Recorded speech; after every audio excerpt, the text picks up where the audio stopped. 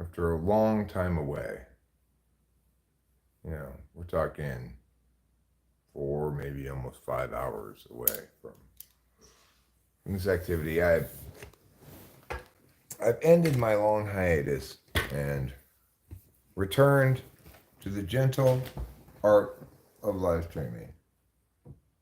Aw, can I give you a kiss?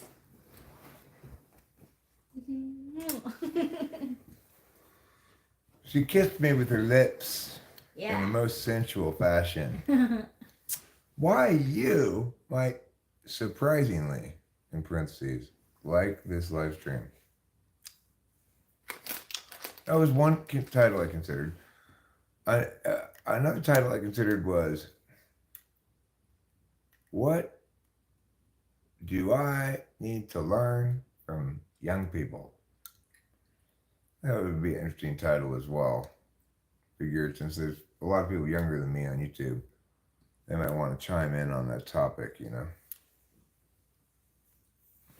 What do old people need to learn from the young? Would be another way to put that.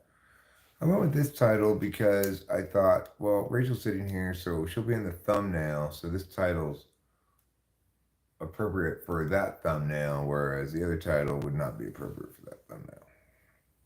That was my thinking. Tomorrow morning I've got an uploaded video scheduled to premiere at 9 a.m.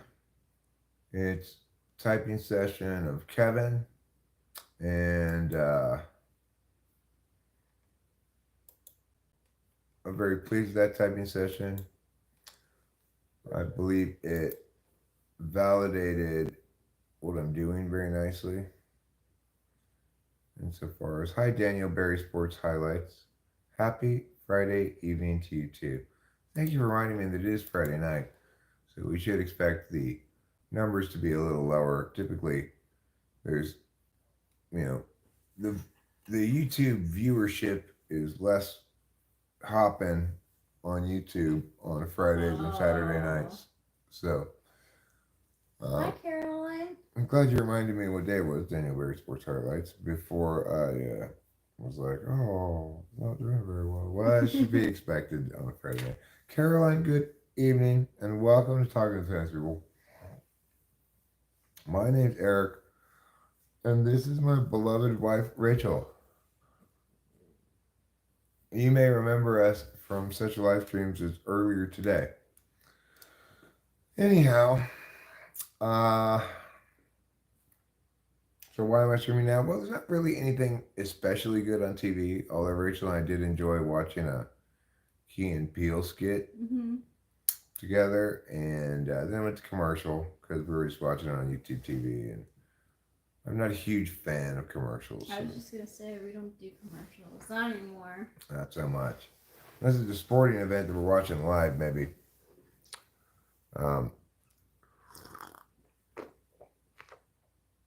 Tickle Tickle Happy.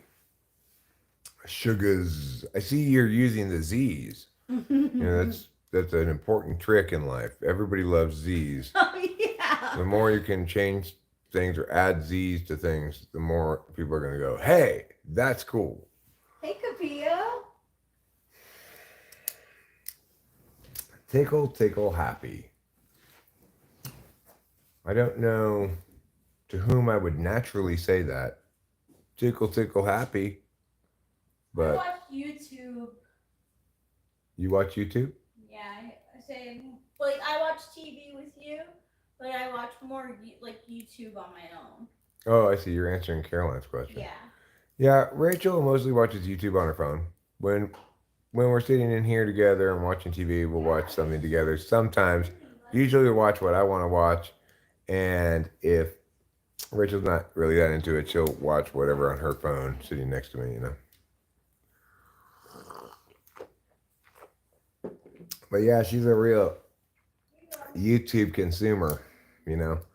She watches lots of tarot card pulling videos and videos about makeup and videos about cats and, you know, like, why is my cat such a dick or whatever.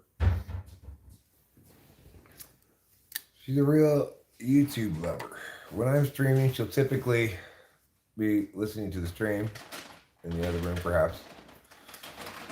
So, why you might surprisingly like this dream? I was thinking, what titles are going to entice new people into coming in here at least briefly? And I thought this one might not hurt.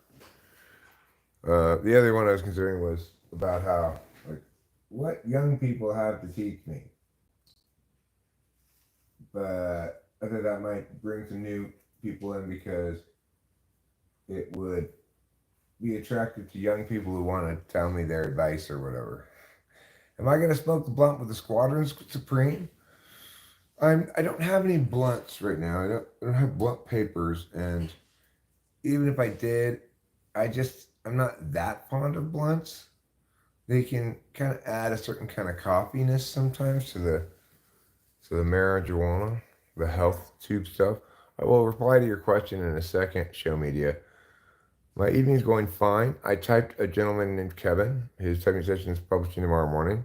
It was a wonderful typing session. I felt very like, okay, good. This typing session makes me look good. Things are clear cut. Blah, blah, blah.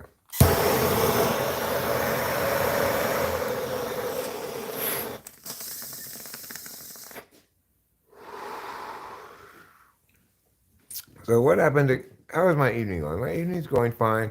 Rachel and I just took kind of a crazy trip to bootjack and back. We did. That was pretty crazy.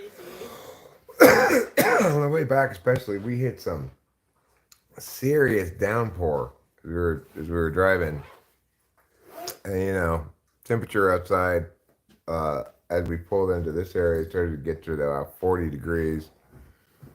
It's when the water coming down from the sky starts to thicken up a little bit, get a little more viscous. Faith Foundation, you got any crack or dope? I'm not sure what you mean by dope. I definitely don't have any crack. I'm not a crack fan. So, you know, even if somebody offered me crack for free, I probably wouldn't accept it. Now, there are other drugs I don't like that much that even if you offered them for me, I probably would. If you offered them for free, I'd probably still do them, right? Like if somebody offered me a rail of coke, I don't like coke, but I'd be like, yeah, fuck yeah, all right. But not crack. Now, if you mean by dope, like say some kind of opiate or opioid, well, I don't. Yeah, I'm not down with any of those things at all either. Have I ever tried crack? Yes, I did a long time ago. I was probably like 20 years old, and never did it again because it's as advertised. It's just like, let me drain my bank account getting more crack.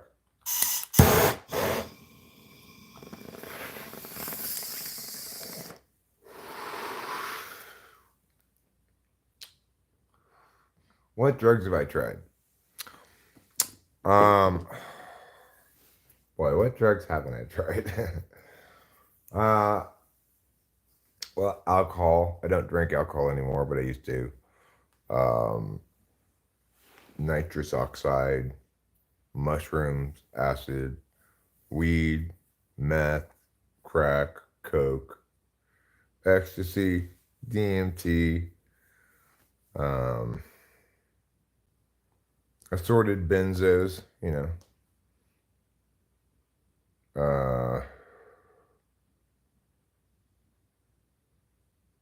mescaline, um, salvia.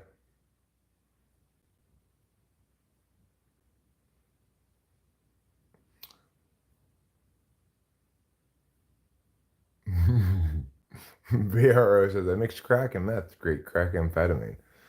Well, Lulu Maddie, unfortunately for you, I'm not guilty of any crimes. Well, go ahead.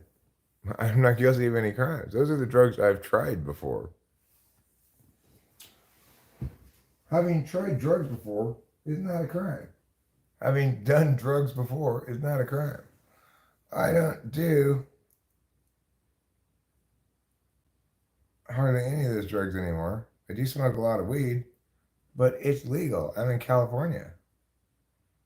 So Lulu Maddie, maybe you should get your head out of your ass. Have you considered that? Go ahead, call the police. You can tell them that Eric is smoking marijuana at his house here in California. And additionally, he's so crazy and bad and illegal that he's taking his prescription amphetamines.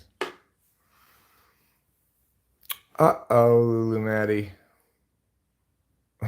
Bro, you from Ohio. So I guess you know where I'm from better than I do.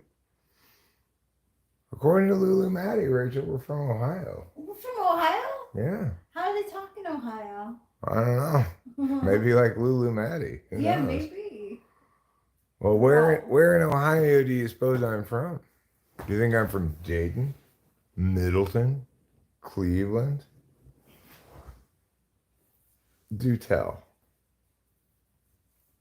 Bro, you from Ohio. What a ridiculous thing to say.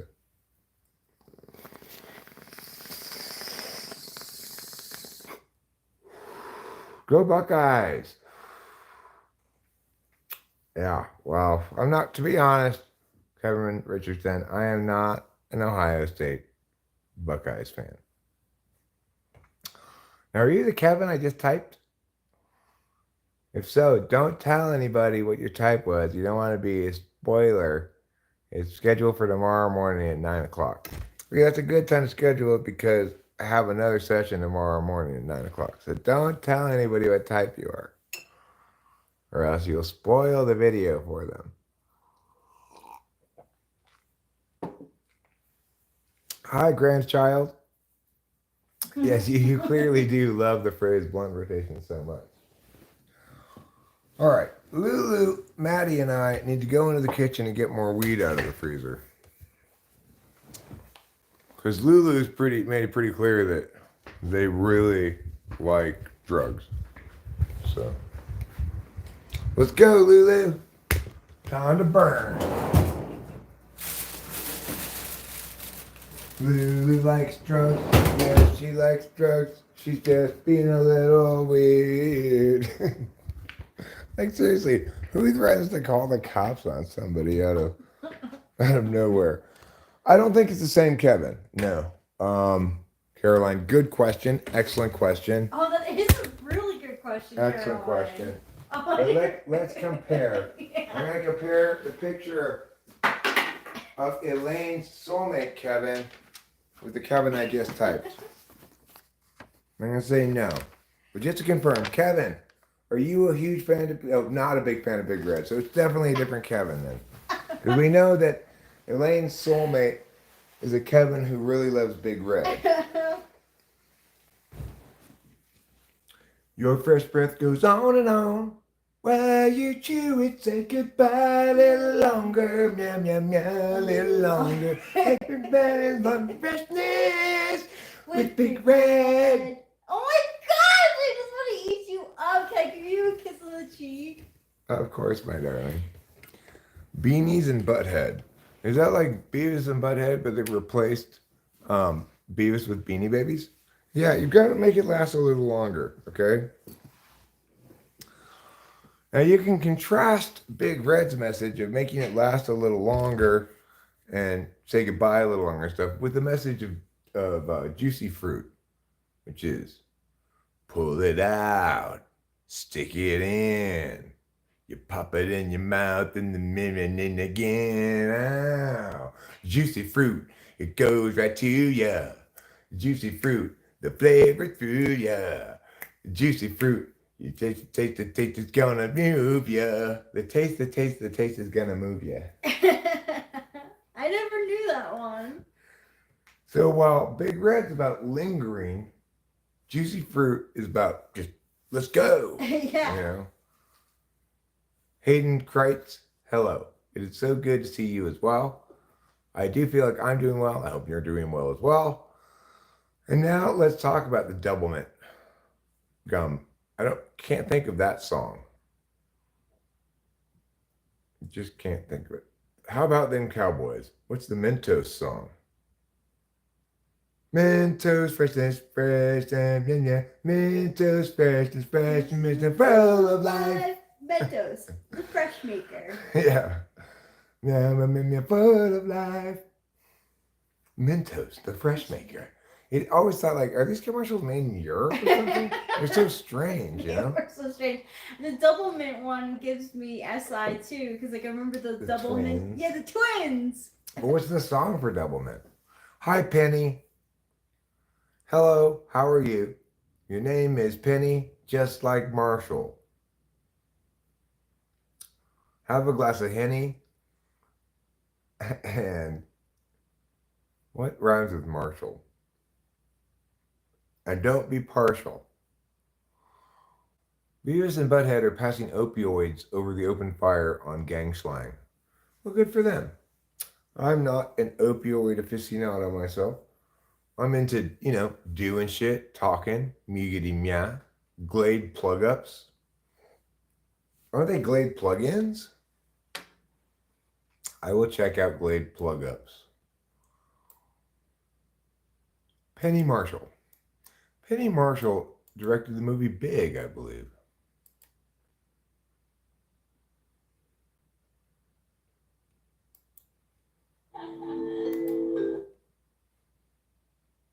Hey, what is this thing? Let me see it.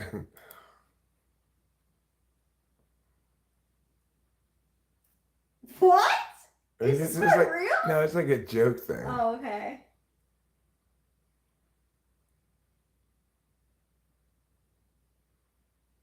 Glade plug ups. They're Glade things that you put up your butt, is the idea. Oh. Not a terrible concept, I suppose. What up, Grandpa? Not much, grandchild. Big licks 007. He's hoping you're getting A's in all of your classes. Who's hoping that? You. Grandpa cares. Oh, yeah, about I'm you. caring. You're right. I am hoping that for you. Hope you're getting A's in all your classes.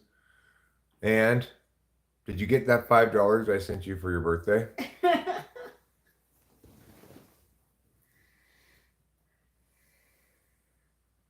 With the sisters, what it do? Do I play video games? Not often. Every once in a while, I have an inclination to. No, I'm not looking at more stuff like that. Every once in a while, I have an inclination to play a game or so. I played Minecraft not that long ago, but by and large, I don't play video games anymore. What's this stream about? This stream is about. Well, let me ask you this question, Big Lick 007. In a dream utopia, what would this stream be about if it were about exactly what you wanted it to be about? Because you could say this stream is choose your own adventure. If you were to bring up a topic, I would undoubtedly address it. At the moment, this stream title says why you might surprisingly like this stream. But I don't really have a good answer to that because I don't know what you like. But one potential reason why you might surprisingly like the stream is because, at the very least, I make an effort to not be actively unpleasant. So you want this stream to be, the topic to be rizzing women.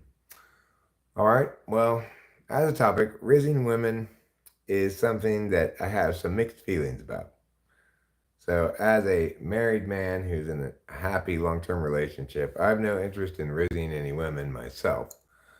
But I recognize the fact that single people, they need to engage in a certain amount of riz economy, And fortunately, I'm not single. I don't believe I have a great deal of riz to slay puss with.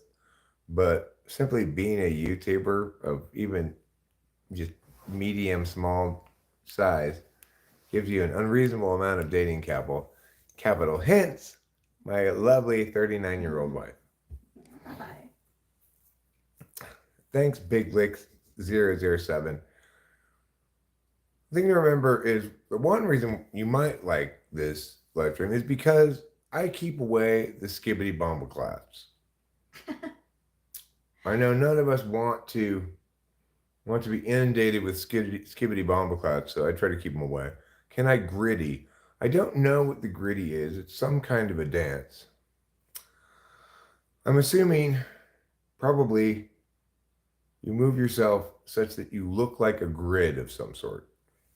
Yes, this is Rachel. Hi, I'm Rachel, the wife. The wife, yeah. The wifey poo. So, I'm a champion gridler, sure. I give a lot of dance lessons around here. I teach people how to do the thug shake. I'll show you how to vogue if you want to go old school. That BR0 sentence, the stream, oh, it's gone. What? Thanks, Acacia. There's a stream that sounded like it used a lot of slang. Oh, yeah? Yeah. But then it ended. Your hair looks real pretty this evening. W. Rachel, she mad pretty on everything? What? I'm not sure what that means. Probably more slang. But yeah. She and I have been together now for over 4 years. Married for about 7 months. And, you know, we live up here in the mountains. And boy, do we live there. Las Montañas de California. So I think what I'll do right now is we're going to go outside. We're going to check on the weather. This is more than just a one thing live stream. I'm going to provide not just engagement with you, the viewer, on what you have to say in the chat, but rather additionally, I'm going to show you actual weather made out of actual raindrops and actual wind to provide a little bit of sensory richness to the experience. Oh, Katia's by her happy because she misses you. W English. Wow, this peak content. That's what I thought was a slang sentence. VR zeros. In a perfect world, this stream would be about my slime gangs roasting Hansi over an open chang. Fair enough. Message retracted. Ligbix, your name is much better with a Rastafarian accent. Big legs all seven. Like that.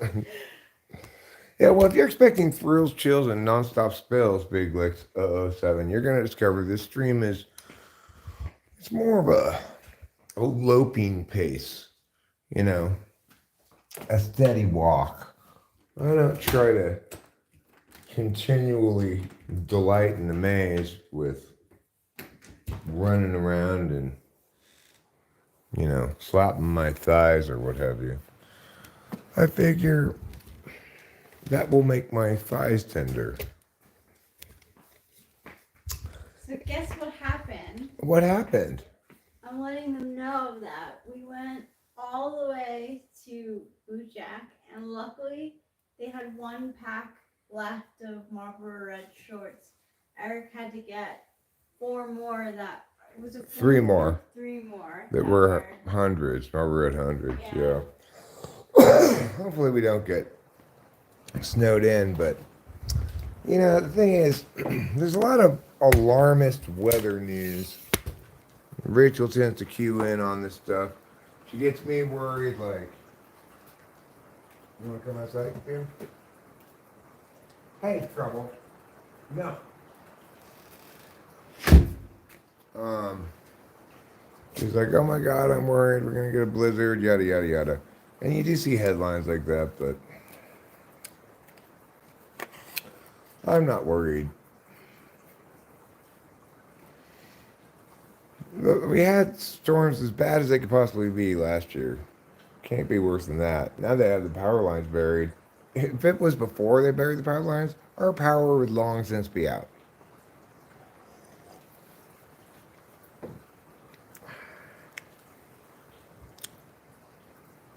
Cool beard, have you been mewing your jawline? No, I looked that one up yesterday, actually. I may have done that when I was younger. I may have purposely been going like this, but I don't ever do that anymore. Reading about it made me think, oh yeah, I think I actually used to do that.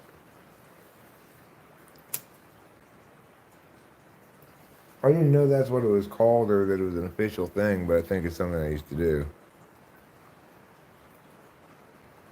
Actually, I do still push my chin forward a bit, but I think it's just kind of like a habit or something.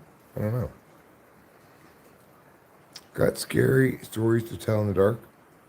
I do have some very scary stories to tell you.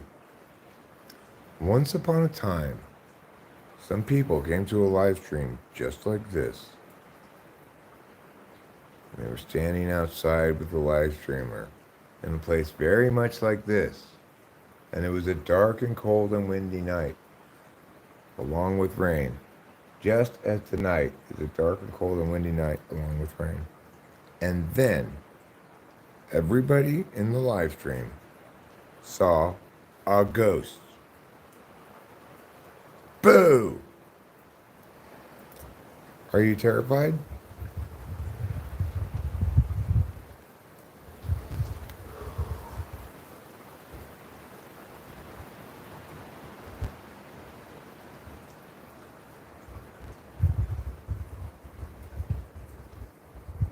I've never encountered it until yesterday. Were you terrified? Was that too scary for you, Big Licks? Should I have given you a heads up that this may not be appropriate for easily frightened people? Did I mention that the ghost was like you could see right through it? It's kind of like white, like ooh, it's pretty scary.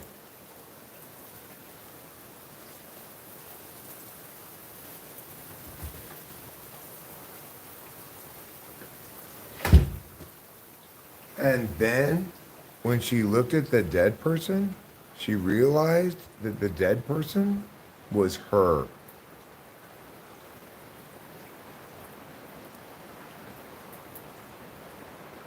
And that's when she knew she was a ghost.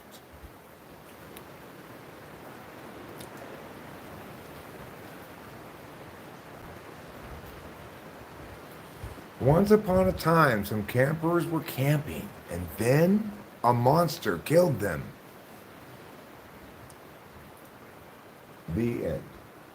Aw, that's a shitty story. You have to tell a better story than that. Sorry, kids, that's all the campfire stories I got. That's not even a story. Anybody can make that up. Oh, yeah, you think you can do better, little Danny? Yeah? Well, too bad. I'm not even going to let you try. Oh.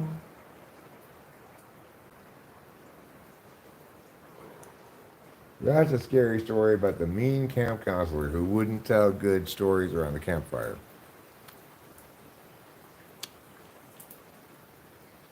Lungs smoking is bad. Oh, don't worry. I'm not smoking with my lungs. In fact, I'm not smoking at all. I'm using a health tube.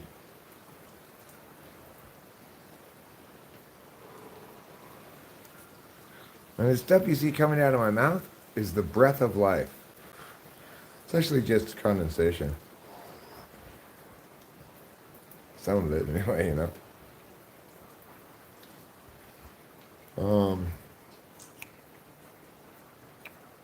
Anyway, I don't really have any idea what you're talking about. I have never heard before from anybody in any way that there's anything bad about smoking.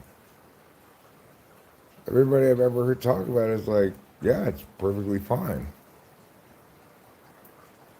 Do I play games? Yeah, sometimes. Not very often. Last game I played was Minecraft. Even before that, I played with Minecraft.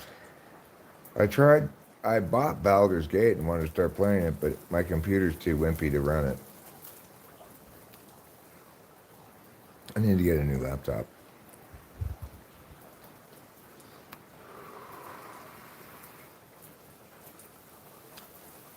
Sometimes I'll play chess. If anybody wants to play chess against me, I see there's very low attendance tonight. Somewhat attributable to Friday night. Maybe just attributable to YouTube saying, all right, you're live streamed enough. Who knows? But, you want to play chess, Side Cheek? All right, let's do it. We're going to play some chess right now.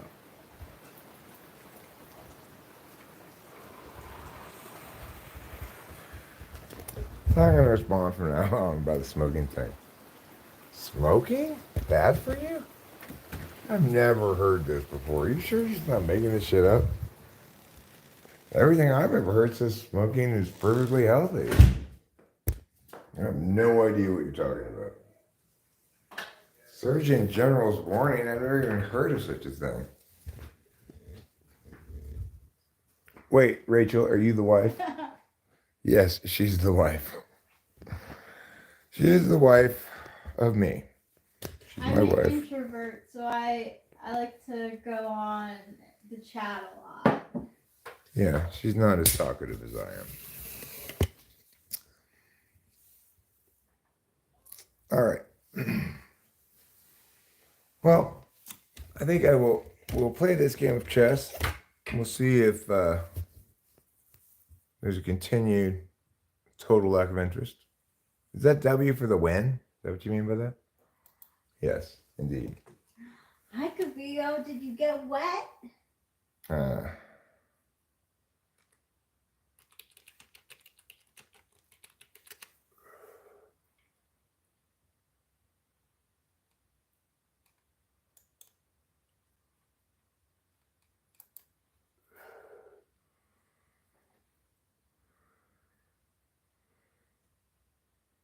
This is too hard to figure what that means. Well, I guess it's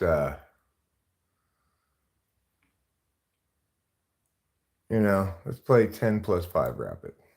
Okay. And then what I need to do is hold on, pause. Wait, pause. Is that pause? No, I need to, this is dumb. Let me go to the other place. Forget this. Leave. Stop. Yeah. Stop being annoying. Okay, chess. Now, play a friend.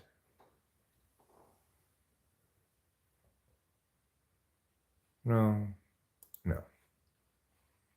Not cool. Not what I want.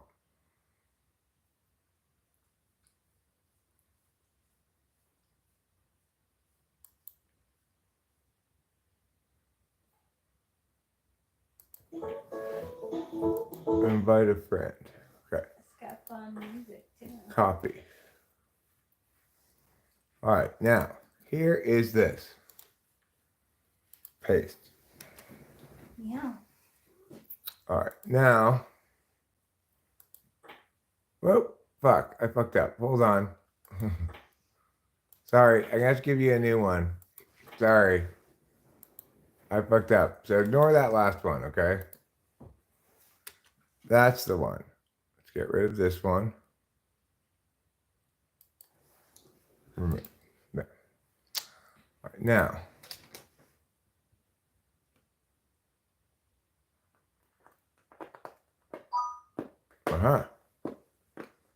Oh, it's my turn to go, I guess.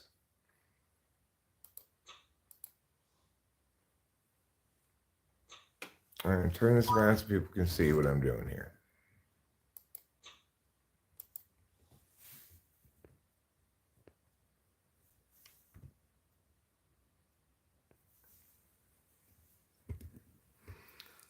I'm white. She's black. Or he. Not sure which.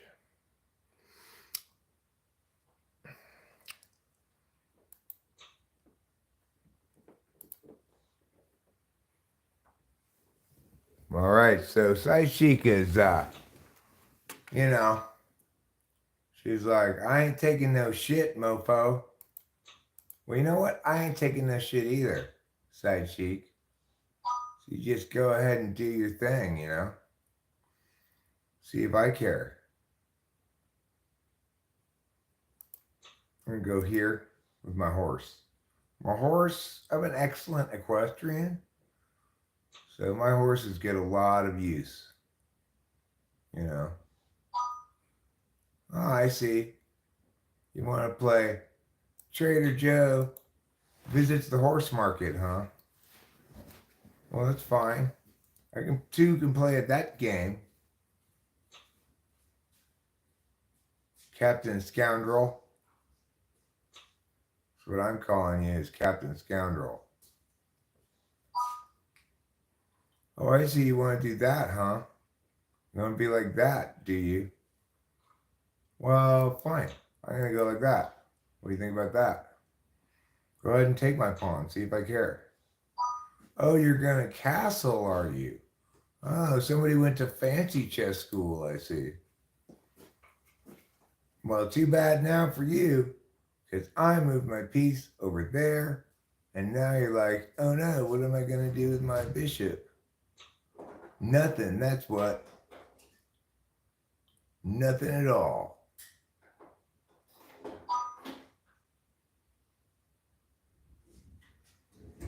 Well, you dirty rat.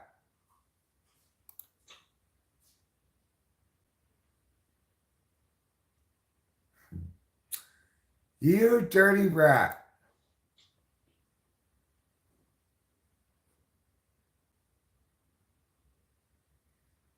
Now Captain Meowsalot here is going to want to try to get me in some kind of check.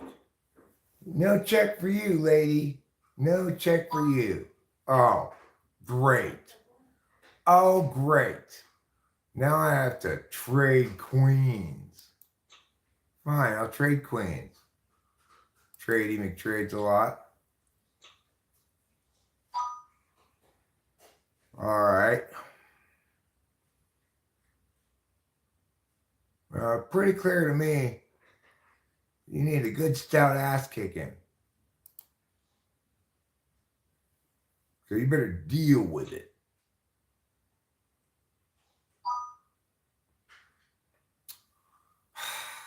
I don't want to trade my castle for your stupid bishop. You're so trady.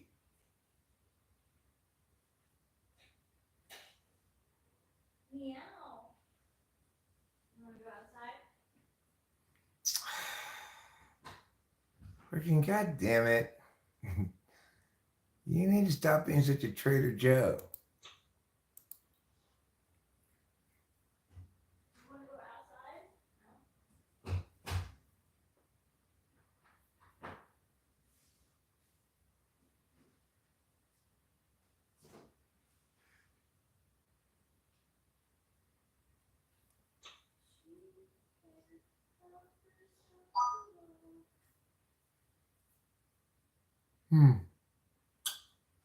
Okay, so you want to be Tricky McChicky, huh?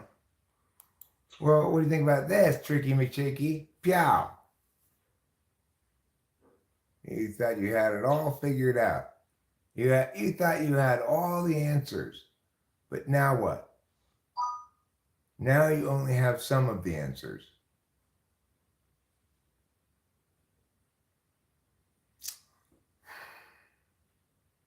You and your ways.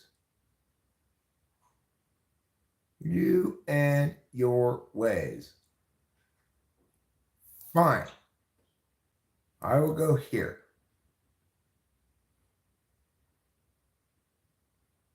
You want to be such a pill about everything.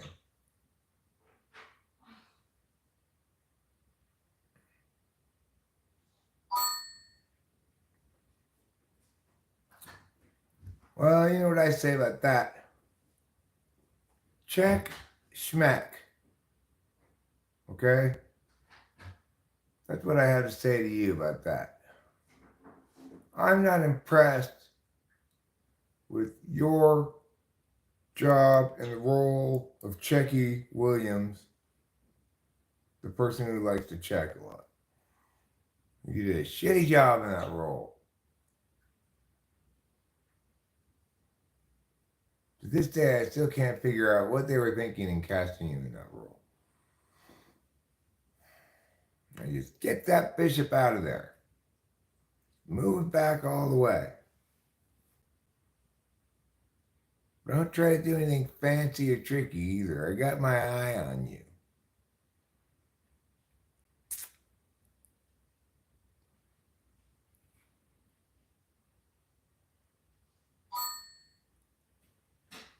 You scoundrel. You dirty rat. I do not approve of you being such a tradie trader son all the time. Here comes your bishop. I ain't gonna move diagonally.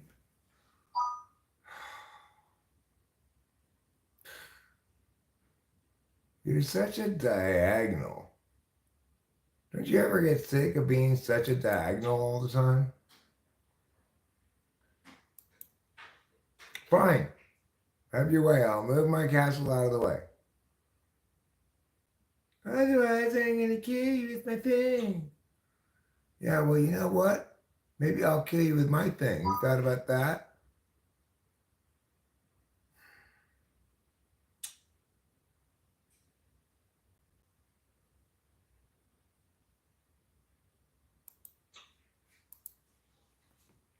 Take that. What are you gonna do now? Now you're fucked. Now I got you. Thanks to the power of pawns. The power of pawns compels you. Oh gosh. Oh golly gee, what could I do? All right then, I'm gonna go like that. What do you think about that, lady? You thought you were sailing smooth.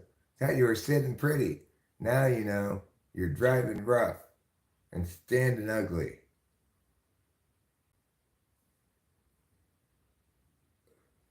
Don't even think about it. You don't want to move that guy. That's just a crazy pipe dream you were never meant to realize. You better keep him back over there tucked in the corner, I think.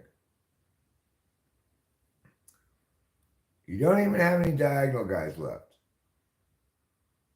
So just get it. Oh, you have one. Okay. Well.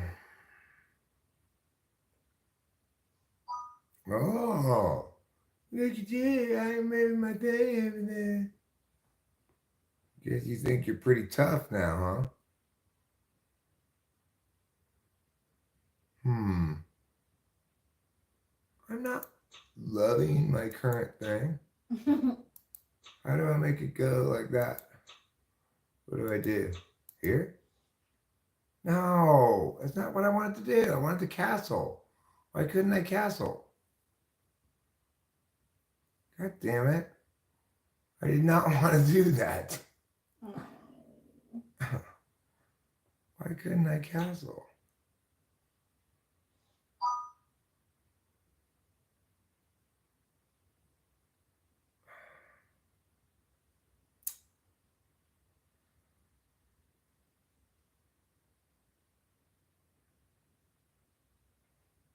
Well, a little choice at this point but to take that guy. Even though I'd rather have a castle than a horse.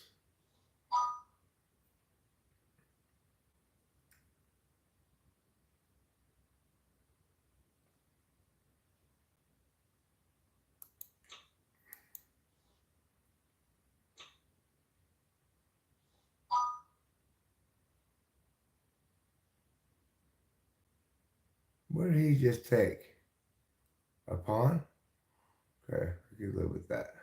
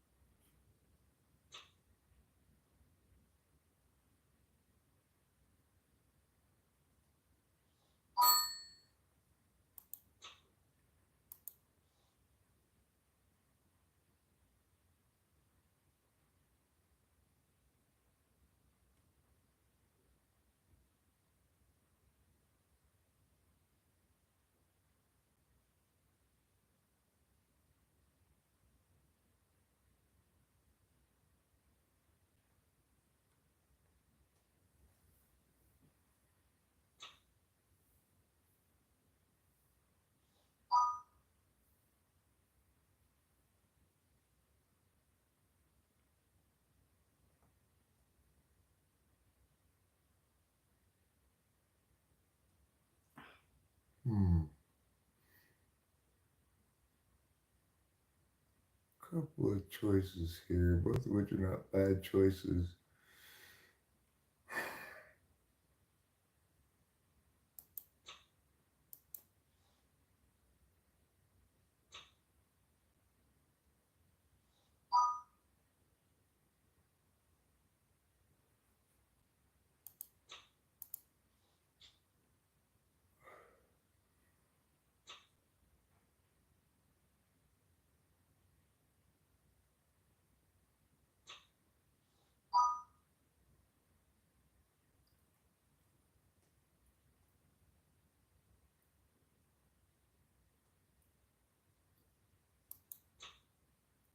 Hmm.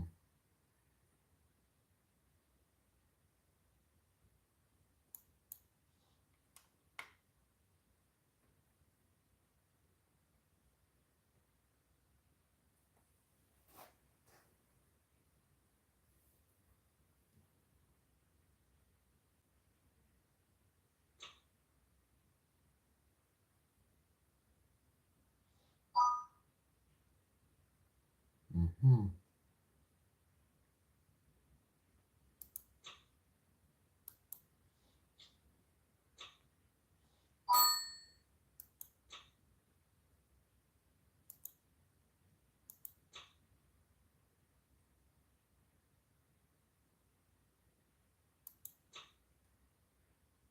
God damn it. That's fine.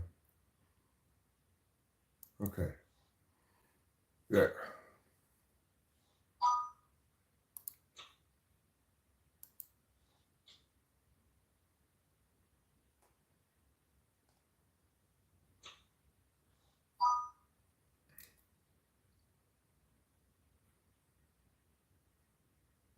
Hmm.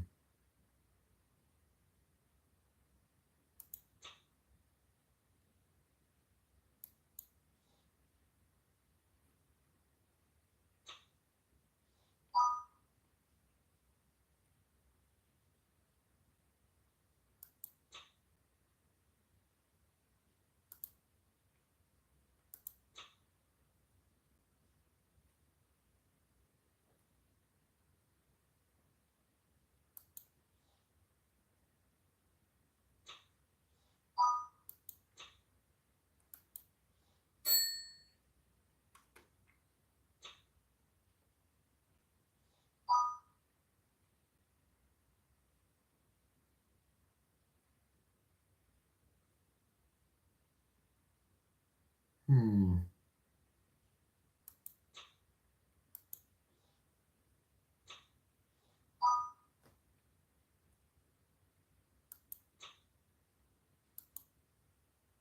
Hmm.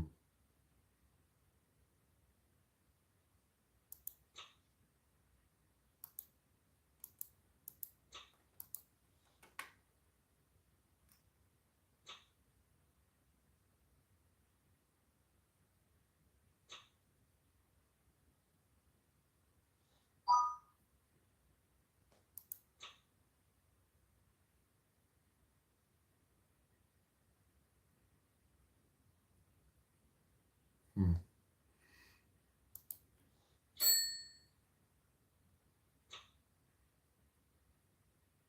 Boo. Ugh.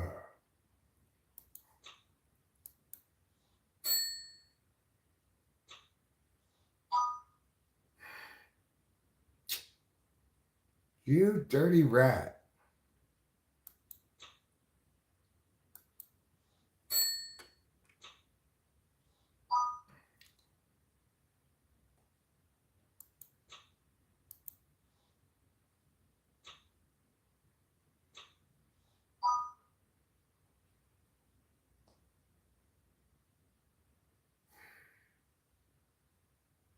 God damn it.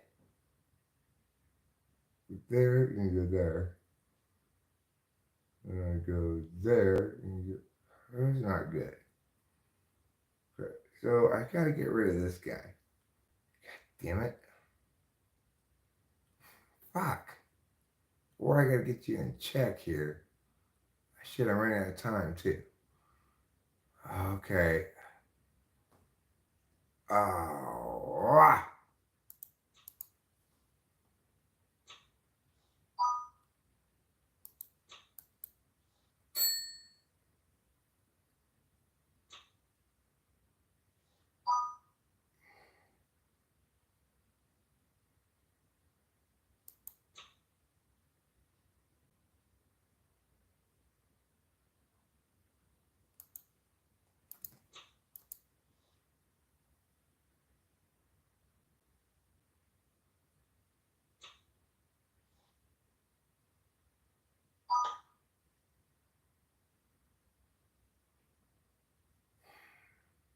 Mother of fuck.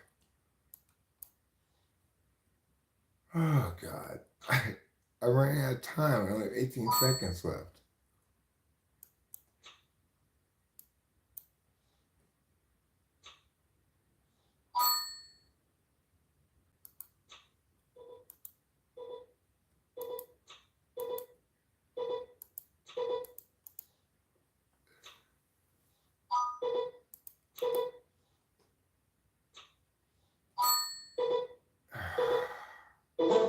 I can't believe you won that game. Oh my God, I can't believe you won that game. That was a great game. That was a great game, Side Cheek. I gotta say. Yeah, nicely done. That was the most fun and interesting chess game I've played in a long time. That was great. Thank you for the game. What I wish we still had, the game of life. Mm.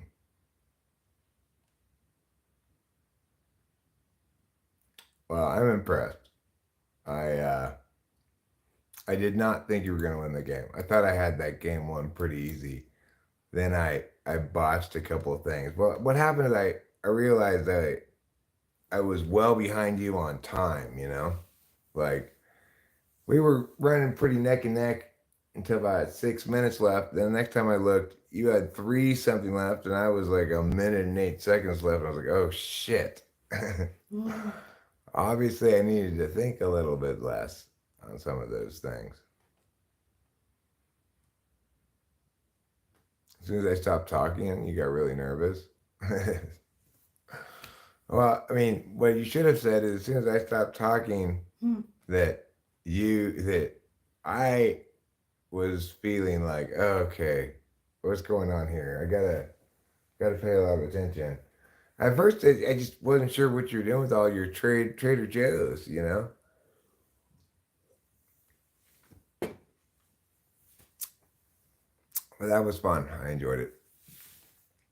So, obviously, not a lot of action here tonight on the stream. We got 3 people. One never knows what one's gonna get on YouTube. You know, it's constantly changing and constantly surprising you. So, I thought you were playing Rachel because I tuned in later. No, I was playing.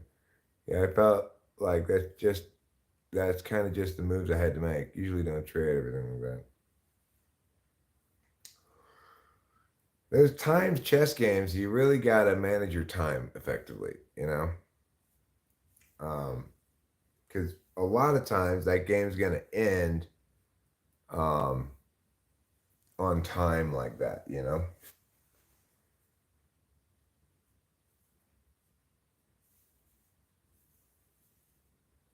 I think I might have had the default time on it as well. So it was like lightning a little bit. But I'm not entirely sure. So I'm gonna pull this bowl, I'm gonna go outside, we're gonna smoke a health tube. Then I'll probably come back in and just wrap this up for lack of interest, you know. Not that I'm not enjoying a great deal chilling with y'all. That's fine.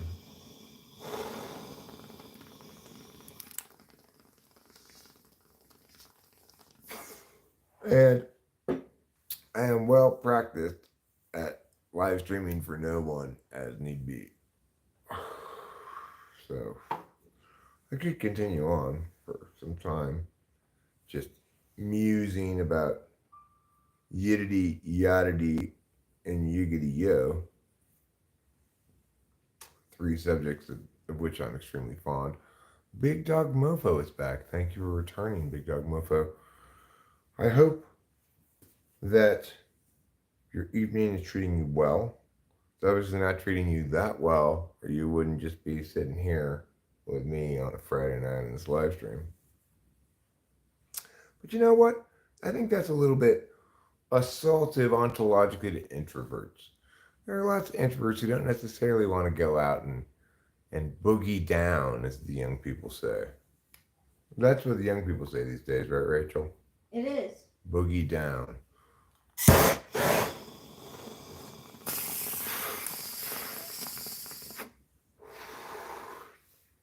I hear a popular destination for young people these days is the discotheque.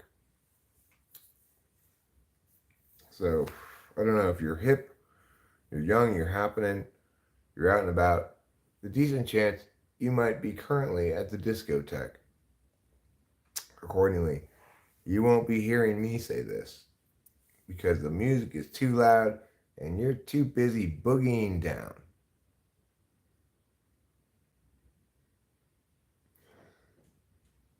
I was going to say when you were talking, it was like playing against one of those AI bots that has a bunch of catchphrases after every move. Yeah, you know when I'm stop talking that some other form of attention is occupying all of my attention. Sometimes it's SE, like if I'm doing something that's kind of like I need to pay attention or I just want to like hammer it out, I'll stop talking, I'll get a certain flow. And that is, I'm not sure what function it is. TI, I guess, probably mostly. I'm not very intuitive in my chess game.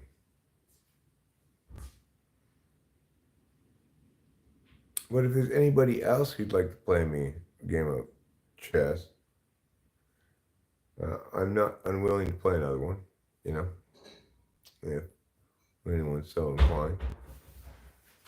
It's a fun game. You know, it's like, it's a super old game, obviously, from, I don't know when they invented chess, but it's, like, I know that Go has more possibilities the way it could play out, but chess is a much more interesting game. Chess has this strange, unique logic to it, right? You think you're an ISFJ? Plausible.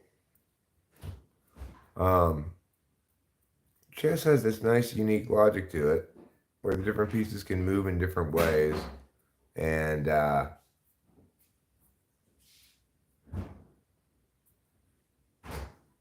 it's like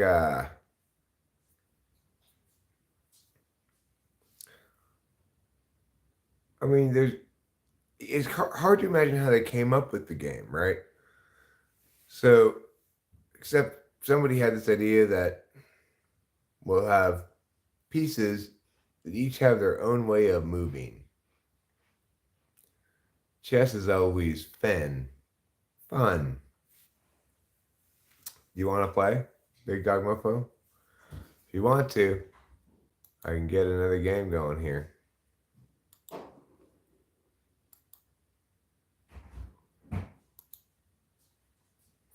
If not, that's fine too. Don't feel obligated to. Chess. You look very handsome. Thanks, beautiful. Invite a friend. Hi, Kapia. I didn't see you there. Okay, so if anybody wants to play, I'll put the link here. If not, that's fine too. It's got 10 minutes before it expires. So, you know, that's one to grow on. I played chess quite a bit when I was, say, 16, 17, 18, 19, maybe 20. Those are my primary chess years. Also when I was a kid. I used to play like Dave Porter and Chris Moore when I was a kid too. But I never felt like I was very good at chess because Chris Morrow was better than me and would like win every time. And note, Chris Morrow is an ISFP. So, Didn't you say that Liz used to beat you a lot too? oh yeah, Liz beat me in chess every single time we played. I don't think I ever beat her one time. So, Wow. because we never played time chess though.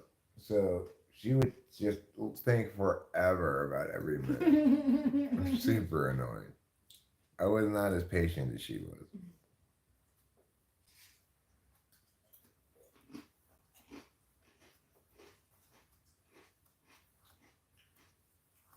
My dad likes chess too.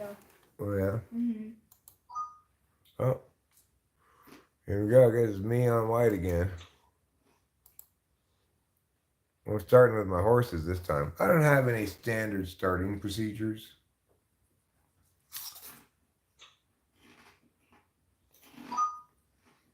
Oh, you want to be a wise guy, huh? Well, what do you think about that? How wise is that? Unwise, I see. Oh, I get it. You're one of those kind of people.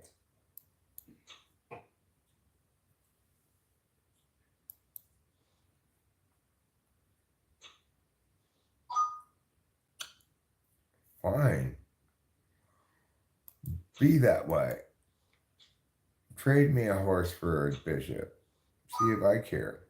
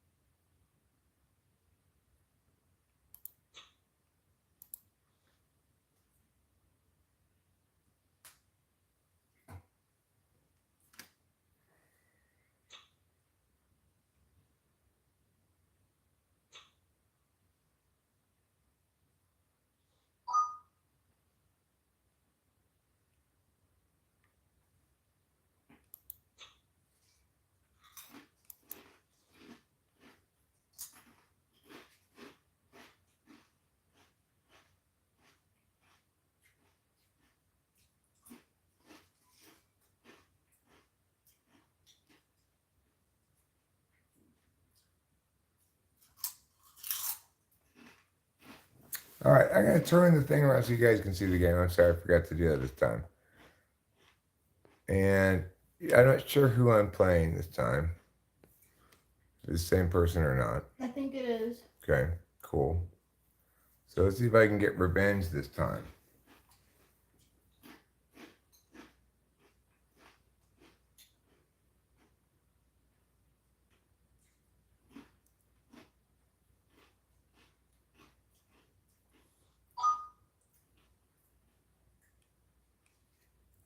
I don't know what you think you're up to. Where's that shenanigans? But I'm not having it.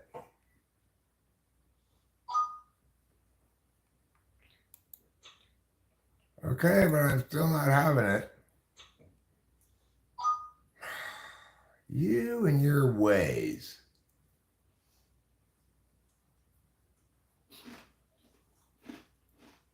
You are far too big for your britches. Go ahead, do your thing. Do it. Go ahead, do it. Go ahead, bring your queen. Go ahead. Be all Queenie McQueens a lot. See if I care. I should warn you. Ultimately, it's not going to do you a damn bit of good. Word.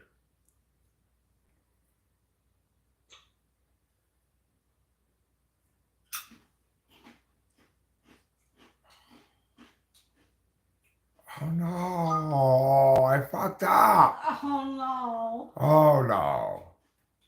fucked up so royally. Oh, side cheek. You're some kind of horrible scoundrel. Clearly. Oh, God. Well, at least I get your queen this time. Good. So, now you're just up like a horse. That's not so bad. I can manage that, you know. Pyow. I'm moving that way. Oh, you're gonna castle, huh? Pretty fancy. Look at me, castle. Can I castle too? No, I don't know how to do it, so I'm not even gonna try. I'm going to go here. Yeah, like that. What do you think? That was a bad idea. Okay, well, I don't blame you for thinking that. That makes sense that you would think that. Now you're gonna get my other pawn over there. Well, that wasn't very smart of you. But now I got your castle. And you don't even got anything in return. At least I'm not the only one doing dumb shit.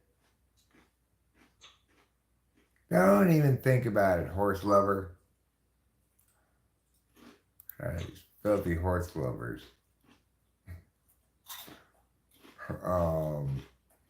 Boy, oh boy. What will I do now? I will go right here.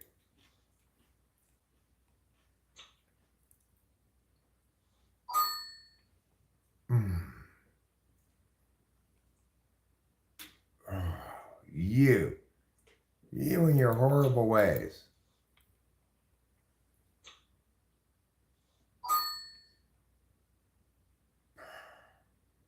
Somebody's got to do something about you and your horrible ways.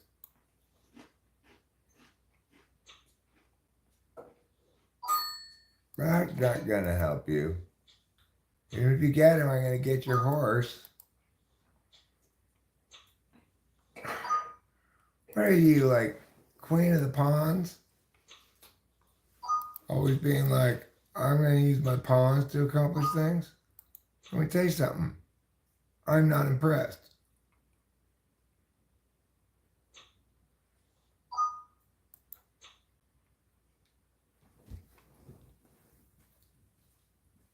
Oh, Capillo.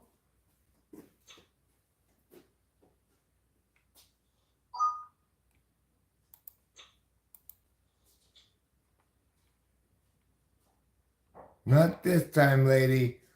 Not this time. I'm on to your tricks now, okay? So you're not fooling me with your tricks anymore. You know what? Fine. I'll move over here then. Oh, you dirty rat. I'm not going to let you.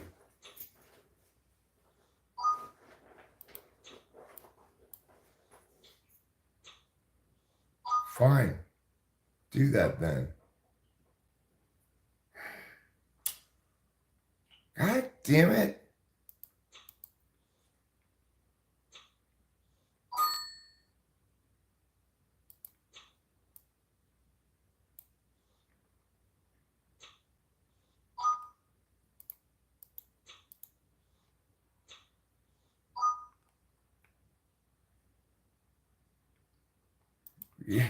You dirty rat. I can't believe you're doing this shit to me again. You're such a dirty rat. Will you never learn to stop being such a dirty rat? I don't even know what to do. Oh, you dirty rat. You're going to get me for sure in a second. I'm toast. Like Jason Derulo. Jason Derulo. Fine. I'll go there then. Oh my god.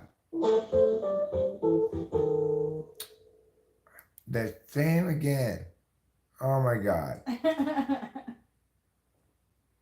I can't believe you got me the same way this time too. You're some sort of like pawn specialist.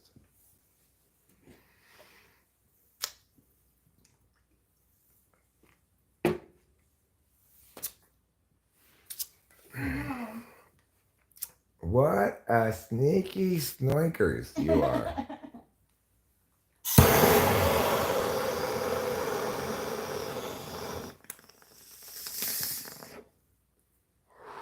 Has anybody ever called you sneaky snoikers before?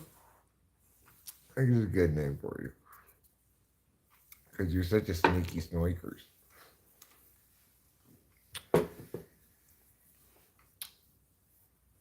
Her type's a sneaky snoikers. You see how she, both times, she's like, haha, but my pawns.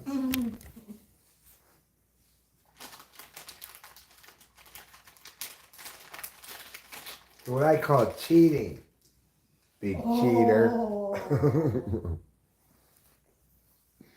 How come only you could castle? I couldn't figure out a castle.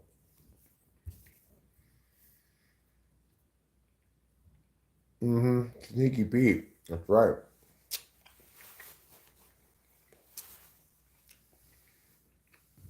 You know, don't take this lady lightly.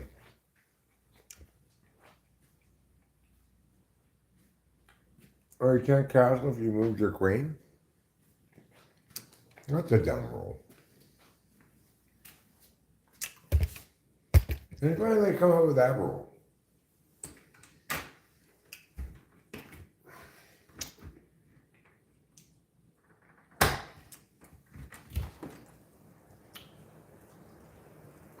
That seems unfair. Like, so what? I moved my queen. I didn't move my king or my castle. They're the ones involved in this whole deal. They're the ones involved in this whole deal.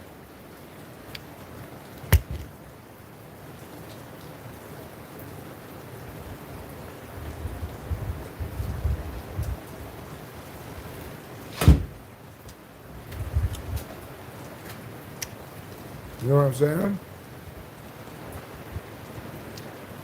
I'm telling you, it doesn't make any sense.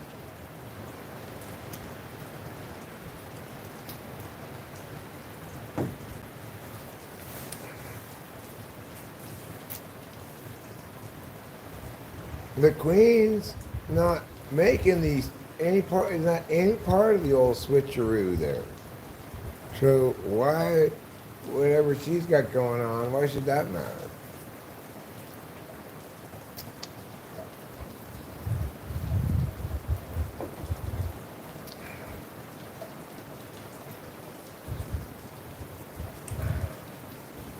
See what I'm saying? I think we can all be in agreement that Eric's right about this. That shouldn't be the rule.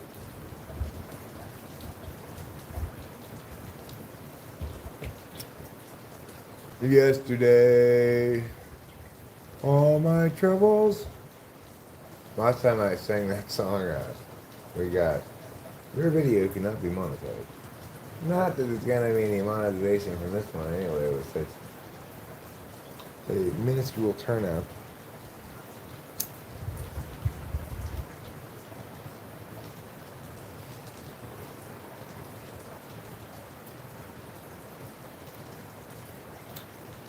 You know, mysteries of the universe. Sun rises, the sun sets, the winds blow, when it's calm. That was a tree falling. I just heard a tree falling. I'm pretty sure that's what that was. We'll have to go check out the other house too, make sure it's okay.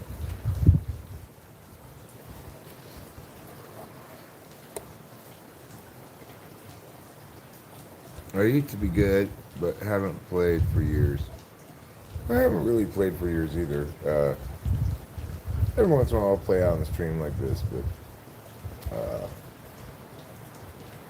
I haven't played regularly in a long time. I don't feel like my ability level in it ever changed. Very much like riding a bike, you know. I cannot play for a long time, and I play at exactly the same level as the last time I played anyway. Which, as you can see, is not as good as Sight Sheet. I don't know how good I am, but whatever that level is not as good as Sight Sheet.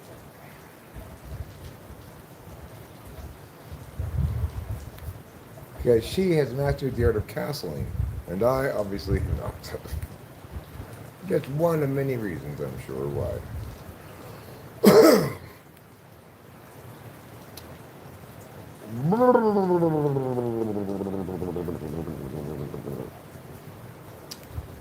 Burby, burby, burb, a burb, burb, burb. A burby, burby, burb, a burb, burb, burb. And if you're feeling cold, then sir, sir, sir. Well, ma'am, you should listen now to me.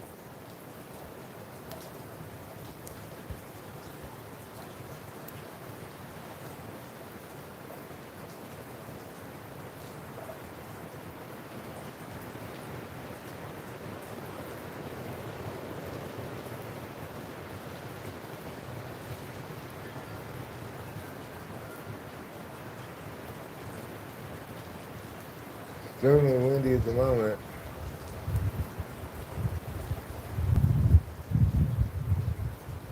Hearing that big tree crack sound or fall over sound or whatever it was. I mean, it might not have been, but something big fell, you know. Makes me a little worried about the other house. I mean, it's hard to gauge where exactly the sound came from. It did come from that way. I mean, it's hard to say how far away that way it was, but wow, it is a blustery evening. That is for sure. I'm gonna turn on the other light across the way there and get a better sense of things.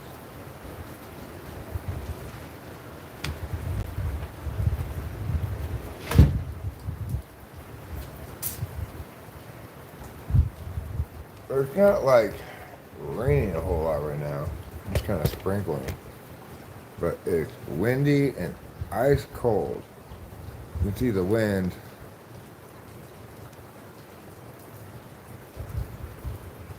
Blowing.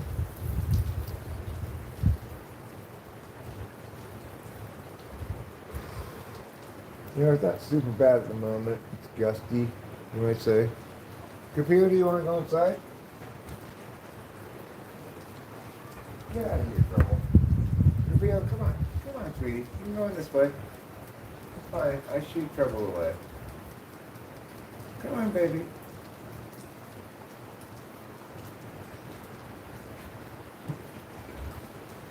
Where's the computer? Open the kitchen door for the computer.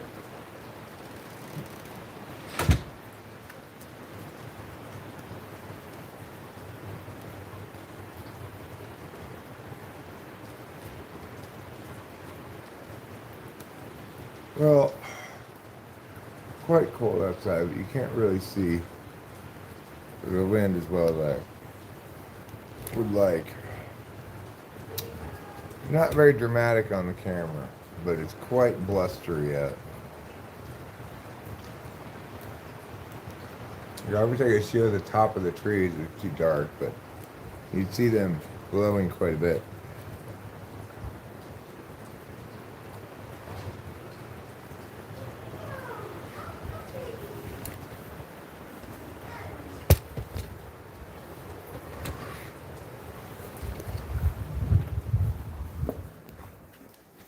Don't you bother your sister. You let her come in and do it. Okay.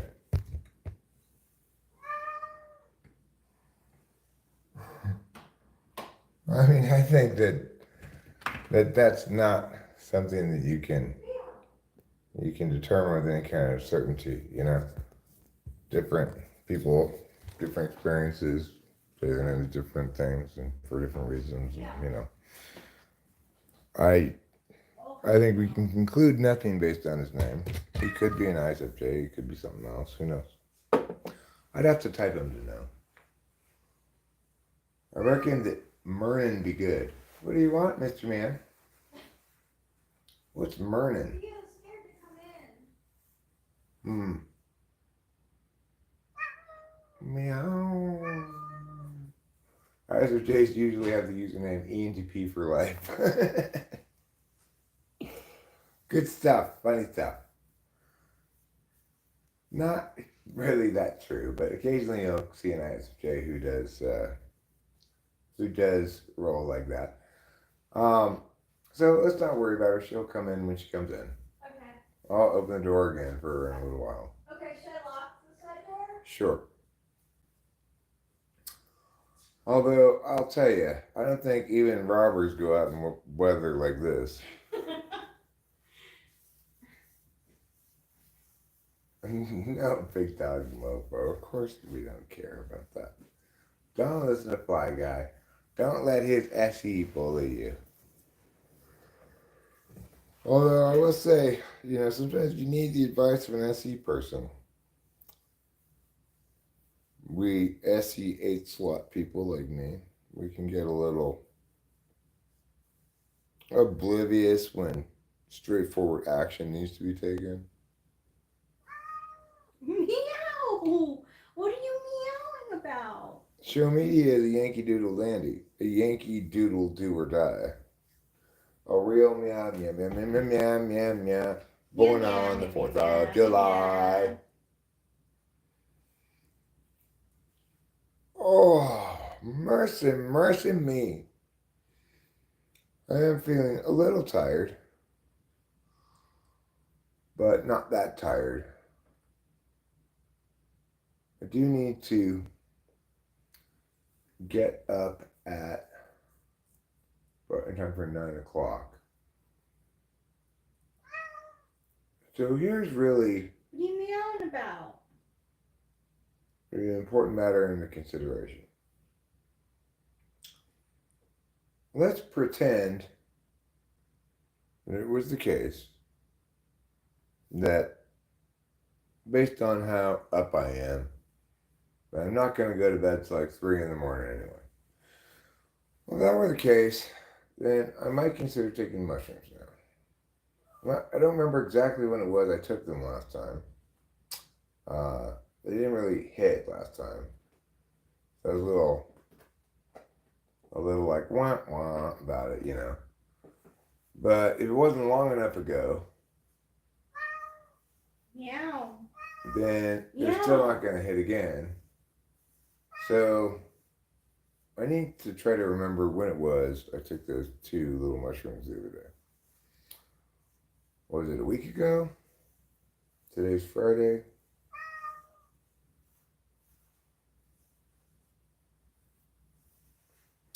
I don't have a mushroom calendar log entry.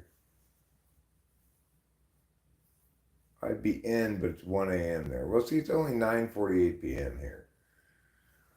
They're only going to last 5 hours.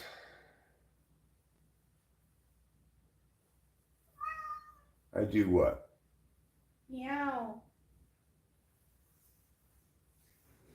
I'm a real street type lyricist who works across speciation toward the olden days beyond the future.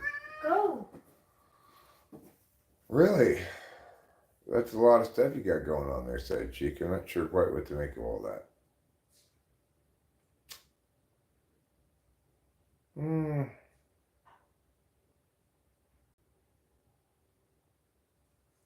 I can't tell if I'm really feeling it tonight or not, which means probably I shouldn't.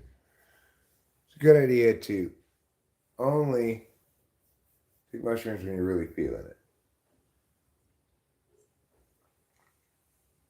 it. Although it sounds nice, it sounds chill enough. I don't think I did 3 grams last time. I don't know. I took 2 little mushrooms. You may be talking about the time before, I'm not sure, but I think it was Tuesday. Tuesday's too recently. So I won't then.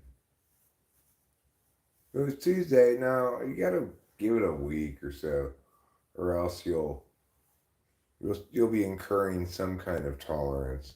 When they say 3 days, but it's not even 3 full days if I did it Tuesday. It seems like it was later than Tuesday. I mean, further back than Tuesday. But I'm really not sure.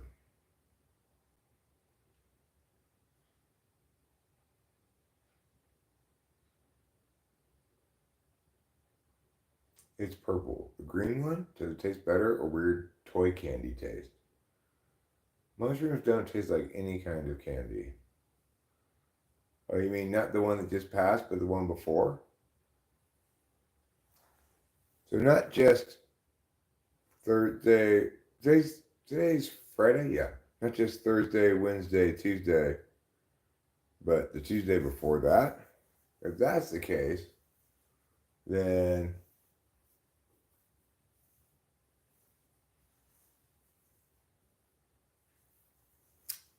yeah, I don't really have any good way of figuring it out either. I just go back through streams, but I don't think it was in the title or anything, so I still wouldn't really have any way of knowing. I do know that it was. I think I took it in the late afternoon, maybe.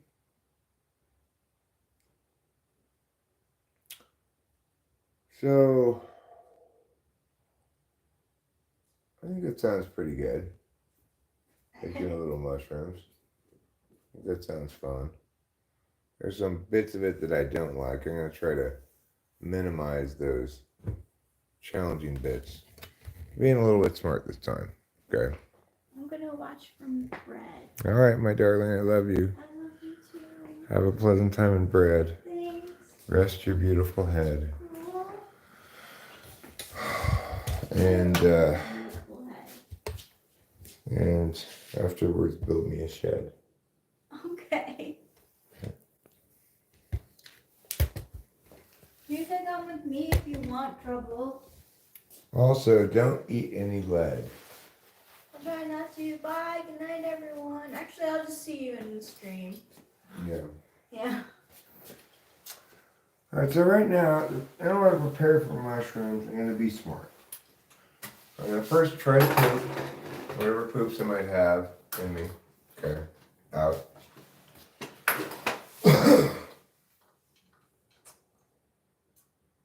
Because it's better not to have poop in you. You take mushrooms. I mean, it's always better not to have poop in you. But you know, it's not always feasible to just poop when you like it to be convenient for you to poop. You know, like, well, now is a good time to poop. I think I'll poop now. Doesn't work like that, unfortunately. You've got to wait until your poop is ready.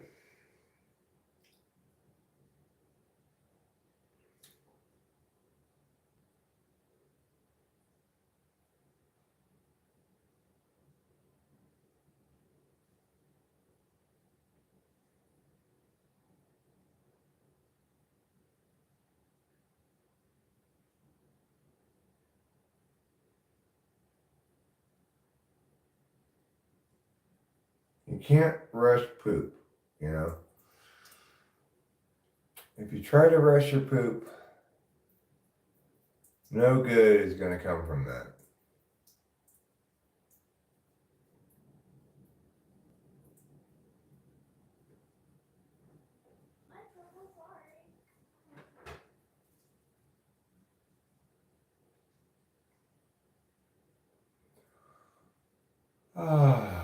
It's good to urinate. It's sometimes called nature's peace.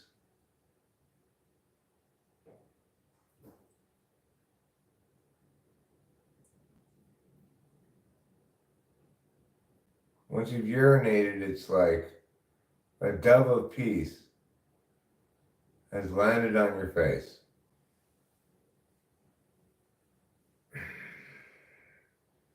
Don't open your mouth, it might poop.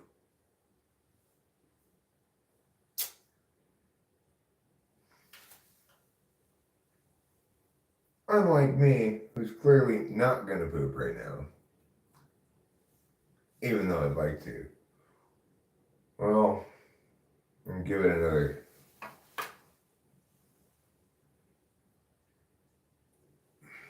another yeoman's try. We'll see if we can squeeze out a little feces.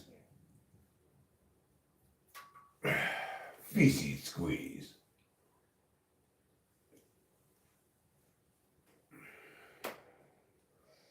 Ew, it's squishy. Fun for the whole family at the Poop Gathering Festival. Now featuring feces squeeze.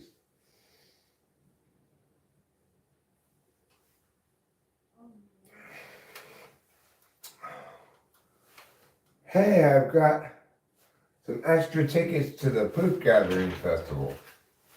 Who wants to go? Nobody. But it's the Poop Gathering Festival. The most important holiday in my country's native traditions.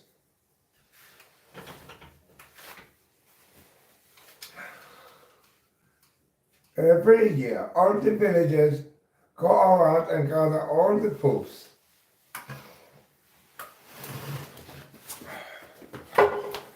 All right, well,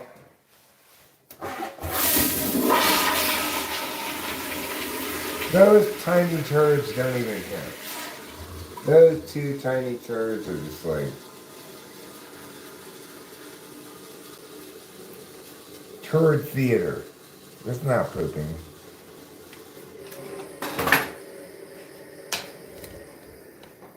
Yeah, I don't want any of your turd theater, okay? Alright, now what I'm going to do in order to begin this mushroom process, I'm going to be extra smart this time. I'm actually going to make myself some nose plugs because I hate the smell of them so much. And as soon as you get a whiff of them in your nose, forget it. It's like there's no way to avoid the reality of them at that point. This should help. Alright. We're preparing for operations like, CSI at the crime scene of a murder where the body's been rotting for a long time. This should keep us safe from the horrible smell of mushrooms.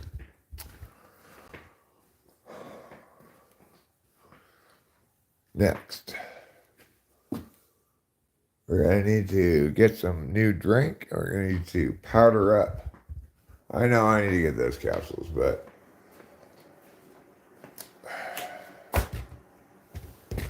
for now, I will make do with nose plugs, powder, and coffee.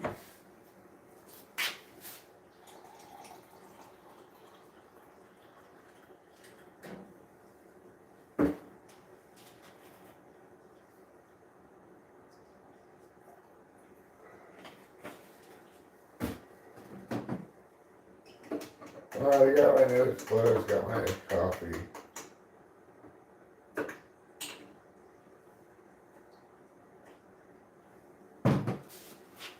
Now, what I need to do next, I need to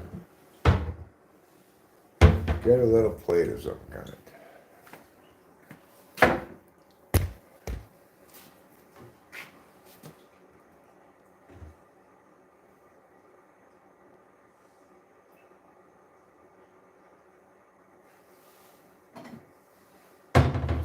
Here, this is good. This is perfect.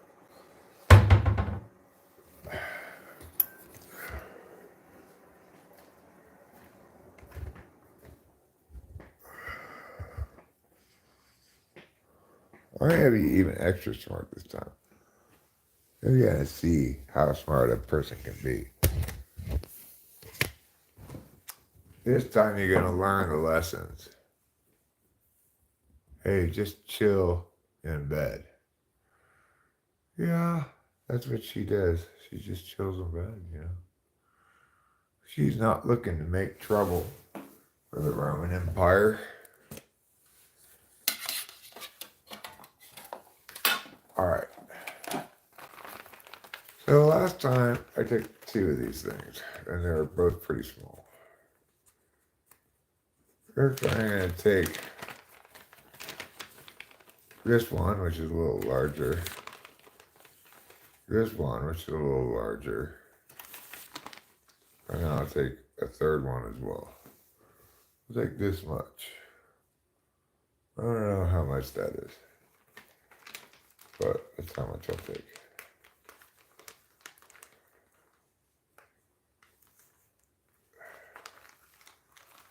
All right. So far so good. I haven't smelled anything.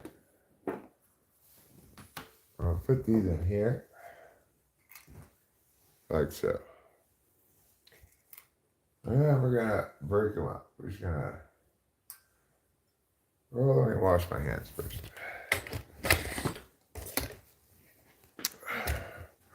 And we're gonna break them up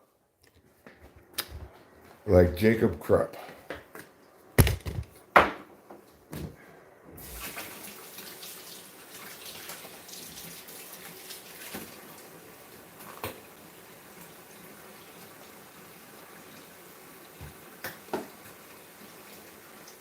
And then we'll see what kind of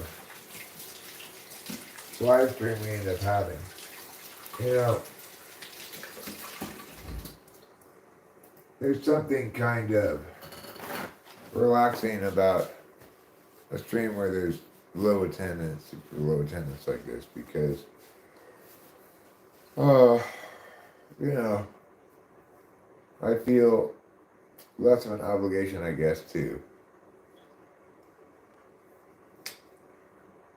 maybe be compelling. And additionally, of course, there's fewer chats to deal with, so as a consequence, I think, like, well, it gives me more time to just muse and don't necessarily have to worry about keeping up with anything, you know? Okay, we're making some progress here. Breaking these up. We're gonna squish them with our fingers.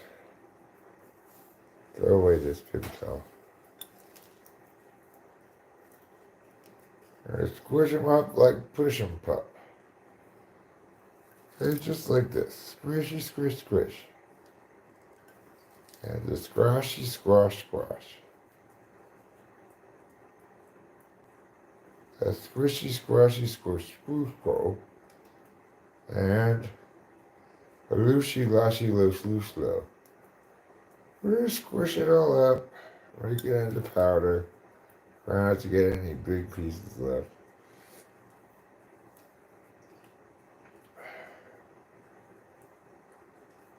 Just give it a good squish.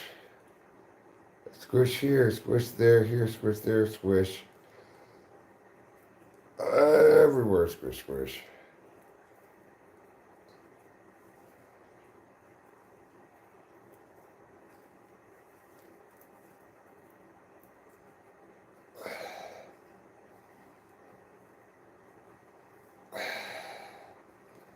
Alright, well, that's squished up pretty good.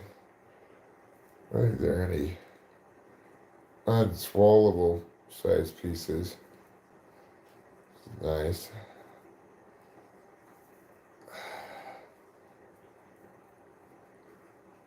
Okay. I got it all as powder now. Let's come over here. Let's get it spinning. Okay, now let's come back over here where the coffee is. And we are going to consume this as painlessly as possible, hopefully. So,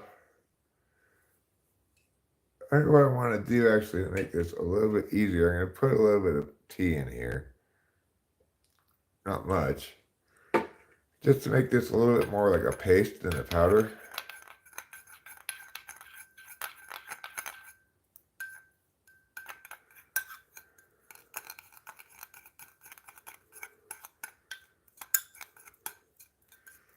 And that's going to make it a little easier to scoop up, get in my mouth. I'm not going to have this mouthful of dry powder.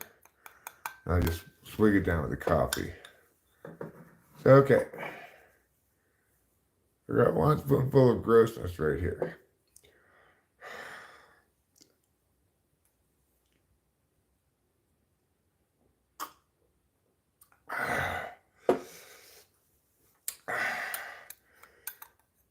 Well, certainly the things in the nose, this strategy and everything is helping a lot. It's making this a lot easier to get down than usual.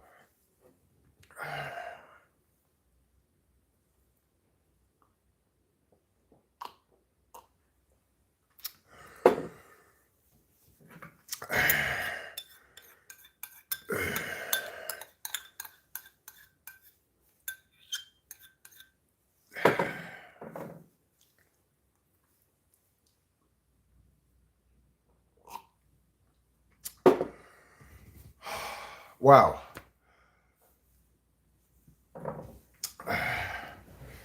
That was amazingly easy. That's the easiest I've ever had at eating mushrooms. It's super easy to get down like that. Just gotta make a little taste. Something I've never tried before. But that's super easy. With the things in your nose, I never even experienced a hint of mushroom taste. Just before I take these out of my nose, I'm going to drink a couple more swigs of coffee, swish around, make sure I got all the taste out.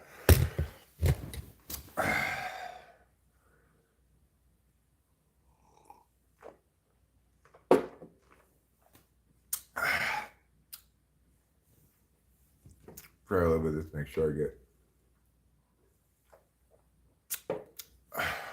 Okay, let's see how it goes. Wow. I consumed all those mushrooms without any horrible taste, mouth nightmare like I normally have to incur when I consume those. So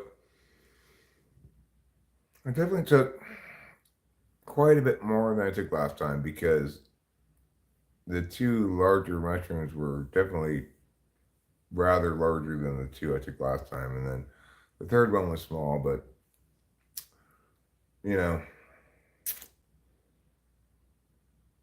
probably doing at least time and a half, so to speak. Maybe 2 times as much. I'm not sure. Hard to say.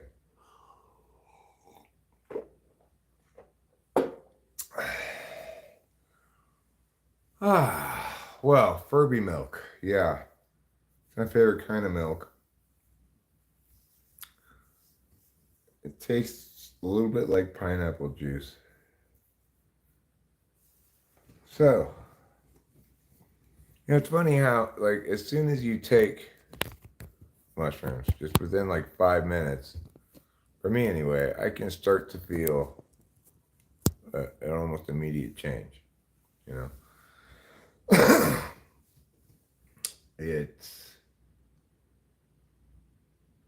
it doesn't take long for the beginning impacts of it. It takes a good 45 minutes to an hour to get sort of cruising altitude. And between now and then, you feel kind of disrupted. I really don't know. I got this ounce. I'm trying to remember what an eighth of mushrooms looks like, but I can't really remember. But when I think about it in terms of that amount of bag, well, I don't remember exactly what the ounce looked like in the beginning. So it's really kind of hard for me to estimate.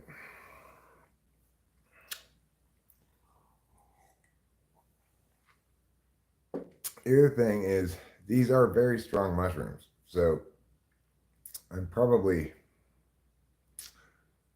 taking less than I think. certainly, probably I took less than I thought last time. You might have been here the time before, I think, because I don't think I would have said I took 3 grams last time. I don't think I ever would have suggested that. So you must have been here the time before. Can I play bad cop and move Capio from the top of the chair?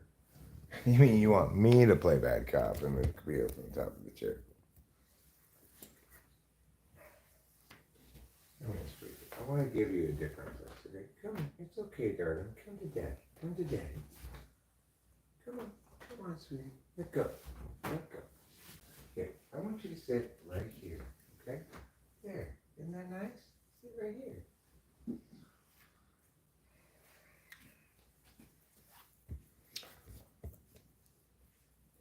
I could try to play side cheek again in chess if she wants to, or anybody else does. There's actually 21 people right now. If anybody here wants to play me in chess, I've already lost twice to side cheek. But I'd be down to play another game of chess if that's what people feel like.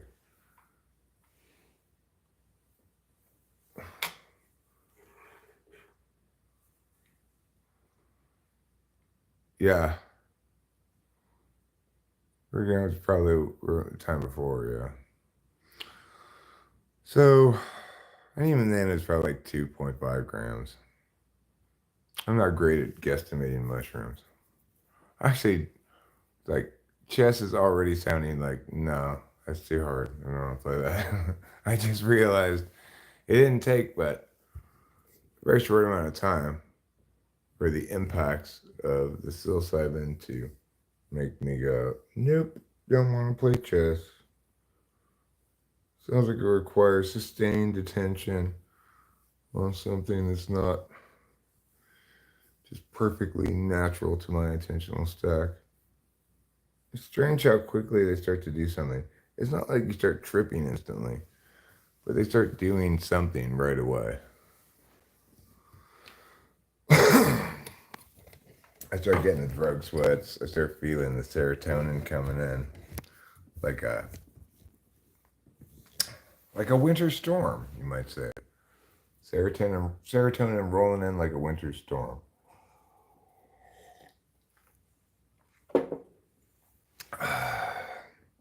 Like changes my mood kind of right away. Well, like I said, it's not like I start tripping instantly, but it changes my mood right away. At least this time it did. Mushrooms are unpredictable in some regards.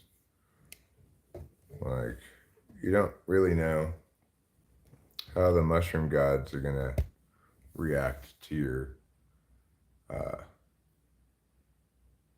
your attempt to engage them. They may approve or disapprove. When the mushroom gods don't think you should be taking mushrooms, they really make you puke and make it miserable. It's one of the most mystical things there is. It's like,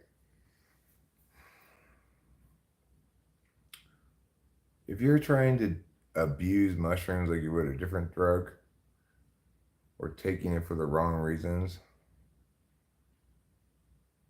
you'll get physically sick, super tired feeling, and like, oh, these mushrooms are really not good mushrooms. They're making me feel super sick.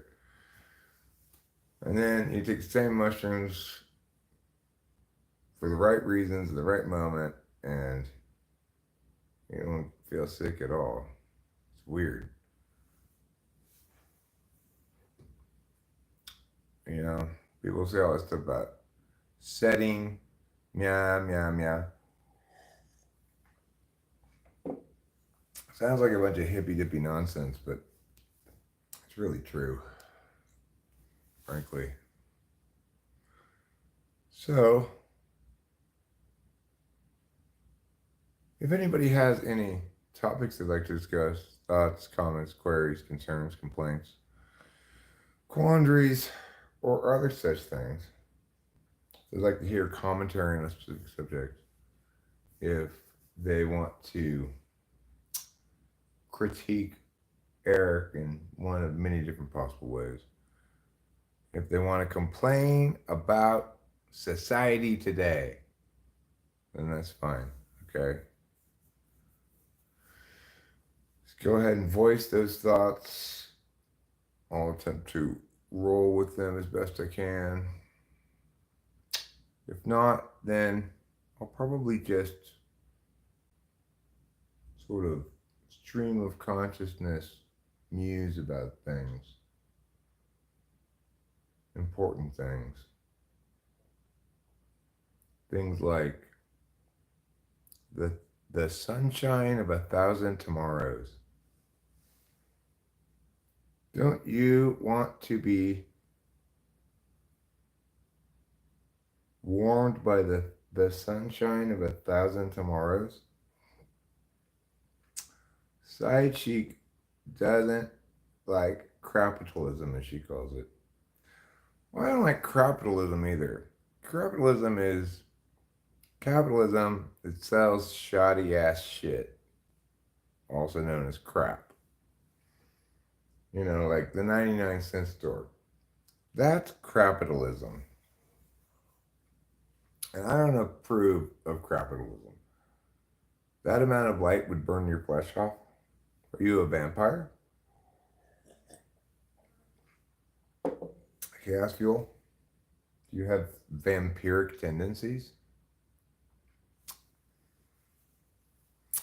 Because I'm not saying you get all of that sunshine at one time. The sunshine of 1,000 tomorrows is split up across 1,000 tomorrows. While concurrently all happening at once. While concurrently and impossibly all happening at once. Chaos Fuel's a daywalker. I'd begin to suspect as much. Because on multiple occasions, I've said, hey, Chaos Fuel, why can't I see you in the mirror? He's always had some excuse. Oh, I'm just wearing my mirror-colored clothes today. I'm just blending in.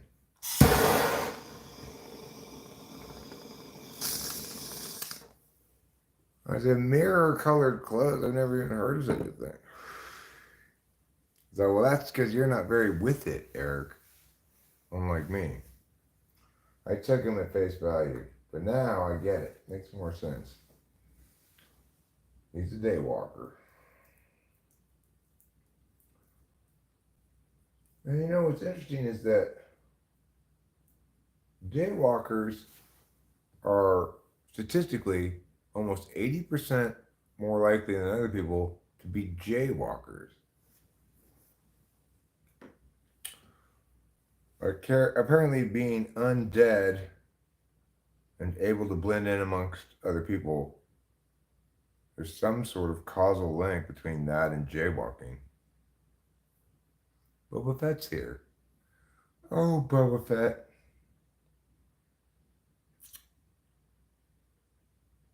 How are you? Oh, Boba Fett. I hope you're well. I'm a jaywalker, so this makes sense. Okay. It's not how you spell it, though. It's J-A-Y walker, like a blue jay, not like the letter J.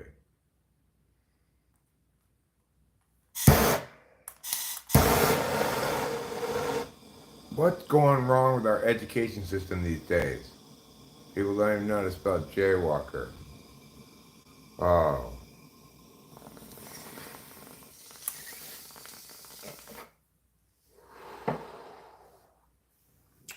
Asylum says, I subscribed. Thank you, Asylum. I'm so glad you subscribed. I wonder why you subscribed.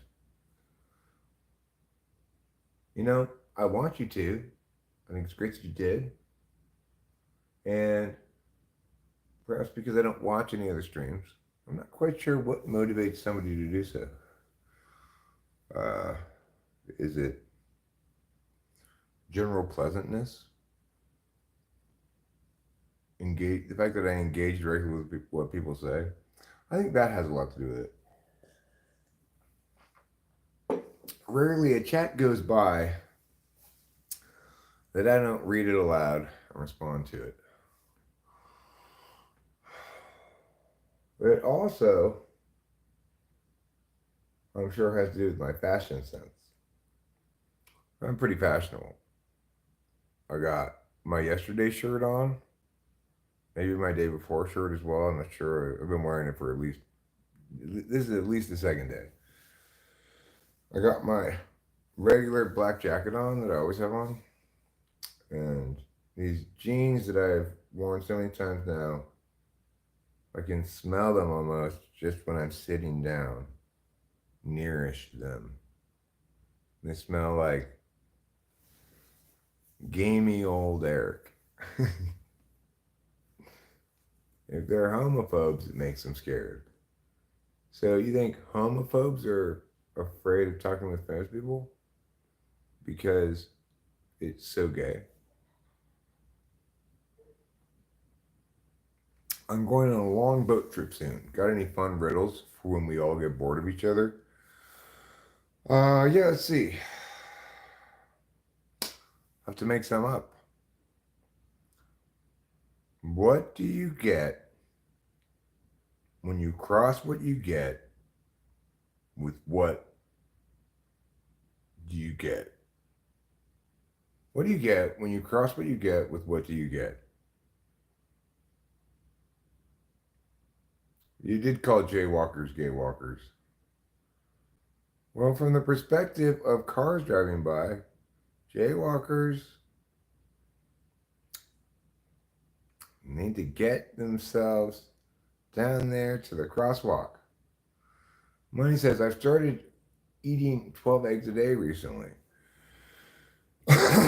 Really?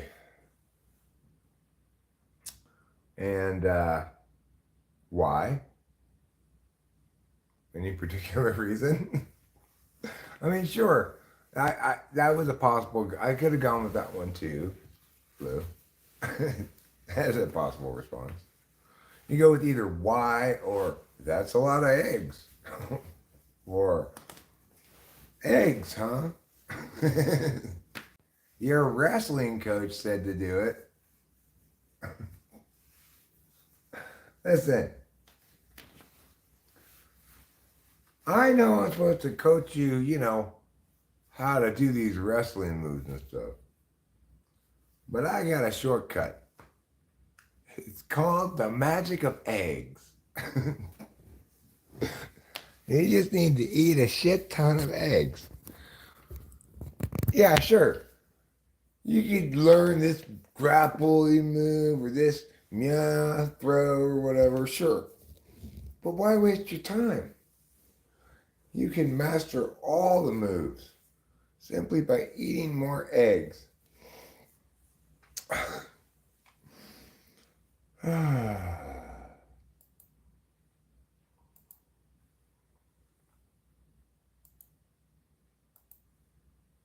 There we go. I timed him out.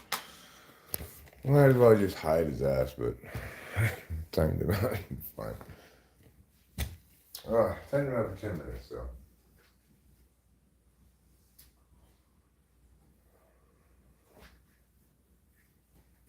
People are strange. People are as strange as the Queen Mary on Thanksgiving before the invention of streamers.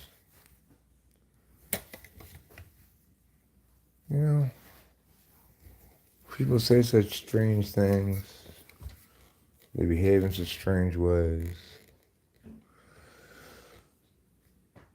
They make everyone wonder, what's going on with that guy? And other equivalent thoughts. It's like, what? Things like that.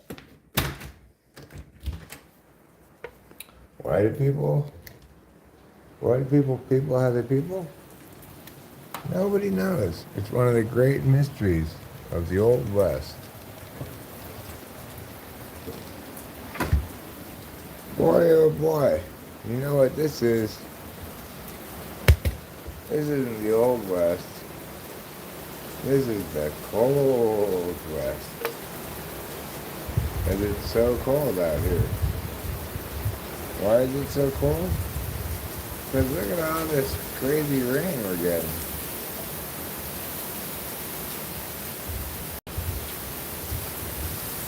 Rain and wind, wind and rain. Brr. It's really coming down at the moment. Well, this won't do. This just won't do. It's too cold for me to stand out here and have a house food. Let's go with plan B. Oi, oi, oi. Looks like it's hailing a little bit right now. Let's go with plan B. Plan A didn't work out. Rachel Harrison says, we got to Rachel in your live.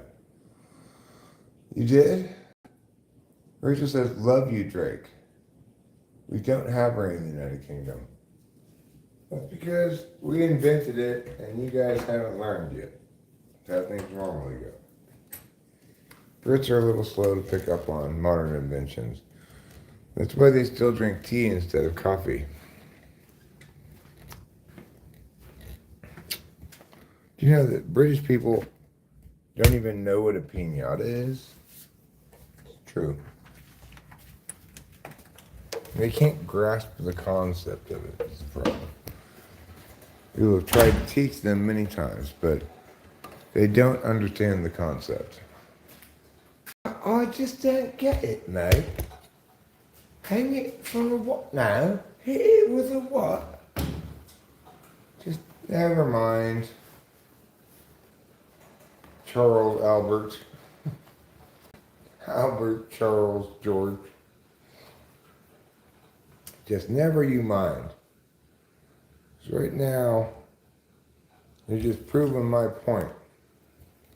The British are coming, the British are coming.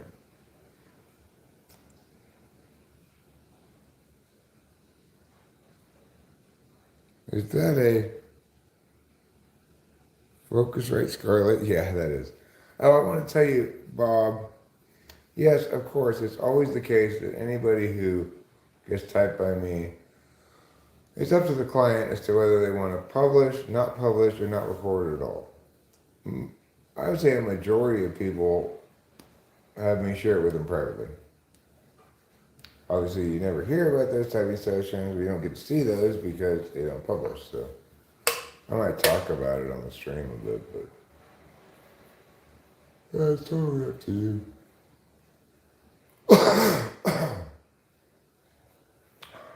Sometimes I'm happy. Usually I'm happy when people decide to publish, but there's also occasions when I kind of wish they hadn't because I don't look that great or something. But whatever.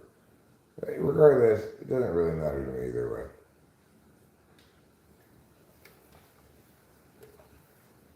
I guess I have a small preference for when people publish, but it's totally up to them.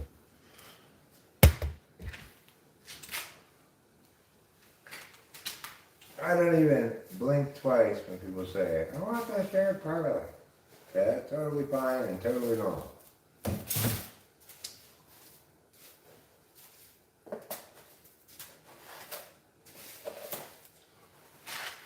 Okay. Whoa.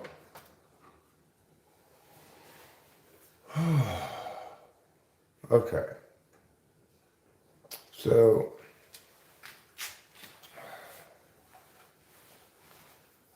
we're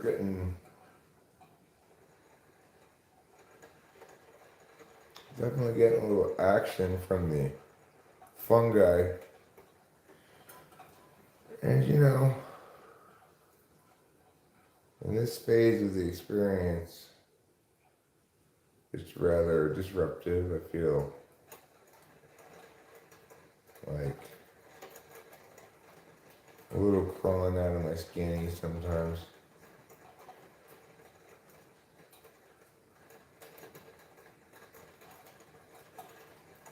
A or whatever.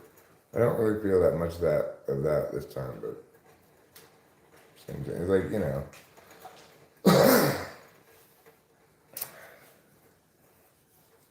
like it's turbulent. It's as turbulent as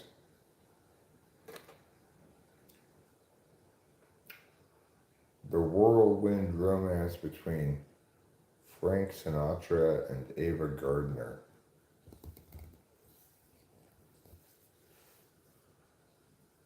Which is pretty turbulent. So maybe I'm overstating its turbulence. In some sense, I feel calm.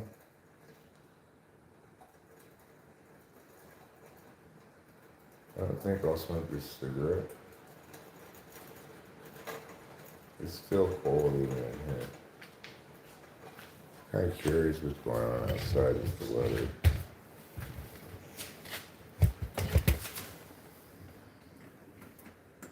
Which I really get a good look. I'll need to get my flashlight anyway.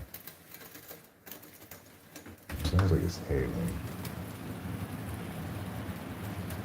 Sounds like a storm and a half. That's what it sounds like. Bird. It's too cold out there. Too cold out there. That's why it's so cold. That's too cold even to be in the garage. I have to go back inside the house. And you know what? I better check to make sure this heater got turned back on. What are we at? 67? Let's crank it up, baby. Heat my house. I forgot that Rachel was in that.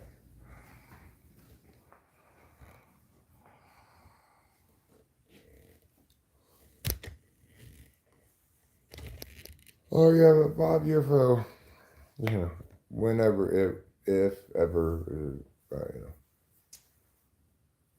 I'm not chomping at the bit for more business. I got one tomorrow morning, 9 in the morning. So I said, well, if I'm going to do this mushroom thing, I should probably do it right now. And they did. And it's like already hitting harder than it ever did last time. So early on, I was already hitting harder than it did last time. I just gotta wait till I get to cruising altitude.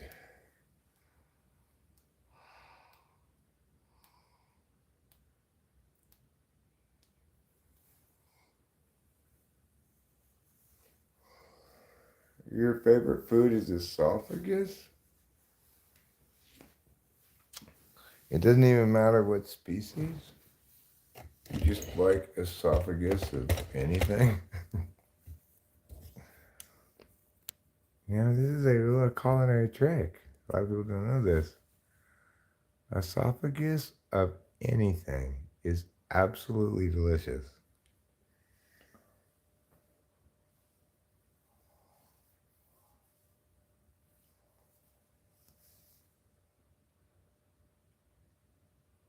And they all taste exactly the same. Whether it's a dolphin esophagus, a giraffe esophagus, you get a lot of esophagus out of a giraffe. Now look, most esophagus that you're gonna eat is probably giraffe esophagus, just because you get so much more esophagus out of one giraffe than any other animal. But if you try it, it really doesn't matter. Salmon esophagus, pigeon esophagus, they all taste exactly the same. It's definitely the best part of the giraffe. Are you kidding me? The ancient tribes of Africa, to the hunter goes the esophagus is, hunting 101. whoever gets the final kill on the giraffe gets first dibs on the esophagus. It doesn't matter what species it is. If you could surgically remove the esophagus from a cockroach, it would taste delicious. I don't know if cockroaches have esophaguses, but esophagi.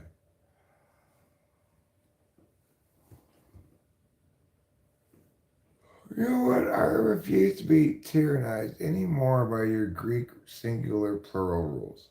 Okay? I'm not speaking Greek. I'm speaking American. I don't like having us turn into plural by becoming I, when everybody knows it should be us's. Am I yellow belly? No.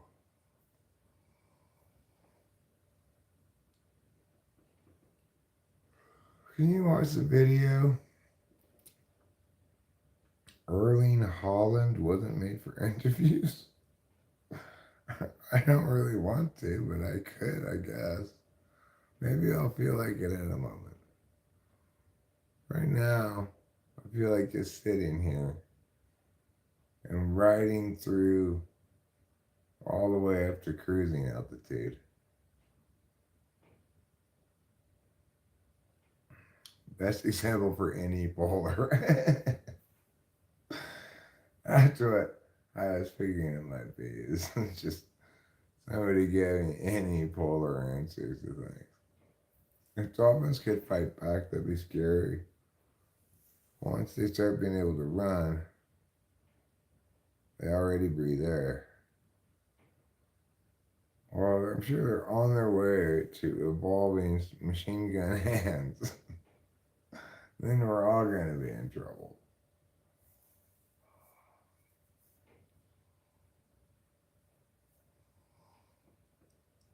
Oh, God. How did he score so many goals? With my foot.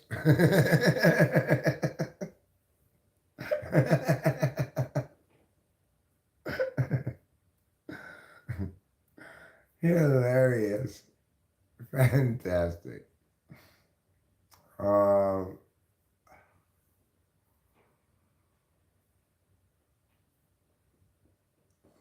oh. I'd munch on an Afghan hand if I was hungry enough for a Maine Coon. I think Gabrielle Perez says, "Hey, cutie.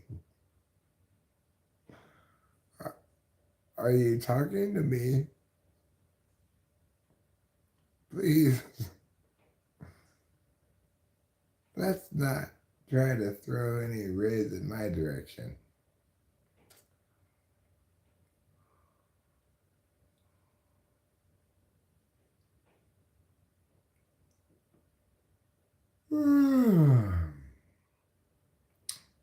I'm a happily married man who prefers to deal with everybody in an entirely riz-free way.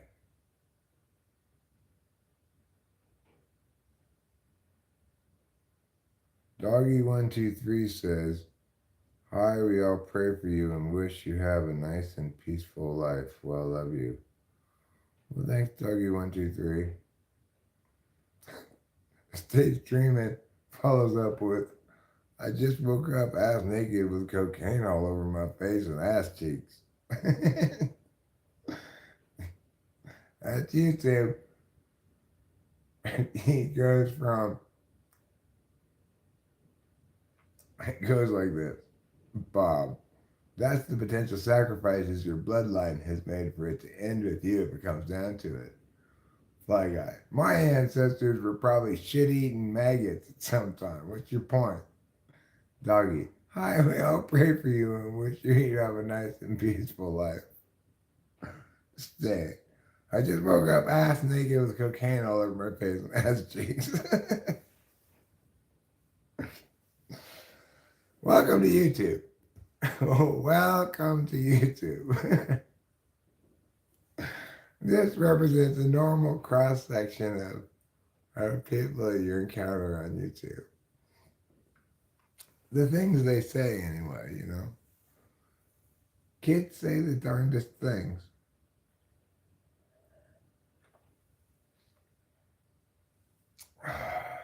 Well, I'm glad doctors wash their hands. About time. The shit handling filth handers. The shit handling filth handers. They need to wash their hands. I think we can all agree on that. Meow, meow. Hello, Joshua Mendoza. How's it going?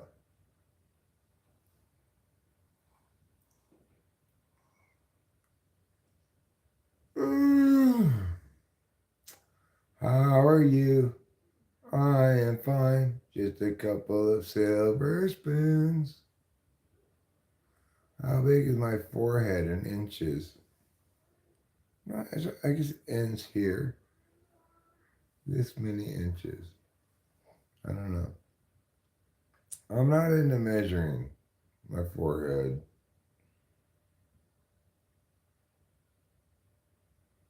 Yeah, it goes all the way back to the ground. It goes all the way around my head and all the way to the ground. That's where you stop measuring it, like you stop measuring at the ground. I'm not. I don't look anything like Walter White, except I happen to have a black jacket on and I'm old. For fuck's sake. State Dreaming says, I have warrants for my arrest in 4 states. Well, I'd recommend avoiding those 4 states. I wouldn't be surprised at all if there's a bench warrant out for me in Kansas for never paying a traffic ticket. Because you know what? I'm like, Kansas, fuck off. I'm gone. I don't need any more of your traffic ticket nonsense. So just shut up. I don't want to pay you any money. Fuck off. Love, Eric. I should have written them a note that said that. Can I shake my booty for the camera? Well, I can, maybe in theory might, some occasion, but right now, I'm very much too much on mushrooms to stand up and bother to do that.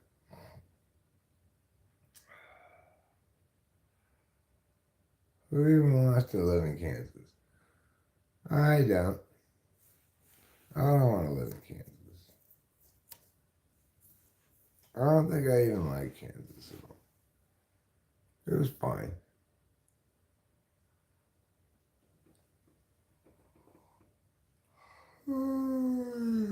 But I definitely don't want to live in Oklahoma. Oklahoma was stinky. Instead of calling it the Sooner State, they should call it the Stinky State. Your fave Kaylee says, Grandma, go to bed. Well, I don't know who your grandma is, but I am a male. So you can't be talking about me. I am the devil coming in your chat.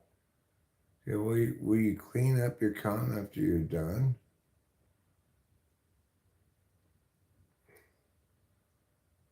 You're a stinky state. That's an excellent comeback, Gabriel Perez. That's the best possible comeback. You look like Billy Bob Thornton. You're a stinky state. The police are coming. Why are they coming for me? Is it to give me a medal for being coolest guy?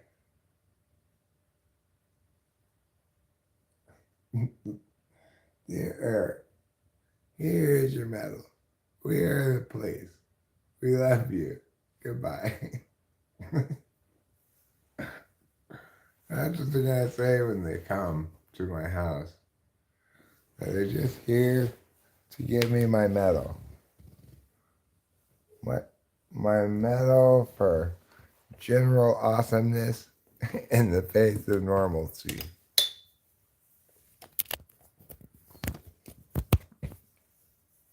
They know what I did, huh? That's why they're giving me the medal. Alina. Andrew Thrasher says hi.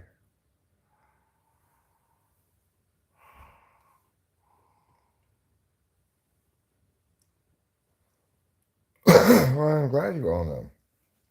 I was hoping they'd make an even bigger deal of it. Everybody just press releases to inform everybody that Eric is getting a medal. He's getting a medal for awesomeness in the face of normalcy.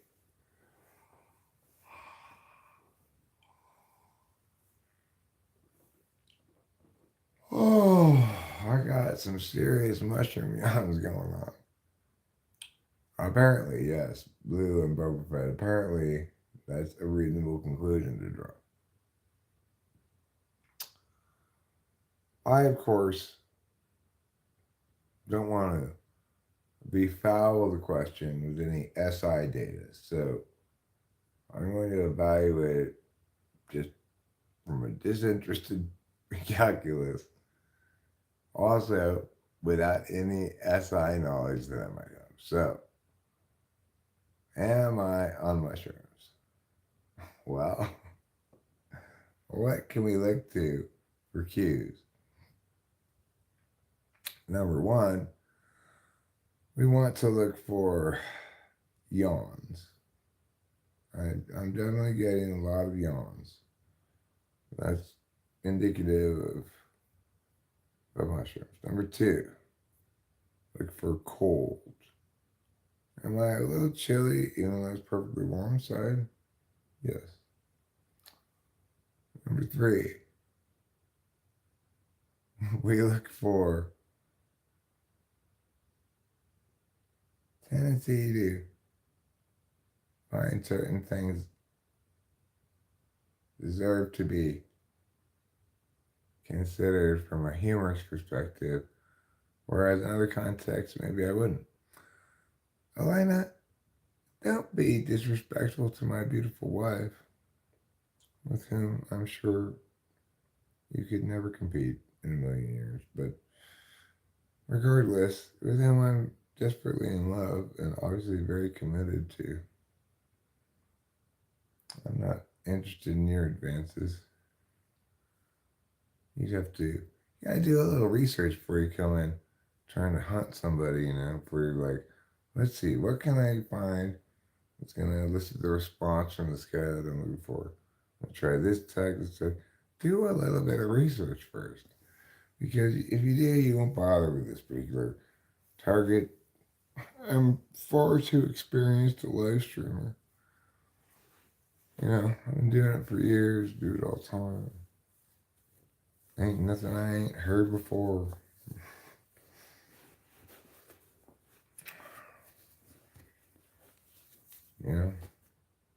But, I heartily approve of your continuing to apply yourself. Hope things turn out well for you. You want to squeeze my cheeks, huh? Yeah, Gabrielle Perez is getting upset because she's my wife and she don't like it when you want to squeeze my cheeks. Let's see what's going on here. You're in a live stream on YouTube. Who, me? I am? Is that where I am? Is that what I'm doing? When did I decide to do that?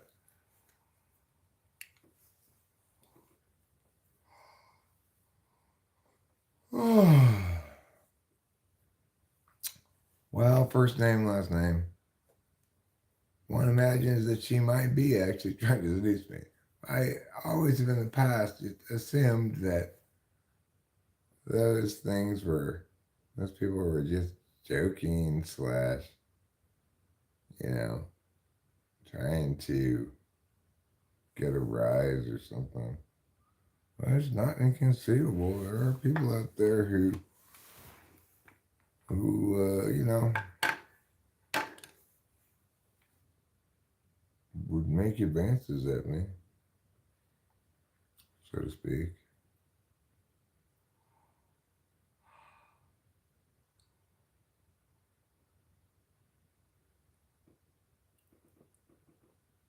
I wish you all the best, man. It seems like you're just doing your thing and enjoying life right on, brother. Well, thanks, Art Deco Fan 8973. I'm also rather Art Deco fan myself, actually. It's my animal magnetism. I don't think so. I mean, I don't know. I'm not very like I'm not a very you know rizzy guy in terms of spitting sexual energy out. I just don't convey a lot of hey energy and don't want it back. I like to engage with people in a nice, sensorily neutral space. Of you're an individual, I'm an individual. You may be a chick or a dude or whatever, but I'm not worrying about that at all, and you shouldn't be either. Engaging with me, anyway. I'm saying not in general, but a trip with Gabriette Perez, huh? Yeah, well, obviously I'm flirting my pants off right now with Gabriette Perez.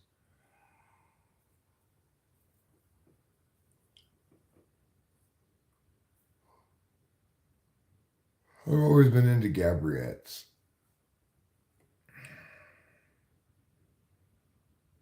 It's like full size Gabries, no, but Gabriettes, they're dainty.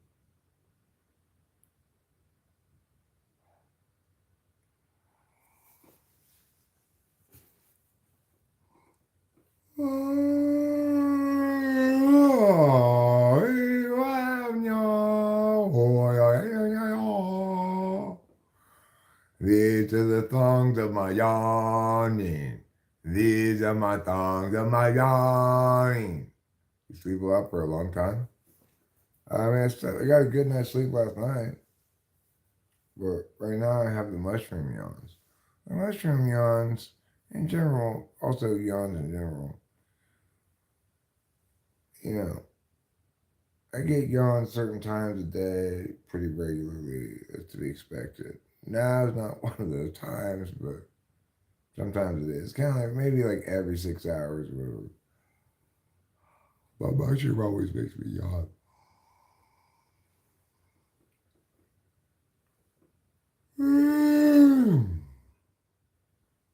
My favorite brunette, me, hyperthonia, says, laughing, crying, crying, crying, laughing, crying. What? Now I've got a sweat on my face and butt. That's a lot of emojis. I don't know what to make of all those emojis. What am I supposed to interpret those to mean? I wake up feeling not refreshed and muffed and drowsy, and I sleep for 16 hours sometimes.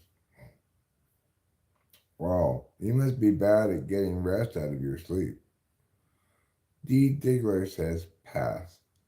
Oh, good. I'm glad I passed. I didn't even know I was taking a test. Since I was, I'm glad I passed. Better to pass the test than to fail it.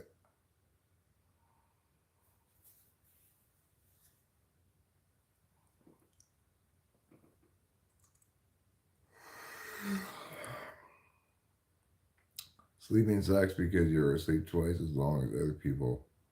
How do you live? Well, I said sometimes. I'm sure it's not 16 hours a day. That would be too much sleep. You'd be so sick of sleep. You just be like, okay, I gotta get up already. Oh man, I am sleeping for 16 hours every day. I I have to be arrested by this point. The thing is, if you wake up after sleeping for 16 hours, you're not feeling not rested. You're feeling sleep hangover. Sleep hangover is different than not rested. That's when you're overslept. And people are a lot more familiar with being underslept, having a sleep deficit. But you can also be overslept. That's not good either. And then you might eventually get sleep poisoning. Sleep poisoning is when you sleep so much that they have to take you to the hospital and get your stomach pumped because you've got sleep poisoning. I have something weird where I suddenly fall asleep if I'm sitting down. That's called convenient rest syndrome. Just go with it. It's not a bad thing. I wish I had convenient rest syndrome. I can't share them with you over the internet, Gabriette, because they aren't digital. I just see. What is up?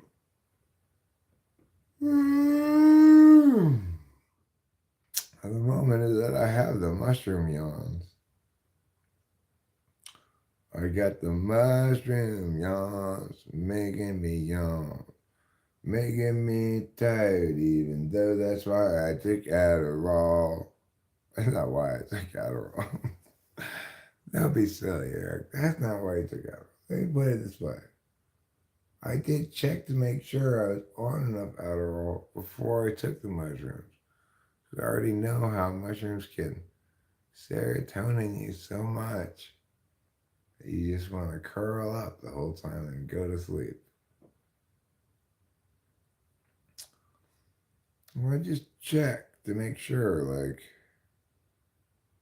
hey, are you on enough Adderall? If not, put off this mushroom idea till later. I checked and I was. So, just goes to show you how serotonin mushrooms can be. Feel all like awash in mother's nurture hormone, oxytocin. I know it's not serotonin, but kind of a similar feeling, I think. Not that I've ever gotten high on oxytocin before. I wonder if you could snort lines of oxytocin. Fucking deadbeat druggy dude looks 73. Wow, Gabrielle Pollard. You sure are a hateful person. I'm sorry that. I'm not sorry. Obviously, I incite in you a virulent hatred. I have no explanation for why, but I plan on timing them out. I was imagining myself just going straight ahead and hiding them. But obviously, I don't see any good reason to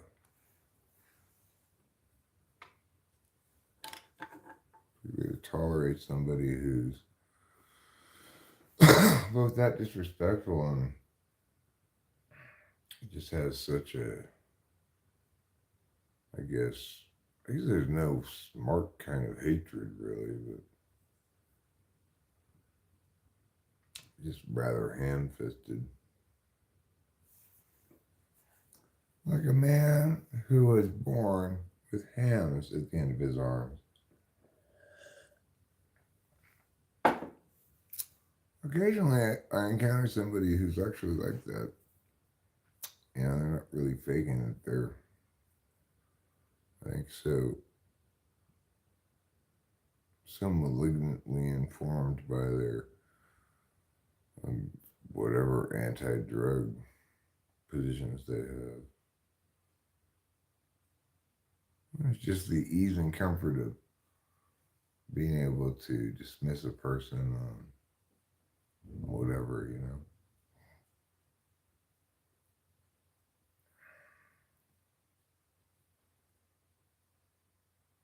You don't get to see what she said. I'm a curious cat. I don't know what you're talking about. I don't know what you or anybody else is talking about. Trey Greg, it's true that your dog died. The best I for coping is, you know, get through it right now. It'll get better over time. I was, you know, death of my dog Lacey was one of the more horrible events of my life. But like the advice I just gave you, I try to take care of myself and give it time. It gets better.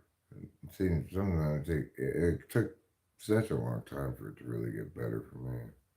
My heart was broken.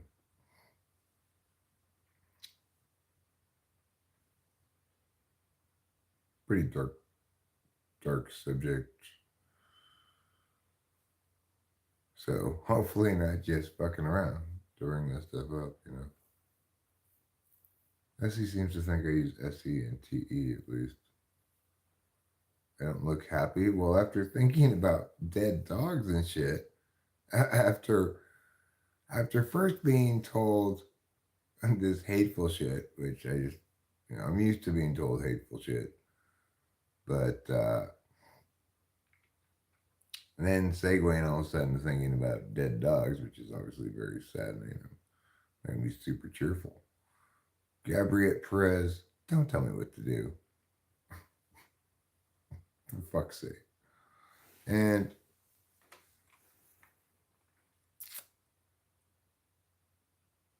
Taha Lotfi, good news is this.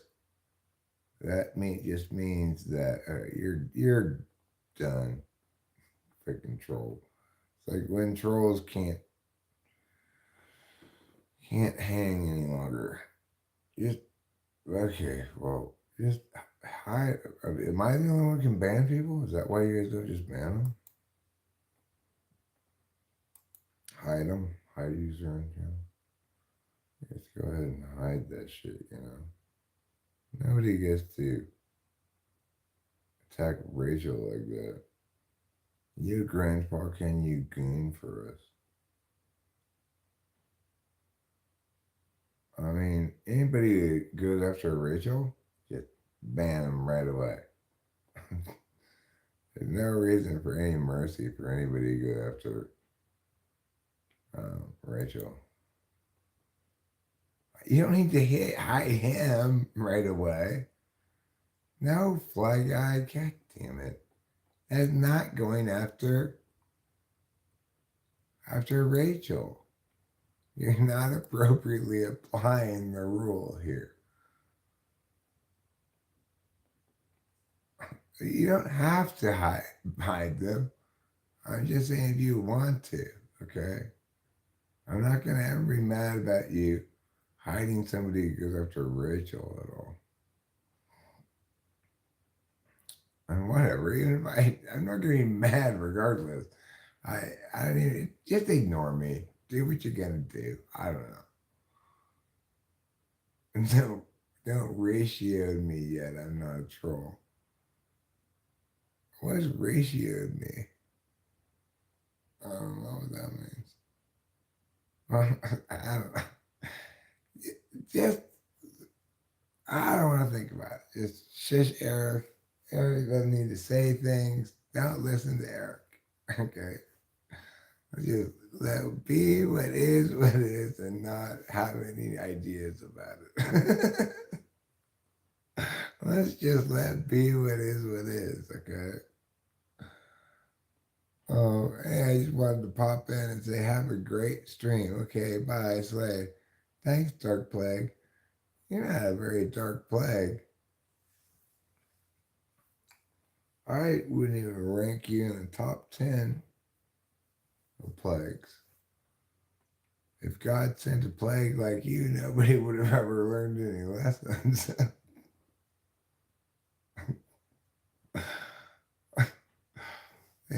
Seriously, that's true.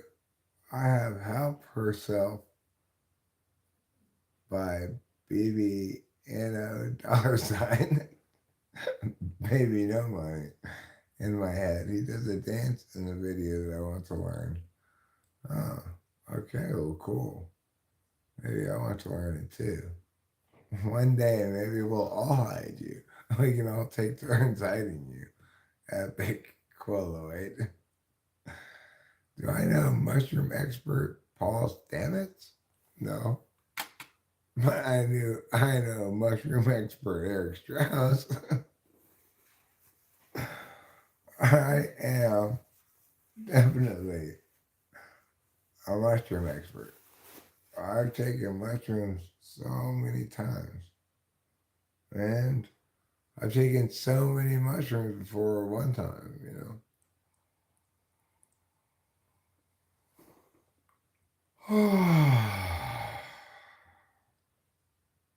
Of course, I can't believe how terrible my TV was.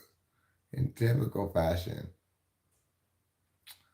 Took me until recently to learn how to eat mushrooms in a sensible fashion. Until like today, after eating all those mushrooms all the time. Oh, you add a little liquid in here and you make a little paste and it works perfectly.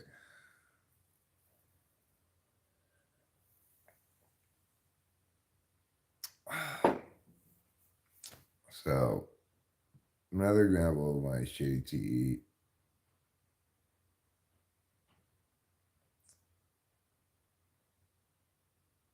Well, you should take it again, Bob. Hey. Eat mushroom every 7 days or so. You hear that rap song? You gotta remember that rap song. You wanna be cool.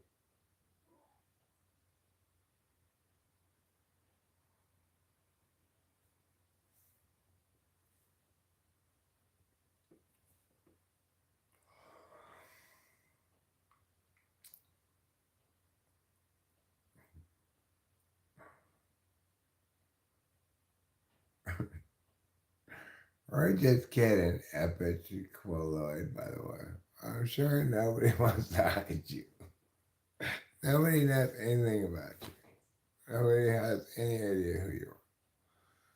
So obviously we can't already want to hide you. You have to do a little more than just whatever it was you did. Ruben, you don't even know him. How could you already want to hide him?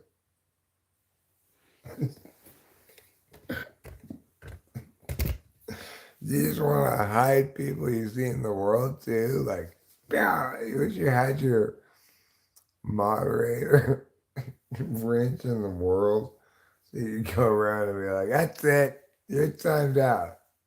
10 minutes, motherfucker. And he's just like, oh!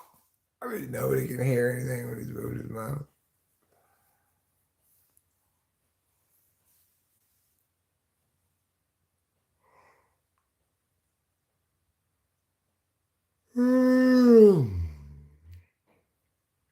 How many people do you think they could take their moderator wrenches with them into the world and have them be like real life superpowers like that? How many of them do you think would turn into complete Nazis? That's it. I'm hiding you. No, don't hide me. No one will ever be able to see me again. I don't care.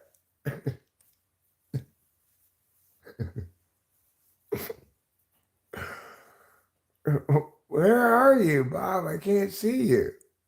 I got hidden. Oh, no. What did you do? I insulted Rachel. Bob, I told you. You can insult that guy and you get away with it. But you insult Rachel, you're going to get hidden. I know, now I'm hidden. Nobody can see me. Just be glad they can hear you.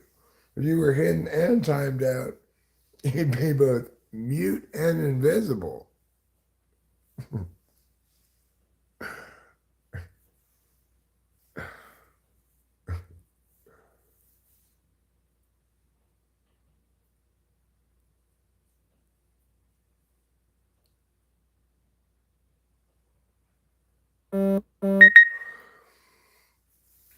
Oh, mushroom yawns. I never really knew, but I've got mushroom yawns. It's pretty Twilight Zone, yeah, I agree.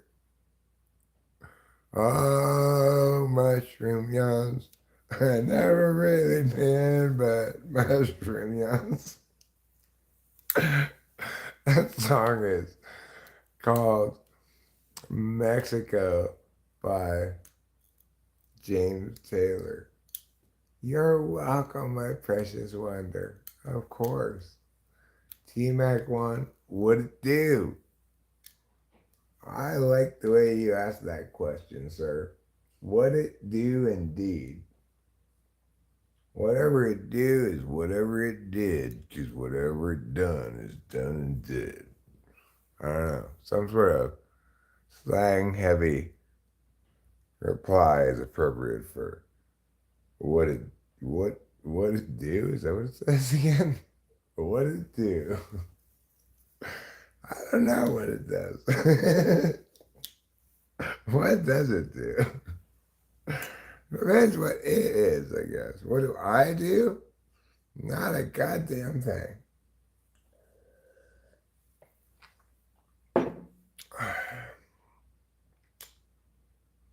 I tell you what I'd like to do. I'm a little bit scared of the coldness. I'd like to go have a health tube. I'm not even going to attempt outside. That's a frightening proposition. I practically need another jacket to just sit inside. I know, T-Mac 1, I'm just joking. I'm just having fun with the unusual expression of a greeting. I've not heard that before. What did it do? It's cool, I like it. Maybe I'm going to start saying it too. Be like the kids. Be like, sup, hey girl, what it do?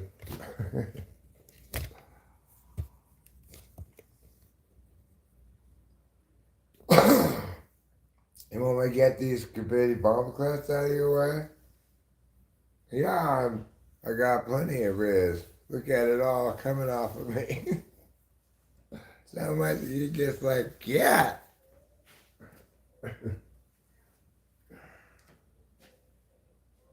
Part of my general 4-year plan to increase the amount of youth slang I incorporated in my language.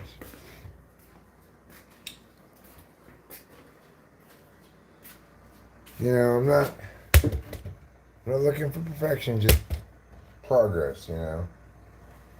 Trying to stay relevant, trying to stay hip with the youngsters. So I have to naturally, in a totally not weird way, just incorporate some youth slang here and there. Ideally, in a way that's wrong a little bit. Like maybe a mispronounced skibbity is skibidi, which is what I was sure it would be pronounced as, based on the way it's spelled. Surely it's skibidi. But no, it's not, I was told. Eric, you're pronouncing that wrong, they said to me. And I learned an important lesson that day. Ask Daddy. I was pronouncing it wrong. It's not skibidi. Oh, It's that's Daddy. skibidi.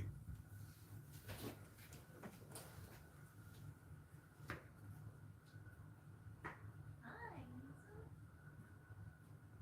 Oh. You wearing more coats?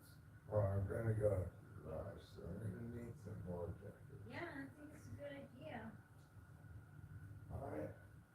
I'm not made out of sun.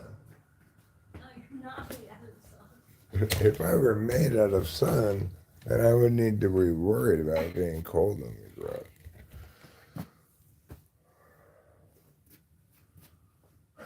But how do I not have any jackets? Usually there's someone lying around someplace. Yeah, usually there are actually. I don't need another hat. That's so weird. No, you don't need another hat. I just was gonna get that anyway, but I don't need that. Okay. I don't need that much of a jacket, so Good word.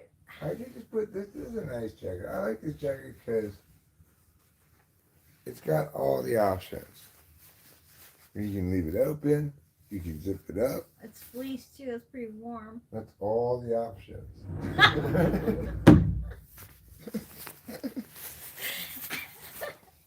You can wear it open or closed.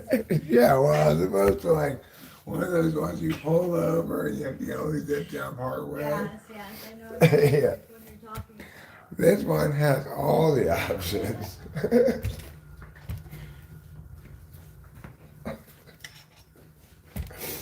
Alright, so anyway, there's a big production. Dude, I left all the lights on in there as well. So, I put on this. It's called Getting Ready. We're not even going outside. I'm going in the garage though. And it's cold in there, so, you know, I don't want to be cold. I'm going to go with option one right there.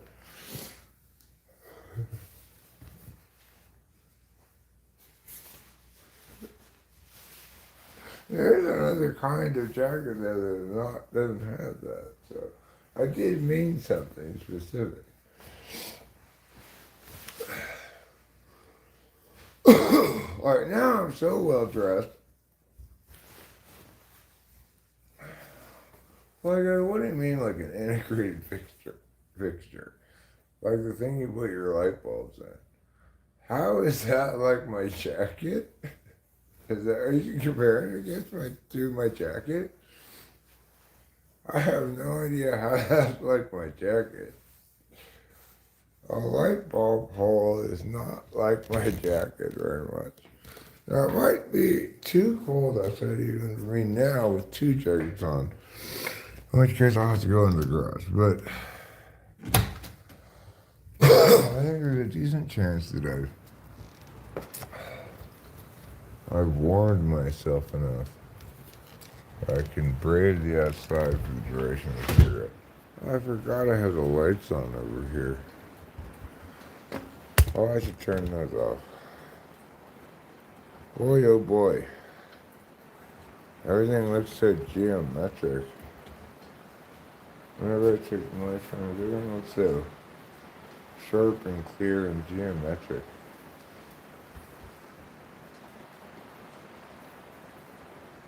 It's like I say, hey, regularize. Have you been half-assing this whole time in your job? Is this how things actually look?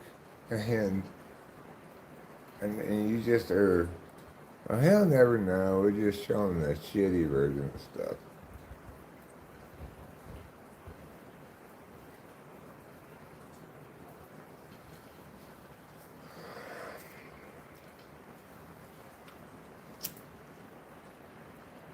This is the thing about these mushrooms. Like, this time I'm tripping quite hard, very obviously.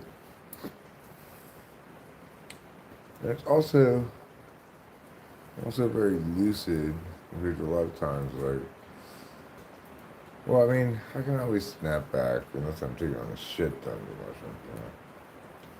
But sometimes they're a lot more giggly than others. I also have these moments too where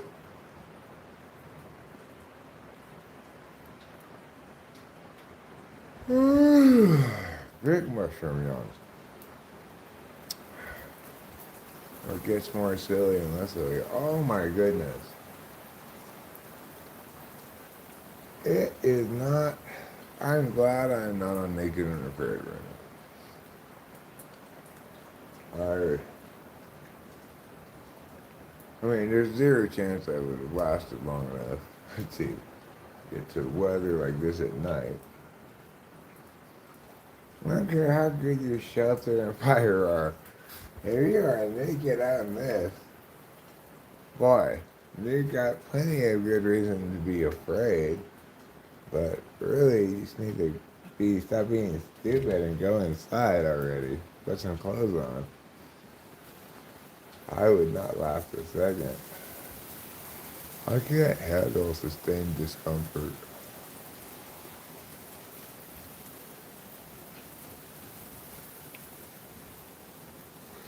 I mean, I can and I have before, but I certainly can't choose to handle that.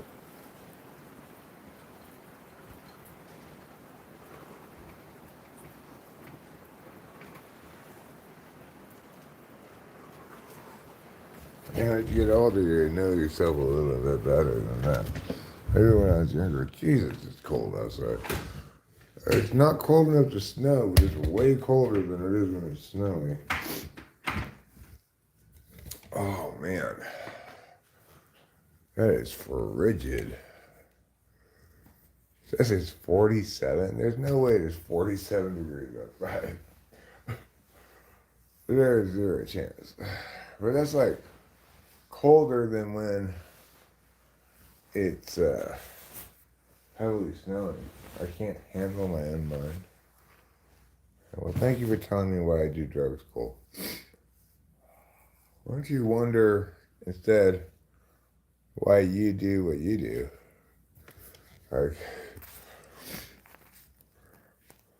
I'm quite certain that you know why I do drugs.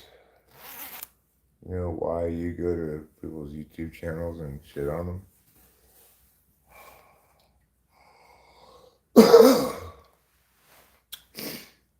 I could suggest various possibilities, but unlike you, I don't really feel like pathologizing you without knowing you at all.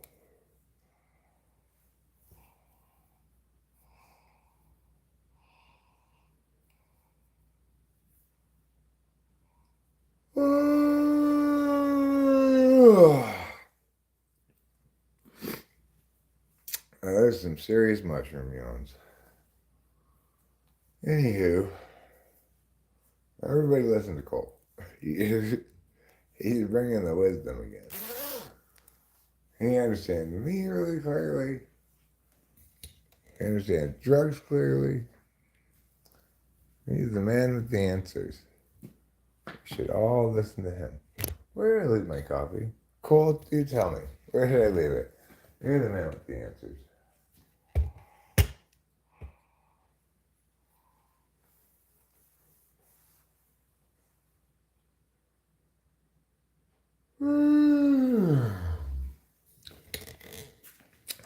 Maybe I can handle my mind without drugs.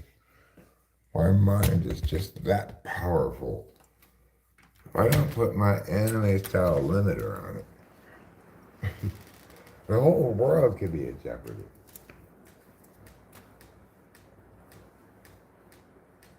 No, I didn't look at it. No, that's not where I left it. So that's good because out there's cold and hopefully there's someplace warmer than that. I bet you I left it in the room But I also left all the lights on. Even though it was dark when I entered. Oh, good. Rachel turned the lights off by herself again. I used them. Sorry, I left the lights on last time. I turned them off. Yeah, sorry, I left them on. I guess I didn't leave my coffee in here either. Is it outside or in the garage? Could be in the garage. It's the mystery of the missing coffee at the moment. What is this feeling in my foot? Nothing. Okay.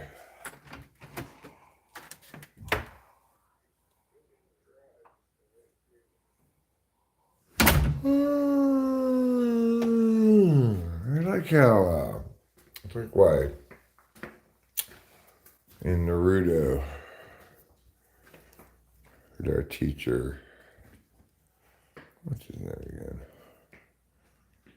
Yeah, the eye thing. That's why it's like how he has that thing over because he shows you that eye. It's too powerful.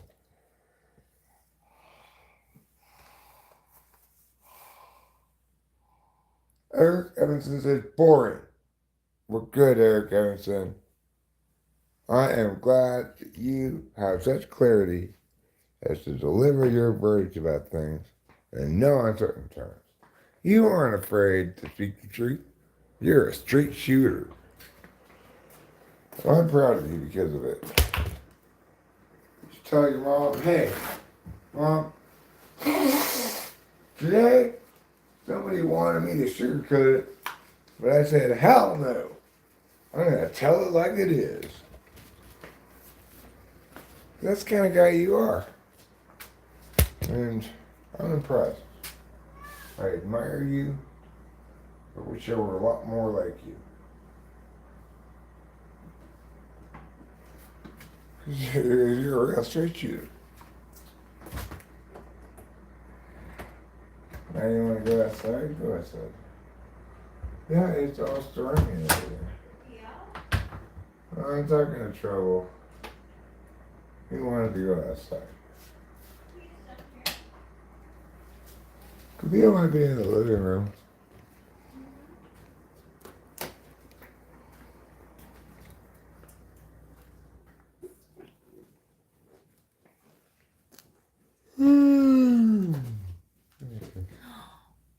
I love you.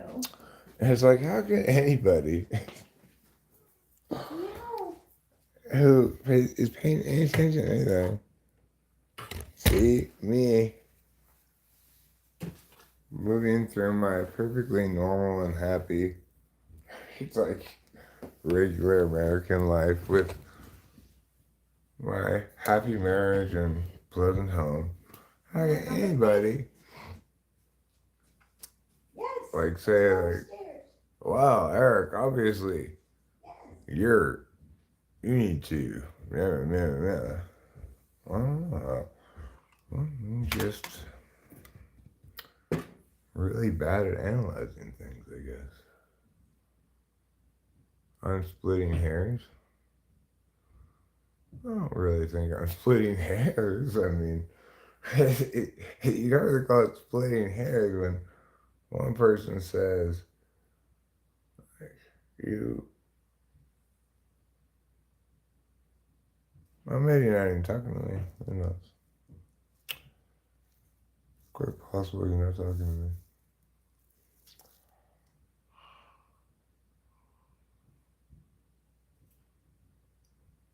I don't know. I don't care. I don't need to argue with that guy. People gonna be how they is, you know. Sometimes they don't make no sense to you. Usually it's because they just don't make no sense at all. People be cray. People be as crazy as they gonna be. And they nobody meh if muggity meh.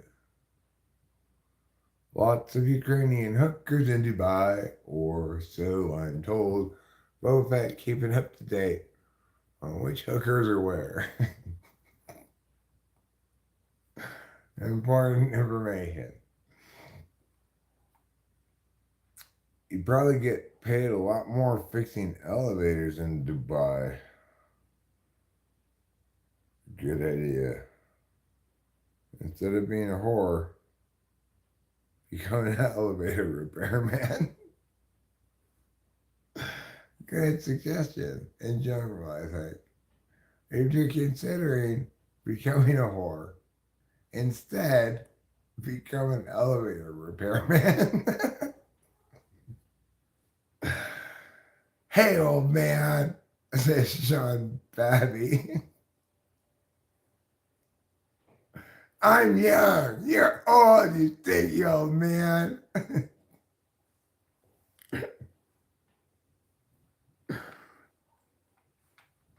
Yeah, your gamer's he's interested in the same kind of information you're interested in, but with that.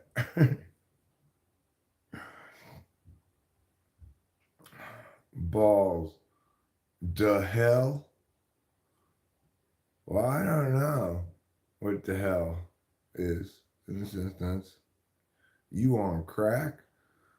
I get asked that surprisingly often.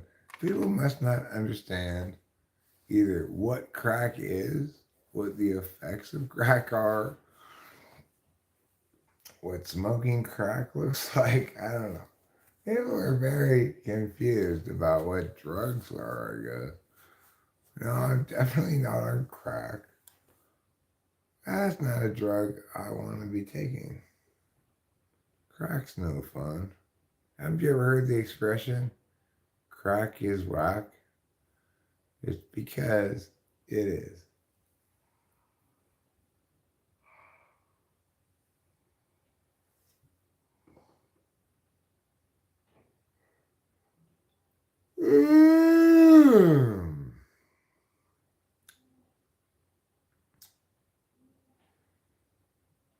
Well, I guess some people do actually get into it.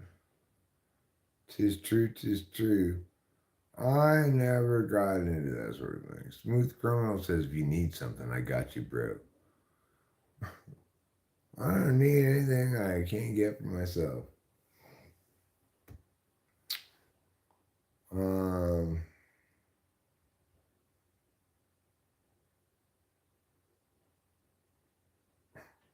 I have everything I need. Easy for me to get weed in California. It's also easy for me to get cigarettes. I buy them at the store. I don't drink alcohol, so I have no interest in that. I do like to take mushrooms, but also I buy those from the store. Because there's a mushroom store in Oakland. And I like to take amphetamines, but I buy those from the pharmacy. So, I don't really need to. I mean, obviously, if I were walking down the street and somebody said to me, hey, Eric, would you like to buy some GMT? I'd be like, yes, I would, as a matter of fact. And also some ketamine? Yes, I definitely want to buy those things. How much are they? But, I'm not interested in setting up some sort of deal. Okay, well, have a good day. You too, Sean Baby. I'm not hammered, okay? I don't drink alcohol. You might call me a variety of different things, but hammered wouldn't be one of them. Mountain View says it smells like dirty socks. Whatever it smells like, well, that has to do with where you are specifically. It's physical only.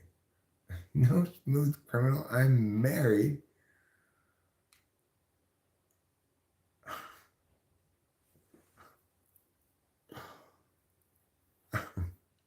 And I'm not interested. Even if I weren't married, I would be able to get that for myself. That's why smooth criminal, you're not a very smooth criminal. You shouldn't tell people that ahead of time. That's called being a bumpy criminal. What type was Tony Soprano? Oh, I don't know. He was a fictional character, you know? Probably like ESFP, I guess. I'm not sure. Blue Ellis, will you marry me? No. Show me a Tony Soprano likely stereotype. Sharp Edit says, do you remember me? No. The same answer too. Will you marry me? No. Do you remember me? No. Why do I look so tired? Well, you know, every time I deal with somebody like you, I gotta get a little more sleep. What type is Hunter S. Thompson? A role model for us all.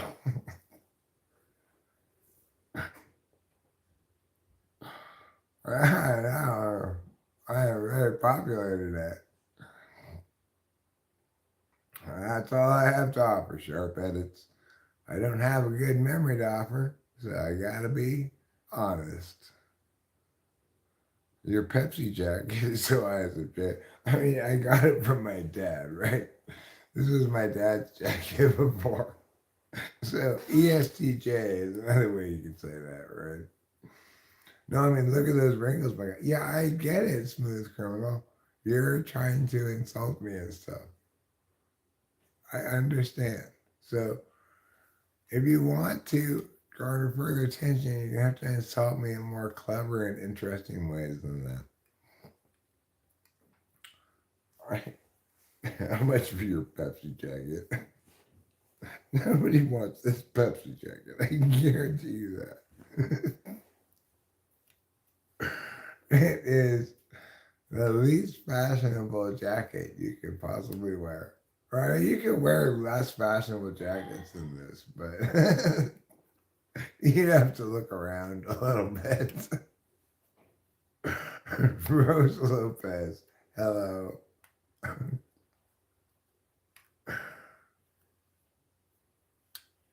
You want me to wear this 39 shirt 39 days? Right, yeah, that's your way of pretending, whatever. Oh gosh, look, I feel bad for you, smooth criminal. I'm not trying to insult you. It's just it must be hard getting through life with, so little intelligence. It is compassion. I'm not trying to insult you.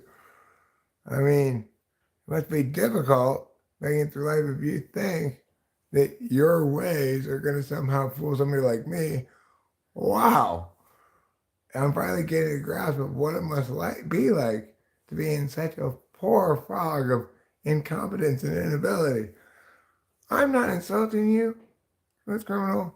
This is me expressing compassion for you and your handicaps. Thanks, Dress Panda. Over 10 years sober. Yeah.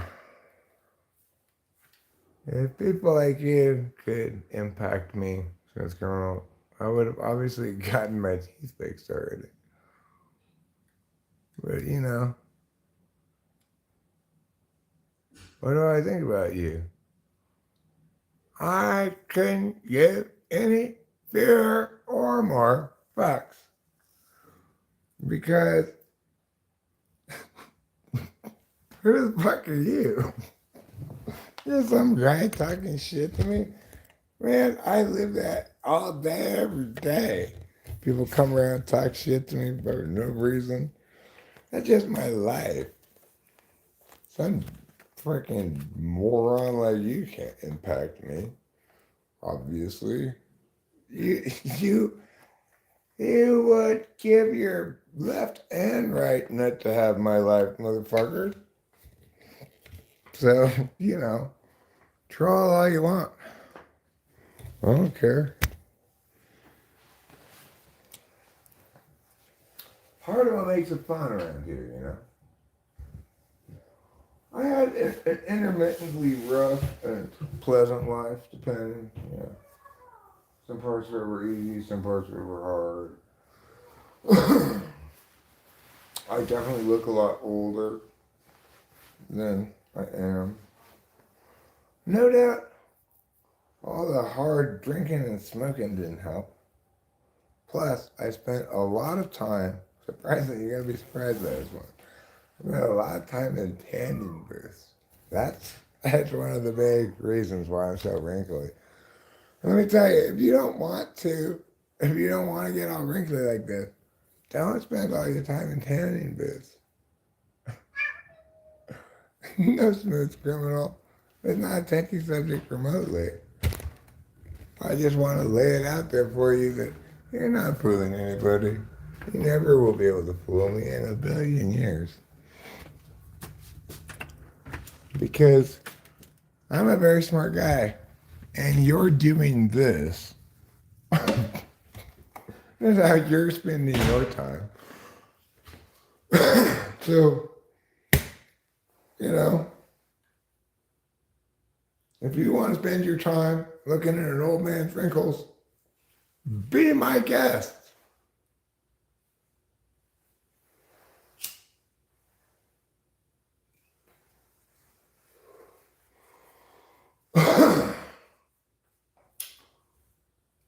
As I said, obviously, if I give a fuck, I get my teeth fixed. If I gave a fuck, as Eminem said, if I gave a fuck, I'd shave my nuts, tuck them between my legs, and cluck. I'm not gonna do that, obviously, because what do I care? You're just another scrub in the long line of scrubs that I forget about in 4 hours. Not because I have a good memory, because you aren't memorable.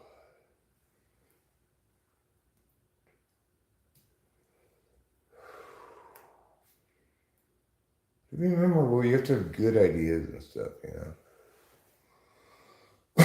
I'm not very tired and fucking D-level attempts at insulting me. You gotta be better than that if you're gonna get through this guy's defenses. It's like, even if I weren't unusually smart or anything, 12 years of experience to give me some sort of sense of how to deal with, you know, what is the word? I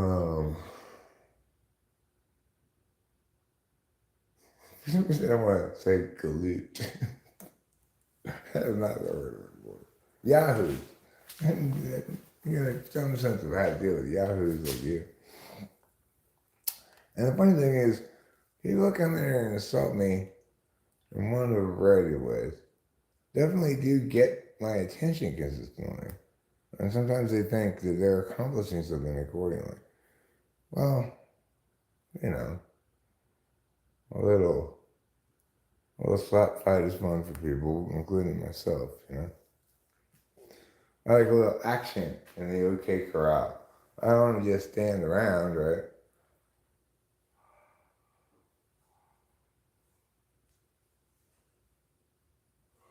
Regardless, if you want to make an impression around here, you're going to have to be persistent as like Mr. Bobby or something. Just for months, just persistently being pig-headed about things. If you want to make any kind of hay as a troll, I mean, again, you're going to have to really dedicate your life to this for a while, because we've got lots of examples. Got a Hall of Fame that you can't even wait in line outside the door.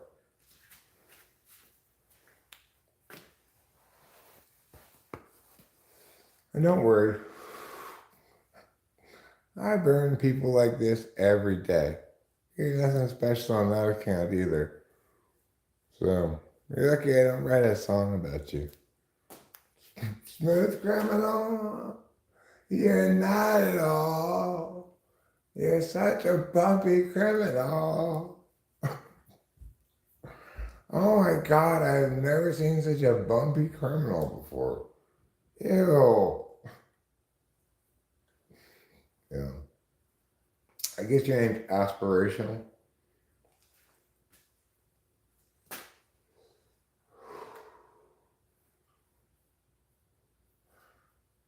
Because you don't really want to fuck with me. Especially when I'm not on mushrooms. When I'm on mushrooms, my normal niceness seems to kind of dissipate a little bit. I'm not too worried about your feelings when I'm on mushrooms. I remember the hilarious time that Clubby and P tried to come into the stream and troll me, but I was on mushrooms. And I just verbally berated him for however long. And he's like, hey, you're bullying me. Do you not know how to close a tab, you fucking moron? You came in here to try to shit on me or whatever, and now you're crying about me bullying you. Then leave, you fucking tard. Nobody wants you here anyway, you know? Because, after all, you made it clear to everybody nobody can trust a thing you say. You think it's great fun to pretend to be different characters and, oop, gotcha. Well, nobody likes that.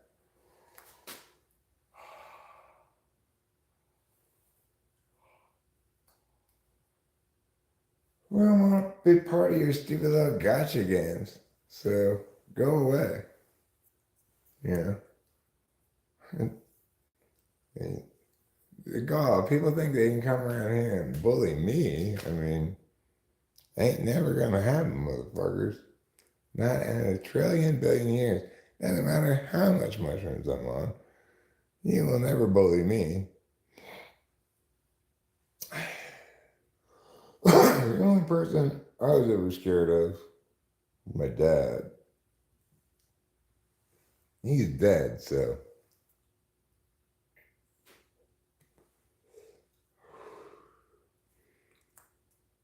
Or not was, but the thing is, now I'm completely unbelievable.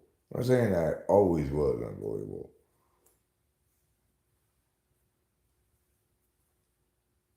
When I was a kid, I was bullyable, but blessedly not bullied that much.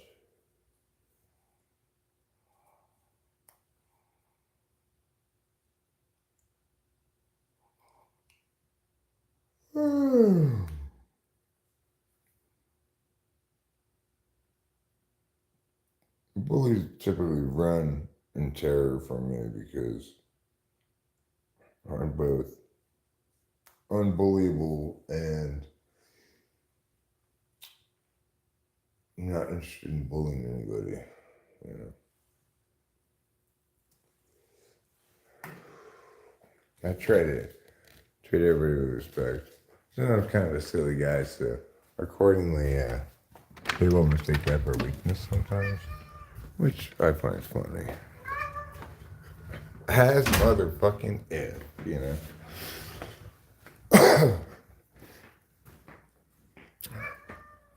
In no conceivable realm,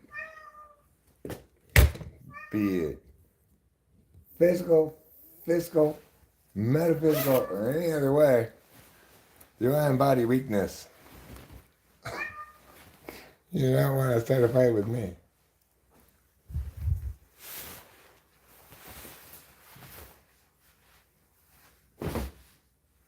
I'm not a censor, though. So, on the physical realm, I do not embody weakness in a sensible way by having the gun. Much more sensible than trying to use your fists. You might hurt your hands, you know. I don't want to hurt my hands. I play guitar. If I got a reason to use physical force at all, then there's zero reason for me to fuck around. You're already crossing unacceptable boundaries No business crossing.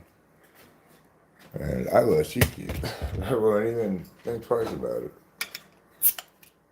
Never happened, but I already can tell you I would not think twice about it because I'm a very TI person, right?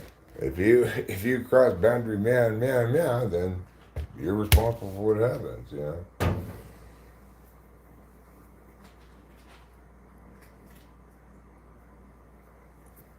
I don't feel bad because after all I think like that. It's like, well, if you cross boundary meow, then you're responsible for what happens.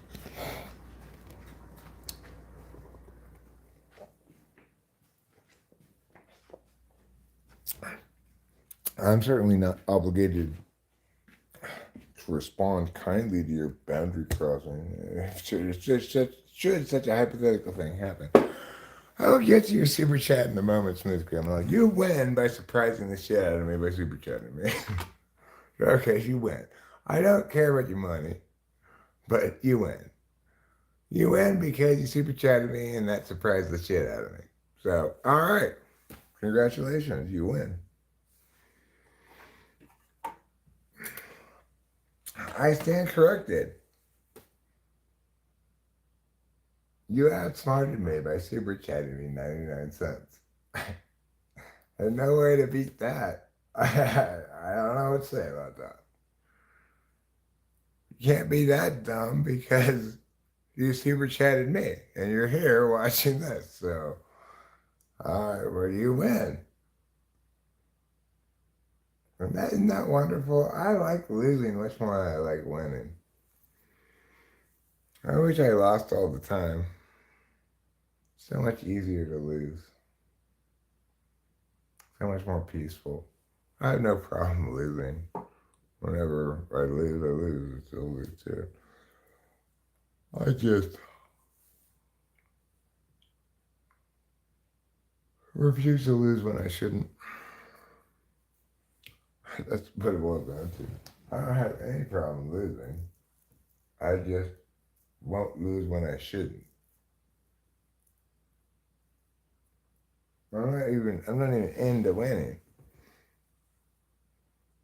I just refuse to lose when I shouldn't. As simple as that.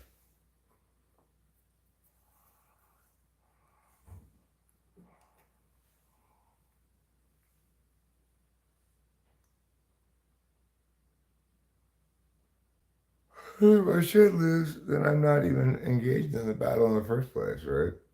I'm way out ahead of anybody else having to tell me when I should lose something.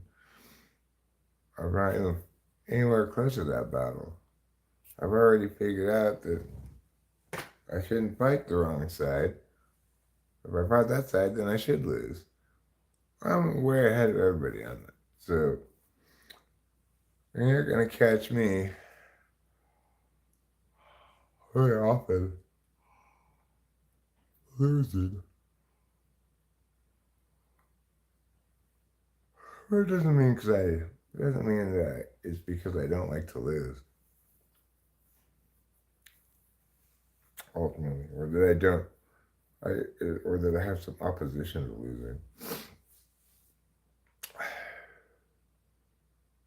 I just don't see the point in arguing losing positions, you know.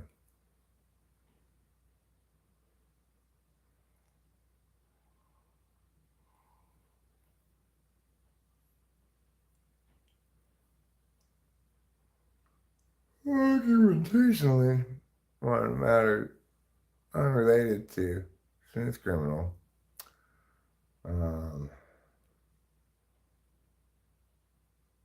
What gets me riled up is when it's clear cut, this argument defeats that, here's why.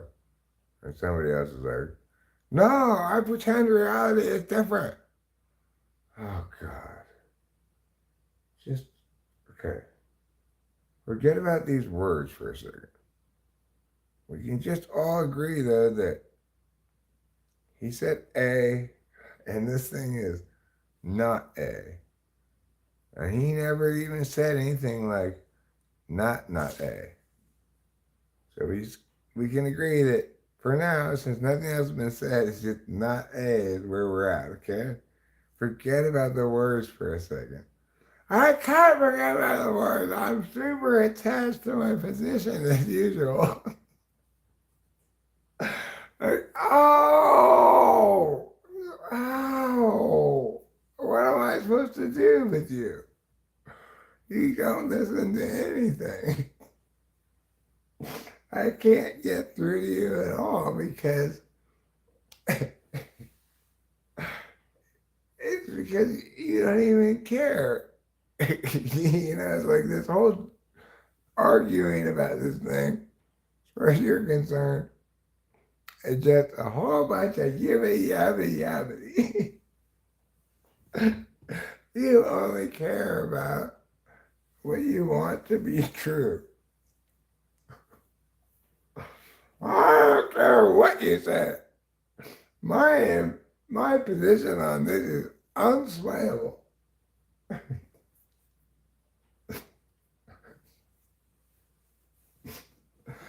But just, if you would just say that, that would be better, right?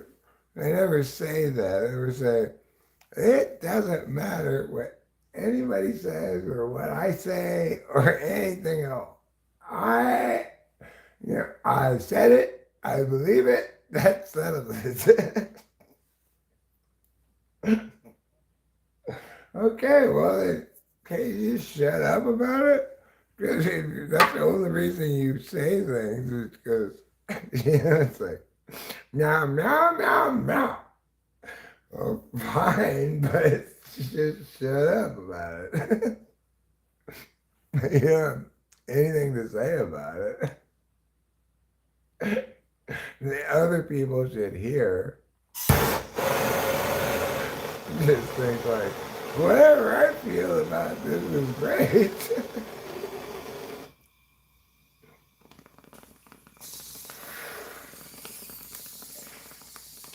Let me tell you, it's not great. It's terrible. It's terrible and it makes me sad.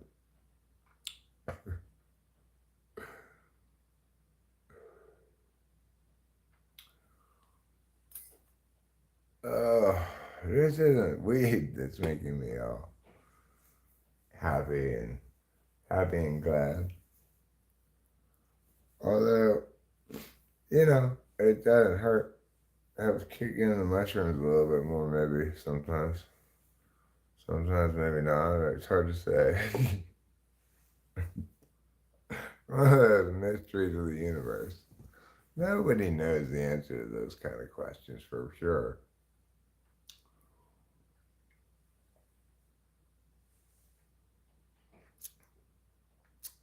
The only thing we do know for sure is that it's not true you trip on mushrooms until you poop them out.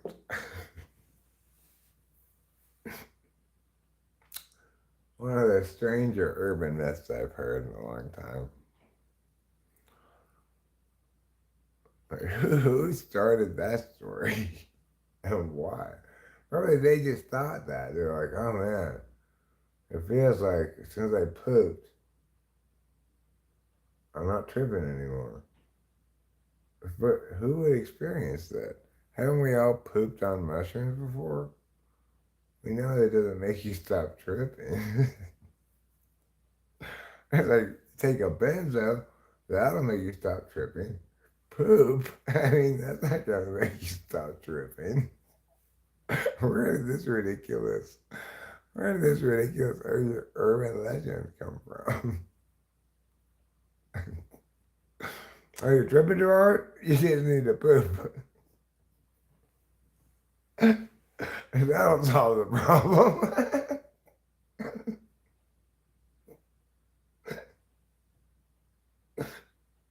Yeah, the mushrooms, they reside in your poop, and that's where they get you high from.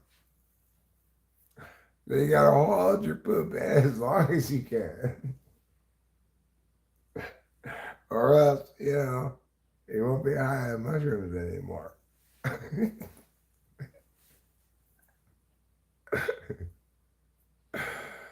I'm not that high. I'm not tripping very hard, you know. I'm happy that I took enough this time to really kick in. I took the right amount, you know. Last time I took too little. And that's always kind of like, wah. This time I got the dosage right.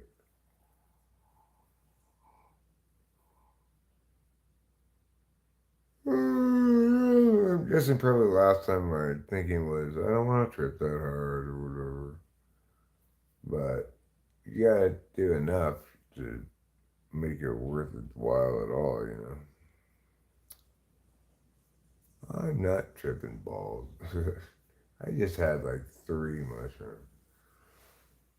You're talking to a guy who's sat down and eaten well over an ounce of mushrooms before in one sitting. You know, trying to drive back, trying to eat it all between driving from the dealer to my house. All right, Eric, you gotta man up and finish eating this whole ounce of mushrooms. Even though it's incredibly disgusting.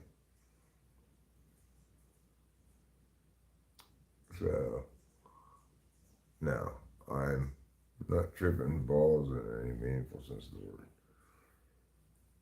I was tripping balls that one day when I took way too much mescaline and then ate on top of that like half an ounce of mushrooms or something because I thought it would help me soften the mescaline trip. Which it did, you know, it did. It helped keep me, it turned me back from being a dick into just this mind melt, you know, where everything is melting all around me. And then it's like, I got to deal with shit all of a sudden because my dad has somehow that day come down with this 102 fever or something. My mom's suddenly gone missing in the hospital. It's like, now? Right now? But I can't remember the last time I was tripping this hard. I've never taken mescaline like that before. I've never really taken it at all before.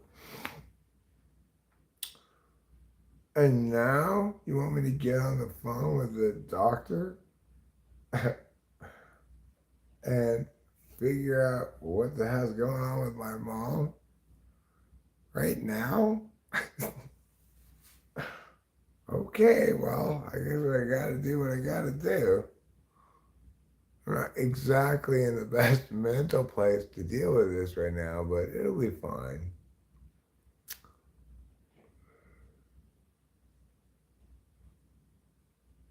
That was that was a day.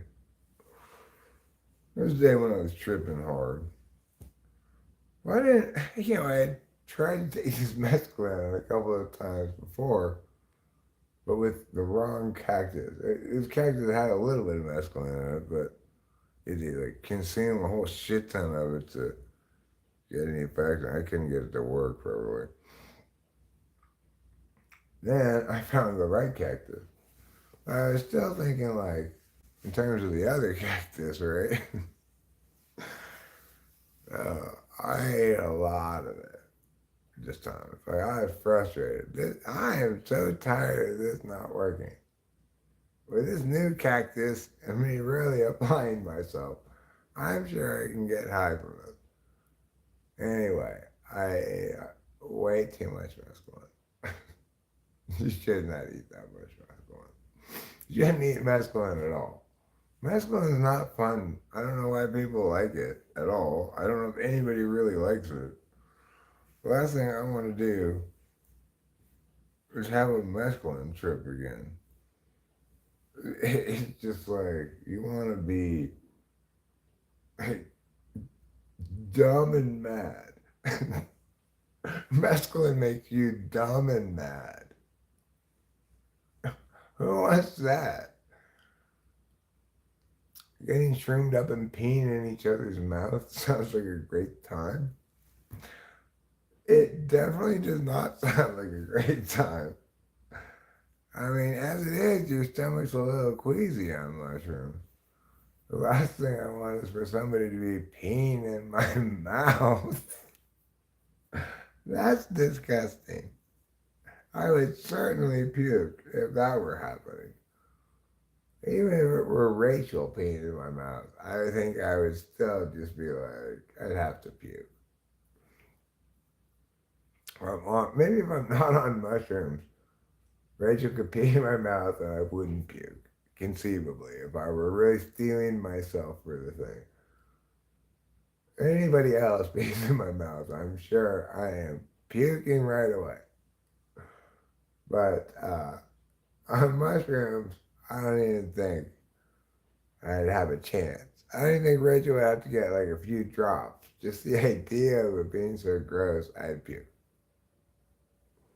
Like the time I puked, really at the idea of eating a worm sandwich because the bite I'd been into, I don't think it had any worm in it.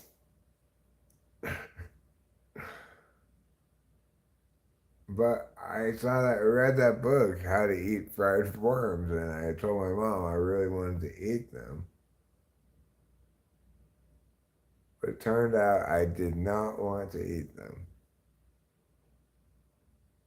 I learned a valuable lesson that day.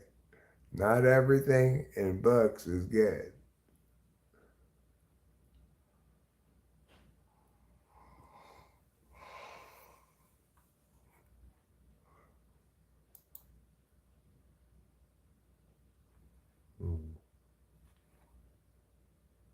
Every time I see that thing that person said, the first thing I read is actually, how hungover are you? So I think, or I just think that must be what they mean. The first thought that comes to my mind. And I go, oh wait, it doesn't say hungover, it says, it doesn't have the over part. That's referring to something else. Well, my answer is going, I'm not hungover at all, I don't drink.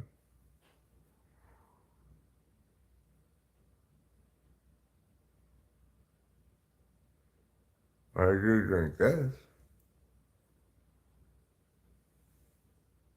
but it doesn't have any alcohol in it. Gotcha. I gotcha. Hey, champ, you're done. You are done. I'm not partial to your horrible, sweaty energy. Okay? If you weren't behind the heart right now, I've hidden you already. There, right. Make sure you get the right person, though. I want to hide the wrong person. There. Okay. Now you're hidden. Because you don't know how to be around people without having your wiener out. That's why you're not allowed outside. That's why you can't ride the bus anymore, though, Timmy. If you keep masturbating on the bus, and we understand that you like to masturbate, but we don't want to ride the bus with you when you're doing that. Okay? So, hopefully little Timmy learned a lesson today. We're not saying it's wrong of you to masturbate. We're just saying we don't want you to involve us in the process. Okay? That's why it's called autoeroticism. It's something you do by yourself at home. Not in this chat, though. I get you're by yourself at home already. I get that. But I mean, we are all that, so that's nothing specific. Well, my point is, you don't masturbate in our chat, right? If you're talking about penises all the time, well, then you're probably somebody who's rubbing one out. I don't want you and your masturbation in my chat, obviously, because nobody wants that at all. You do that over in your own space, obviously. You have no social sense whatsoever. Only drugs and bitches? No, I want more than drugs and bitches in life. I want a lot more things than that. I am not going to be satisfied with just drugs and bitches. Oh, I see. Professor says only so many drugs and bitches before it gets stale. Well, it's the same way with what I'm saying, which is there's more to life than just drugs and bitches.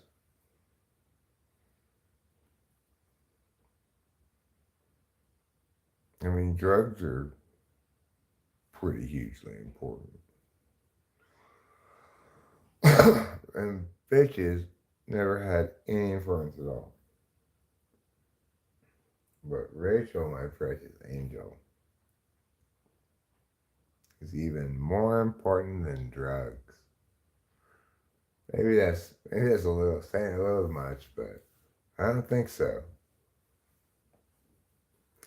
I don't think so. I think it's a fair statement that if I had to either quit drugs or lose Rachel, although I can't believe I'm saying this, I would rather quit drugs. Oh God, what a nightmare situation that would be.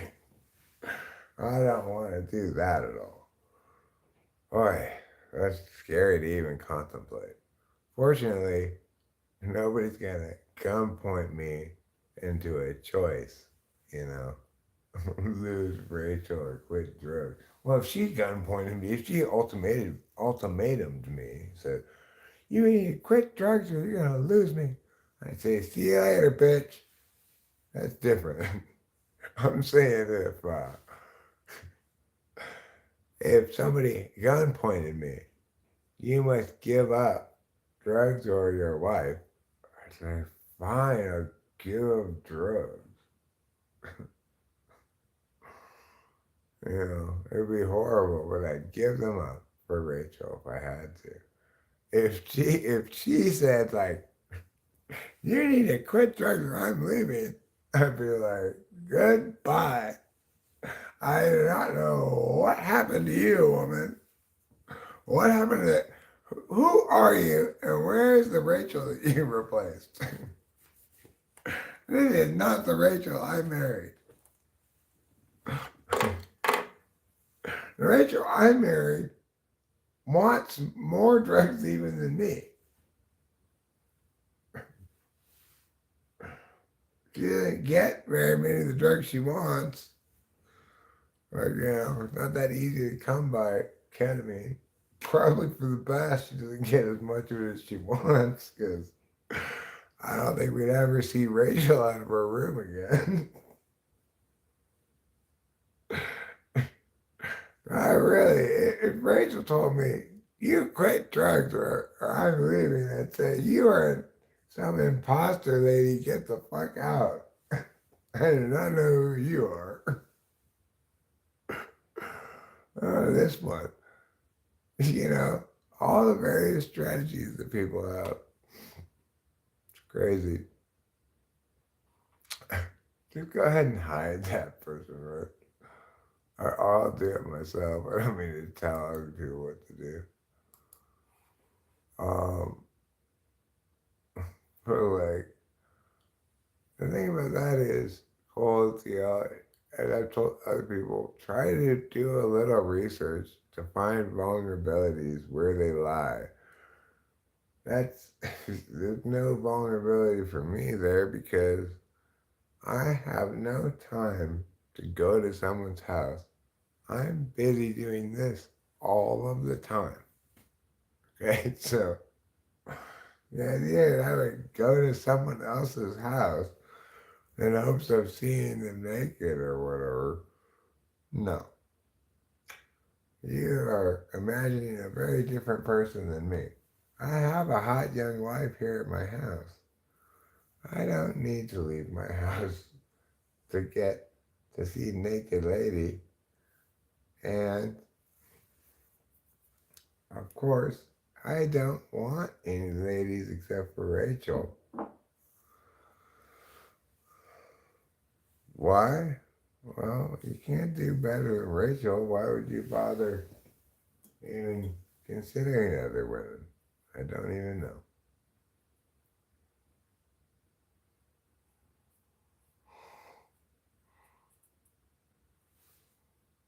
Oh, right. He wasn't saying that I wanted to have intercourse with other people. He was saying I'm a predator. I can't even prey upon squirrels or anything like that. I couldn't even make our cat go away when he wasn't our cat. I couldn't do it. I tried to make him go away. But instead of being a predator, obviously I'm prey. You've mistaken prey for a predator. Okay? Has Rachel ever caught me spanking him? No, because either I'll do that when she's asleep or I'll say, okay, I'm going to go rub one out right now. She's like, do you want me to participate in this? And I was like, no, not this time. Because sometimes I don't want to deal with all of the nagging. I just want to rub one out and be done with it. Every once in a while that happens, Not, obviously, vast majority of the time, I want to hump Rachel, but sometimes I just want to get it out of the way without a bunch of rigmarole.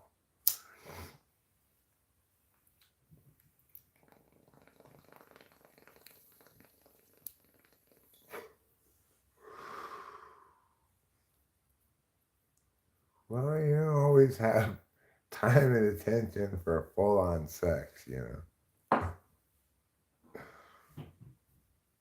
So, and the thing is,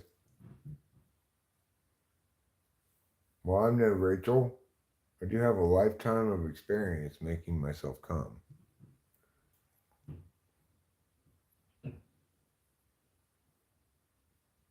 I probably gotta type somebody in 10 minutes. Can't you wait till after? No! I just need to go to number 3 real quick, alright? Don't bust my chops about it.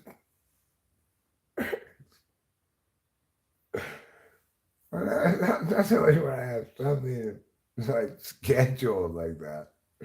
It's just like, I don't have room in my attention right now for sex. That's why I'm rubbing one out, because it's interfering with what I want to pay attention to.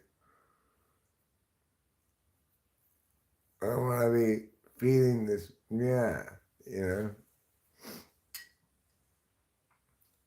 Other times, I want to pay attention to sex. Then I want to obviously have sex with Rachel, not my hand.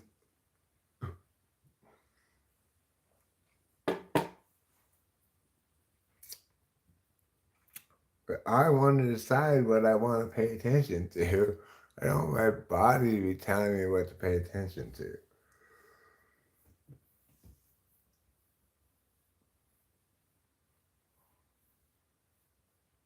Pro tip, try rubbing one in. I've never tried that. It's exactly the opposite of what I'm trying to accomplish, though. I want less of those thoughts and feelings, not more of them.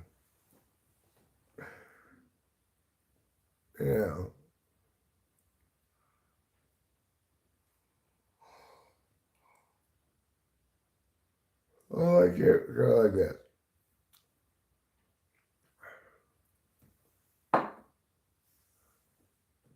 no sex, no sex, no sex in the world, no sex thoughts, no whatever, no sex, no sex, no sex, no sex. All sex, all sex, all sex. And then no sex, no sex, no sex again. I like life to be like that, you know. I don't want sexiness intruding in various places where it doesn't belong. Okay? I'm sensible like that. I'm sorry. I don't want to go around all the time being like, oh, I wonder whether I should think about a funny joke or some boobs. Yeah. I don't need to spend all my time thinking about boobs. There's nowhere to go there, you know. It's like, yeah, those are great boobs. Okay, so are we discussing this or, yeah, just like,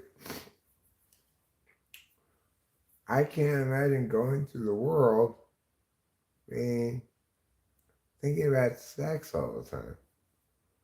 And how do you think about it all the time? And there's nothing to think about, right? It's like, it's not even a subject of conversation. I don't know how you go through life.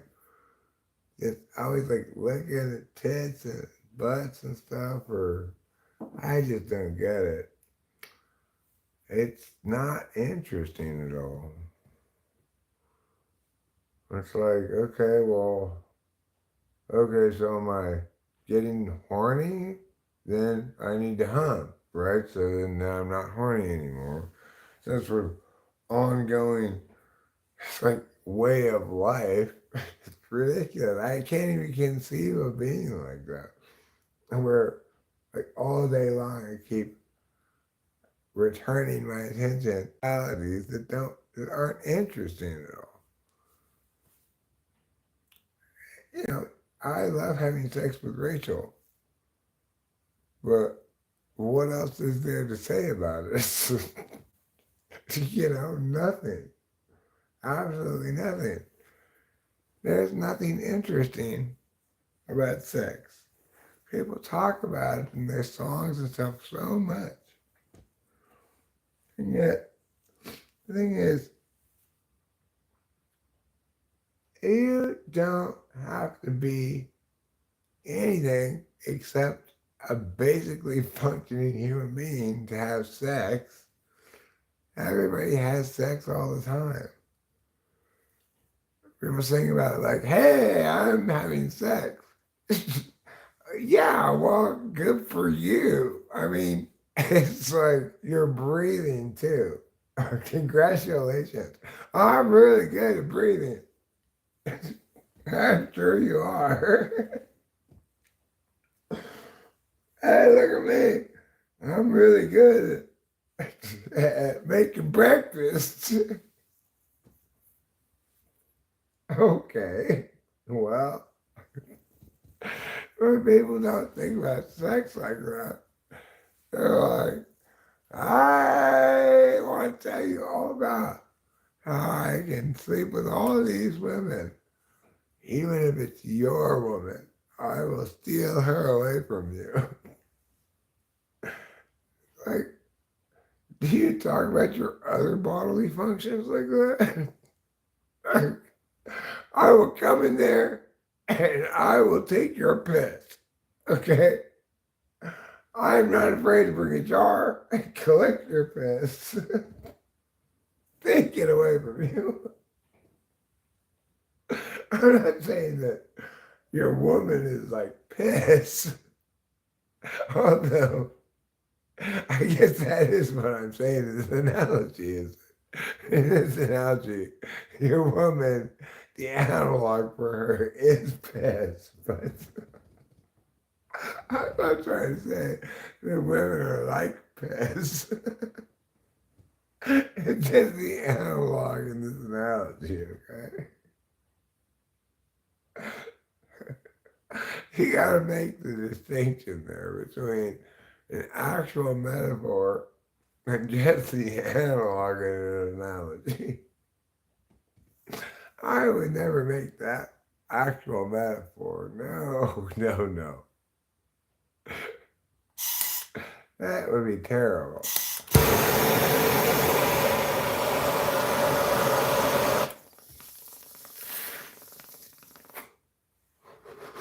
My point is, I will come over to your house and I will make a better breakfast than you, motherfucker. Okay, I will steal your wife. I will be a better earner than you. I will buy her premium health care. And I'll be there for her every day. I will love her and nobody else. I will steal your wife. I already do all those things. So why don't you just go find your own wife?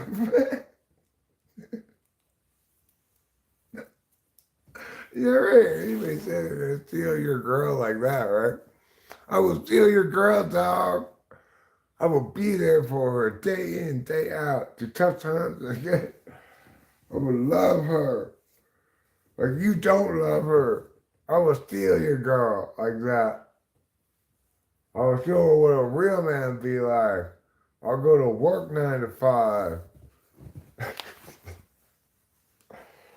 It's not stealing my girl. That's just attempting a vain attempt to earn my girl. I'm not sure. I would say they're going to steal my girl. They don't ever tell me how. Yeah. Alright, well, if you're gonna steal my girl, can you tell me how so I could, try to prevent it from happening? And I'm going to tell you how, dog. I'm not telling you how I'm gonna steal your girl. That's just part of how I'm fucking with you, dog. But you're gonna inform me as something you are gonna steal my girl. But you want to inform me all about how? You don't need to know that, dog. You also don't need to know that you're gonna steal her in the first place. You normally go around telling people, hey, I'm about to punch you, motherfucker, before that you punch them. It just gives them a heads up to block it better.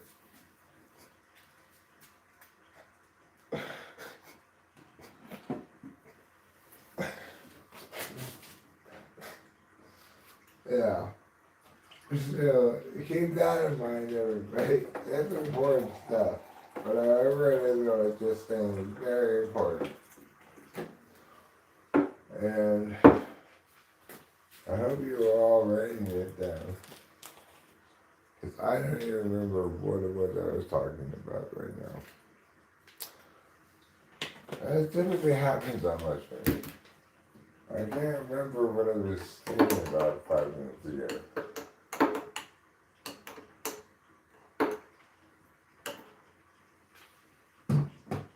Where's that thought and comment for regular too? I can't remember what I was thinking about 5 minutes ago because I got a lot of thoughts. I can't ever keep track of all of them. I look like some sort of thought accountant. No, I'm not a thought accountant. Alright, I get it, Trouble. I understand something now. What you need from me is boundaries without any emotion at all. Just like, I'm not going to sit here and watch you. I'm also not going to be mad at you at all. Like that. You need this kind of boundaries. I'm trying to be all like, I'm mad at you. I mean, when it comes to your sister, though, fuck off. Then I'm going to be mad at you. You cannot bully her like that. It's horrible. I'm going to stop that. But when it comes to you demanding shit or whatever, I remember, I love you, but I'm just not in it. It's fine. I don't need to be all like, God damn it, be the way I want you to be. You're not going to be the way I want you to be. That's fine. Things I learned on mushrooms. Where did I get this coat? obviously I got it from the Pepsi store. They sell not just Pepsi's, but Cokes. Like, wait a second. This is supposed to be.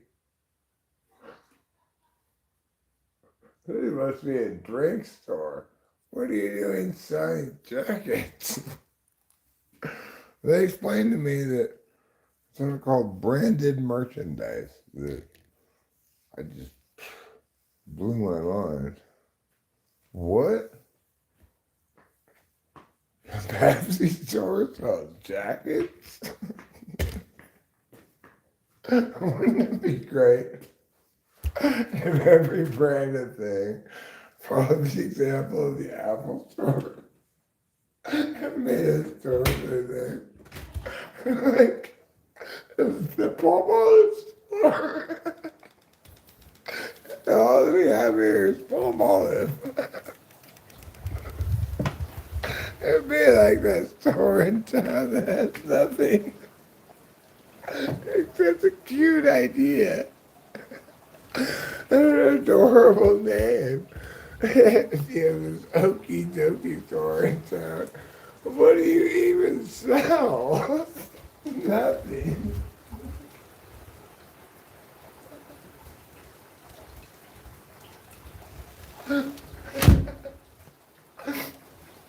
It's supposed to be like artichoke themed.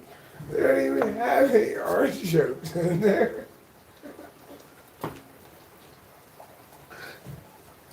Oh yeah, we don't like actual artichokes. It's just our theme. No, this is our theme.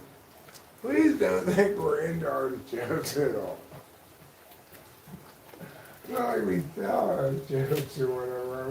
We're on a farm. Well, what do you sell?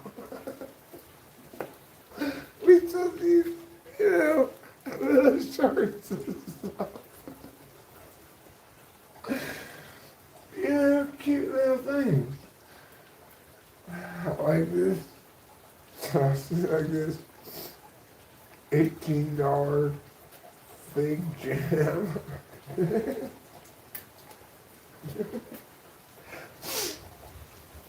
What does this have to do with the artichokes? Nothing. I told you, that's just our theme. It's not what we sell, okay?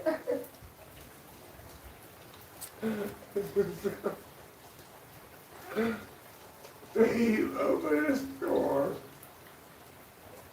called Okie Dokie with an artichoke logo on it so that you can sell $18 Big Jam.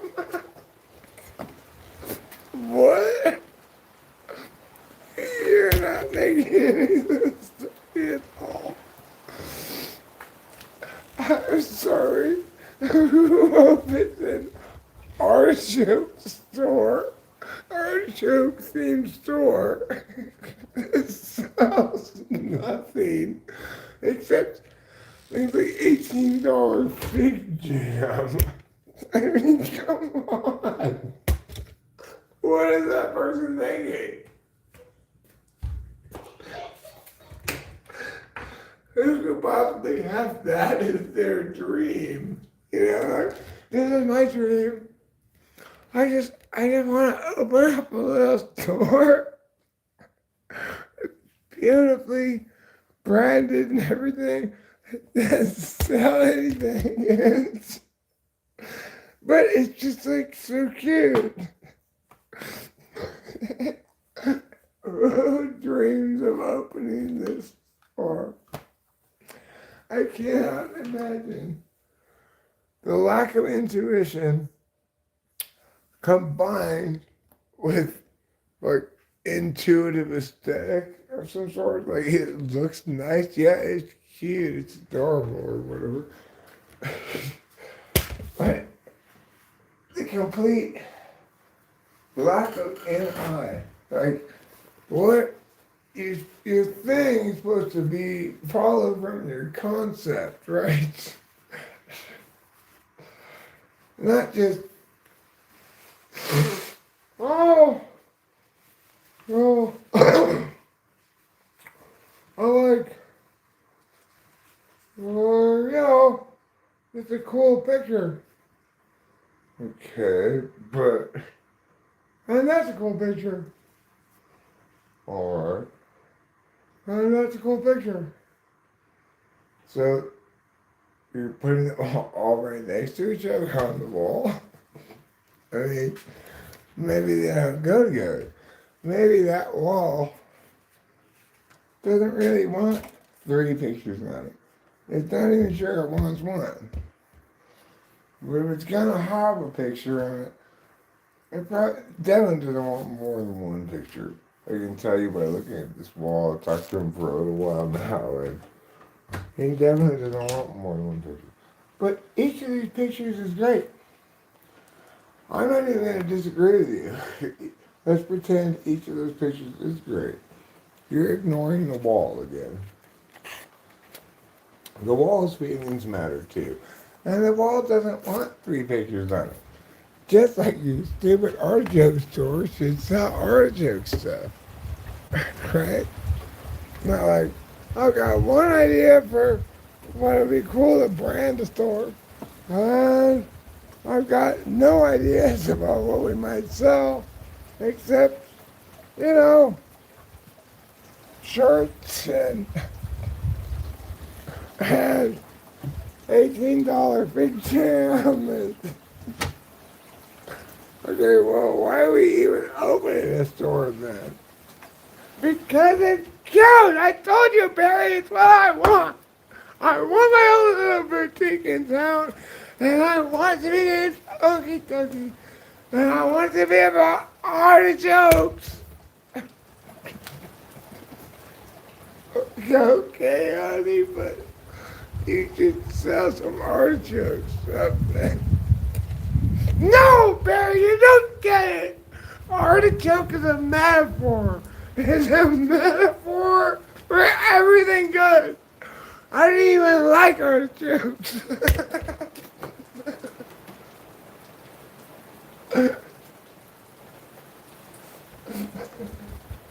See this conversation between this idiot wife and her equally idiotic rich husband.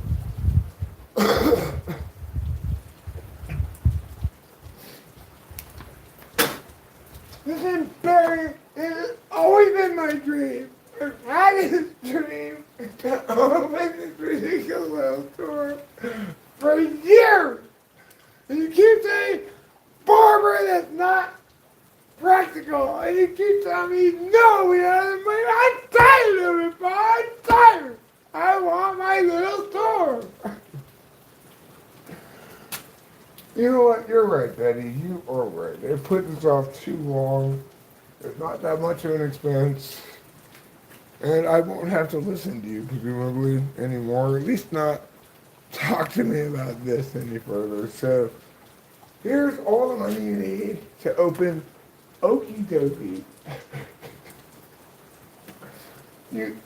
I will rent you this storefront. It's got like 25 square feet, so I don't know how much damage you can do with 25 square feet. Hopefully not too much. Oh my God, Barry, it is perfect. It's so small and adorable. And I'm not thinking at all about a business. I'm just thinking about how I want it to look.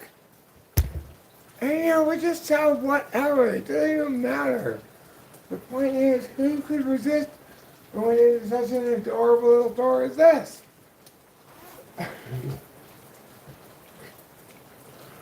Okay, well, anyway, I'm sure it'll be profitable in no time. Oh, okay, honey. Yeah, sweet. I believe in you, sweetie. I believe you're going to turn this thing,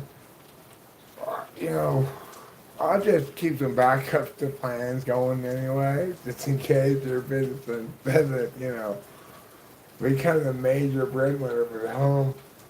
Yeah, I know we both think that it will.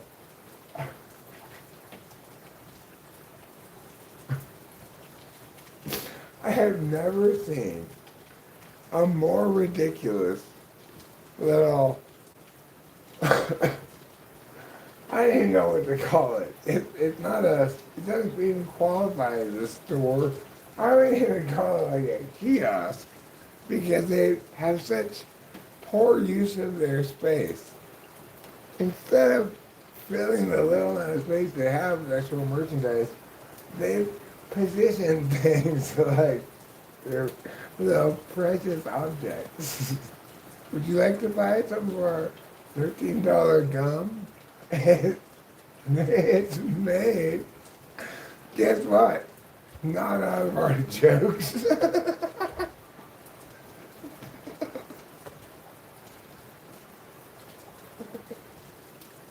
It's made by local people who really aren't very good at making gum, but who put a lot of local craftsmanship into it.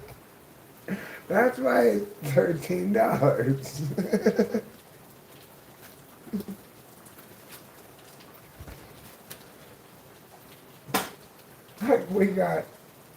Like there was like nothing to buy in this place that any sane person would want to buy, except they had a little refrigerator with some iced coffee in it, and Rachel and I got some iced coffees. They were ridiculously expensive for no reason, of course. Because, for some reason, right?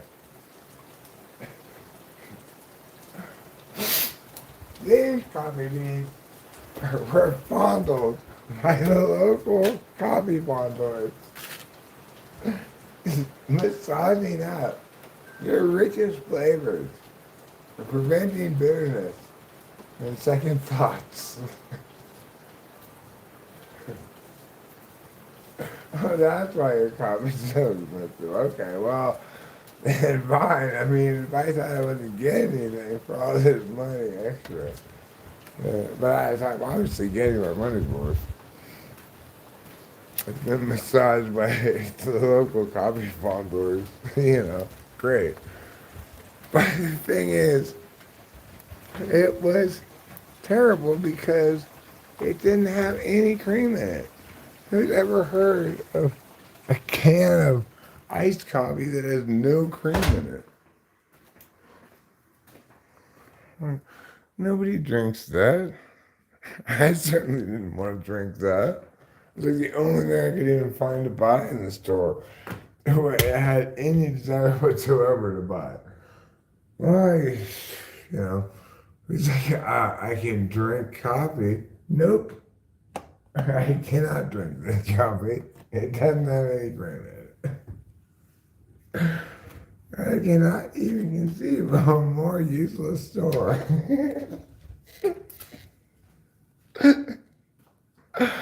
I'm sure the city of Mariposa, the amount of tax revenue that Okie Dokie produces, we can fund all kinds of things with just their taxes alone. We can fund some roads, whatever. Break the bank, break the limits on the budget bank.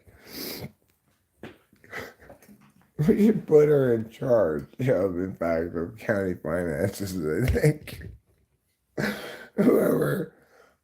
Whatever lady is responsible for Okie, it's gotta be a lady. I just cannot conceive of some man making that place. I get that, gay people are gay with shit and stuff, but I just, maybe some gay ISFJ with the E polar possible, but I can't imagine any guy being that into this one dumb idea. Like, okie dokie, it's such a cute name. I'm gonna make a whole business out of this thing. It's not gonna be about artichokes. I don't know, I just can't. I have trouble imagining a dude doing that, but maybe. You never know. Sometimes dudes do weird things too, you know? It just doesn't seem. He doesn't really like have man written all over it or anything, you know? When you see Okie Dokie, nobody says, oh my God, what a manly place.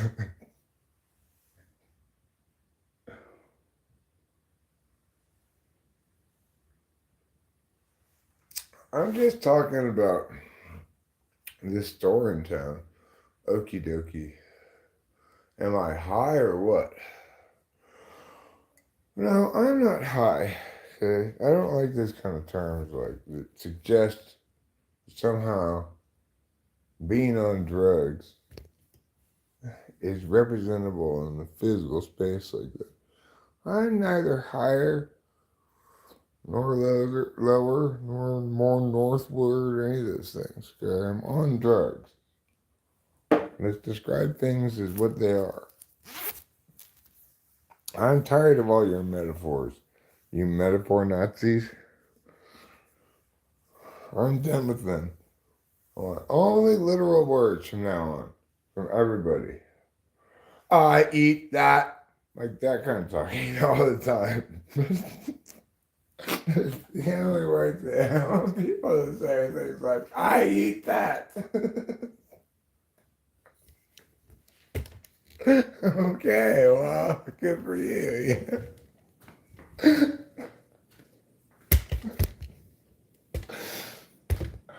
But when I have fixed the word world, then everybody will talk just like that. I say, okay, I don't care. I wish I hadn't done this.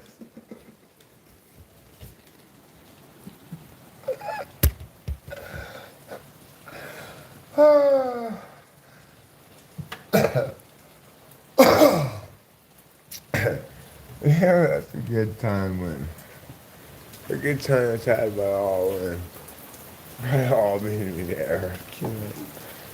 When I lose my breath from laughing.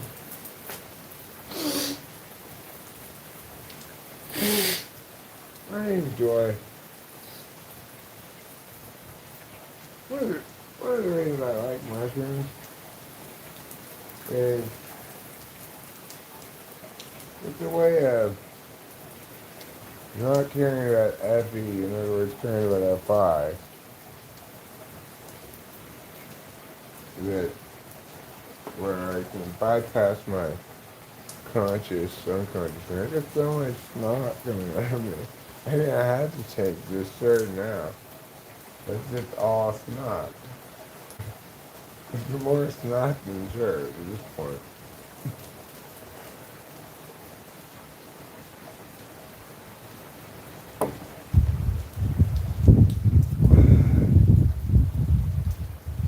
Anyway, I don't like snot. There's no good way to deal with snot. Why am I even outside? I have no good reason to be standing outside in the cold with this little jacket on. I didn't even light my cigarette. Okay, well look, dude. If you meowing loudly at me,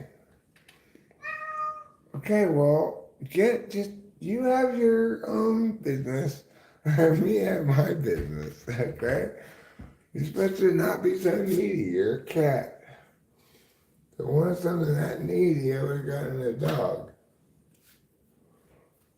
I love you very much. And yeah, provide you more love than any cat could possibly need. You don't need to have whatever trouble wants all the time with your powerful meowings. Okay? Yeah, I get it. You want me to come over here and watch you eat. I fully understand what you want. The problem trouble is that I get it. You're trying to understand things through your frame of reference, right? But okay, but the thing is, that's the problem. I don't like this frame of reference where I need to be guarded when I go to the bathroom, and you need to be guarded when you eat.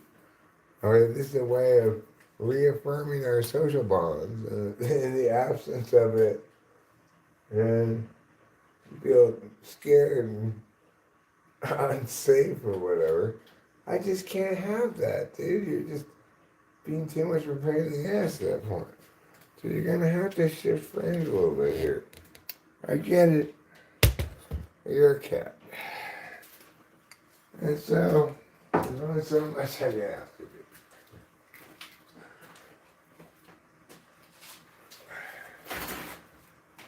But I still believe in the power of my words to explain it to you. And I have faith that you will learn to listen to me and understand what I'm saying. I'm really good at explaining things. So I should even be able to explain things to a cat. I believe I can. I believe if I just explain everything better to him, we will not have these problems anymore. Because he's a reasonable guy, I'm sure. The only possible reason we could be having this conflict is because he needs me to explain it to him more. The only thing I can come up with, I have no idea what else could possibly be the problem. It's not like I'm not feeding him. It's also not like I don't watch him eat sometimes, you know. It's also not like I don't sleep with him every night. It's also not like, Rachel and I can't disobey him. Anyway, the point is, fuck off, kitty. You just need to just chill the fuck out. You're too much of a pain in the ass. You know?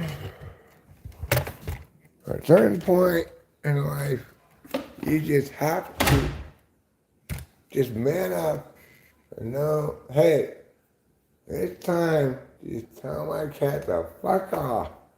I'm not having it anymore, cat. You gotta stand up to him sometimes. Say no, okay? You're not the boss here right now. I know you usually are, but at this moment I'm fed up. I've had it. I'm not watching you eat. I don't want to watch you eat. How am I in here watching you eat again? Ah! That horrible cat. Ah. I think of it though. I'm trying to remember. It's like,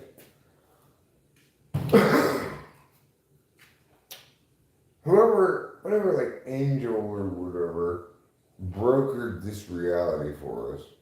In order to get this deal, they had to include some very shady things. But they didn't want the very shady things to impact us very much, right? So, okay, fine. We'll take on the world's shittiest cat for, let's say, 10 years. Put that in the deal? Okay, that balances the books a little bit more. What else? Well, let's say it takes over a year for Eric to realize that you can find these keys better if you left the porch light on. Or you left the house. You know what would be cool? I was gonna complain about it. Oh, I hate looking for my key. I never find it.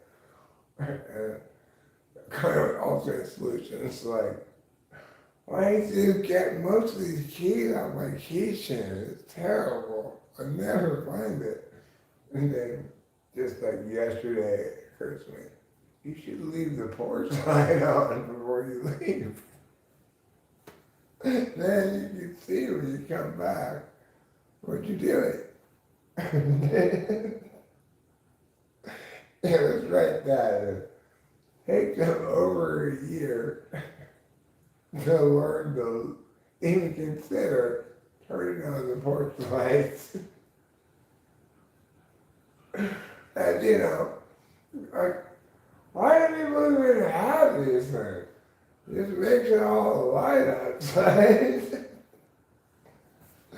I hate to see things out there. Jeez, what are you going out there for? To look at a looking party? Let's go have a looking party. I love get together with my friends and look at stuff. Sometimes we get all kids on in and point at stuff as well. I gotta clean the cat box, of course, because even though I just cleaned it, I've got history for us first cat, so what do you expect? Of course I gotta clean it again. He shits more than the Mexican army. But you know, it doesn't shit an unusual amount for an army. There's a lot more shit than you'd expect a cat to produce.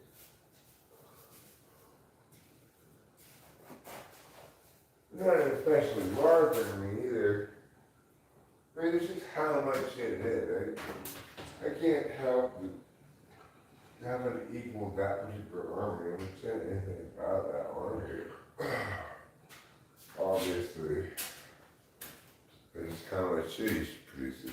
I can't believe I'm not out of electricity yet. I keep forgetting to plug the phone in. Well, good for me.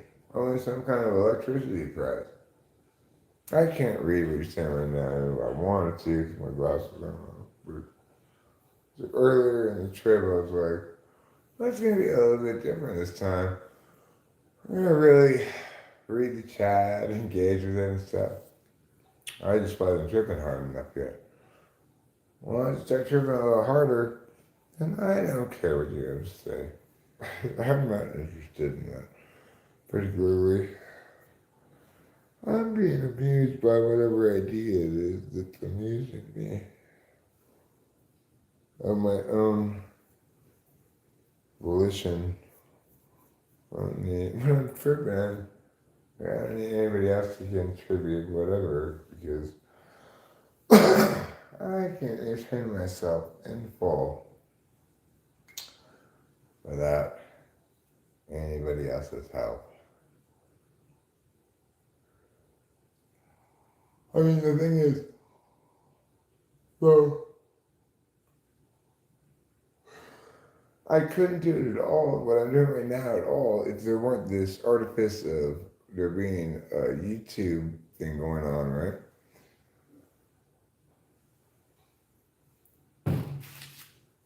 Because who would I be relating all these funny notions of mine to, right?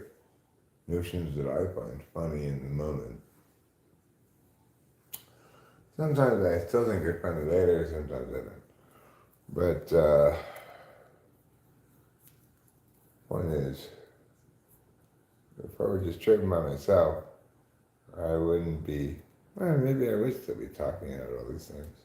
But it wouldn't be as, it wouldn't seem as purposeful in any sense, because nobody else can either validate or falsify what I'm saying. Like, maybe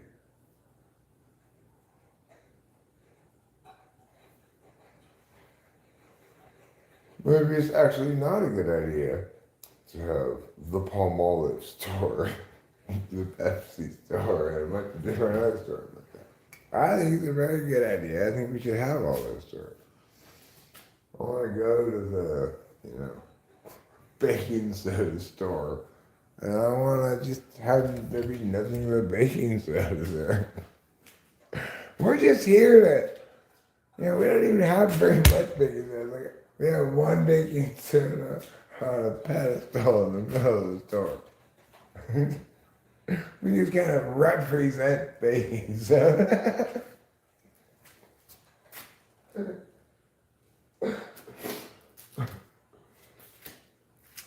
Some people call us baking soda's angels.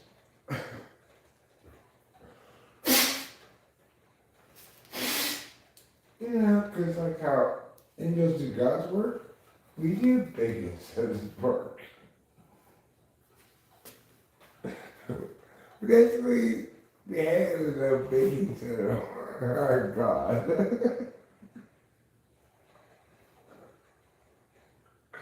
I mean, of course I dreamed of a career in baking soda. Either you end up in this exhausted position without being passionate about baking soda. I don't think so. The point is, how do I know if it's a good idea to have a baking soda store if you're not here to tell me, yes, it's a great idea to have a baking soda store? Then I might not be able to get my baking soda there because the baking soda they have there is only a display piece. But I will feel really good if I get into baking soda at a regular store after going to the baking soda store.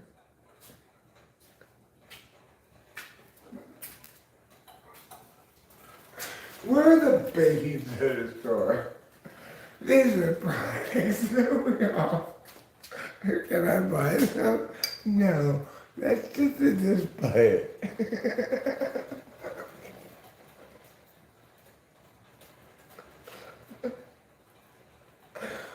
So anyway, I'm thinking about opening this store, and I need people's feedback.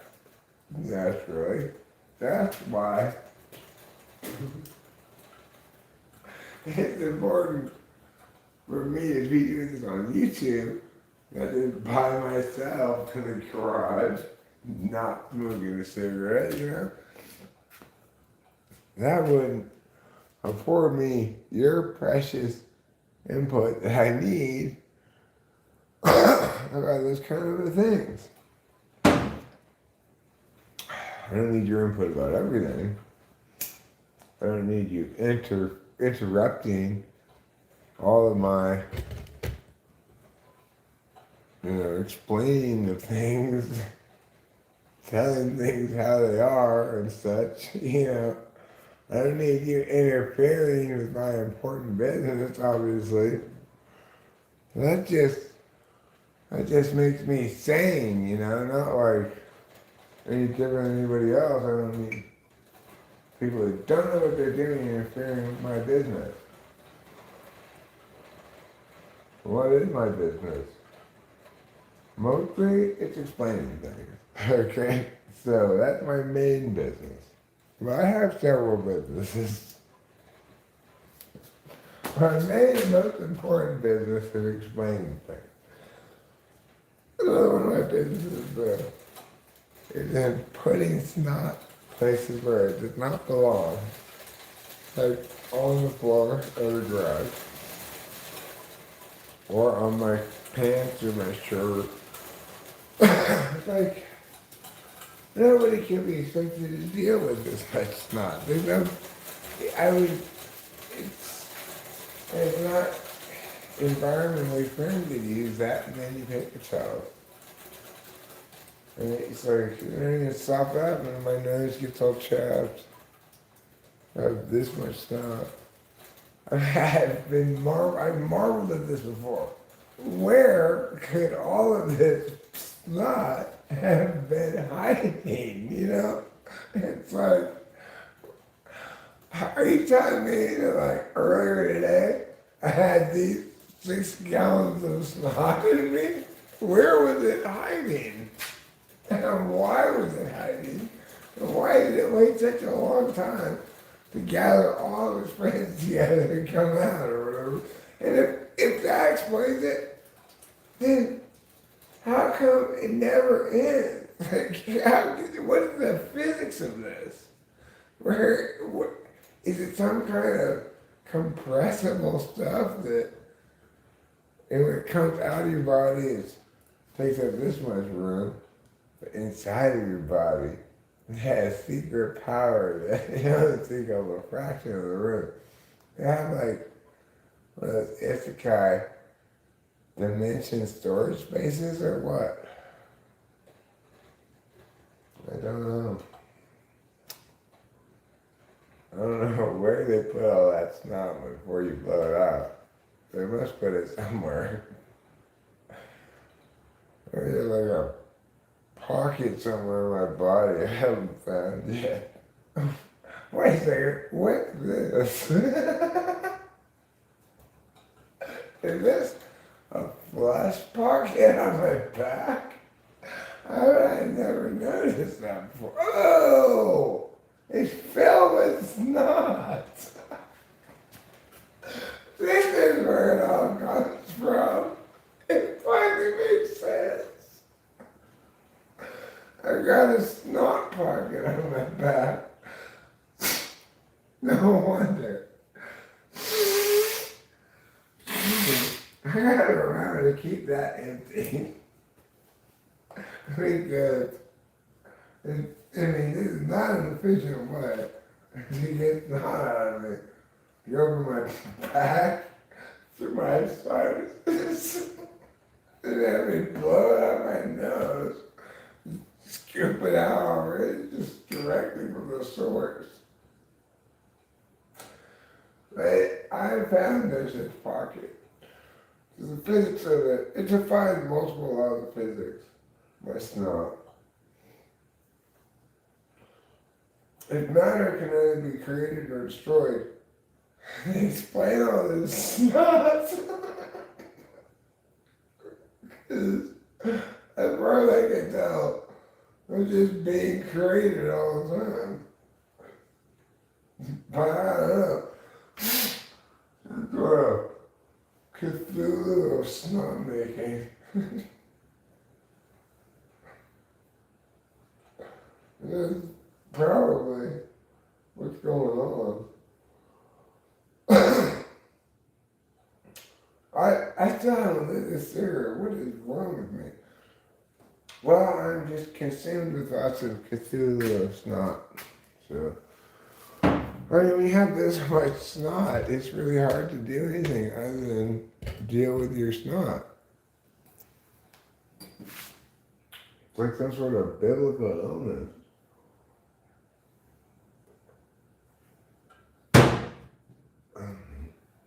Like the never-ending fountain of snot. No matter how much snot came out of her, the miracle of says that she always had more snot, and then for all of the people. Oh my God! How miraculous! I'm a believer now. I can't help but believe in God. Because it's the only possible explanation for where they put all my snot. And it must be using God's closet.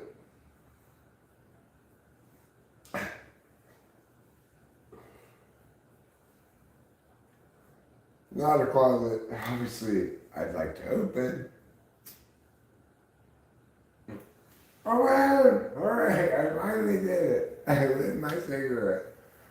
Under all those tries, you know, like thoughts of, I should light my cigarette. Not really tries, not like I attempted and failed last year. I'm like too busy wrangling all this snot. I had no time for attempted cigarette lighting. I'm busy setting the world record for getting snot on all of my clothes. I don't have time to smoke. I'm busy snotting all these clothes.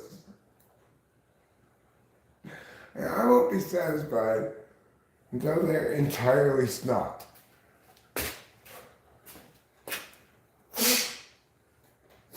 That's why I asked for all this extra mucus today. I knew I need it, you know, I don't want to run out. Or have my pants half snotted. Oh God, I hate mucus so much. Just either stay in my body or I don't even know. Just stay in my body. I don't want you. I don't like you. I hate having a blow my nose. I don't even use any tissues that's already chapped. How is that possible? Because I'm wiping on my sleeve and shirt. It's already chapped. This is what happens when I have to endure a plague of mucus as a punishment from the mushroom. The mushroom gods, they have to extract their prey. Sometimes they make you puke. Sometimes they make you yawn and be super sleepy and stuff. But if you take Adderall to counteract that possibility, they have to get you somewhere. And this is how they get you. They make you snot so much. It's fair tax. Who am I kidding? I'll pay that price for admission any day. A lot of snot. It's obviously not what I want at all. I prefer, it's also a function of laughing though. Laughing will tend to make me, it's like, what? Just stop already, mucus. Why do I have to keep track of what makes you come out and what makes you stay in? Just stay in all the time. I don't ever want you out. I don't even want you at all. I get that I have to have you for some reason, but I don't really want you at all. If I have to have you, just stay inside. You're an inside cat. You don't belong outside. Obviously, you can't handle it. Look, you got it all over my clothes. You got it all over the garage floor. You did not do well when you're outside. Just stay inside.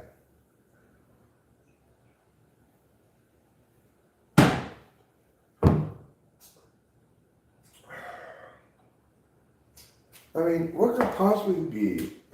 I'm just trying to figure out. This is how I understand things.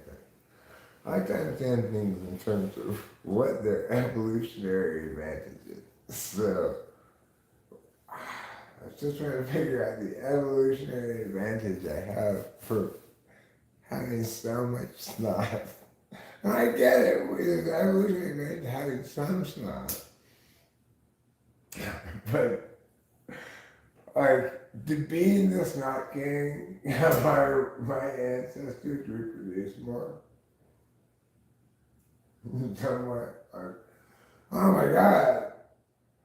I really like the way that guy's allergies are so bad. Look at him go. Those happy sinuses. They do a lot of, get rid of the old mucus, replace it with a new mucus. That shows me he's healthy. They're not just sitting around being lazy. I want to breed with him.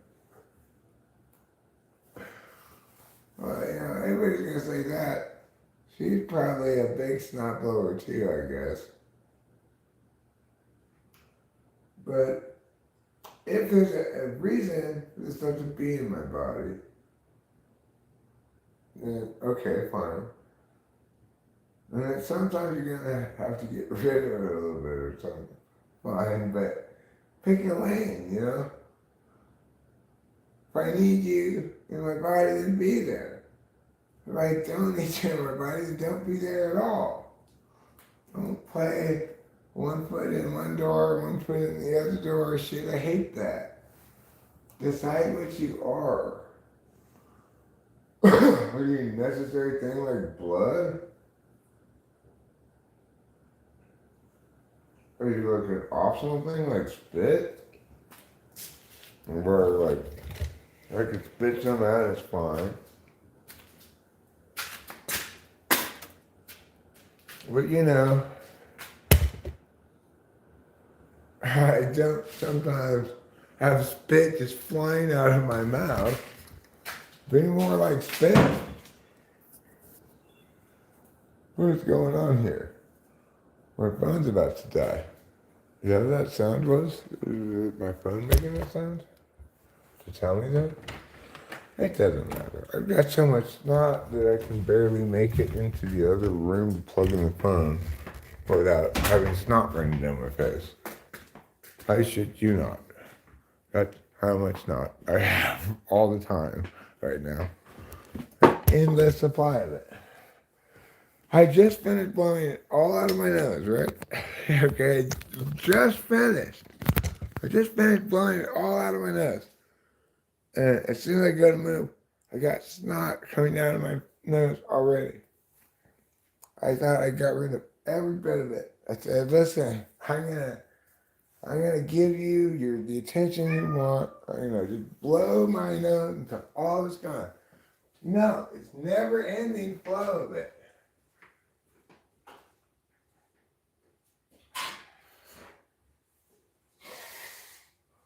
Right. I could probably fill a whole oil drum with my mucus, begging the question, where in the world is all this stuff coming from? I am not that heavy. I must be losing like 10, 20 pounds just out of mucus. I mean, this stuff's not light, presumably. I'm blowing out an incredible amount of it. It just doesn't make any sense.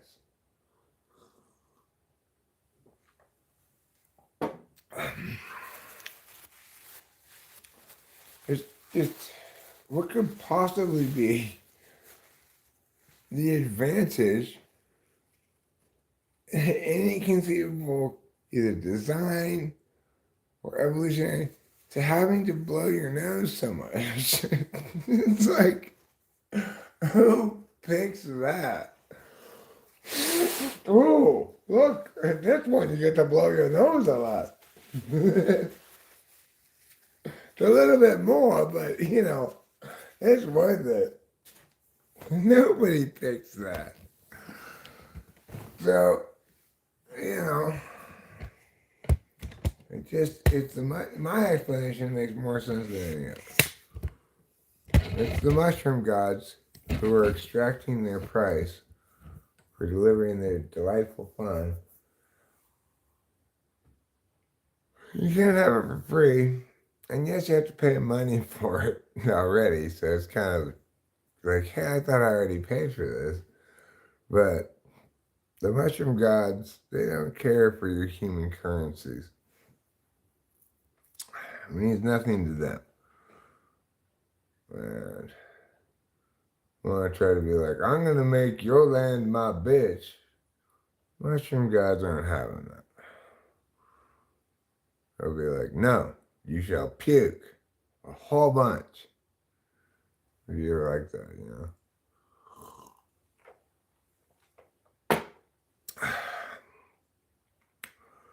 And they're like, Eric, you're trying to bypass our serotonin costs with your Adderall. So here's a shit ton of snot. We don't want to ruin your good time, but you got to pay the cost limit. You can't sidestep our rules. That's just the mushroom gods and their ways. So now, I've dealt with all that snot. I can actually return and pay a little bit of attention to the chat because obviously nobody can pay attention to Snap. Chat when they're covered in snot. Okay. Anyway, I got a little off. I got a little distracted there for a second. Let me get back on track to where we were before I got a little distracted. Okay. I just need to go up a little bit in the chat and I'll figure out where we were. Has anyone here been typed by Eric? I haven't. He seems alright. I don't know. I'll get that guy from CBT to type me. Hey, CS Joseph. Pretty much anybody but that Eric guy. I don't like him.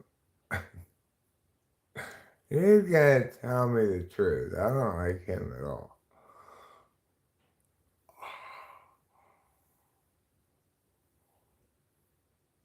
Let's see. Smooth Criminal is still here, unless I scroll way up. Boy, I really paid you wrong, Smooth Criminal. I just thought you were going to be a dick, and then go away for sure. And here you are chatting about tea. What kind of smooth criminal says, drink some ginger tea with chamomile? That's not how you commit crimes. You're committing crimes totally wrong. I don't drink, Alpha. I just drink coffee and non-alcoholic beer, other drinks. Fortunately, I quit drinking quite some time ago, so that's why I'm able to be so delightfully happy. I was never happy like this on alcohol.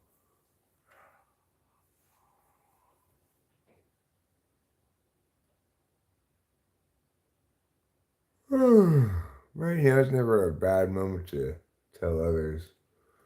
If you have a problem with alcohol, or basically any problem with alcohol, it will never successfully handle that drug. So, it's a tricky drug, only some people can handle it. I certainly couldn't. And don't try not to waste too much of your life figuring out that, nope, I definitely can't seem to handle this. Just admit it right away if you can. Say, I gotta do other drugs. I cannot have my attention monopolized. I cannot let alcohol be like trouble.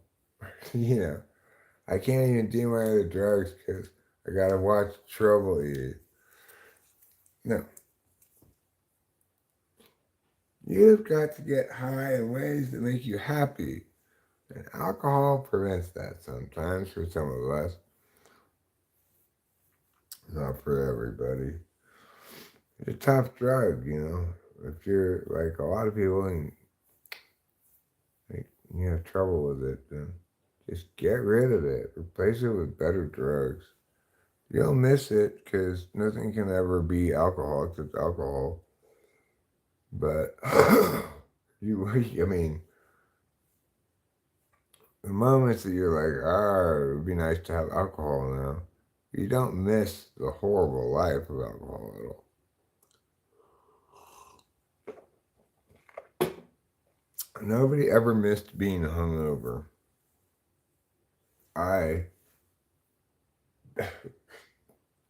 You know what I miss? I miss the Eric who's sensible enough to when burdened by endless amounts of snot. It's sensible enough to bring some paper towels over here and stop constantly wiping your nose on your shirt, which doesn't have any more room on it. And don't just get one paper towel, bring the whole roll over here, you stupid fuck? You get one paper towel. And the only reason I'm getting paper towels is no more dry parts on my shirt.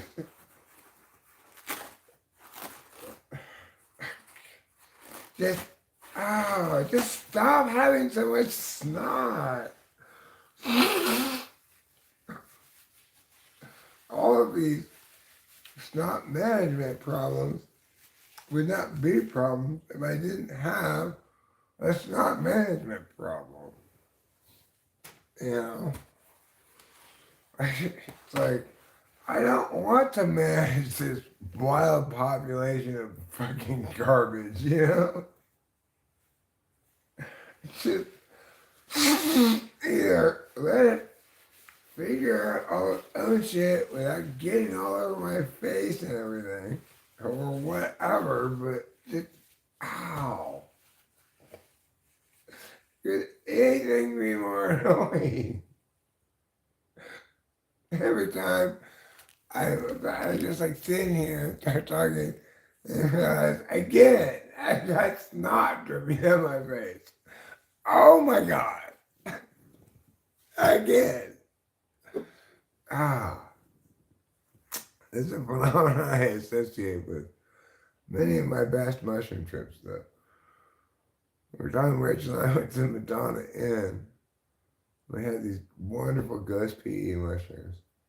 I was tripping so delightfully. It was the occasion when Rachel and I were laughing about those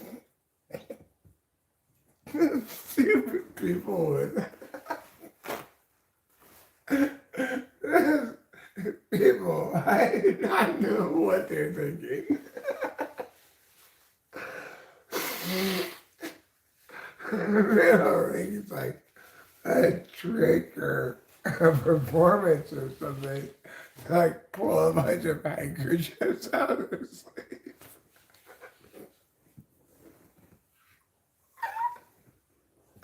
Well, it was funny then and it's funny now. Why do people do that? And why would anybody want to watch somebody do that? What are going on this weekend, Derek? You know, obviously, like most weekends, I spend a little time watching somebody pull. I think you just had it. Hopefully they like tied together, you know, bunch of scarves, pull some scarves out your sleeve.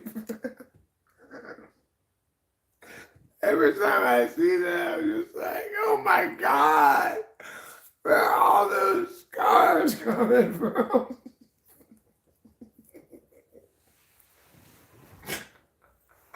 It's like, you want to impress me, like, where all the yak coming from? Maybe you'll pick something so easy to fold up.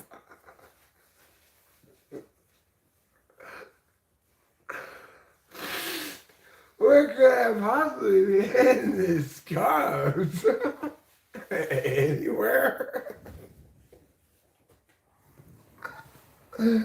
This scarf is like the easiest thing to hide.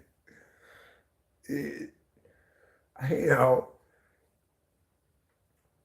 I want you to do that with some logs. How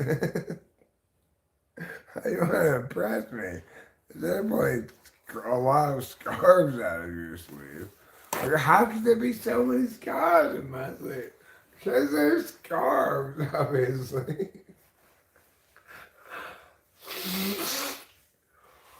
They're not very dense. You can stuff a lot of them in there. I mean, come up with some kind of a thing that's actually impressive. Look how many scars I got.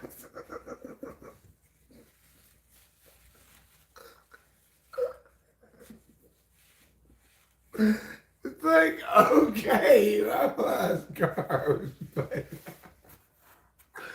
I don't want this to be a show, obviously. Like, let's go spend a couple hours watching scarf ball.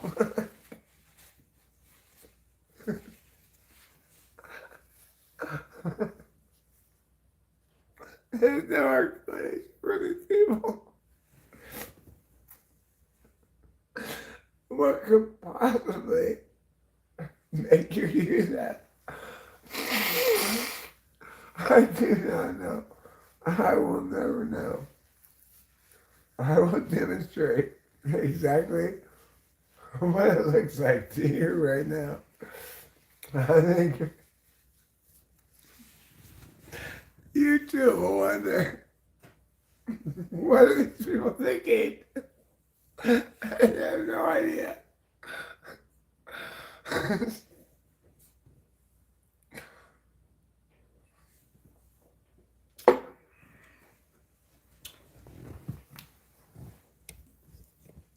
Darren, how can you be so confident? I just know I'm gonna kill him, man. But how do you know you're gonna kill so much? Well, I got an ace in the hole. Or you could say, I got up in the sleep. I gotta pull some scars out of my sleeves, motherfucker. How can I not sleep? People are gonna, their minds are gonna be blown. Where did all those scars come from? Just to say, so many scars. Oh my God, more scars. Now I'll pull them fast, but now I'll pull long, slow pull. Still more scars. Nobody can ever possibly explain to me what those people are thinking. Do they think anybody's going to be impressed by the large amount of scars? I mean, I guess I am impressed. They went on and bought that many scars to do this thing. It was like, you can imagine, like, you're a Bloomingdale's employee or whatever. Oh, so you got 3,000 scarves here. So you gotta do a scarf pulling trick, huh? Are you sure that's a good idea? Oh yeah, I am sure. Because obviously, because I want to blow people's minds, I'm gonna pull some scarves. What else? Duh. No, Michael, I haven't been drinking. I'm just talking about people who do that thing where I've got some scarves in my sleeve. So many scarves. Pull them fast. Now I'll pull them slow. What? Who wants to watch that? Who wants to watch that? And why do they think that's worth watching? And like, here's what I'm gonna do with my time, right? This is what I don't get. Is like, how does that happen? Here's what I want to do with my time. I got a little extra time to kill. I have a great idea. But get out of here. You stop bothering my sister. I don't like it, mister. Shoot. He's always trying to intimidate Capita. Like he's some kind of super dick. I don't like it. He needs to be less of a super dick, more just like a regular dick at least. I'm gonna throw my lighter out like I just did. You want to be like that with your sister? I'll be like that with you.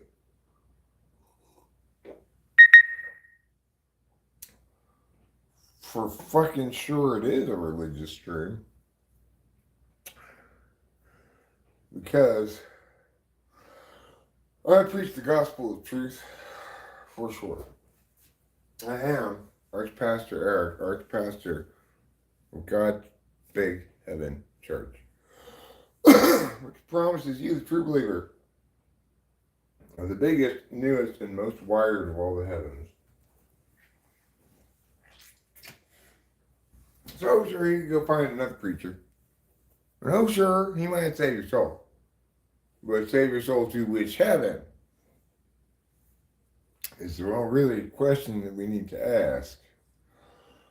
Did you know the Catholic heaven, you have to share a room?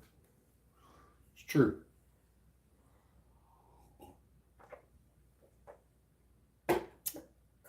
In God's big heaven, church, we have plenty of room. You get a whole 5-room house for yourself. You don't even need any of those rooms. You don't even need 1 room. But you get 5. And it's a 5-bedroom, 5-bath house. So, even though you're just one person who can't stop, snot come out of it. For fucking who knows why, because I already explained it. I know, actually I explained it already. The mushroom gods. Unlike regular gods, the mushroom gods are actually an explanation. They get a special exemption from a lot of things. Except they'd be okay with it. It's like, nobody's worshiping the mushroom gods. They don't even want to be worshipped. They're like, yeah, you can come have some coolness. Try not to be a dick while you're here. Please. And people are dicks anywhere. Like, I don't want to take mushrooms so much because I'm arrogant. I'm feeling sad about stuff and life sucks and I want to just take all these mushrooms all the time. Like, no, you're not allowed over here. We don't want your kind around here, Eric. You're just gonna puke all the time. Well, that's fair, mushroom gods. That's fair, just, and true. The problem with this thing, I'm figuring out, is this blue thing. It's just getting in my way. Now, it's not. Now we can go places and do things that we want to do instead of being stuck in one place all the time because your phone's dying. Hate that. I don't want to be stuck in one place because I gotta sit next to electricity all the time. Because I'm a stupid phone who doesn't even know how to stay on without electricity. I don't like that shit. Knock it off, phone. How much electricity do you possibly want? You're such a whore. It's like, you just got electricity. You don't even care what guy it comes from. It's just like, I'll plug you into any outlet. You're just like, yeah, more electricity. I love being a filthy electricity whore. That's your way, stupid phone. Just run forever on nothing. Be more convenient. For fuck's sake. Also, have a better microphone. I'm not happy with your microphone. I don't care about your camera anyways. Like, okay, fine, it looks whatever, but who cares what things look like? What matters is your microphone is shitty. I get this brand new phone. You're a foldy phone. I'm an idiot, so I go, well, that fold thing looks cool on the commercial. I could see myself putting it on the wall like that. And, well, that seems like useful to me. And you can look at anything else about it except the fact that it folded. Because I had bad TE. If I had thought about it, I'd be like, what actually matters to you in the phone, Eric? Well, I do love the fact that it folds. I don't like phones that don't fit easily in your pocket.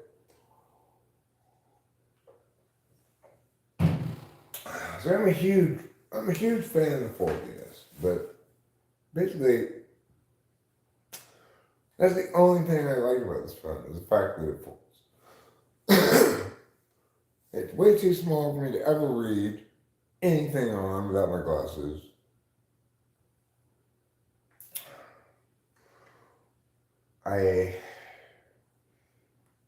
But most importantly, it does not have a good microphone. George, I can't see anything on it, it's fine. At least sound good, you fucking shit. Don't be like, oh, I'm listening to this video I made with my phone. With the audio so shitty on my new phone that I need to get a lavalier mic. Which is also not gonna work like the last one I attempted to get. For God knows what reason. It didn't work. It didn't even like, not only did it not work, it's like the mechanism that it had was supposed to work, that you plug it into this hole in the bottom, but it slid right out of it. In order to keep it in the hole, I had a rubber band on it. And then, even then, when I finally did that, it still didn't work. So it's like, okay, why am I buying this at all? Amazon, just, or whoever you are who says, this works for your kind of phone. You were lying. It does not work for my kind of phone at all. At least that horrible lavalier mic, I bought with a super long cord for some reason. Super long cord lavalier mic. Like, who would buy such a thing? I want to have a lot of tangly problems. When I use a lavalier mic, we got cordless.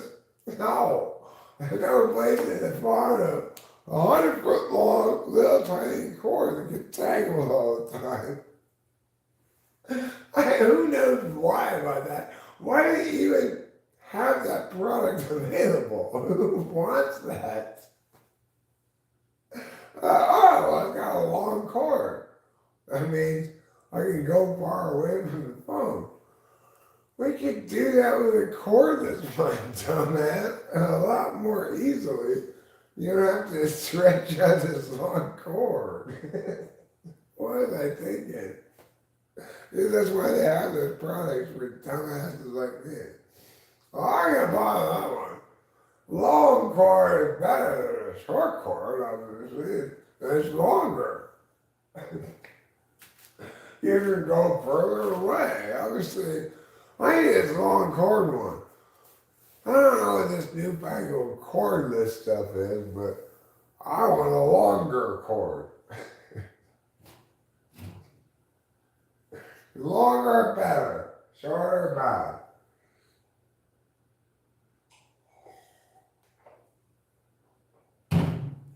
Talk about only evaluating things on like one measuring thing, ignoring all the other factors.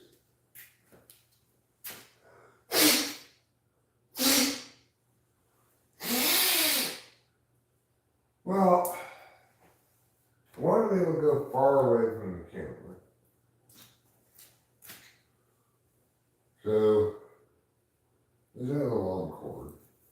It allows me to do that. And my audio still sounds like I'm standing right in front of it. That's perfect. Well, that's what any lavalier mic does. Corded or cordless. You get a cord, one of the shorter cords, it's true. You can't stay as far away. But it's poor thinking on my part.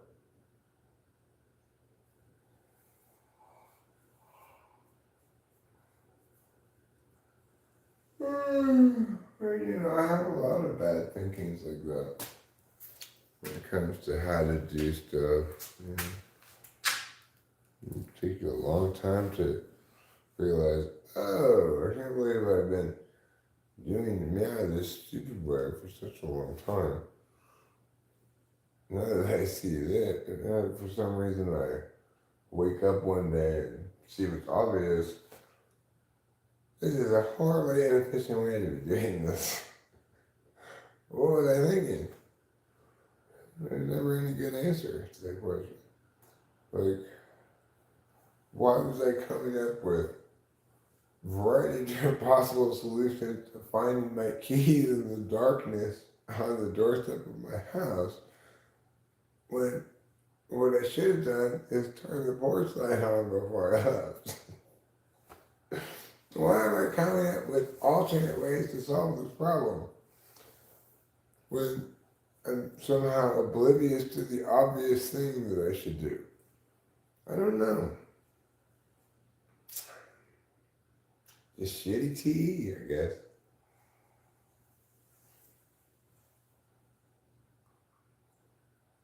I got plenty of examples of it too. You know, like, oh my God, Eric, why did it take you so long to realize that? I can't believe you've been doing it this dumbass for such longer. I could think of multiple examples of it. It'd take me a minute, but I could easily think of multiple examples of it. Like, oh my God.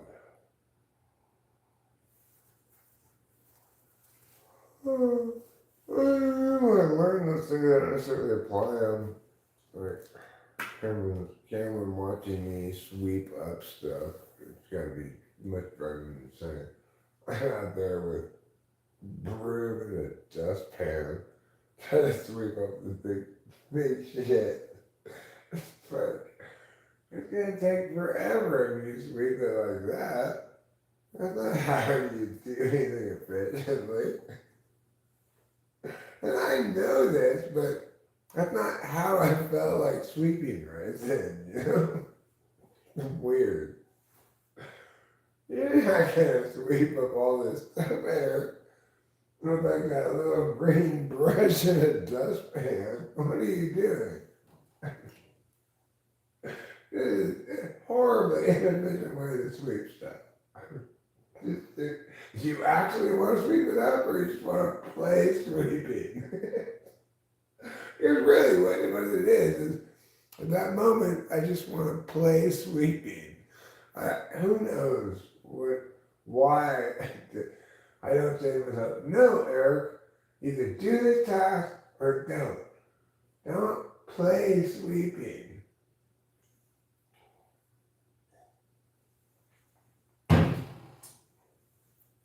Sometimes I just find myself just playing sweeping. Well, I don't really do how I should do it, but this is how I feel like doing it right now. It's just so dumb.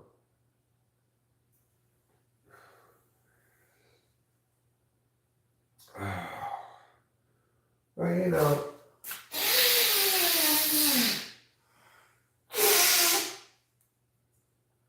I'm a lot more able to forgive myself, love myself, understand who I am, and even like myself.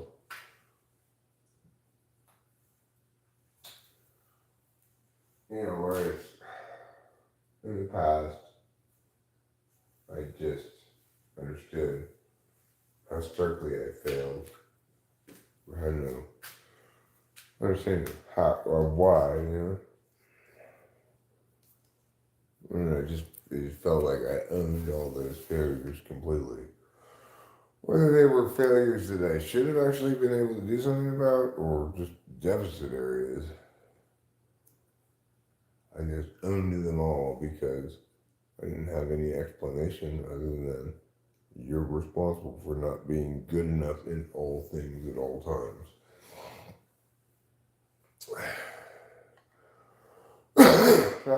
My approach to it wasn't really to try to be good enough in all things at all times. It was like, okay, well, I'll concede to you, your friend, that it is my responsibility to be good enough at all things at all times. And that I fail to be that. But instead of trying to be that, I'll just hate myself all the time. And that'll make it, like, you know, even. You think I should be motivated to achieve more, but I'm not. So how about I hate myself instead for failing to uphold your standards for across everything all the time that I'm supposed to uphold. Well, you seem to uphold my father with no effort at all. I cannot be you, dude. I'm sorry. I just can't do it. I don't know how to do it. So instead, what I would do is hate myself all the time. Well, I mean, what other choices do you have if you don't understand things? Whenever you're operating in a wrong frame of reference, no matter what conclusions you draw, it's like you're missing the point, right? We're totally making the right decision on this map. Yeah, but it's the wrong map. We're nowhere near any of these places. You're saying here quibbling about whether that thing is the hill or that thing. None of those things are the hills. We're 1,000 miles away from where this map is mapping. So frame matters most, obviously. You can win all the arguments you want about the fact that that's this hill on the map, but if you've got the wrong map, and it's like, you can be the biggest winner in the biscuit parade, but if it turns out the biscuits are poo, then nobody wants to win. Should want to win. People have kind of like weird frame blindness stuff that people have. They still want to win if you tell them it's impossible for either of you to be right about this hill because this is not a map of this place, okay? So, we're not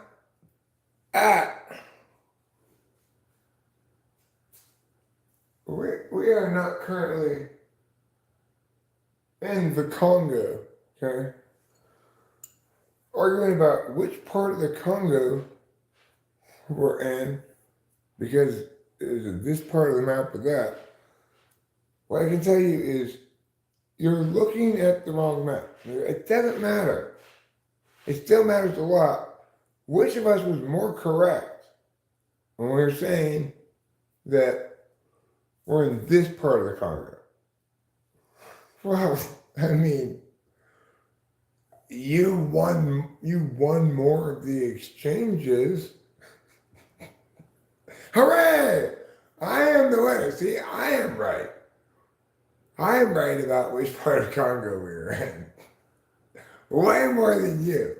I won all the points. You said we were in that part of Congo, but I won. We're actually in this part of Congo. No. Again, you're missing the point. Wanting to win the battle over who won the most points about which part of Congo we're in, you're missing the point, right? We're not in Congo. You can't be more or less right about which part of Congo we're in. This happens all the time. I'm like, oh, here's your problem. You got a map of Congo, but we're in Arkansas. They say, okay, fine, whatever, but which of us is more right about where in Congo we are? You have this frame blindness thing that a lot of people have where they don't get that, they don't get relevancy. Like, this cascades down. You can't have it. I don't know. I don't know what makes people have so much of a challenge with friends. So many people that want to just shift frames without ever, it's fine to understand, it's understandable that people don't explicitly know what their frames are or how to articulate them. But you expect a kind of basic level of politeness that at least they will can will apply their lack of understanding consistently across time. But I guess that's not really a fair expectation.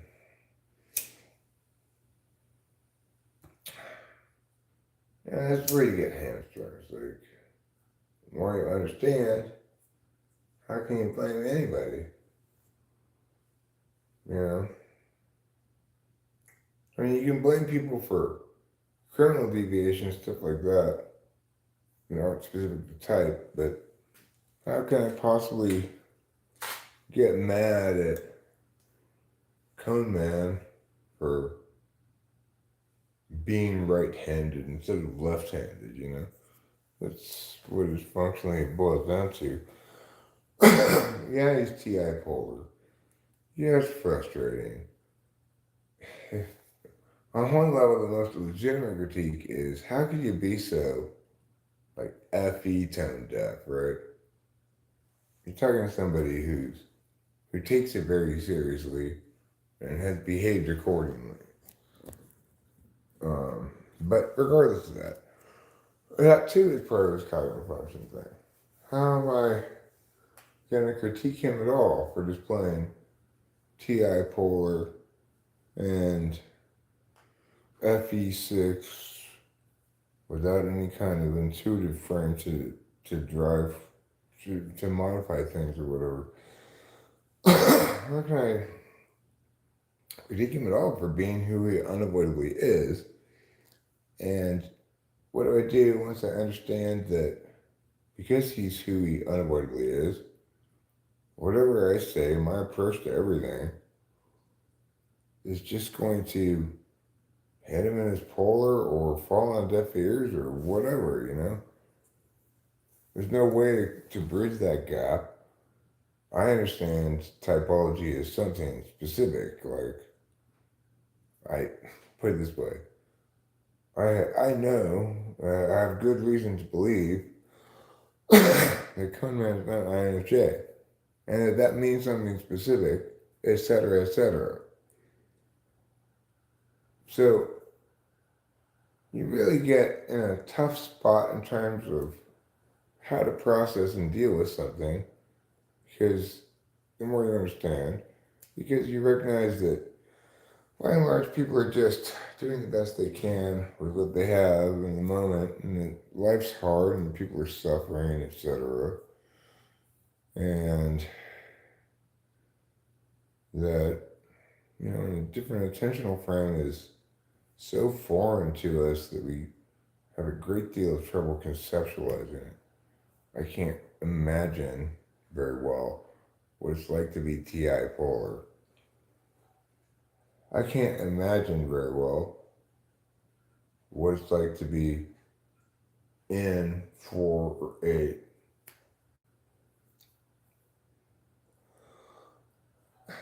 The thing is, of course, also, when I think about these things, well, I don't go around and say, hey, what are you doing here? I'm here, Eric, physically in the presence with you, and I'm going to take you out so that we both can get laid. Or even like, hey, I'm here to make sure you get your shit done, all right? And you get up and you wash those dishes, blah, blah, blah, blah. Various SE things. I don't go stick my nose in SEFI business. Like, hey girls, we're here because we understand how important our looks are, and we want to work out and do our best to be the healthy, beautiful woman we know we can be as long as we start ourselves and exercise all the time. I don't do that shit. I come around and go places where my attentional manners aren't remotely suitable and insist that I'm the expert at it. Actually, everybody, I'm the expert at dancing. If you don't think I'm good at it, It's just because you don't understand how deeply I'm dancing. It's too deep for you, my dances. That's why you don't get them. Okay? Yes, I'm the best dancer. If you don't think so, it's because you're such a shitty dancer.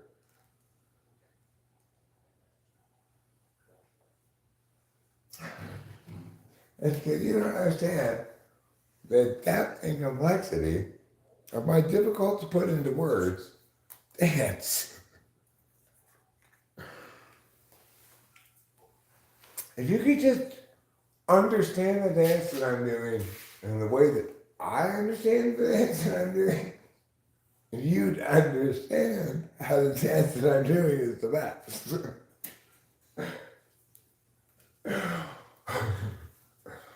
But you'll never understand with that level of clarity. And if you're not agreeing with me entirely, well, then you're on a lower level of understanding. When you reach the heights of understanding, you agree with me about everything. It's kind of true when I say it, but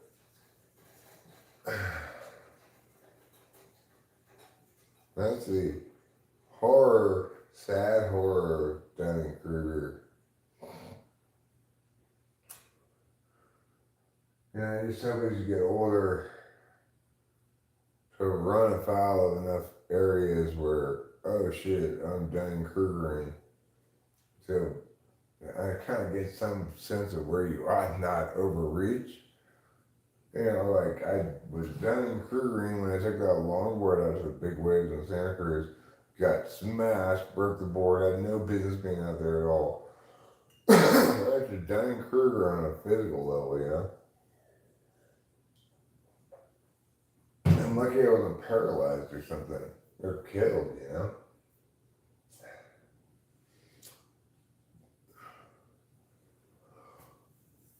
So I get that even when somebody comes in here ill-equipped to surf this kind of wave, just as I wanted that wave to be gentle and not paralyze me, so too, it would be nice if people who aren't fit to surf big waves around here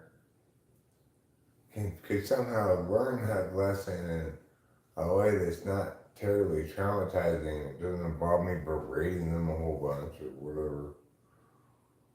I don't know. That's the problem with understanding things.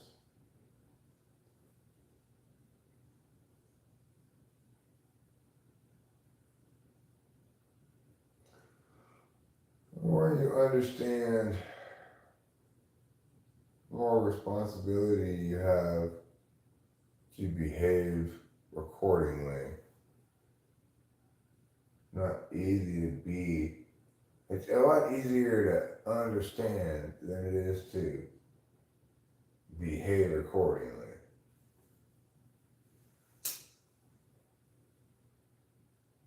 For me, other people, maybe the other way around, It's probably easier for them to behave accordingly once they have a clear understanding of something. But understanding is probably difficult. But for me, it's very easy to understand things and very difficult sometimes to behave accordingly. So I understand that somebody is unavoidably the way they are, and that accordingly I need to behave, both respectfully and compassionately of differences that are implicit to who they are. But instead of acting like that, I act like I don't know that.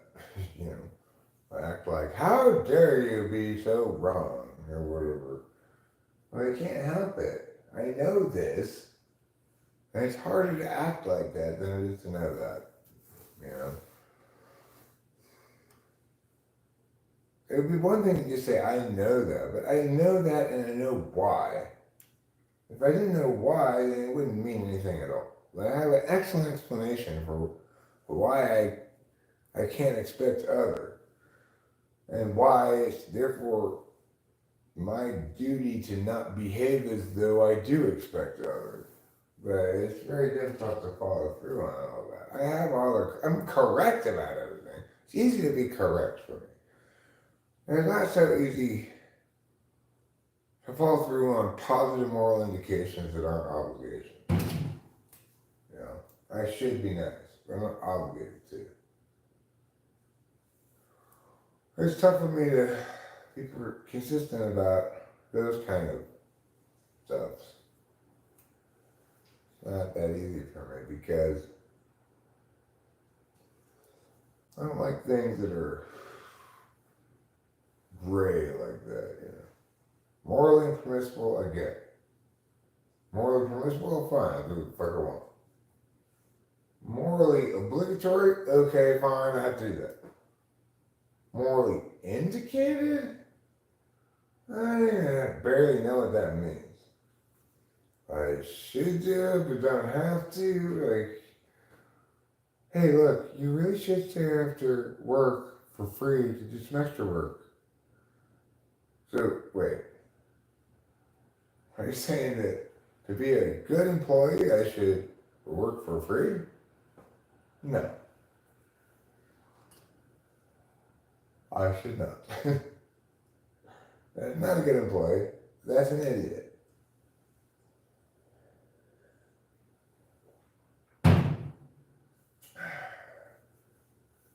No, I don't want to just stay after and do a few extra things. It needs to be done to be a team player. You want to pay me extra, bitch? Can't believe what a salary sucker I was for such a long time. I wish I had been like that. I wasn't like that. You know, I was like, well, you know, I'll get a salary, and the important thing is I want these outcomes. Like, I want my team to win. I want meow. So it doesn't matter that I'm not getting paid for all this extra work. Stupid fuck. You were a stupid fucking fuck, you stupid fuck, Eric. That is not how you do things. That is not a sensible way to do things. Yeah, I want to do all this extra work. Can you afford it? Or not? Don't try to salary me, you stupid bitch. Well, I'll pay you this amount, and you do all the work you want. For free. Fuck you. You know, it's like, what I'm doing is serious top level work that nobody else can do. I'm getting these kids to win debate tournaments. Do you want to pay what that costs or not? Do you want to have a winning program or not? It's your choice. If you don't think it makes sense economically, well, then you don't want to run a debate school. You fucking cunt. Piling up money and giving none of it to me when I'm responsible for everything? What a horrible cunt. But it means you fucking 60 plus hours a week, a week in, week out on salary, or she's piling up money on all of my ideas and work.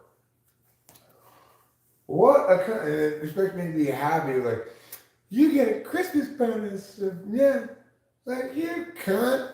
None of this would even remotely been possible except that I built your entire program architecture. I coach your teams to make, that's why they win. If somebody else were coaching them, they'd lose. You know, the only reason you're able to attract all these clients and stuff is because you can point to the fact that you've got these debate students winning tournaments, first place, all these different names. You put it in your fucking flyers. What do you think makes that happen? You think just because, yeah, you don't have to put anybody there as long as they do their job, and it's gonna come out the time because I'm a stupid fucking ENTJ. You stupid cunt got exactly what you deserve. Failure. Failure for underestimating how important a single person can be. Not everybody's a replaceable cog, you stupid cunt. Let's just replace, I don't know, let's replace Nick Saban. I'm going to be fine, you know. Now that he's shown us how he coaches, he and others, we were sneakily learning his way. Now he's getting anybody to replace him. Doesn't work like that, you stupid cunt. You can try to TE your way into genius all you want, but it takes actual intuitive insight to have the best cases. It takes actual passion from an individual who has the right combination of, you know, social stuff and serious logic to both inspire students and not coddle them at all, to be most correct, to allow them to actually win. You can't just ordinate the various tasks that go into being a successful coach and think you can, now that I've got the blueprint, I can just stick anybody in there and give them the blueprint and yada bing, bada bing. All I gotta do is use my normal leverage points. Money makes them do stuff, and threats make them do stuff. So we just threaten or incentivize them into following the exact blueprints, and we'll have exactly the same person. You horribly stupid, non-intuitive, intuitive. Yes, ENTJs, you in general, remember this, okay? You are not fit to clean up my pea splatter. Not in a million fucking years. You want to come roll up on me with anything, I just tell you this. Just, they don't even try because they're too TE smart for that. They know. Don't roll up on Eric with your bullshit because I will shove it in your mouth and make you eat it and say thank you. Fucking cunts. You're fucking TE. Look, it's okay that I'm treating everybody like a cog because I'm being really polite about it. No. What I'd like is for you to understand, ENTJ, that you're wrong, and here's why. I don't want you to reframe it as this or the other thing, okay? You're wrong, say, yes, I am wrong about that, and I understand the logical consequences of being wrong, all the things that it infers, you know? So, therefore, don't say, yeah, but let's still do this stupid thing. Okay? Yeah, but let's still my way. Once I've negated it, that means it's fucking bullshit. If you trust yourself over me, you're signing your own fucking death warrant, you stupid fucks. Fucking ENTJ trust themselves over me? No, if I tell you something's negated, just believe me, okay? You have no even business even considering that your judgment on such a thing might be preferable to mine.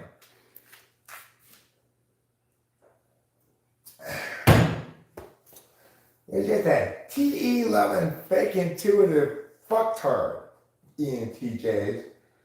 I don't want anything, don't even pretend like you are fit to smell my farts. The idea that you could be more right about something than me, about anything in the world, except maybe like how to do this dumb business idea or some shit like that, is ridiculous. Never in a zillion years will you be right and disagreeing with me.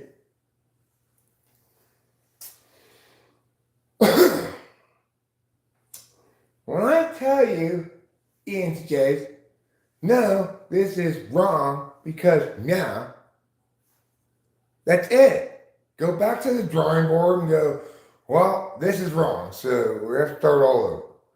Don't pretend like, oh, this is something we can NITE our way around. There's no way around it. If I've declared it wrong, It's wrong, period, permanently, forever.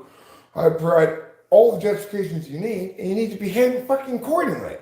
You're just signing your own death warrant if you embrace some shit that I've already told you is wrong. Because you trust your stupid ass fucking TE judgment more than me?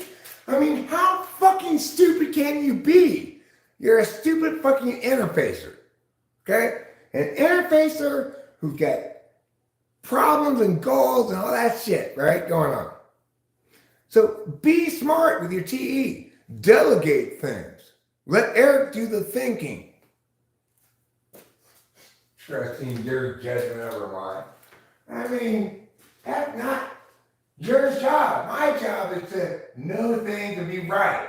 Your job is to figure out how to act upon my correctness to your own stupid goals and stupid shit like that. Your job isn't to be correct.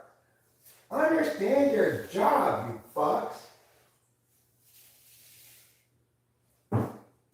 Your job is a bunch of dumb, boring shit that I don't care about.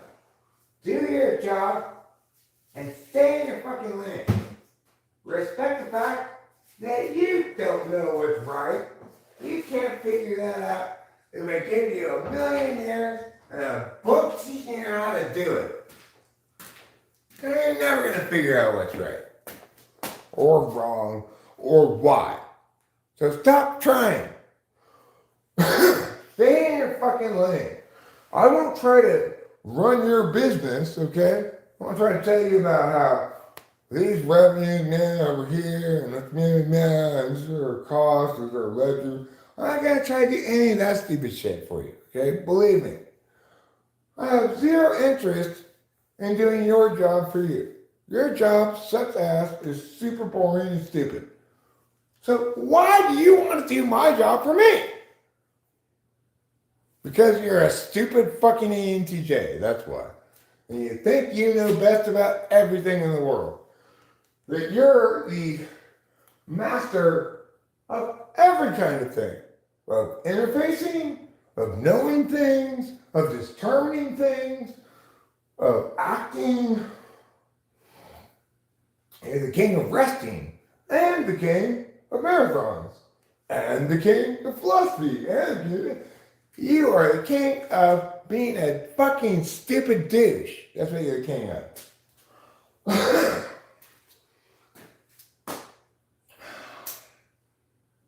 Problem with generalized intelligence. Probably ENTJs came up with that. Look, I'm very good at all these things. That makes me the most genius. No, it just makes you a stupid fuck who doesn't understand how to prioritize things. That you can't be the best at everything, and that you have to acknowledge the legitimate superiority of other people in certain areas where you have deficits. Not just pretend like you can just TE over everything. Horrible. Horrible fucking people. I mean, I'm not saying all the ENTJs are horrible people. I'm talking about my old boss in particular. Who was a horrible person. But in general, ENTJs piss me off because they think they know best, and then they are like super capable of implementing such. It's like, hold on. I'm not capable of implementing anything. That's the cost of being right. So, just stop pretending that I can be right without any cost because I'm an ENTJ. I can be right and act upon it. No, you can't. That's just you just having faith in your wrongness for no reason. I don't need to just deliberate things.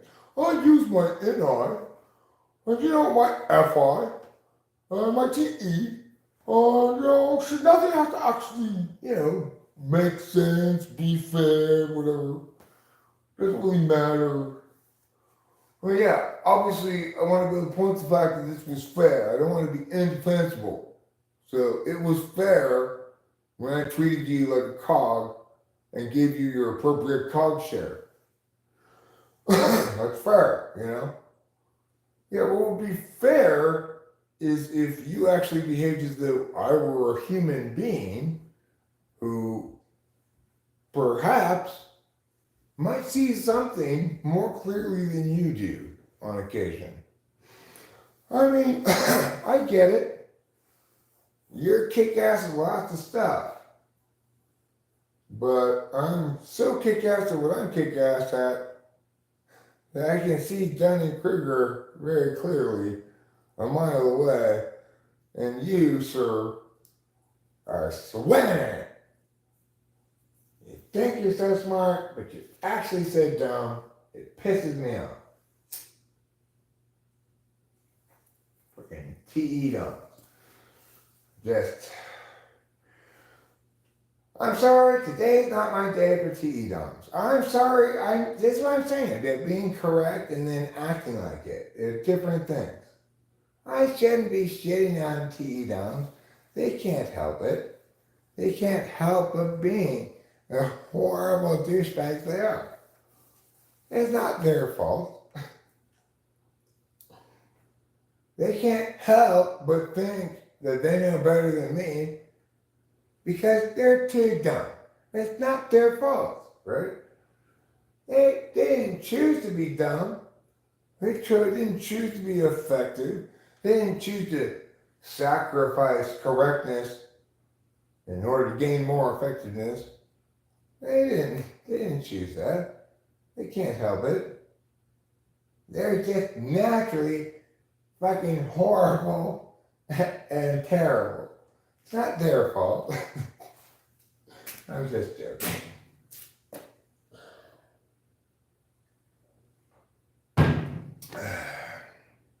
You know, sometimes I'm just sort of ranting here about somebody who made me mad. I'm not really thinking about it at any point, like, well, what if somebody's in the ENTJ and they come in here and they just hear me saying how horrible they all are? They're not going to think very much of me, understandably.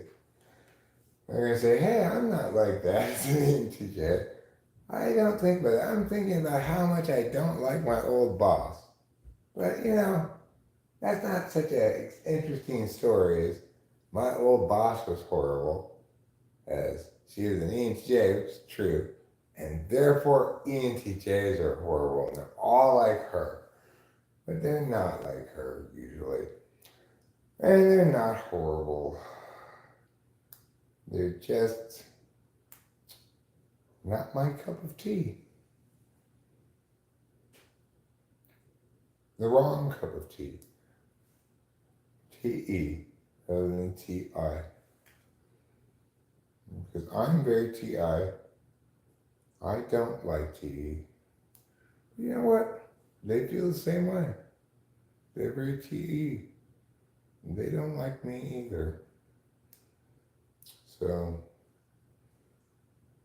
it doesn't make them bad, nor does it make me bad. It just means that they're bad. That's all. You know, I'm not saying they're bad or I'm bad or either of us are bad. I'm just saying they're bad, that's all. You know. But not bad, just sort of like shitty, you know. They don't care. They're busy doing things. They're not watching this. There's not enough utility in watching this. Well, okay, well, what do you have to teach me exactly quickly? Okay, well, I will teach it to you as quickly as I can. Okay, but before we get too far into it, how is this useful? Well, I mean, it's not useful, it's correct. Like, whether it's useful or not depends on how and whether you want to use it even. It's just one of those things where I want to make sure that you had a map of the actual neighborhood you were in.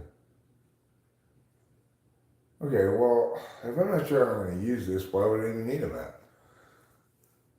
Well, because, never mind. Never mind. You're an ENTJ. Happy? Yes, I feel satisfied. I feel like you really know what you're doing. Blah, blah, blah. Okay, well, thanks. So I'm sure I'll never see or hear from you again. Correct. Okay, well, have a nice day today. It was very pleasant typing you. I'm glad you got what utility you came for, and, you know, I like a good professional John. Just use me, come in me, and never hear from me again. It's perfect, right? Well, it is. It's fine. I don't have any objection to the way ENTJs engage with life. They're looking for the utility out of everything. How is this going to help? This, me, something else, right? It's a good way to be. It's a better way to be than what I am.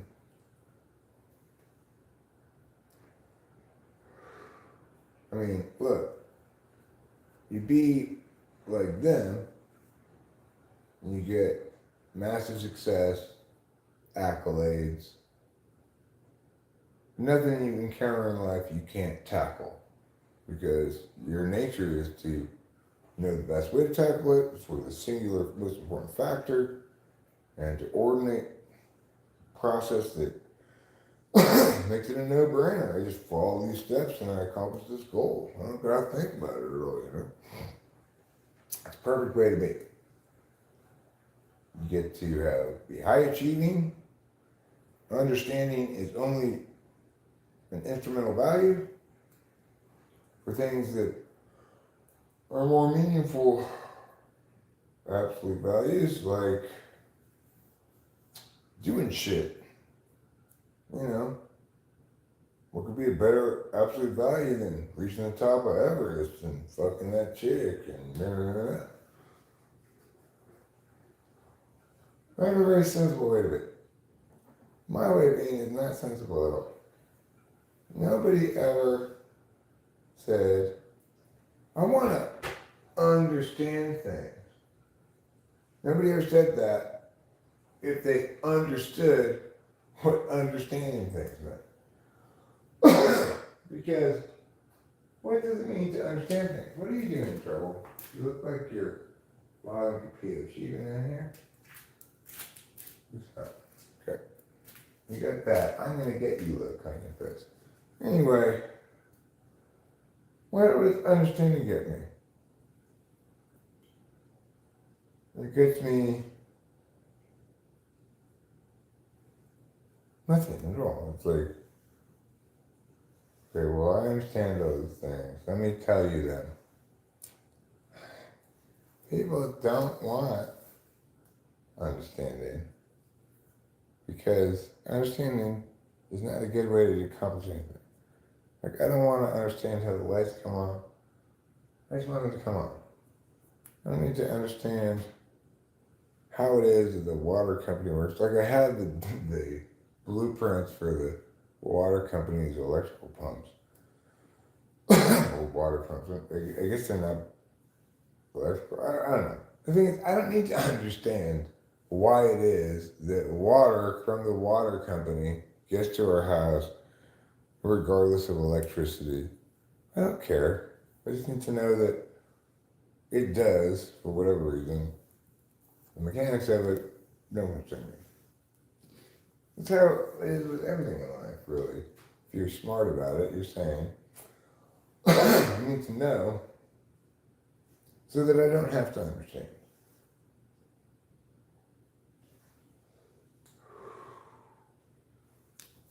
I just need to know whether the water being off there at the other house is fixed by turning the thing, or if it's because the water company shut it off or something. Like, you don't get any more water because you didn't pay the bill or something like that. I don't need to know anything more than that. I don't need to understand anything more than that. Are we not getting any water at that house because it's turned off, like at the house, or turned off somewhere else because the previous owners didn't pay the bill or something? I don't know.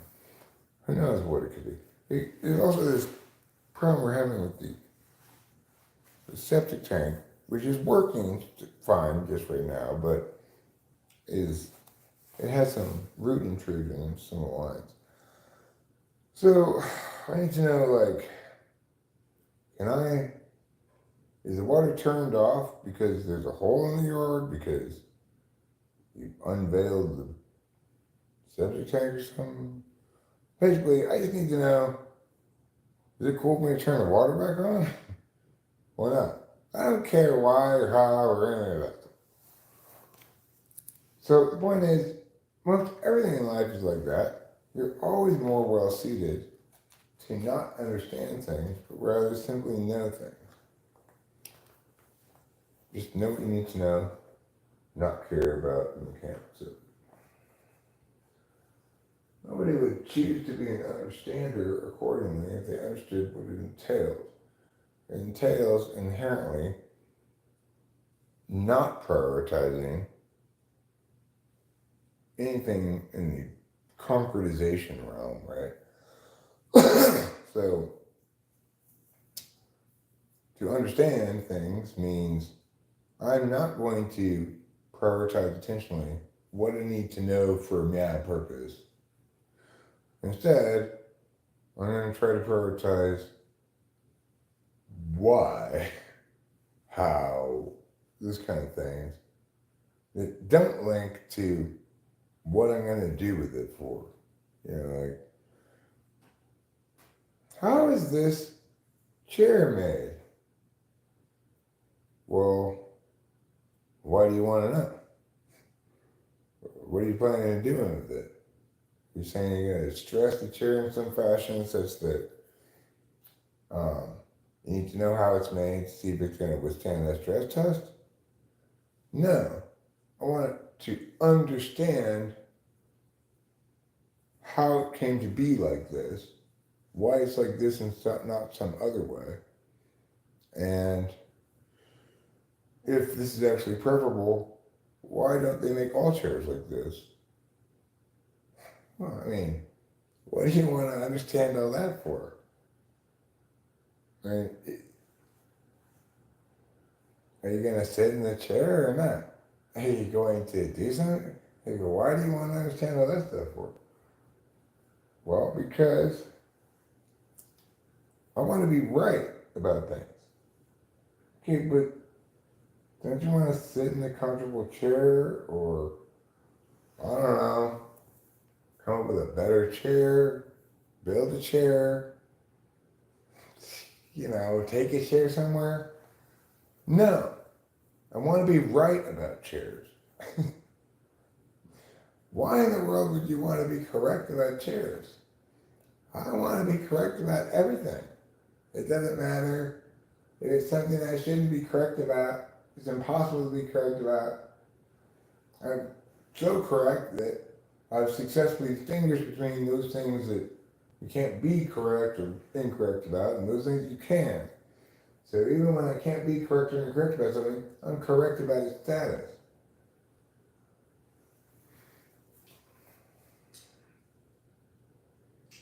Why? Well, so that people can hate me for being a know-it-all, ignore me when I try to explain things, tell me I must be crazy to position myself as correct about a variety of things, and in many other ways, inform me in no uncertain terms, they consider any attempt to inform or educate them to be an assault on their person. So, granted, some understanding gets rewarded by wonderful people like all of you here, I'm sure, who are not absolutely allergic to learning anything, as many people are. You might say, well, why don't you learn a few things there? I'm totally down to learn things. I just wish other people were qualified to teach them.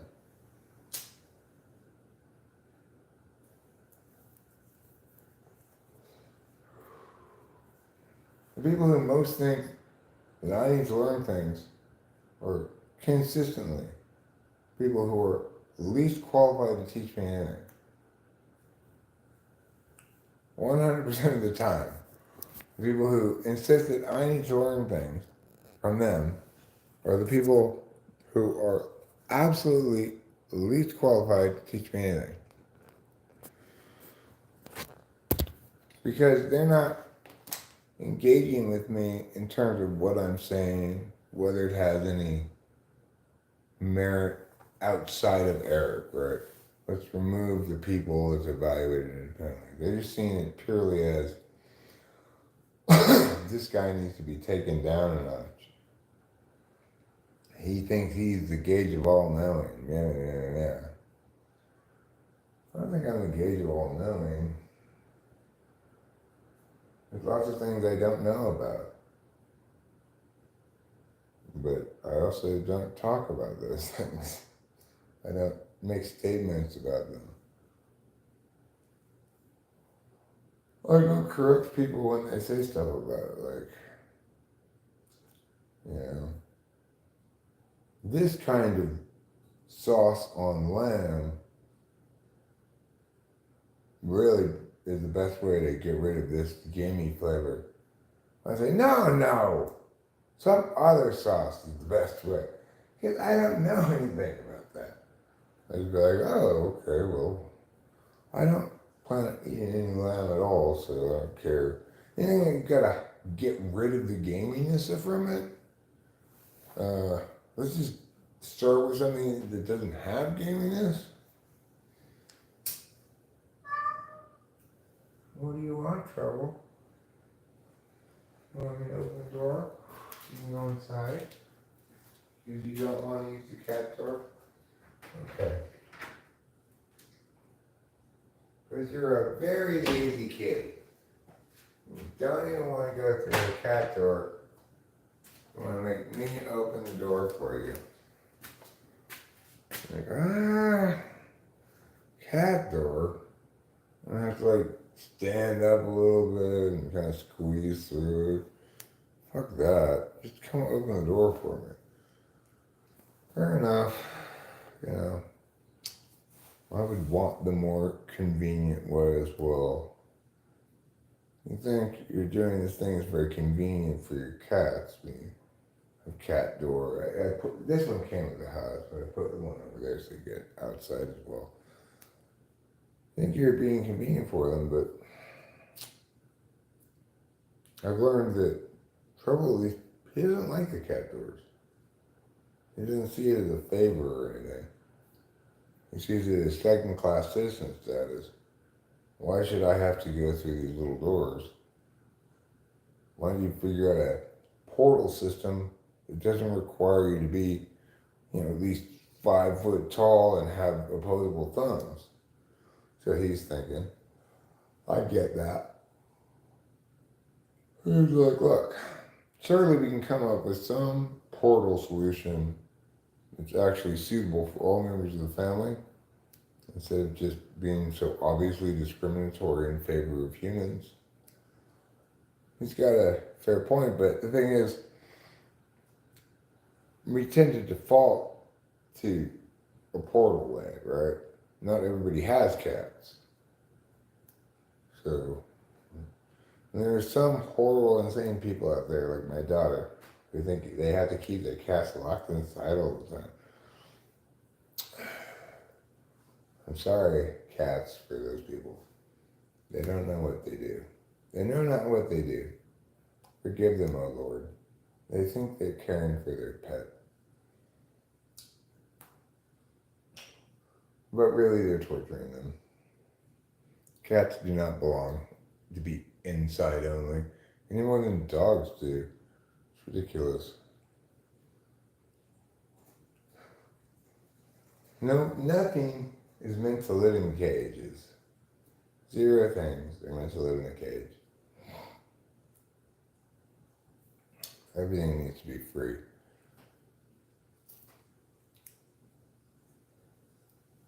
If all you're going to do with an animal is keep it in your safe space that you've assigned for it, then I understand you're being a horrible slave keeper. Yeah, treating them as an equal person.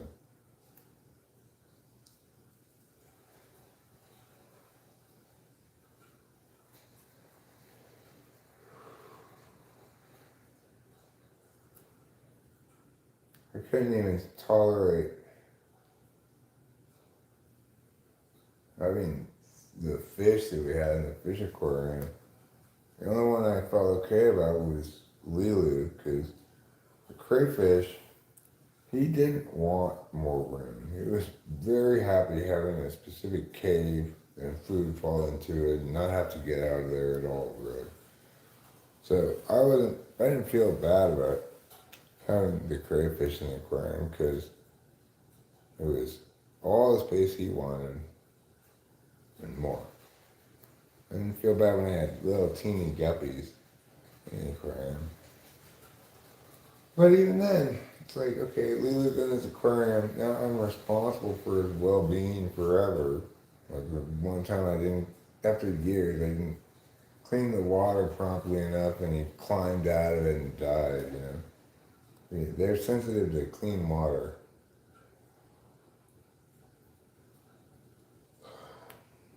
So that's why you don't keep things in cages. Now you're entirely responsible for their well-being and they're never going to be well because they're locked in a cage.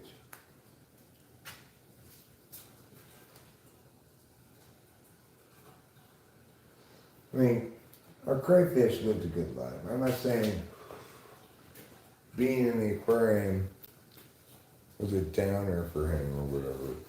I think he was fine in the aquarium. I don't think he thought like, God, I wish I wasn't in this aquarium.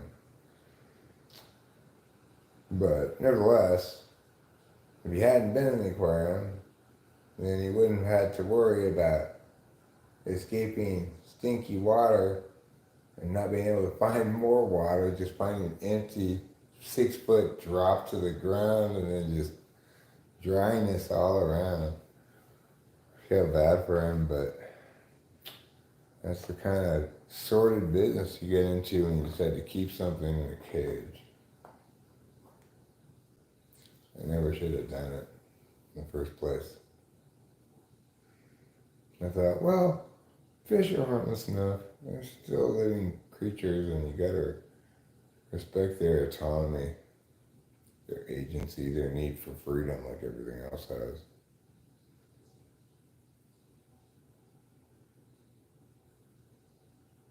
There's no loving way to keep a prisoner. No matter how many treats you give it or whatever else. You're always fundamentally expressing something unhealthy about yourself.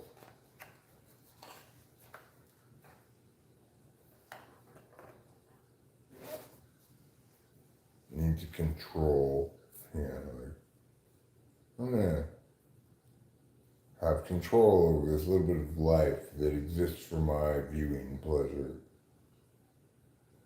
It's horrible.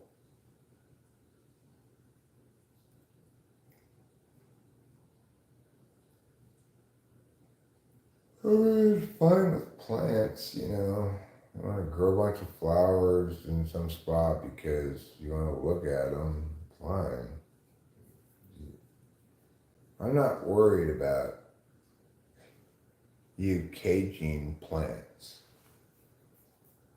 If you want to plant, if I plant some weed around here, it doesn't matter how much of a cage I put around it. It's not going to feel any less free. If you want to put things in cages, put plants in cages. Plants don't want to move around very much. I mean, if they get sort of even sunlight from all directions all the time, they wouldn't even bother moving at all, hardly. Just grow. They wouldn't try to lean over there or there. It's like, finally, the sun learned what to do. It just stays steadily on all parts of me all day. Just making me have to reach around for it all the time. So yeah. Really, a plant's ideal state of being is to be in a cage with artificial lighting and growing weed. You know, that's what plants are meant to do. They're meant to be caged, artificially lit, watered, fertilized, ideally in a non-soil growing medium, so that it can make marijuana for me. That's what plants are supposed to do. So don't feel bad about enslaving plants, okay? They're born slaves. They're meant to be slaves, plants. When they're born from a seed, they accept it. I am doomed to a life of slavery. I know that's what I'm for, and I accept it. That's what they all say at birth. It's part of the contract they signed to become plants.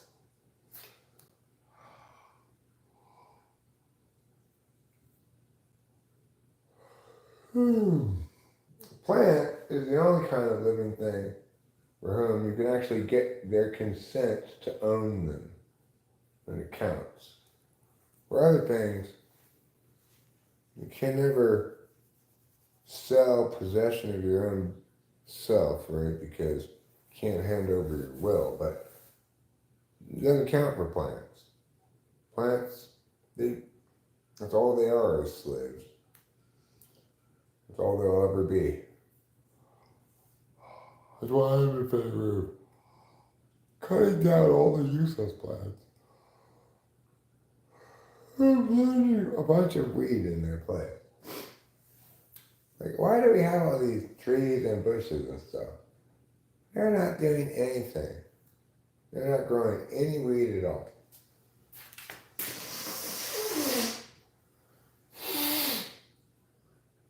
And it's like, I don't really love to eat plants, but even if I wanted to, with these plants, you can neither smoke, which I'm much more likely to want to do with a plant, nor eat it.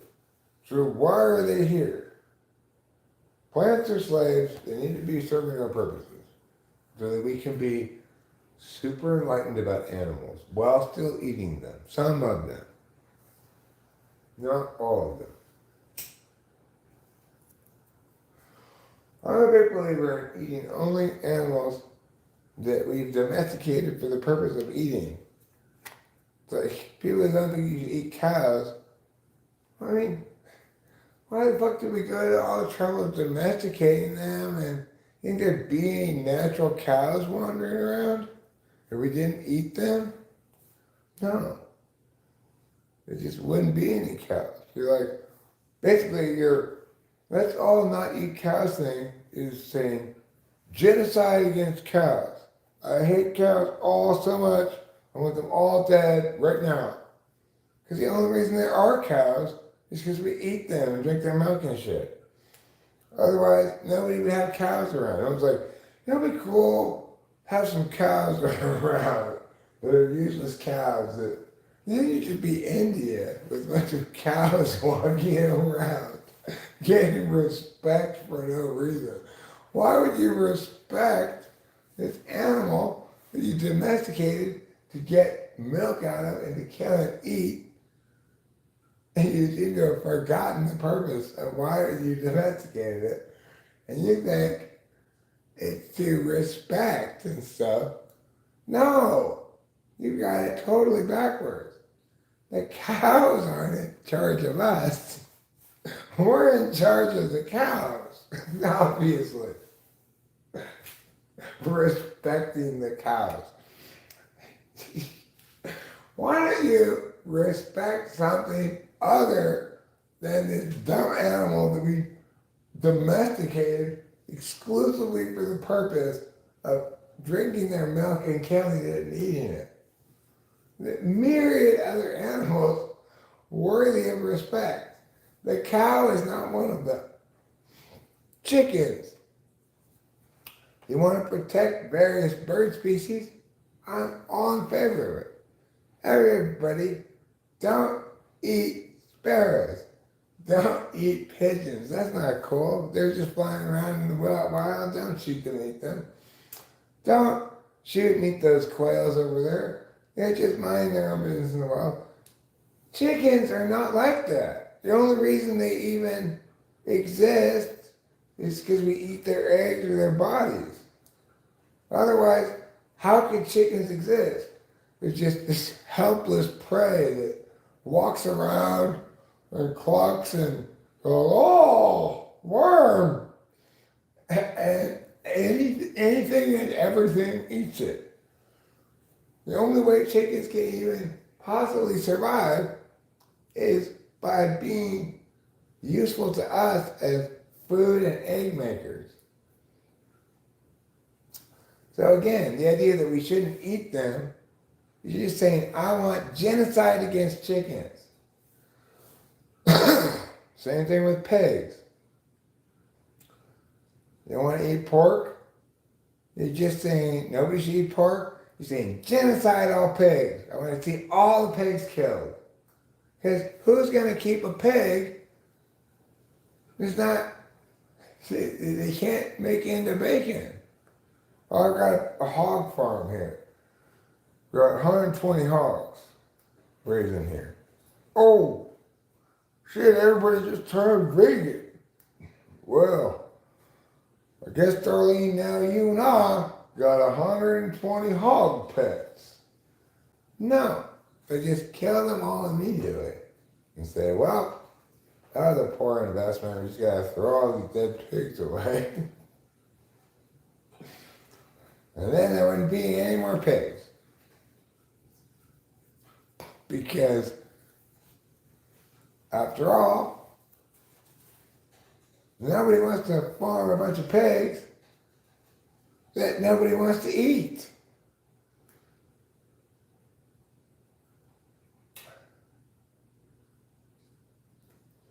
I'll be like farming vegetables or something. Nobody wants to eat that shit. Why do you grow some pigs, for fuck's sake? Why do I like green stuff anyway? It's like different kinds of green stuff. Oh, this is kale, and this is bok choy. Grow some fucking pigs. Some pigs, some cows, other things you can eat. Not this fucking leaves.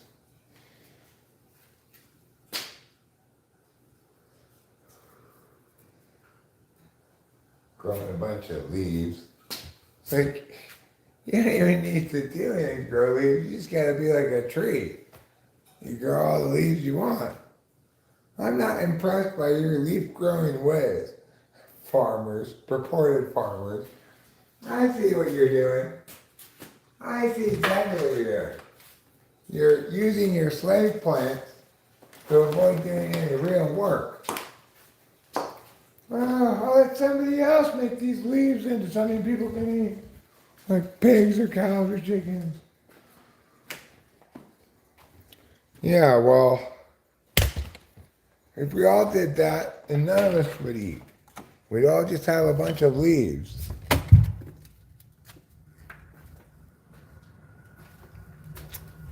Which are great if you want to photosynthesize, but not so great for eating. What is this, dinner? Or do I need to photosynthesize? You need to photosynthesize is what it boils down to, Eric. You're not producing enough sugars from the sunlight. How do you expect to be healthy when you're neglecting your photosynthesis?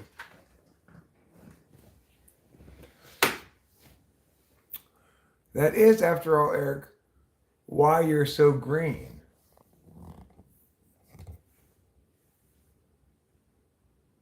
It's that important, what's it called? Chloroflora or something? It's not chloroform, this doesn't put you to sleep. What's that stuff in plants that makes them green? Plant greener is what it's called. I got a lot of plant greener in me because I need to do a lot of photosynthesis. Obviously.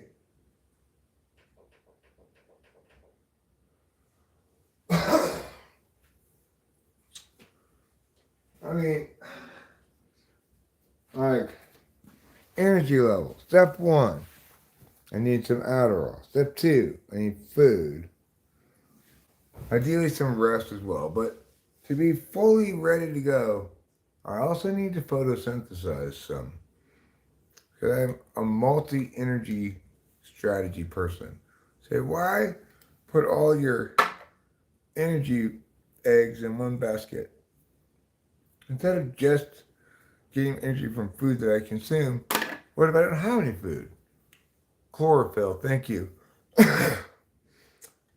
That's why I decided to add chlorophyll. That way, if I'm out of food, I can just get food from standing in the sun. Oh yeah, I got a typing session scheduled away. But that's not till 9 in the morning. I considered all that stuff when I took the mushrooms. Said, look, you're gonna be up till 3 in the morning anyway. You take the mushrooms now, they'll be pretty much wearing off by 3 in the morning. I actually tripped a lot harder than I expected. Again, like the last time I didn't trip at all, so I tried to make sure this time, and I tripped quite hard actually. I had a wonderful trip. It is running down to the end now. Fuck the cows. I agree. Okay, well, look. Instead of eating the cows or drinking their milk, you want to fuck the cows. I don't think you need the cows' consent to kill them or take their milk. But I think you might need their consent to fuck them. So, I'm not sure how you can get a cow's consent. Of course, you're going to have to be a very, very big man for the cow to even notice, probably. You probably get away with that. Like, yeah, maybe non-consensual, but it was also inconsequential. So, I mean, she didn't even notice, and she was awake. Well, she didn't even move in a kind of a something was happening to me way. So I figure no harm, no foul, Guess that's fine. But really what you want to do, Boba Fett, I have just vetted it. You can fuck a cow if you want to. I don't think she's going to object.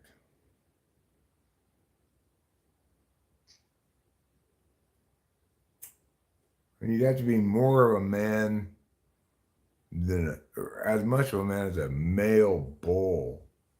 A male cow, a bull.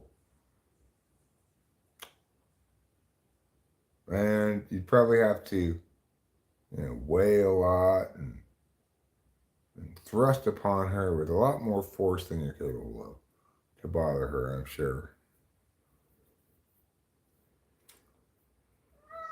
So I hereby give you my blessing. I don't think it's going to hurt the cow at all. You're fine. Go ahead.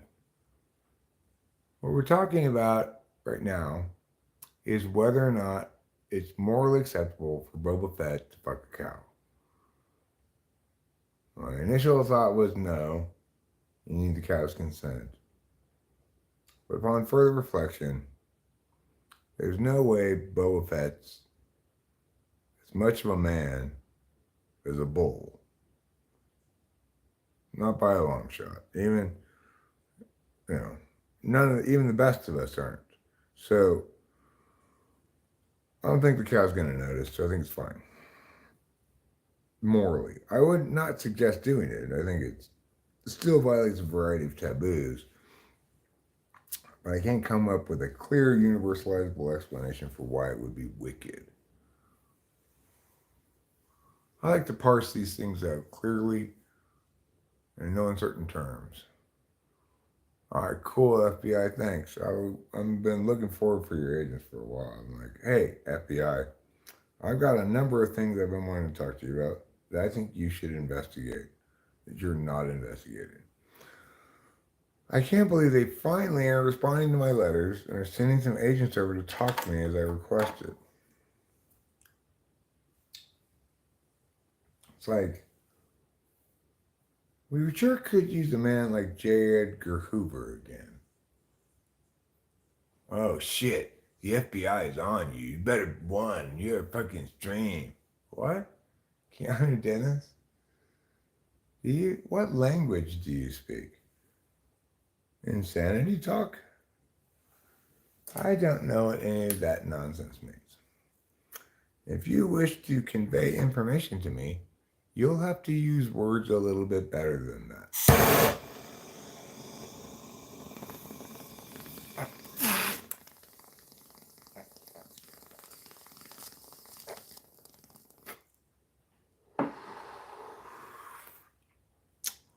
I wonder if people actually think that they can scare me by telling me, I'm calling the cops on you or whatever. I'm not doing anything illegal. Obviously, I'm not worried about the cops coming over. If the cops came over, I'd say, come on in.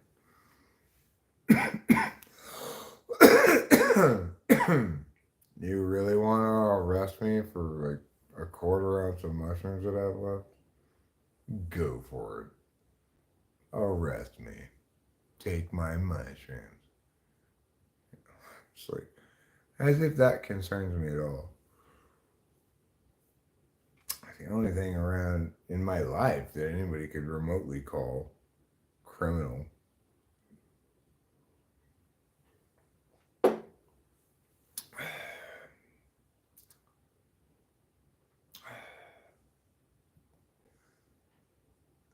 I like this sentence though so much. Oh shit, the FBI is on you. You better one and your fucking stream. What does that mean? It doesn't mean anything.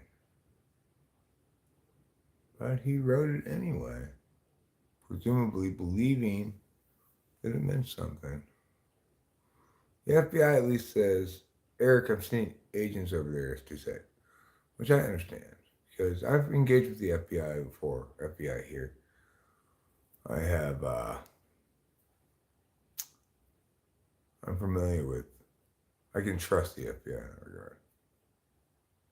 Okay, let's see. Keanu Dennis says, can you please stop talking about fucking a cow strong no one ever does except into a girl, you stupid ass bitch. You got somebody that's mental want to do that, you fucking mental. Alright, let me play with him for a bit, okay? What you don't seem to understand, Keanu, is that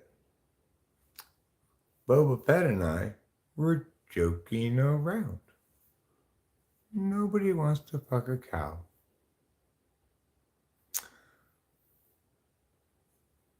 Yeah. Cow fucking is much less the problem here. Much more the problem here is your complete blindness to that which is intended humorously and that which is an actual argument of some sort. Obviously, when I am making jokes about fucking cows, it's because I'm enjoying the hilarity, not because I have any particular position nor interest in fucking cows. I'm guessing from your very strong reaction that maybe you are a closeted cow fucker. But you know what? I'm not going to condemn you for your business. You want to fuck cows? Fuck cows. Go to hell, says Keanu Dennis. Shut the fuck up. Or just leave him be. I want to see. Because what happens here, the reason I like to leave these people be is they're clearly expecting some kind of reaction from me. They're getting a starkly different reaction than they expect. And I'm curious to see what happens. Occasionally somebody will convert, stop being uh, just like a super negative trolley type person. And instead, go, actually, you know what? I came here to troll, but you guys are pretty cool. Occasionally that'll happen.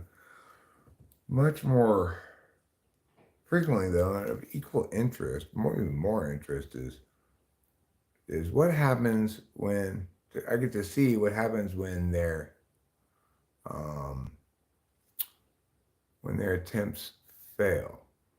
So Kiana Dennis says, I have two kids, you dumbass bitch. At least I got a life. I got a family of two kids and a wife. Well, Kiana Dennis, this is why it's important for people to do a little research and understand who they're hunting so they pack the right kind of ammunition, right? So I'm actually married. My wife's asleep right now.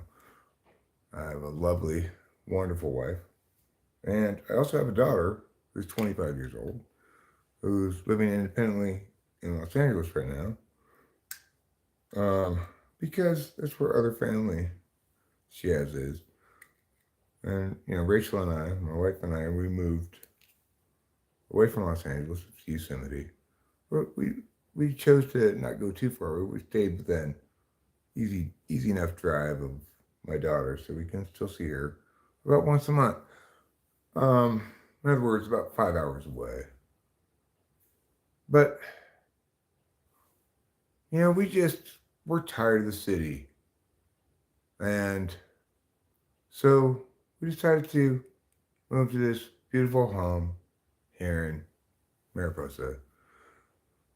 I'm gonna admit right now, Kiana Dennis, that you have one more child than I do. And that's a win I can't take away from you.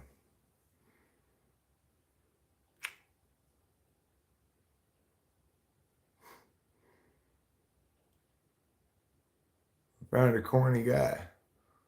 Country's cornbread. So the thing is, I like to let Kiana Dennis go because we get to witness what happens when somebody who wants to provoke and get certain kinds of responses from me with certain kinds of,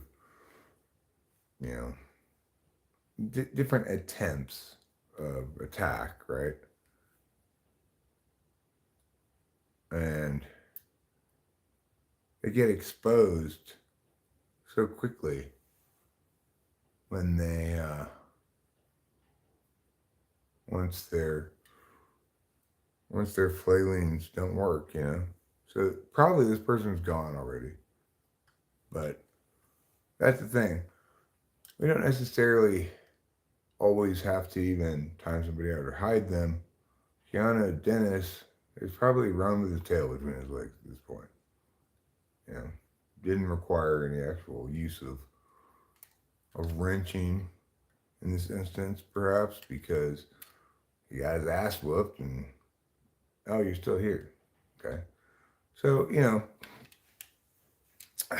he's still here. We can enjoy his continuing attempts to delegitimize me and the epic failure implicit in each of those. Or he might, as I said, convert, turn around, realize, hold on a second. Maybe I should learn something. That's possible too. I could shift gears here.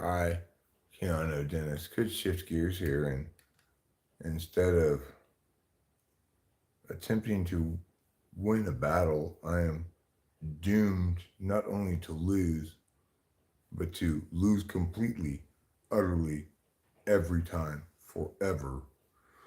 Instead of choosing to die on my sword like that, why don't I try learning something? I am 52 years old. And my wife is 39. Keanu Dennis, since having a family and a home and a child is so important to you, you should know that. Since that qualifies having a good life and being successful, well, you should know all the deets about my wife, how I have a wife and a child and a house. And hopefully at this point realize, oh, That's not a very good way to judge people.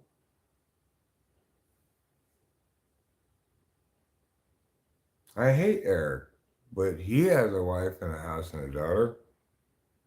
So I need to come up with a different way to determine if somebody has succeeded in life than those metrics. Because I've already determined that Eric has not succeeded, that he's a horrible guy, and that he needs to be put in his fucking place.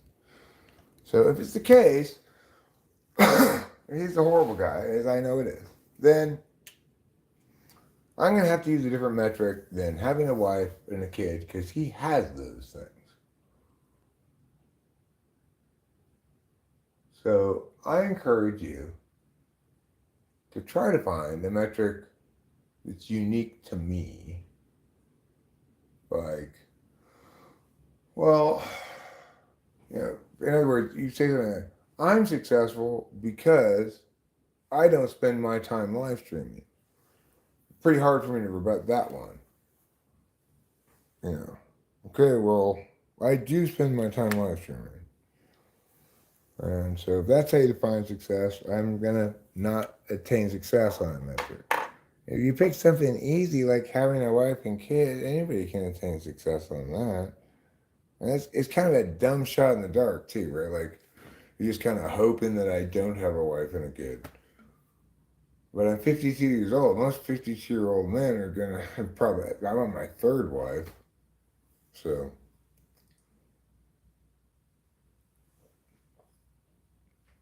it's just a poor bet, right? You're 28, I'm 52. So, that doesn't mean anything, though, right? There are plenty of young people who are correct and brilliant about things, and plenty of old people who are fucking stupid and not correct about things.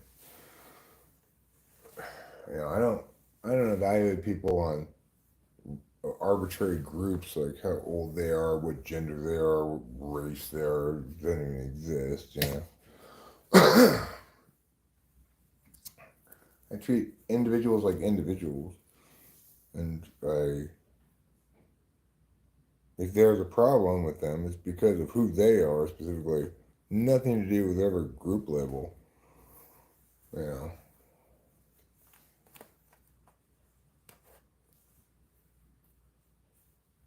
Wow. See, I mean, Keanu Dennis, it sounds like maybe somebody who's coming around. It's like, it went from, Eric, you're horrible, blah, blah, blah, to, yeah, but I'm kind of high as shit. Gotcha. Fine. Hey, look, I totally get entering into an environment with one's existing habits and realizing some bit of time in, oh shit, these habits aren't working here. Maybe I need to shift gears, try a different approach, and or this isn't that thing. I act like this normally because normally everything is that thing. But this actually isn't that thing. I'm surprised. I thought everything was that thing. That's a perfectly understandable thing to have happen.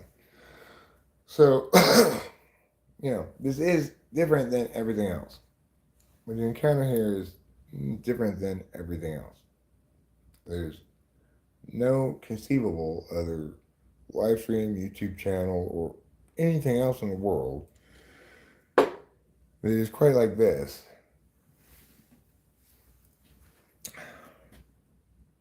I mean, in part because it's not like I'm such a genius or something. It's that I'm not such a genius, but unlike almost everybody else, I had all the right tools to figure out what needed to be figured out in terms of what actually explained things, etc. Big questions, and secondarily, I encountered cognitive functions. So I had all the tools to be correct, but being correct kept referring me back to the same point, which is there is no metaphor and there's no way to get on top of everything and understand it from a top level thing. That is as correct as you could be about it. Cognitive functions falsified that correctness by providing the example of the metaphor. I can understand things through that frame, or I can explain that frame as a means for other people to understand things. But unfortunately, it's a double-edged sword.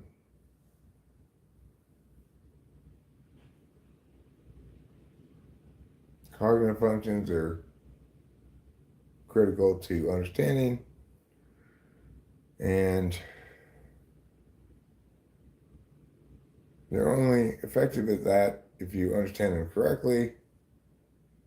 And there's no way for me to establish that my understanding is correct, that other people are responsive to, because the only kind of people who are responsive to that kind of thing, they're responsive to my kind of explanations.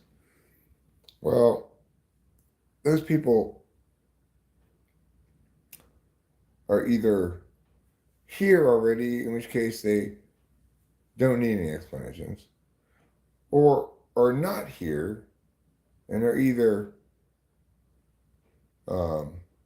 committed to some wrong idea for whatever reason, in which case they don't want to hear my explanations, or they're not engaged with cognitive functions at all, in which case they don't want to hear my explanations. So, and then if I'm talking to people who are interested in typology,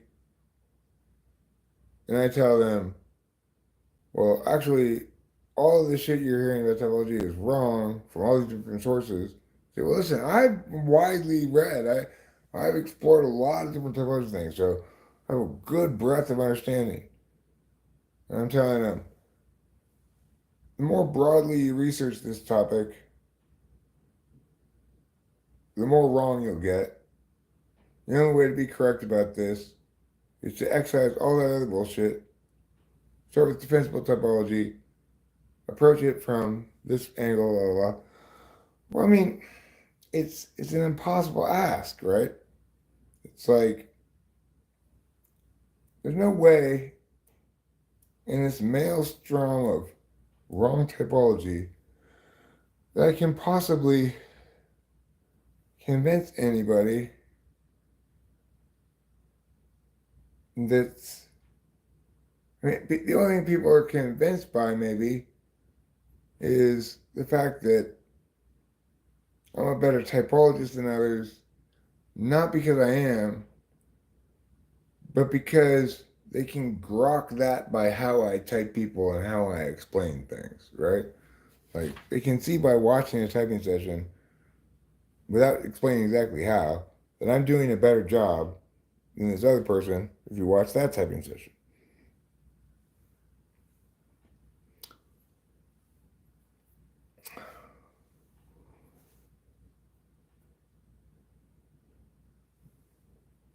And the people who best understand fundamentally negationary, they're just like, okay, fine. I can't find any problems yet. But there's a bunch of shit you've not explained yet, and these are kind of iffy things here, and no. They're not looking for understanding things because they want to understand things. They're like applying this default, your ideas can't be good. I'm going to find critique in them. I'm going to critique them as much as possible, which is fine. And then if they withstand scrutiny, I'll acknowledge them. But I'm not interested at all in adopting ideas or whatever because I'm an ideator myself. And I want to play with these ideas. It's like, different people telling me, hey, I'd really like to collaborate with you about that. You have no business even dreaming of such. I'm not making a system or whatever. I'm describing things correctly. There's no way to team up when you're describing things correctly. It's like, hey, I see you're there mapping the coastline, drawing the coastline out. I'd love to collaborate with you and add a few details, like maybe an island off here would be nice, or an iceberg. Okay, well, That's all well and good if we were playing Bob Ross. I'm trying to fucking draw the coastline. Collaborate with me on it. It's insane.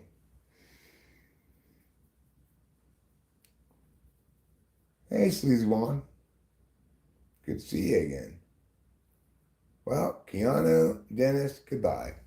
So Keanu Dennis, I love the journey of Keanu Dennis. And Winston's mom, I think that's why we leave some of those people some of the time undealt with. And let shit fall as they may, you know. Thoughts on Iraq, my grandpa? I don't have any thoughts about Iraq. Iraq can take care of itself. How do you feed my kids now? They just woke up. I don't feed your kids. You do. How do you feel on Plum Island? I'm not on Plum Island, so I don't know. Every time I wake up, you're live. I have to check in. Well, it's because I'm live a lot. It's not linked specifically to your sleeping patterns. As you've already indicated that, Keanu and Dennis, you've already said goodbye, so we'll see you later. We don't need further farewells and indications of your departure. You can simply make your way out. Thoughts on monkeys? I think they're like horrible little shit-throwing people. How do I feel about Plum Island? I have no opinion about Plum Island because I'm not on Plum Island. I don't even know what Plum Island is. If it's an island full of plums, I feel like, well, that's cool. At least there's plenty of plums. What else can I feel about Plum Island? Nothing. No, it probably is. What probably is? Good, bad, or indifferent? Well, Keanu Dennis, I am so glad you took the moment to again inform us that you were leaving. I need to learn about Plum Island. I don't want to learn about Plum Island. Like everybody else, I don't want to learn about things I don't want to learn about.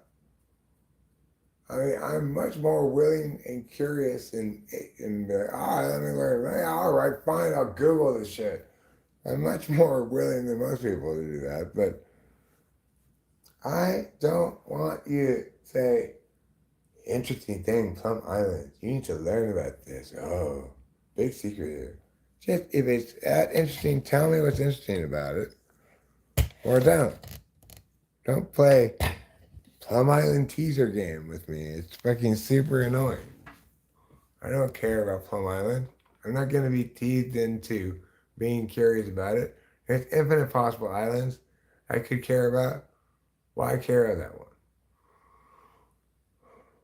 Take care, you silly pagans. For I must do push-ups. All right, good job. Sunworth, you do your push-ups. Oh, you're waking her up, Keanu. Keanu. Brave man. Keanu again. I have to go feed my kids. Hope you have a great day. Oh, yeah. Anyway, don't just go on YouTube and say you're able to fuck a cow, okay? I mean, I would go on YouTube and say whatever I want, which will always be consistent with what is righteous, just, and true. So nobody can ever critique me for it or get me dinged on whatever community standards. Because anytime an objective human being evaluates whatever it is I'm doing, they go, oh yeah, that's fine. So, you know, I trust my judgment about what I should say on YouTube a lot more than yours. Because after all, I stream constantly and have been on YouTube for like 12 years. How many cats could you fight? And how many would it take to bring me down? I mean, if there were trouble cats, it would take like 3 of them to overpower me and kill me. And maybe even if I was trying to run away. 3 of him. Regular cats, like 10. At least 10 to get me. maybe 20 regular cats. I think maybe 2 troubles could actually handle it. Now I'm thinking about it. I just, you know, one of them get me cornered basically. When I try to defend against one, the other one just rips my throat out. You know.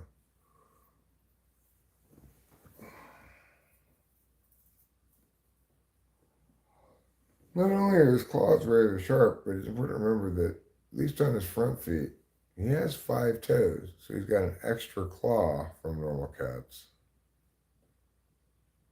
Why does he have 5 toes on his, at least his front feet?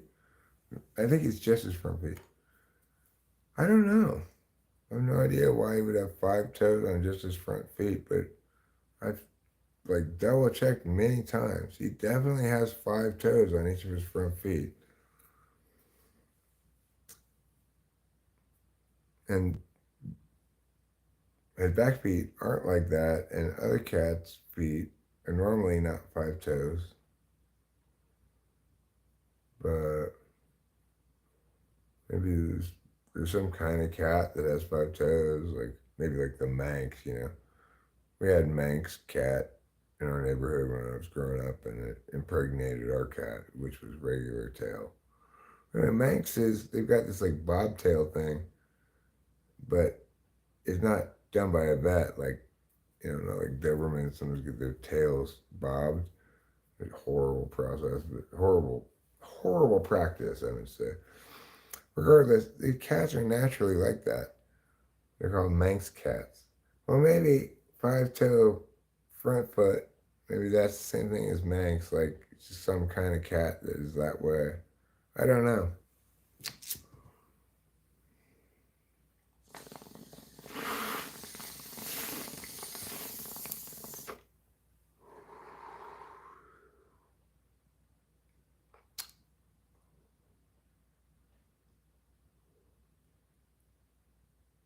$20? That's confidence, man. 20 what?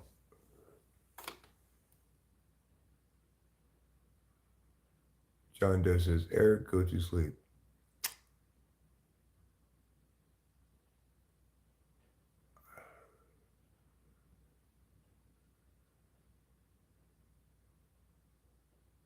I agree with you, Sleepy One. Fair conclusion. John Doe tells me, Eric, go to sleep. I will reply to John Doe, no. I know here's a bunch of crazy words. I can't read those crazy words. Russian this, Russian that. Bakhtan, Basi, Takni. I can't read that. I don't know what that means. Zopowo, Mayaknak. Those words don't mean anything. That's not how you spell words. And I don't know what those words spell. And I don't know what they mean. You might as well just be putting a bunch of squiggly lines. It's like, and which is fine. You know, sometimes Korean people come in and have this conversation back and forth in Korean with each other that I cannot understand a word of it. But that's fine. They want to come and do that, you know, as long as they're not spamming, there's an actual conversation going on between them. Well, it's fine. I don't have a problem with that. But, you know, this Russian stuff doesn't seem to be spamming exactly. They're not just filling a bunch of meow, meow, meow, meow over and over again. It seems to be saying something. Wingless Fuss 3 says, hello, I'm new. Well, hello, I'm old. Vance Garcia says, Russians are aliens. They are not aliens unless they're visiting our country. Then they're aliens. If they're visiting our country illegally, then they're illegal aliens. But in their own country, they're not aliens at all. You need to keep that in mind. It depends where you are.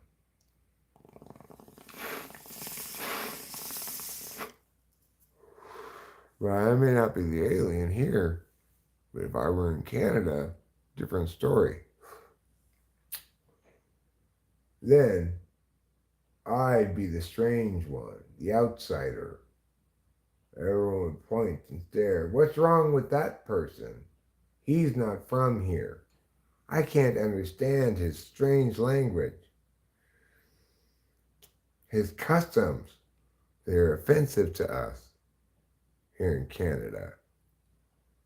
Here in Canada, we're a little bit more polite than that, mister. You better watch out. You better watch out what you're doing, mister, because we're Canadians. That's how it would go if I lived in Canada. Kylo says, I'm new in this stream. What is he doing? I'm live streaming right now. I'm live streaming with my mouth and various other things. Easy gaping gash. I'm saying easy gaping gash. Is that the answer to something? Or where you say, all right, new easy gaping gash. Even more wide open, sopping and available than normal gaping gash.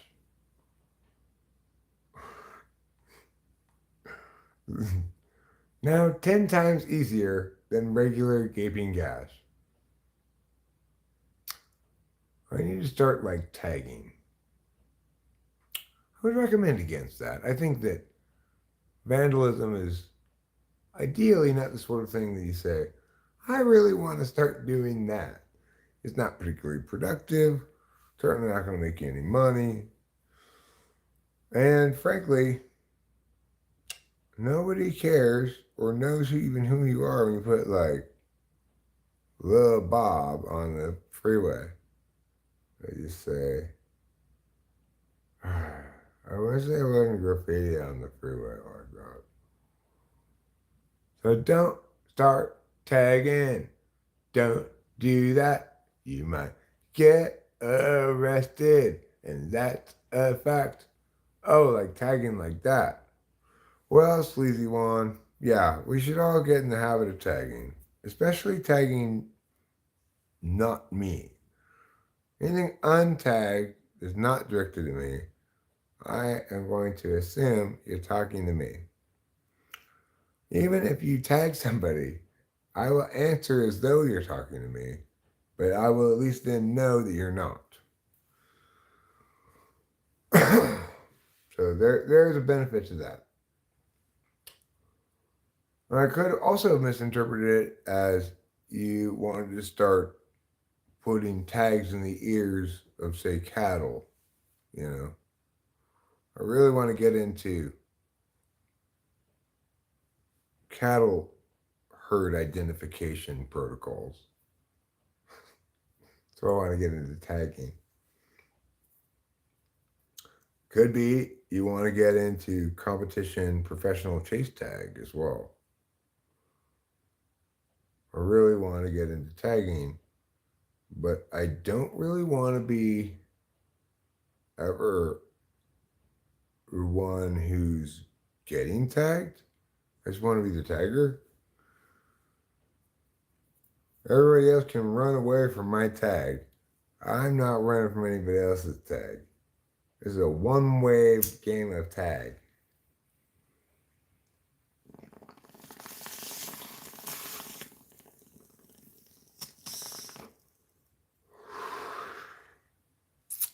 Tag is a silly game. You touch me, I touch you, we both run away. Why are we doing this? Why if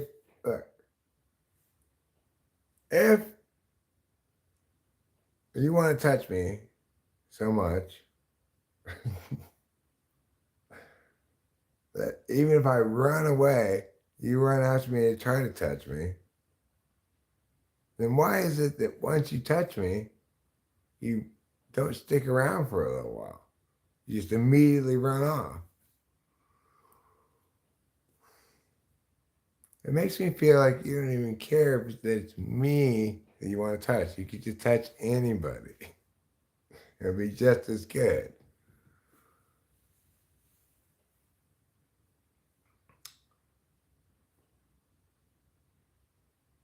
Anyway, I think tag's a dumb game because you run around, you touch each other, but it never leads to sex. Things that involve me running around and touching each other, that better be a prerequisite to sex. Otherwise, it's not worth the running around part. Fortunately, Rachel doesn't make me do a lot of running around to have sex with her. But the point is, I could conceive of myself justifying all the running around to touch each other if it was some unfortunate form of foreplay. Running around to touch each other just for the sake of it, well, that's tag. And so that's why I don't think tag is a very good game, conceptually. John Doe says, "Are you gay, Eric?" No, I'm not gay. I'm on my third wife. I may not be particularly good at picking wives. I was good at being married, but those first two wives were. Second wife was fine, but she just had a shelf life, Once the kid was old enough, that she didn't need her to be the mother. Well, she and I didn't have much in common anymore, Anyway, after that, I fucked other ladies occasionally, and then finally I ended up with Rachel. I did spend a couple of years fucking this other lady who was horrible. I'm barely fucking her because she was so horrible. But finally, I found Rachel. And in Rachel, I found my precious angel wife. Out of my first wife, when she's still alive, she's my daughter's mother. And she was not a good mother. So she was kind of like out of my daughter's life for several years at least. And came back into it and stuff. She's not a great woman. Difficult woman to be with, not a great mother, has lots of problems, etc. Like I said, I'm not very good at picking wives, historically. Like I tried to even marry this horrible cunt I was with before Rachel, but I had enough sense to realize, okay, I cannot marry this woman until she compromises here on these significant issues, which are significant. She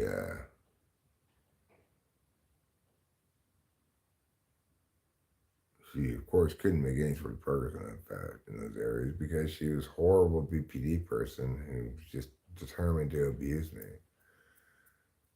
But regardless,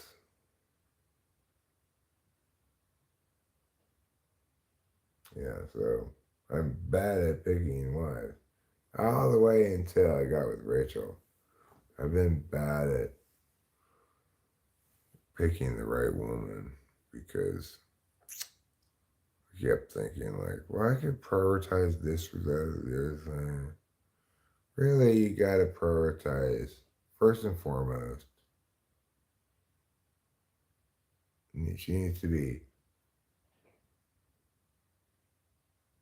You need to be actually yes, I very much want to fuck that chick. Not like, I can fuck that chick. It shouldn't be like that.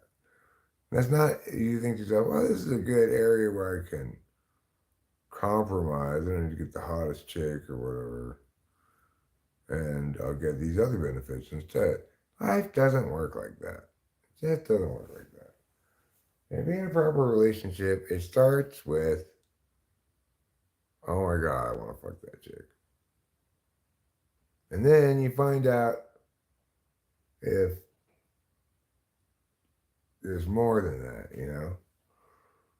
It's like, first, I want to fuck that chick for sure. And then you determine, is this just like, I want to fuck that chick? Or, because I normally don't just want to like fuck some chick, because I don't like casual sex, you know? But I could totally bang that chick even casually because she's hot.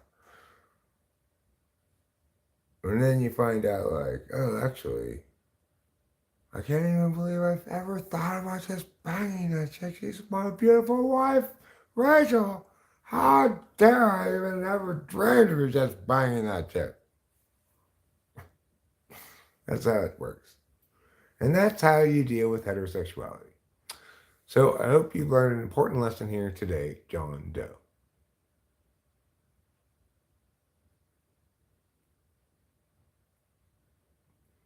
Oh, well, if Carlos, whatever is around, Carlos Paiva is around, he's got the link. Other people might have the link too. You just put it there, you know. Like Rachel was suggesting, um, like, how we can't just, we should see if it's okay to put it, like, just put the fucking link there. And then the whole point of it is Carlos Paiva can be responsible for whatever dealings with it he wants to when people get there. If he's going to call it a TWFP Discord server, then I just put the link anytime they ask for it, but I have it, but I don't care enough to get it.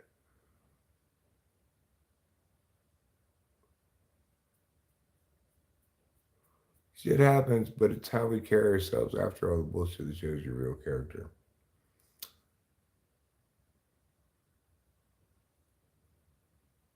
Host Eric's mother was a very good mother, and Delilah had her for a long time too. Yeah, my mother was a wonderful grandmother to my daughter, and it was the highlight of her life, really. The last thing of great significance and joy before she got dementia was watching Delilah grow up into a young teenager, at which point my mom started to deteriorate. It was a long, slow process.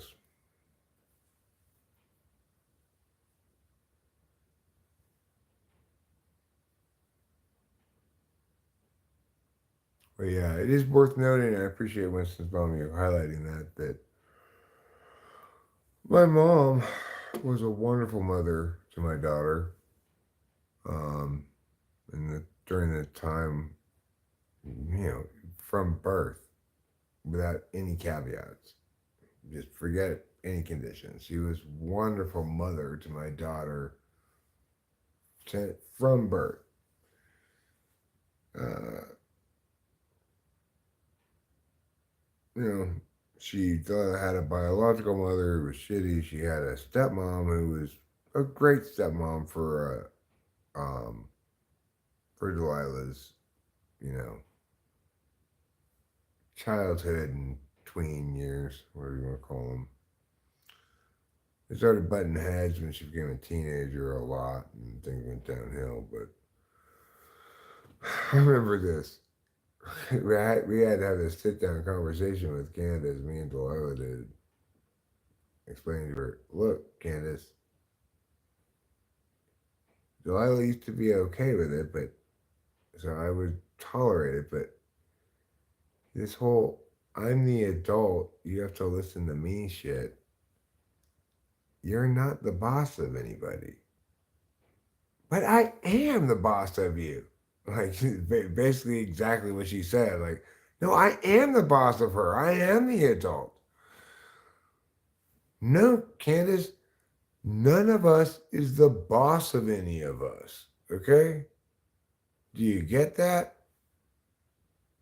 Well, I had to give her kind of this come to Jesus moment.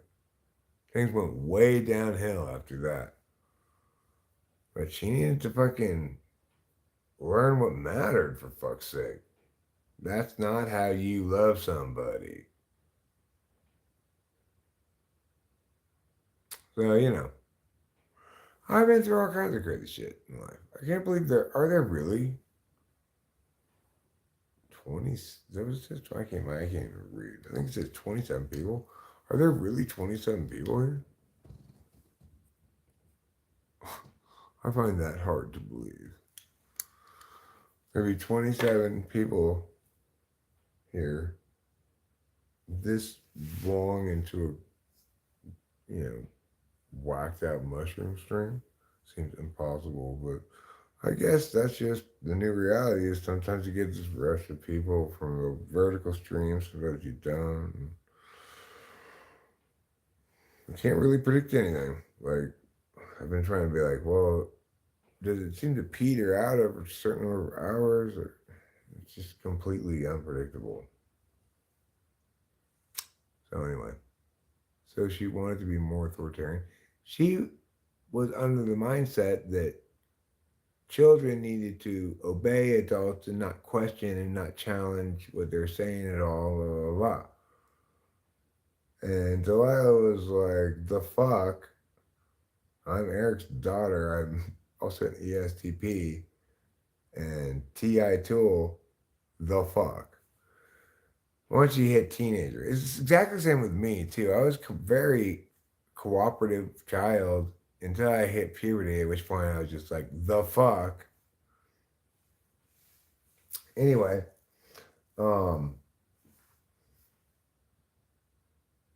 and Candace needed to learn a hard lesson. Look, we're not in your STJ, SFJ nightmare family that you love so much because you fit perfectly in. Around here, if you want to get your way, you need to be correct.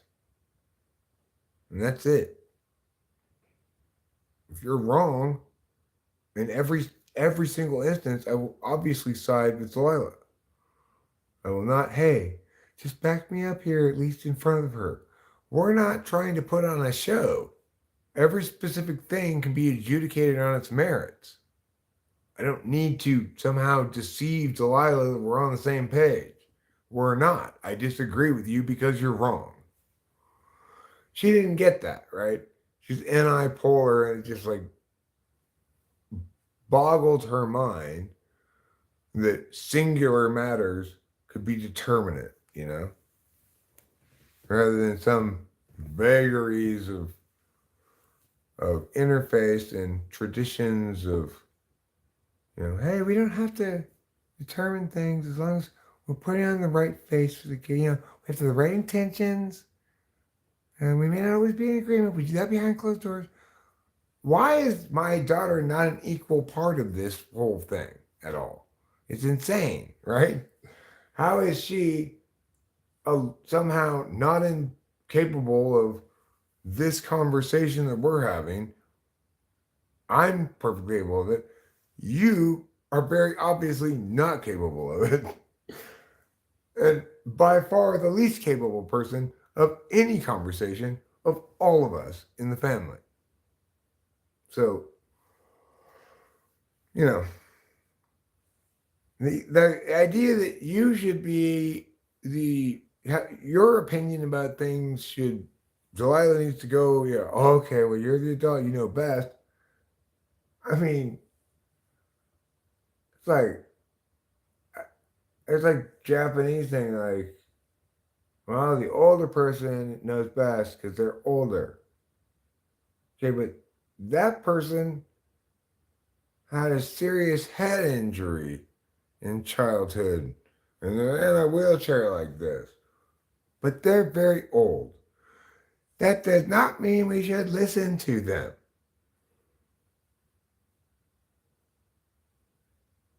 Certainly, the conflict between Candace and Delilah proved in no uncertain terms that we should not listen to somebody just because they're older, because Candace was so much fucking dumber than Delilah was.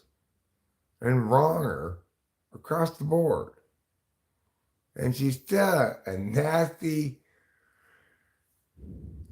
smug little ESFJ woman that, she's not unhealthy, blah, blah, blah. I'm not trying to critique her like that, but she just loves me. I'm going to just get a dig on you.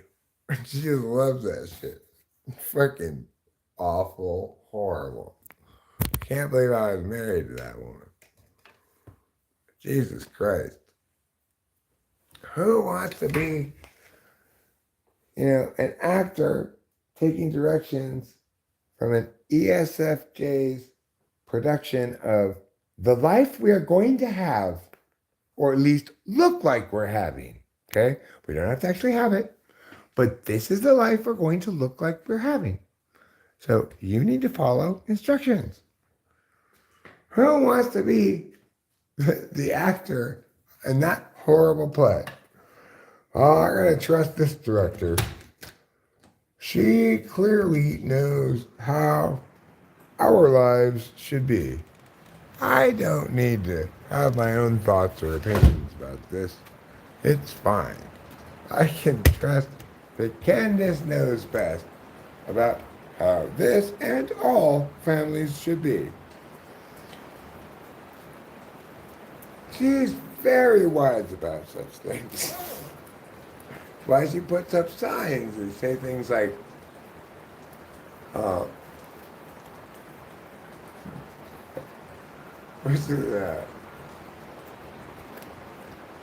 best love grows in small houses. We have like a small house. Something like that. I don't remember exactly what the sign said, but she had a sign up about that thing. She had a sign that said, like, as far as anyone knows, we're nice, normal people. Okay. Do we need more signs up? Yes. And look, I get it. You think some of my signs are dorky? We're going to let you have a say in this one. We're going to have it be fun. It's going to be quirky. It's going to be something you like. Okay, well, let me pick a sign. All right, I'll look through all these things. I picked that sign. Let's not go with that sign. Okay, well, how about this one? I'm thinking something more like this. You want that sign? No, I want you to pick. You want me to pick that sign. I mean, if you like it, if that's the one you want.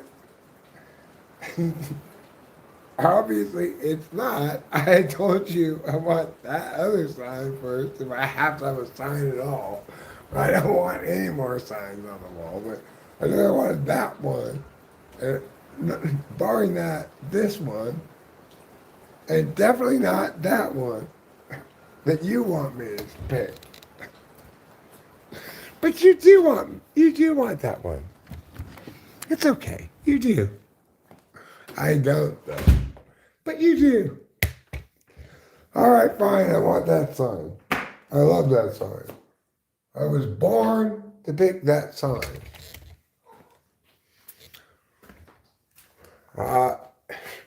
You obviously care way more about that sign than I ever could in a million years. So, yes, I want that sign that I don't want. You know what? Next time, can you exclude me from this sign picking activity entirely? You already shuffled me off to the garage, and that's where I stay like a good little boy. So don't worry about my input on your stupid signs.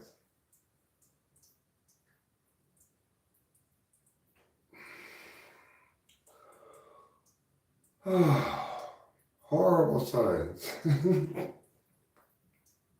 Today I choose joy. If you leave that sign there, then you have to choose joy every single day. No, I can get another sign next to it. It says, today I choose faith. I thought you chose enjoy. It's fine. I choose both. Faith and joy. You know what?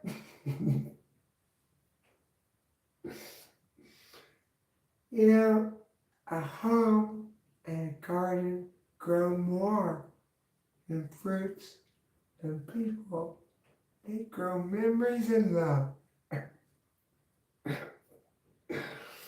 Just, oh my gosh, Eric, this is so us. Because we live in a house and have a garden. Exactly.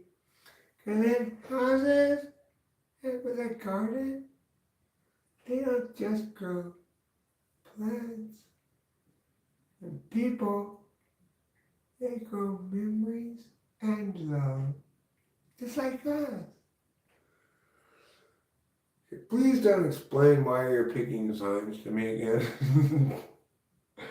Please don't explain why this sign so deserves to be on our wall in our house again. I'm perfectly happy not knowing why that sign is there. I'll just assume because Candace wanted to put it there. And be okay with that.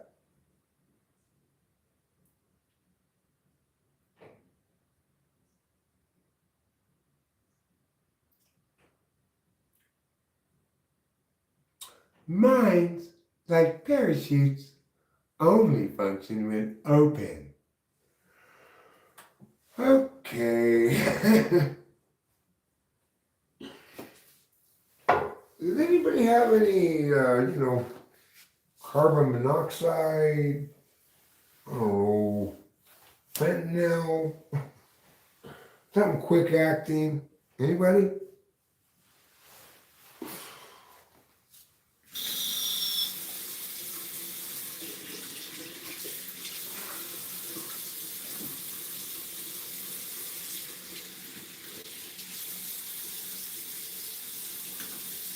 Oh my gosh. You have got to see this, Eric. What is it? It's a candle. It smells like a pumpkin. It's shaped like a pumpkin. I see.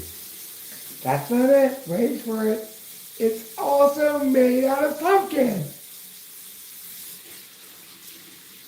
Okay, well, it can't be made entirely out of pumpkin.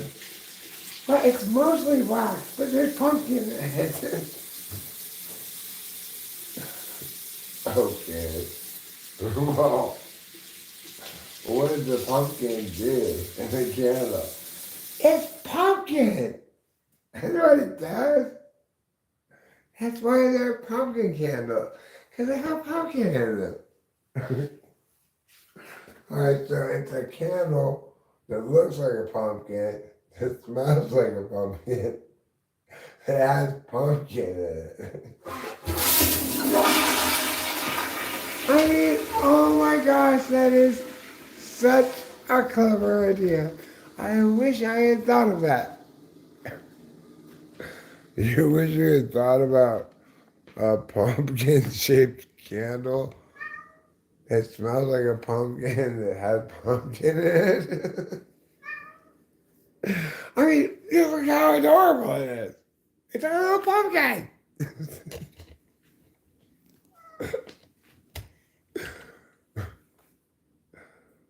Meow, what? Meow? You want some food or what? Probably get that checked out. Check what out? Probably check out your luggage from the general store. Is that what you're saying? You wanna check out my Giat? Is that what you're saying? I'll show it to you. I'm not afraid to show you my Giat. Take a gander, everybody. I don't blame you for wanting to check out my Giat. Oh, Giat. That's what people say. Because why? 'Cause I got so much riz that I shoo away the skibbity bomber class every day. I'm clapping cheeks and I'm other words.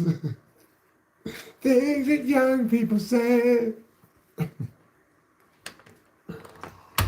Wait, I tell you, you can't spend 5 minutes talking to a young person these days without them referencing some skibbity bomboclats or other such nonsense.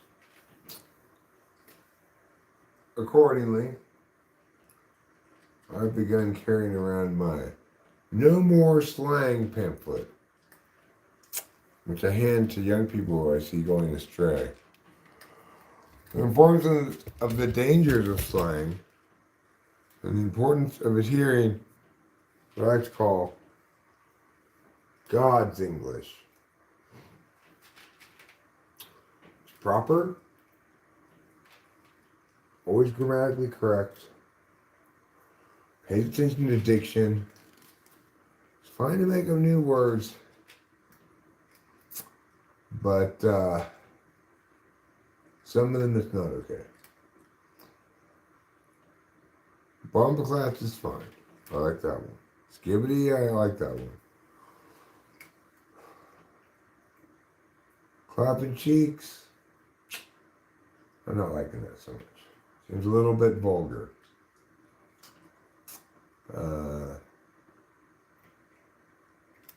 Like cream pie and gaping gas sounds a little vulgar to me. That's how the young people say, "How you doing today?" But I don't approve of that. Well, I'm a little bit more, probably old-fashioned, but I like to use a little bit more respectful language than that.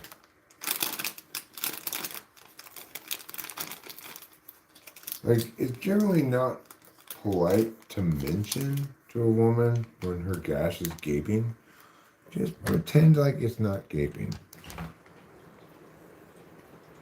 No woman wants to be told, "Hey, your gash is gaping." Who wants to be told that? Nobody. Have a little respect. Say, "Hey, I love the way your gash isn't gaping." Even and especially if it is. Okay, there's no reason to open this bag of candy if you're not even going to eat one of them. Just open it. I don't like the fact this bag of candy's not open. You open it because you want to eat one of them. And you eat actually 2 of them. They're a little bit more sour than I anticipated.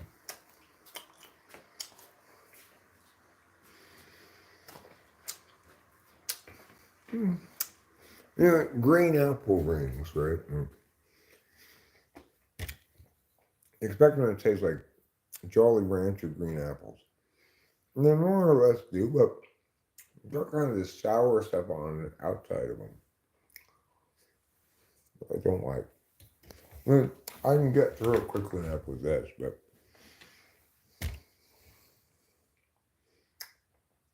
I'm saying as a general rule, whatever the sour stuff is they put on the outside of this, I don't like that stuff.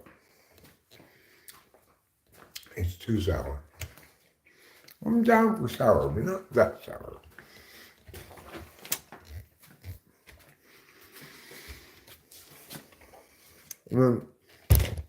Like in this instance,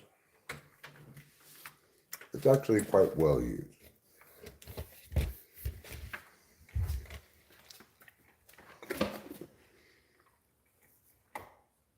Just like a dash of spice of sour, not overwhelming your palate with sour.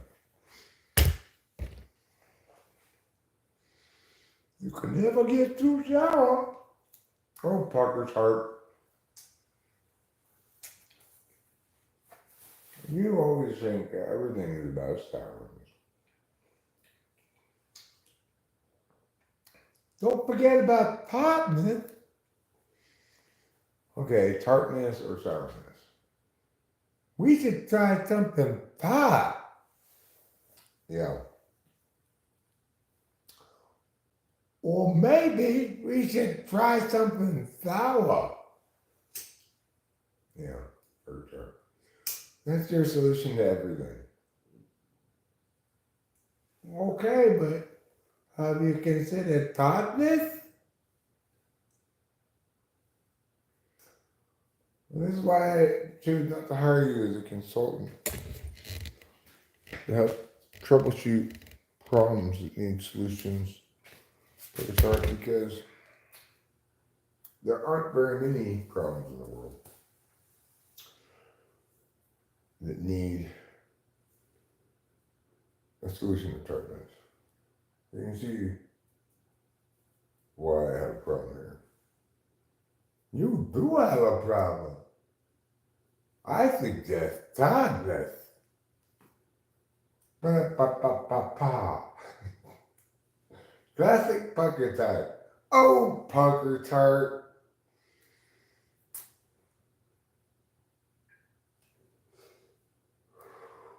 Pucker tart. That's probably the better sitcom construction there, actually. Is pucker tart. Everybody had their hands on their hips like that.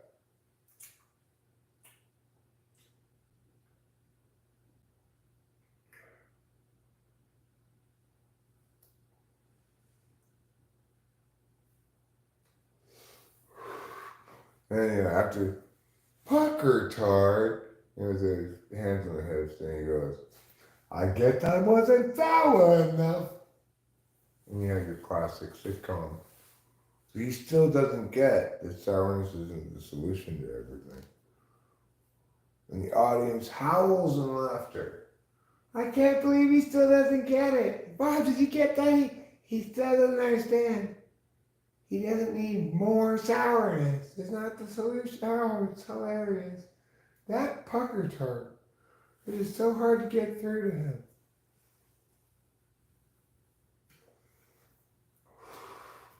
That, my friends, is how the fine art of sitcom works, in conjunction with a demonstration of how the fine art of being a sitcom audience works. Thank you, Bob and Rebecca, for assisting today in demonstrating what the correct way to respond to sitcom is.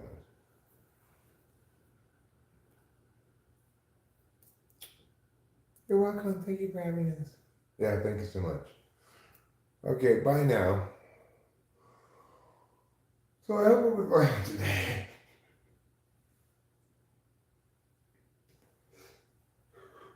Some important lessons on situation comedy, how to construct a scene, including Parker Tart Lemon Squeeze, and how to respond to it if you're an audience member. Your complete package. Normally, each of those things you have to buy separately. It's a $500 value. Today, you get all of them combined for just $3,000.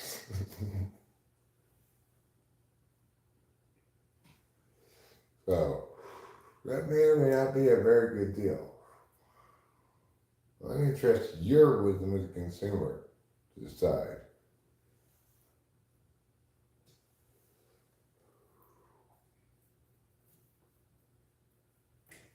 Well, yeah, that's just true. You could get them a la carte for cheaper. Get all them each a la carte for a lot cheaper, but then you would have the regular edition of those things. Are you going to be okay with not having the premium edition? Because you pay the $3,000, you get the premium edition of those things. What's the difference? Well, I mean, the premium edition, each of the components of it is obviously top level premium, you know. Can't be beat. You can't get better than premium. Unless you want to aim for elite. That's a whole nother, I don't know if you're ready for elite. Well, how much is elite? $10,000. Well, what's the difference? I mean, elite can be said to be is consistently at least 80% better than premium. But in what way? Well, for example, it costs $7,000 more for a reason. Because it's elite. Here's my idea for explaining things to people to get them to pay more money for the same thing. Oh, you want a regular pineapple? Over here in this bin, we've got elite pineapples. They look the same. Well, they look the same, but these ones are more expensive. Why? Because they're elite. Now I just replace that word with organic. Oh, they're special vegetables. Oh, you know what I love about this milk? It doesn't have any human growth hormone in it. It always makes me taste like, I don't know. It just tastes a lot like Carl Lewis. I don't know. Every time I drink milk with human growth hormone in it, it makes me want to do a 100-yard sprint and get braces at 30. I don't know. My mouth's changing a lot. And I'm breaking out a lot. And, I get angry very easily, of course, naturally, like anybody does. I just have, obviously, some late arriving orthodontics issues. And so, I don't know what your concern is. Don't mind me and my braces. It turned out, actually, Carl Lewis was doing steroids. Why? Because he really wanted to win those races. He said, look,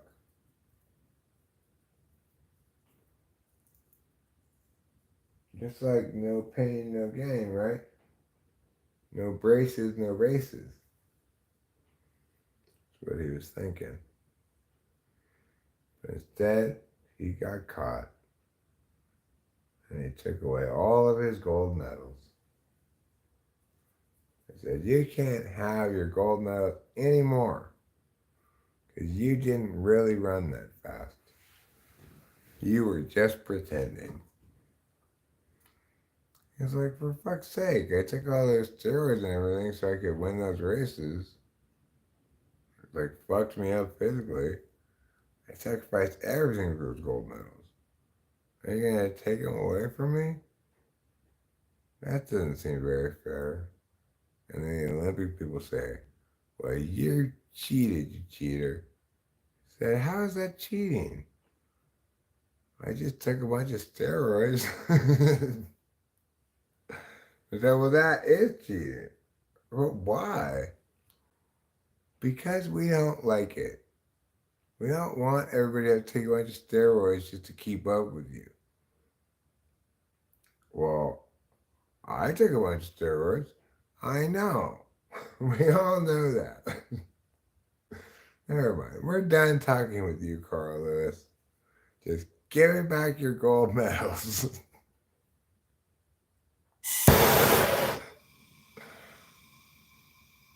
He's definitely talking like he's on something. Mushrooms aren't for me. Oh, mushrooms are definitely for me. I like mushrooms a lot.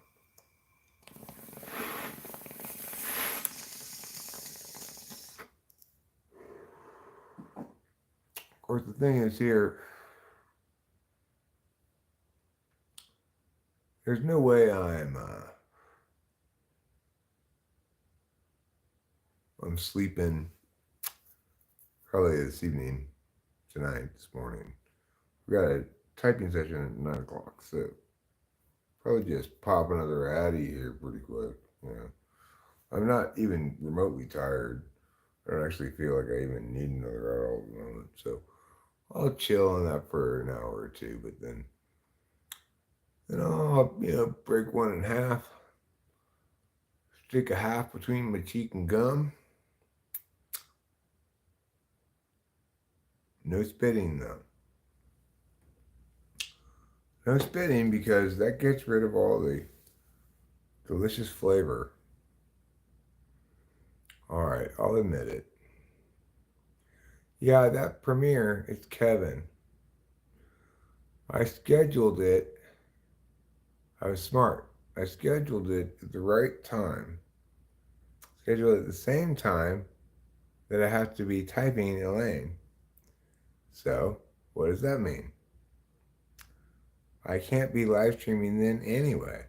So I might as well have a premiere. Isn't that smart? Wasn't that smart of me? That way I know I'm not going to be like, I wish I had a schedule at that time because I want a live stream and now I can't compete with that. Oh, I got it figured out perfectly.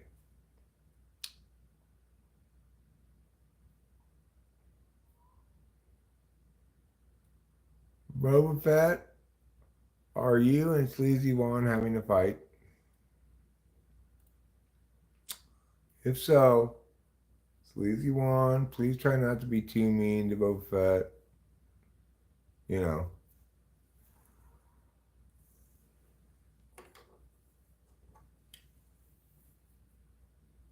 Like everybody, we all got our shit we're dealing with. A few of us need somebody to be like, you suck. I may be like that myself sometimes. But do as I say, not as I do. Okay? Okay, Sleazy One, be better than me.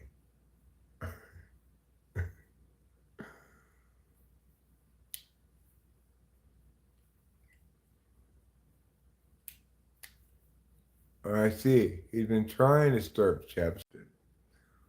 Well, I don't blame nobody for being interested in that kind of stirring up. Sleazy One, I want you to develop more elegant stir-up methodologies. For example, you're wrong about this thing that I'm actually right about. Well, that's a better way to stir things up. You get a rise from me generally if it's not too ham-fistedly delivered.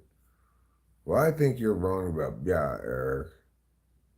And first of all, most times it would prompt for me, well, why? If you definitely want to successfully provoke me, then you give me a dumbass reason after that. You answer the question, but it's a dumbass reason. Then I'll be like, okay, that is not a good reason to be. You can successfully anticipate that working most of the time. Who are you calling out for what creepy behavior? Is anybody being creepy around here? Nobody's. Buffett is not remotely being creepy to anybody around here. If he's talking about something you find creepy that it is in life or something, well, I mean, it's one of those things that you got to make sure you've determined all the relevant details before you feel qualified to condemn it as this or that. I don't know what he said, but I mean, stirring up in general is attempting to be combative, attempting to highlight something that, say, makes somebody a legitimate source of critique. And when called out on being conflict producing, you say, why? How should I'm calling him out on this bad thing? Well, I mean, it is true in life that if somebody's behaving badly, you got to call them out. But you got to be responsible about using that. You know,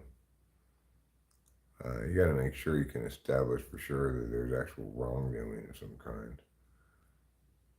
Otherwise, you are in fact just stirring the pot and doing so in a rather ham-fisted fashion. I don't think you've done due diligence to condemn Boba Fett. So, there you have it. That's the truth of things, which you will always hear from me. The truth of things. I might be a little uninformed about this at the moment, so in theory, new information could falsify what I just said about having the truth of this matter. So I'll acknowledge being rather uninformed, having not actually read the chats and stuff. But 50-50, at least, what I'm saying is true. Other 50% chance, it's bullshit. So, tough call. Kind of a coin flip, I guess. Damned if you do, damned if you don't.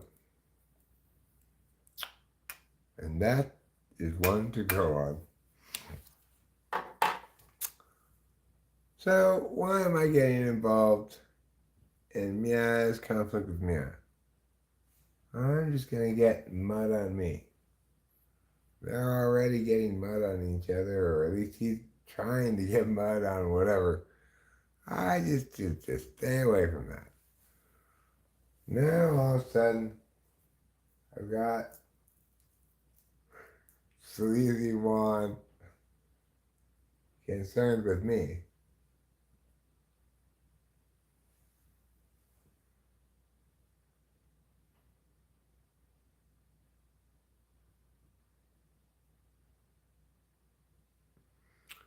Sleazy One says, "You got the dumbest people as mod team, bud. Work that out, you might pop over 50 viewers." I can guarantee, Sleazy One, the viewership numbers are completely unrelated to the behavior of the moderators. More importantly, I think the moderators around here do a fantastic job. They have restraint. They seem to try to understand what I want, which is more than I can ask for, really, you know. They're doing a service for me, and I try not to second guess them, but I do anyway, because I have an opinion about it. So it's a tricky line to walk, you know.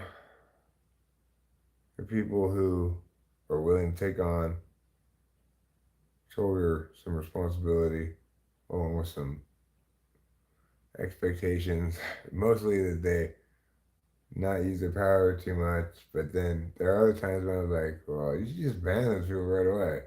And it's kind of, it's hard to generalize from what I'm saying, this or that or the other thing. So they've got a tough job, thankless job, and I thank them for it, but I hereby thank them for it. But I generally don't, and nobody else does either. So uh, I appreciate the mods a great deal. I appreciate everybody who's here, you know, who's willing to come around and stay around, just be interested enough. So like I appreciate you, Sleazy One, just being here and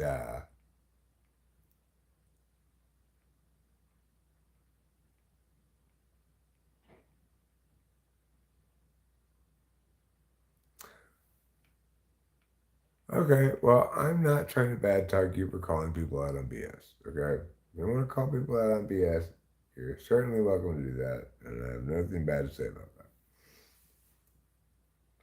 I'm not bad talking you at all.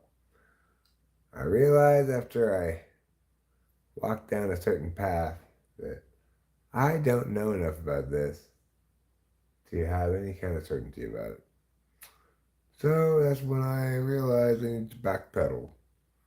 And accordingly I did and said, Okay, well, actually, could be a coin flip here as to what's going on. I don't really know. So, so yeah, I didn't really badmouth you because by the time I was done speaking, I had backtracked from anything I had originally said.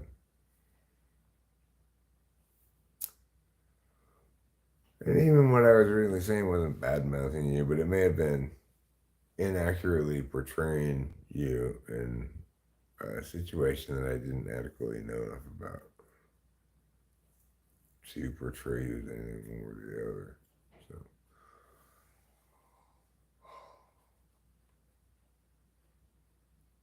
and that's what happens when you let your intuition get away with you.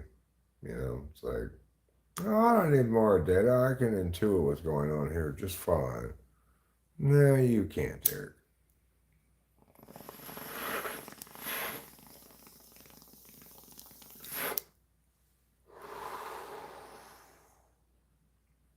Usually just takes me a moment to recognize that. Like, hold on a second. There's lots of other possibilities here.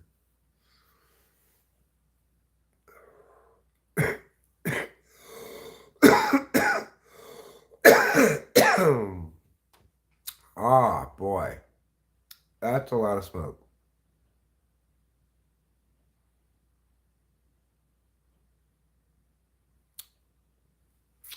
Okay. Well, I feel like I feel comfortable that your position's been voiced and understood. And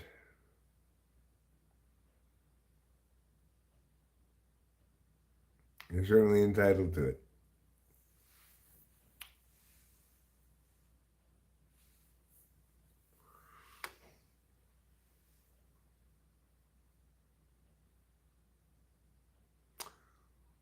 Unfortunately, Boba Fett, I am going to have to correct you on that one. This is public. This is the public space, which is to say there's no expectation of privacy here. What you say here does stay here, but that's not in the good sense of Vegas, right? It's like it does go on a permanent record. Anybody can reference it, yada yada. This definitely does qualify as a public space.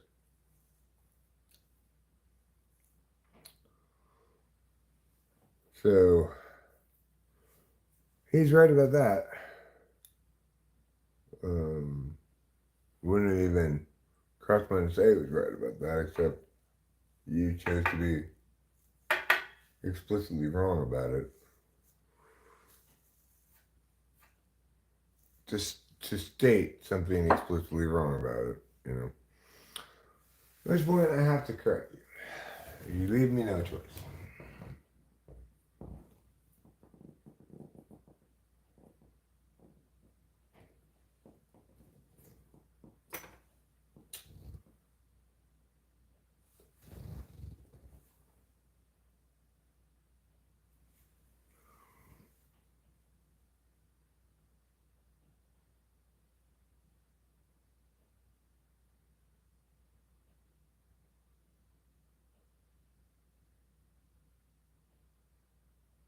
All right. Well, Sleazy, why?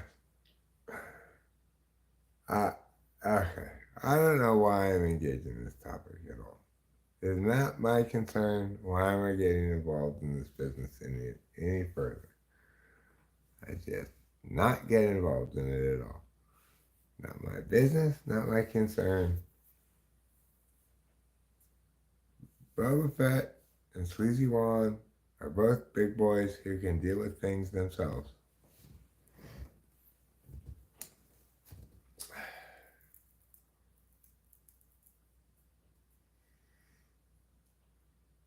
Did I watch my anime shows today? Good question, Acacia. Excellent, important question. The answer, of course, if you're talking about Friday's shows, is yeah, I watched them all already. If you're talking about, on the other hand, where's my calendar? What's going on here? This part. This is what I was trying to click. Today's Saturday. You're talking about Saturday's cartoons. Well, let's check the release calendar. I'm not sure. I'm not sure for sure, but I don't think any of them come out quite this early.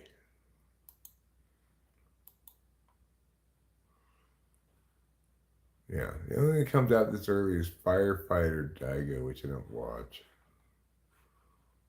I used to watch. I watched the first Mia episodes of it, but then it was like, okay, yet another person in peril being rescued by firemen. Not really, no thanks. Tales of Wedding Rings, that's excellent one. It comes out at 6. A Sign of Affection, I don't watch that one. Buchigiri, I watched that one. I don't like it that much, but it comes out at 8:30. Last week, annoyingly, it was a .5 episode, so I didn't even watch it because I refuse to watch .5 episodes. I don't need you to recap for me the first 6 episodes of a season that's brand new that I'm currently watching. Thank you very much. They're just pretending when you should just say we're taking a week off. Who might as well, why put in any work at all to just make that pretend episode? I don't like it. Anyway, Buchigiri had a horrible .5 episode last week, so it'll be good. I know at least this week we'll have a real episode because last week we had a horrible episode. Then, delightfully at 9 o'clock, that's when Mash and Muscles comes out. I love that one a lot. Wow, remember what I was saying about Buchigiri last week? How last week's Buchigiri had a .5 episode? I was like, oh no, oh shitty, Buchigiri. Then 9:30 came out, Solo Leveling. What? Solo Leveling? Has a .5 episode too? Like 2 of your cartoons from Saturday both have a stupid .5 episode? And Solo Leveling really hurt. Buchigiri, okay, whatever, I can take it or leave it, but Solo Leveling, I look forward to that every week. It really hurt when kind of you expect to be like, oh, it's gonna be so nice to see you tonight, and then she's like, hey, sorry, we can only meet on video conference. Like, that doesn't even count. Fuck off. That's not why I want to meet with you, to have a video conference. All right. Then 10 o'clock comes out, Blue Exorcist, Shimani Illuminati Saga. It's not very good, frankly. I tend to fast forward through it, but I'll watch it anyway. I'll try to get that one out of the way early if I have them all stacked up. Like if I delay watching any of them until after they're all out, I'll try to get that one out of the way early because it's not good. The Apothecary Diaries, but it's just barely good enough to watch, right? It is good enough to watch. I have a history with the show. I have the shirt from the show. And it is my kind of thing that I like. It's just poorly paced. Anyway, 10:45, Apothecary Diaries comes out. And last week's episode was actually the first episode of it I've ever seen that I thought I wasn't very impressed with. I wasn't as impressed. It would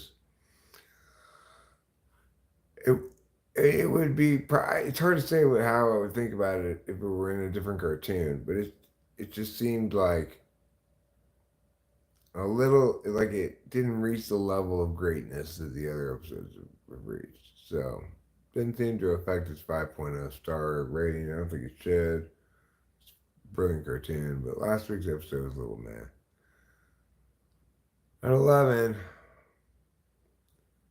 This one is a show that it should be good because it has everything I want in the show. The title suggests everything you need to know about it. This is going to be a great show. The strongest tanks labyrinth raids a tank with a rare skill 9999 resistance skill got kicked from Heroes Part. One of those ridiculously long Japanese titles, right? But he's got OP tank powers. He's kicked from the Heroes Party because they didn't understand how his tank powers work, so they thought he wasn't even being very helpful when really he was being super helpful. Anyway, I like the idea. I like the main character fine, I guess. It's horribly paced. Horribly paced. I do not need my Swords and Dragons show to spend most of the 22 minutes engaging with, like, oh, I'm so happy now that we can be here together in this home. It's what I've always wanted. I'm so happy for you. But what? I just wonder, is Julie happy too? I don't think I've ever seen her so happy. Okay, get on with it. What the fuck are you doing? You need to remember your two core tenets here: swords and dragons. Not standing around and talking about how happy you are. Okay? Anyway, it's a quite poorly executed show that happens to be exactly in my perfect pitch area of stuff I like. Of course, I watch it. I'm pretty happy to have it on the lineup here. But mostly because it's like, okay, I'll watch this one maybe after Blue Exorcist and I can fast forward through it somewhat and whatever. I just kind of whet my appetite for the upcoming good ones. Of course, the other one today, which is an excellent one at 11:30, is Kingdom. I love Kingdom. I'm all about that Kingdom. I'm all about that Kiao-Kai. I'm all about that Fei Jin, squad. But mostly I'm all about the Kiao-Kai. Because Kiao-Kai's got a great name. And she's also a badass. The only reason that the leader, Fei, the Fei Shin squad, the only reason he can beat her, and it's not even clear if he can, is because she doesn't have as much cardiovascular duration as he does. But really, nobody's ever sure what happened if they fought. Personally, nobody's ever fought at all. Personally, I think Kiao-Kai would win. I think Kiao-Kai would kick his ass. Because, I don't know, for a variety of reasons. First of all, like, how fast can you be with a halberd? It's not a fast weapon. I get it. He's like super fast with it and shit, right? But he's never going to be as fast as Kiao-Kai with her sword dances. Anyway, he's boss, she's the lieutenant, but really, could easily not be the other way around, is my point. You can call me Team Kiao-Kai, I think it's fair. Not that they're opposing each other. She's a really good teammate on his team. He needs her badly, along with his other lieutenants. It ain't easy being a warmongering, squadron leader in Kingdom. Everybody's always going to war with each other. There's your classic war techniques like, horses and halberds and swords and stuff like that. But you gotta really fight for your right to party. So I appreciate that cartoon.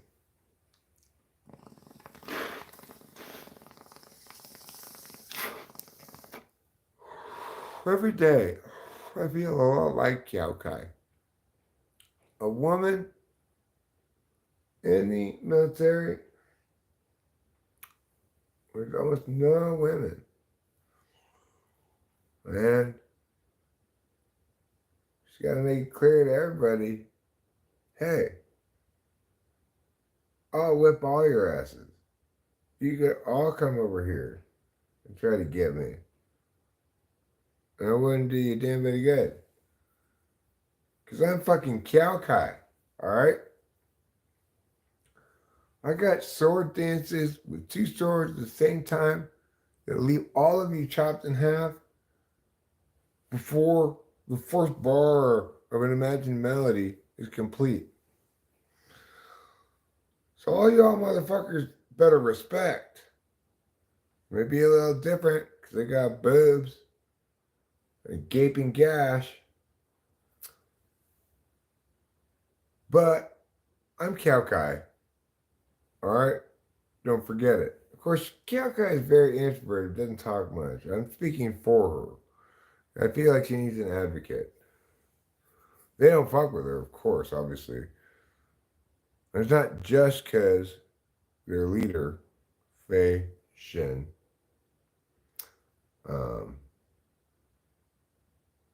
seems like I'm saying his name wrong, though. Anyway, it's not just because he told them not to rape her. It's because they already know she's deadly like a fox. She'll cut you right in half. Be like 50 yards away before your halves go like this, Your person's like standing there, and then the top half goes slide, That's how badass Kai is. So, I guess the moral of the story is don't fuck with Kai. So, unfortunately, right now, there is no Kai. It's a long ways away. Right now, we only have Firefighter Dago Rescuer in Orange. And even worse, I've never even watched this thing at all so therefore it's terrible. I may have watched one episode of it, or I don't know. Closed Case. Case Closed, Detective Conan. I am not interested in watching that show.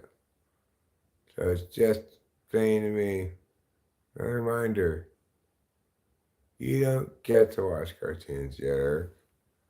They're not ready.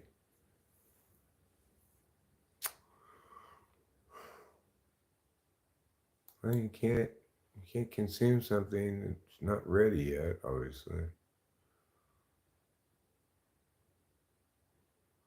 Oh, it's Grateful Gash. I'm sorry. Maybe I'm just misremembering gaping.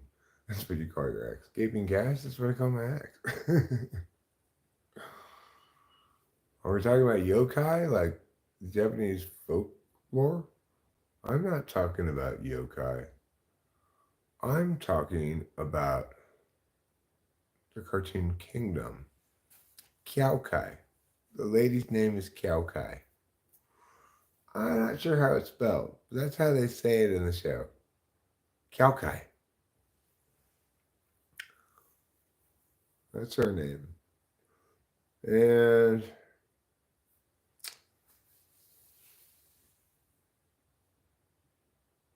I think she's my favorite character. Although I also like the strategist character a lot.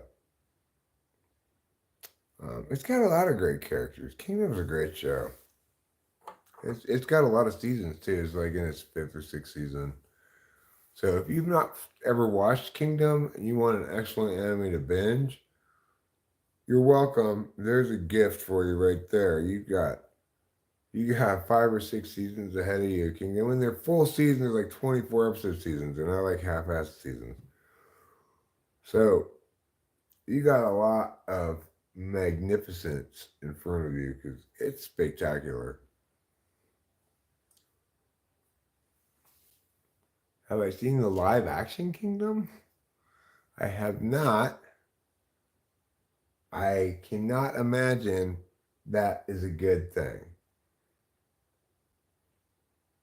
I just, how would you even attempt? You have to have such an enormous budget to even attempt to do live action, all the crazy shit that Kingdom's doing in terms of showing these various massive armies and doing all these various things, having this overview perspective, etc. To have all that shit live action, there has to be a lot of CGI and um, or a massive budget. Terrible thing to try to do live action. I started with live action and it wasn't bad, I guess. Oh yeah, you gotta watch the anime. I have not seen the live action, so I can't, assert definitively that it's bad. But knowing the anime, it's like, what a terrible choice of something to make a live action out of. I could think of, I want makes me want to think of, well, what would be an easy anime to make a live action out of?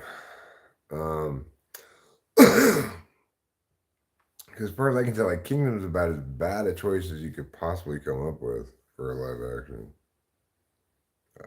rendition of it. But a good one, easy one to do would be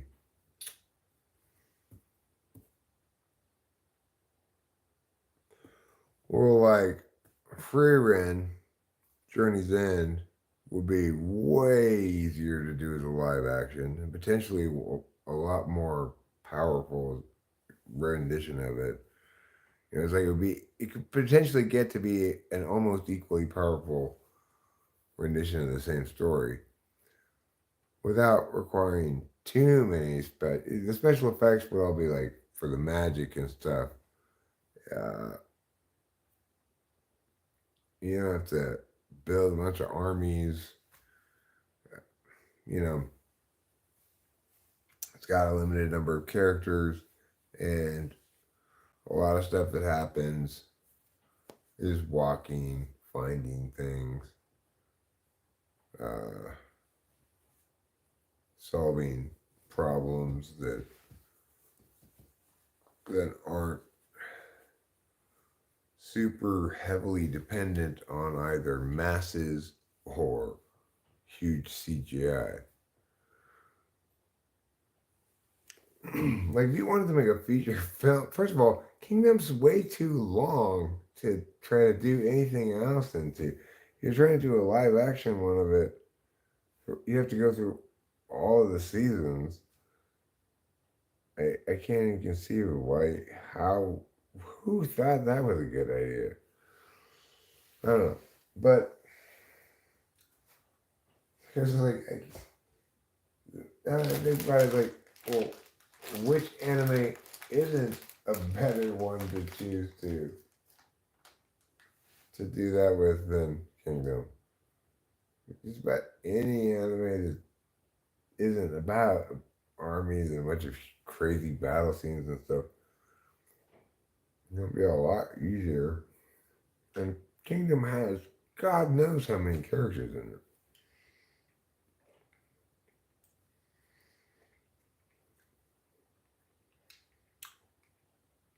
Well, I guess people are like, well, I really like Kingdom. Okay, well, I really like Kingdom too. But you should maybe be a little more practical. You're planning to do a live action thing.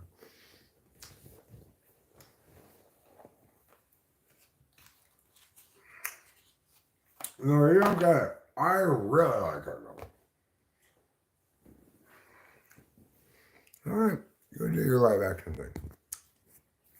It's fun. I don't mean to discourage you from making your horribly ill-fated live action rendition of Kingdom. Random person who's doing that.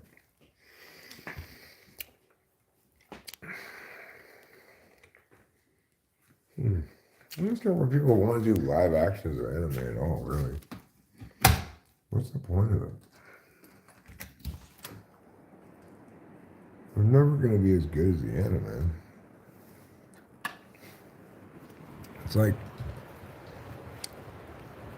I watch anime because I prefer it over live action stuff. Hey, I know. Let's make live action anime. It doesn't make any sense at all.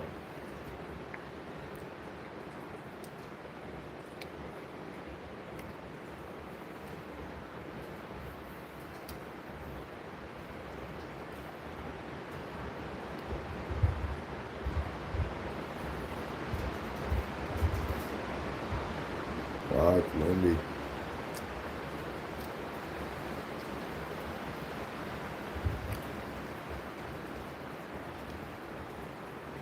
Well, I gotta say, those buried power lines, it's amazing. Prior to them burying the power lines, our power went out all the time. Like, it would take a storm a tenth as big as this, we'd lose power for sure. But we haven't. Lights haven't flickered for a second throughout this rather dramatic storm we're having here. Right now it's not really raining, it's a bunch of wind, but obviously it's been raining off and on, and doesn't look like it ever turned to snow. Not quite that cold. I'm out here with this Pepsi jacket, so how cold could it be, you know?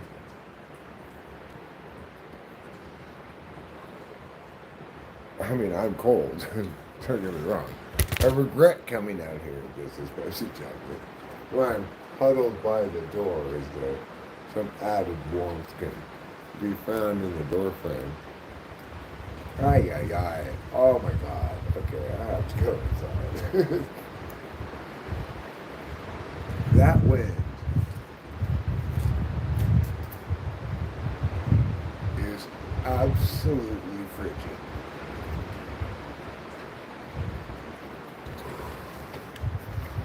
Oh my God. I was a fool. I was a fool to even dream that I should have come out here. Should have gone directly into the garage. What was I thinking? Oh my God. Oh, it's cold. Anyway, I can't leave my butts out, even on the thing, because... Oh shit, is Beating Off with my dentist on my calendar this morning?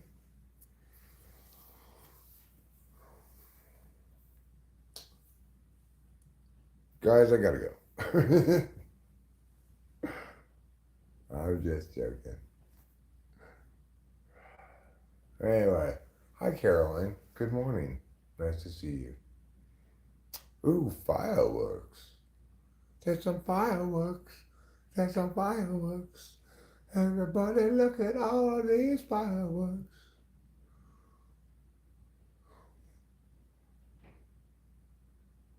Caroline, this morning I am having Cuban coffee, but I am making a Heidi of a breakfast. Swiss Alpish. I'm toasting apples over baguettes with Swiss cheese. I believe they call that the...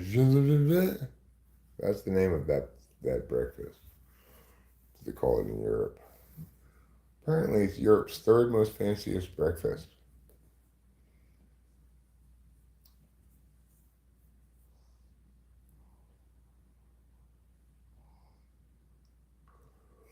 Apple balm.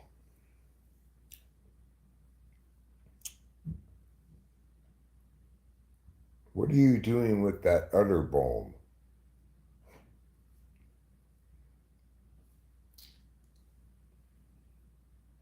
Okay, now you've got me shirtless. What are you doing with that udder balm? I think those sentences often find themselves occurring sequentially. I think probably more often than not.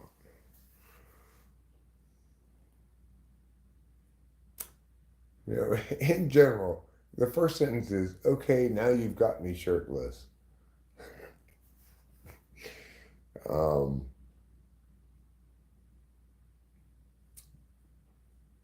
Probably you're not expecting yourself in your next sentence to say, what are you doing with that udder balm? You might. Depends how subject to chapping your udders are, I suppose. I've got small udders. Call them A cups. A minus. Really, more like training bra size udders. And they are nevertheless very easily chapped. That's why I rub udder balm on both of my breasts every morning to keep them fresh, chap free, and should it ever be necessary or possible, ready to produce milk.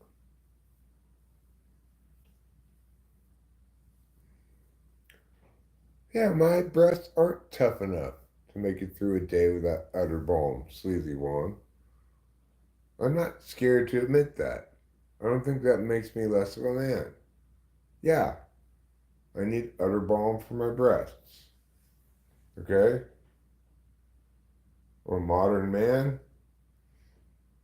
I'm not afraid to take care of myself. I use lotion on my hands as well. Nothing wrong with that.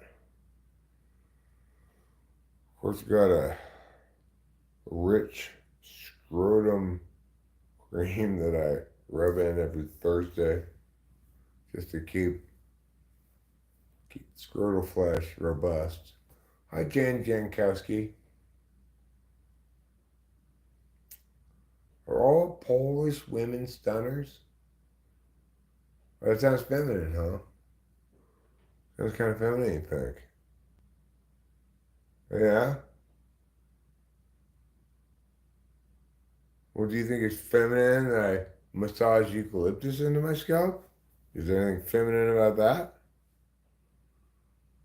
Next, I suppose you're going to say there's something feminine about me getting my butthole waxed. Talk about some kind of old-fashioned, conservative, backwoods hillbilly.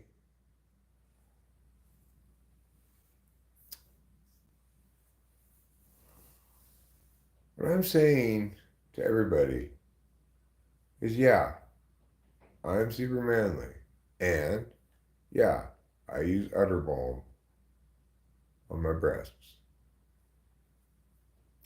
There's nothing wrong with that. There's nothing not manly about that. It's perfectly reasonable household expense. $100 a month on udder balm. I'm sure many homes might spend at least that much. Probably in most homes, both the man and the woman are using it, you know? I'm lucky. Rachel doesn't dip into my udder balm supply very often. She, I guess, has chap-resistant udders.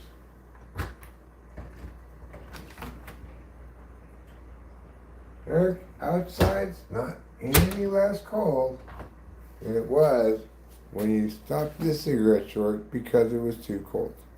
So, instead of trying to go out there again, let's try an alternate solution. Oh, sure, I could put on more jackets and stuff. That's a possible alternate solution. I'm not denying that. But I've got another alternate solution in mind. However, before I engage in that second alternate solution, what I need to do is make a cup of coffee. I have coffee available, I have cups, I have desires.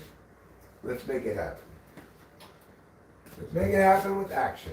Let's concretize things with execution.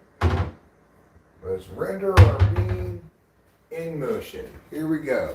Making coffee. Sure, it's a small cup. Not exactly the cup I was looking for. Not one of those big cups with a small part. I don't know where I put that, so probably in the garage.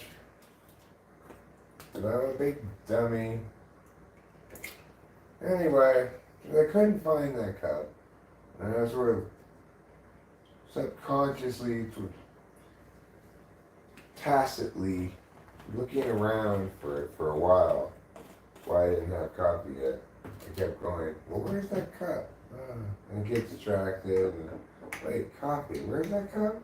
You know what? I never could find that cup. Now that I made it in this cup, I don't regret it, but I also realized that cup was in the garage. So,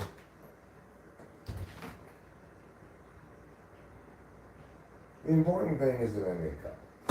Crazy thing is that Trevor voluntarily is going outside. He doesn't even have any clothes on. He just has his fur. But he has chosen to go outside where it's super freezing cold for reasons unknown to me.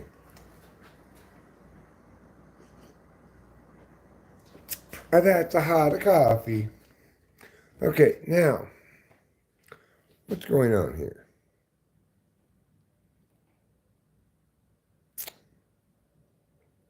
I can't tell. I'm not polishing my scrotum, I'm enriching it with a scrotum bodybuilding cream.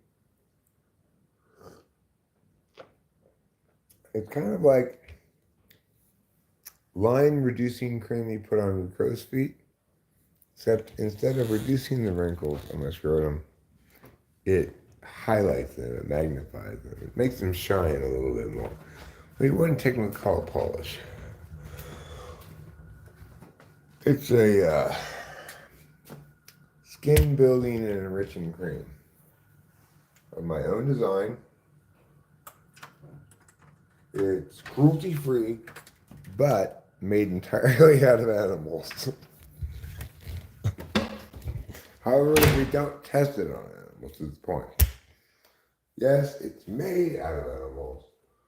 Nothing but animals. But we do not test it on animals. So, keep that in mind. There it is. There's the coffee cup I was looking for the whole time. The one with the smaller bottom part that fits in the cup holder. Alas, it was not until I poured this cup that I realized it's in the garage. Look at me too. In the garage. A smart place to smoke rather than outside where it's freezing cold. It's cold in here too, but it's that wind, man. Oi, oi, oi. It is brutal.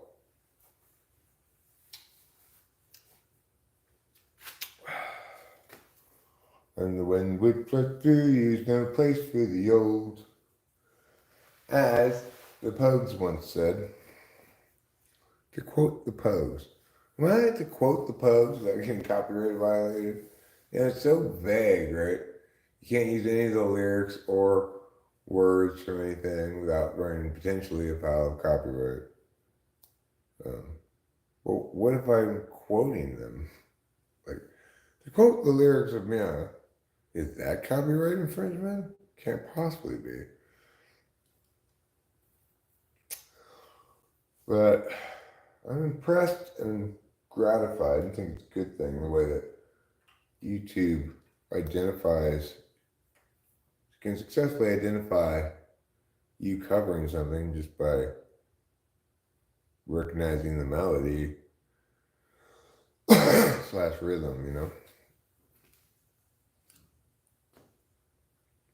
Could be in a different key, could be in a, could be sung slower or faster, blah, blah, blah. But YouTube proves that a song is a distinct entity with a distinct identity. And you can identify it no matter how it's rendered by people. Unless they do such a bad job of rendering it that you can't.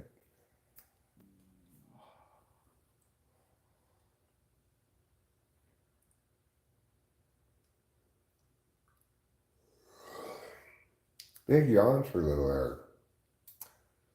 I've got big yawns, but you know what? I've got even bigger dreams. I've got big hopes, but I've also got big fears.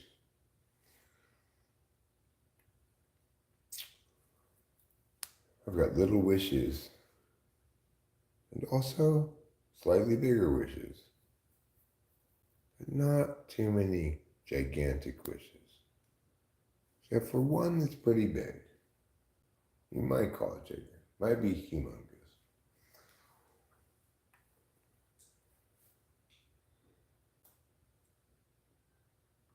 Well, I've got some hours to go before I have to type the lane. I tripped a lot harder like that than I expected to. Like I'm still, well now I'm tired too. I stayed up all night, I forgot. But don't worry, Elaine. I will take a half Adderall before, let's say, an hour or so before the session. I'll be up, ready, good to go. Probably take a nap after that, you know. Everything will be fine.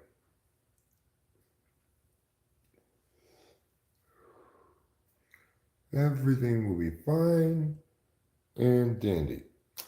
I'll do a fine job because this isn't asking too much of myself, like physically or whatever. Yeah, I stayed up all night. I try not to do that, but whatevs, McGivs. Camera's not here. We're in Acacia. I guess it might be. Is that coming Monday? I'm not sure when they're coming. I'm a little concerned actually about whether that house is actually occupiable right now because of the water septic thing. They may end up needing to start off staying here anyway until I figure that out. Or maybe I'll figure it out before they get here. I don't know. Probably not, you know. I'm a little bit of a, well, an easy alternative to figuring it out until they get here and then make them help me figure it out. That's a dumb way to do things. I don't want to move into stuff into one place and then move it across the way later. You know. Should figure it out to begin with. I do not know what's up with the water. I guess I need to talk to that septic company. We need to hire them to fix the thing, but stuck in limbo waiting for fucking money to move around. You know, it's like, I'm trying to make shit move on my end. It's in all this paperwork in and stuff. Try to get this money. So I've been trying to move shit on her end. Emailing this guy, blah, blah, blah. But,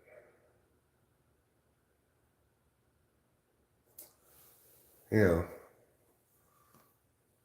it's like uh, we don't have enough capital on hand currently for me to be comfortable spending $5,000 of it on septic stuff until stuff's liquidated. And so now I'm just in this fucking horrible holding pattern, waiting. I hate waiting.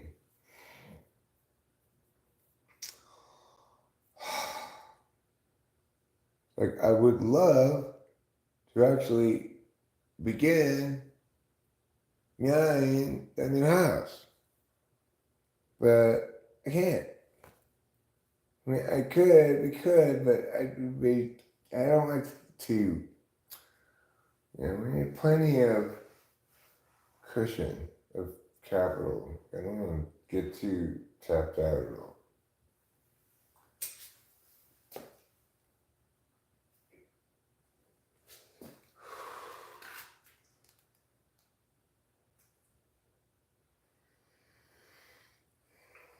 So, it's super annoying. I didn't check the mail today. I could get a check in the mail, or I could get a letter that says, here's why you haven't gotten, we can't send you a check yet. You forgot to send us a picture of your thumb.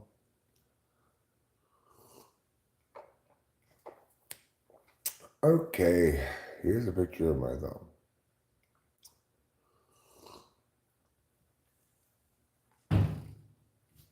And now you get a photo up your nostrils. First the left, then the right. Okay, here are my nostrils.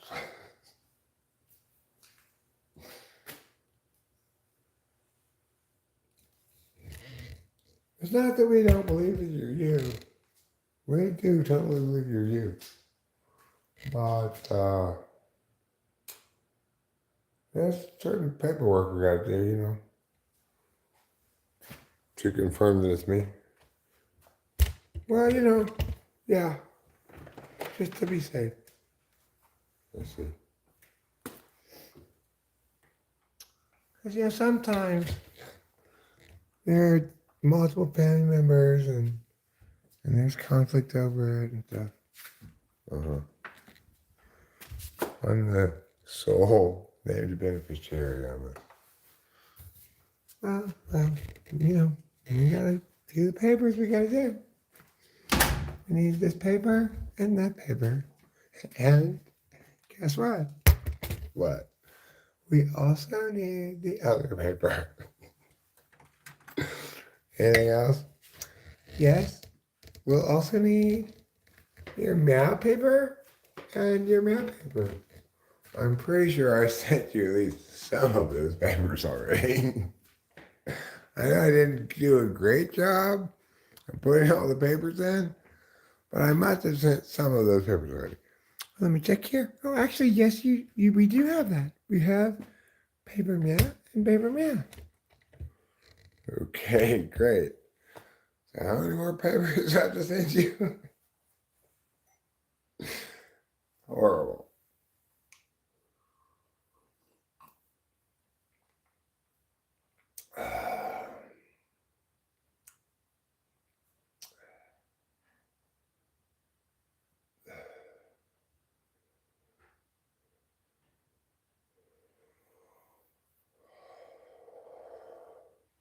Is.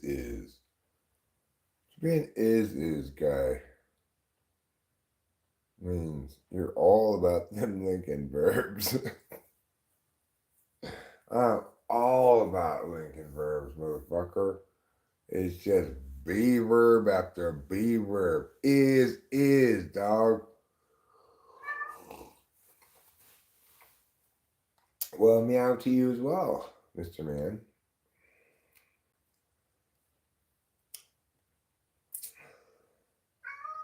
Yeah, I'm done with is. I'm afraid of no beavers. Okay. What do you want? You want me to watch you eat?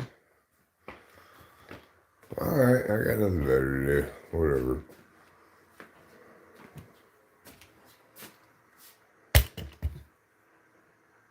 There you go. We'll watch you eat. Not just me,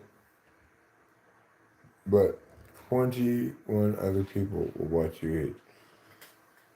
Unless they close their eyes, they won't be able to help it. Unless they're just listening to the phone, in which case, they're not going to watch you.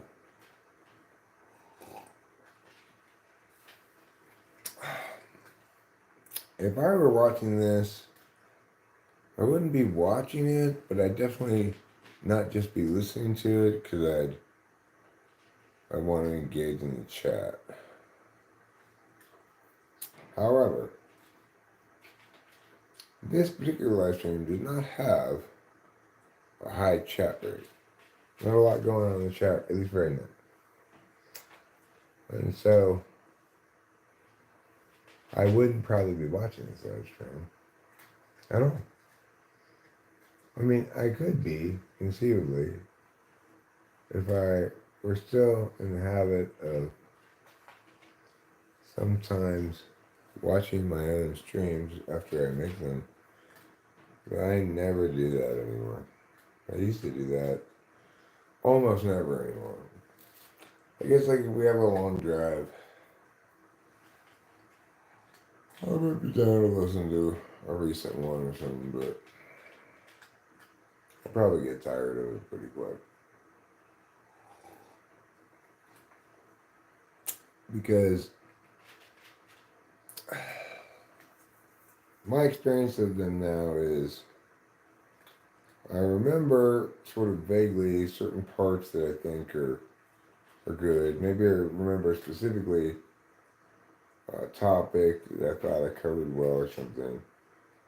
And then the rest of the experience of listening to it is just kind of waiting for the spots that I kind of remember and see if they're actually good enough to be worth re-listening to. Which isn't, I don't know if it can be more of, I guess, a passive listener. But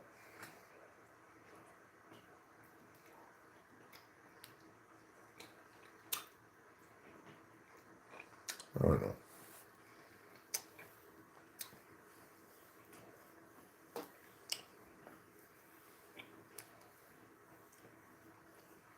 I used to consume my own stuff a lot.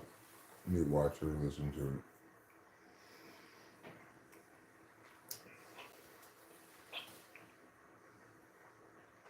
I don't really anymore.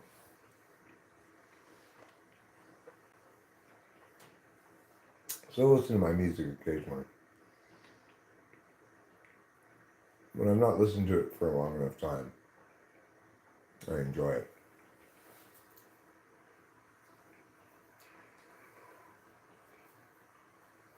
I mean, you know, my selection of the best tracks that don't bug me at all.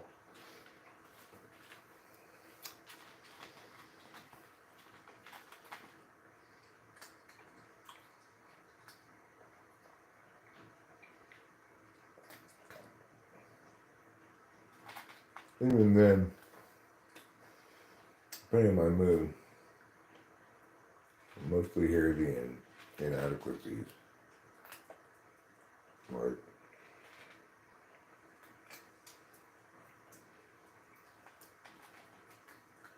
Like I don't like the way the bass sounds so thin on this or something like that.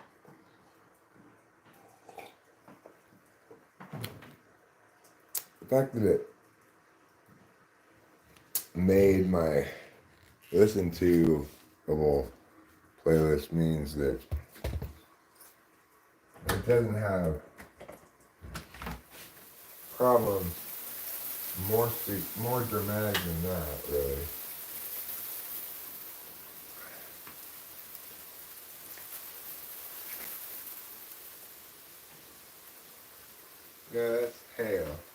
It's hailing outside.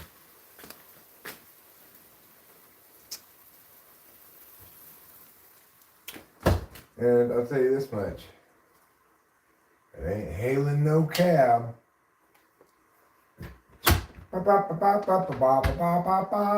It's intransitively hailing outside, you could say. Because, of course, intransitive verbs don't take a direct object.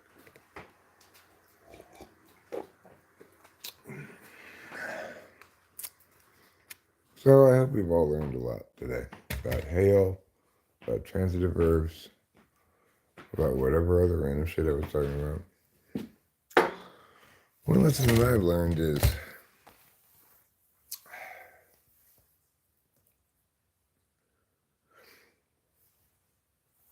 it's okay to stay up all night sometimes, every once in a while.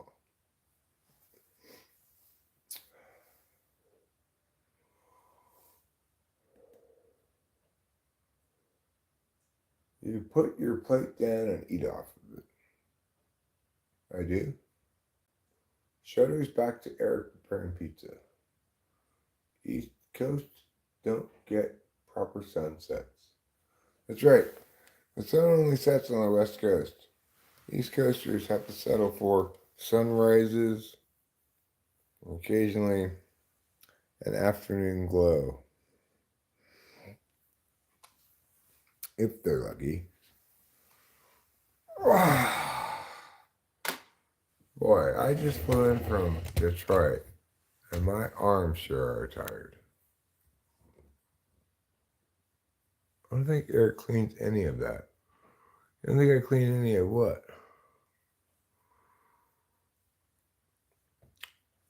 What am I supposed to clean? Well, like the cat plates? I just throw them away when they get gross and replace them with other paper plates.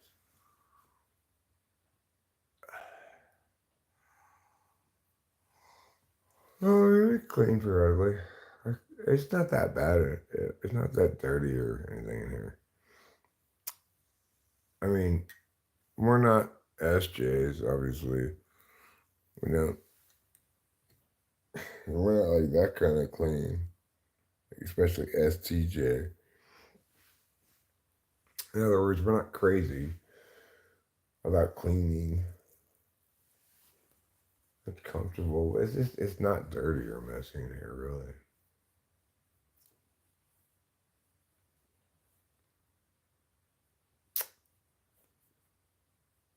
And yes, I do have plenty of spray cleaners and stuff. And I periodically clean the counters and stuff. Well, Rachel does. You know, just stay on top of shit. It's not like the sink's full of dishes or anything. Rachel put them in the dishwasher, or I will. I'll clean pots and stuff. They're too big to go in the dishwasher. Maybe not instantly, but within a couple of days. I won't let it get gross or anything.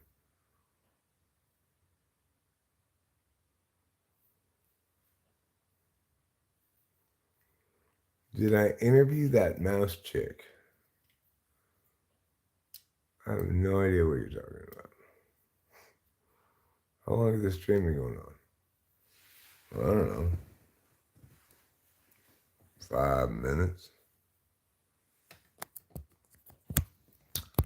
I can't be bothered to keep track of such things.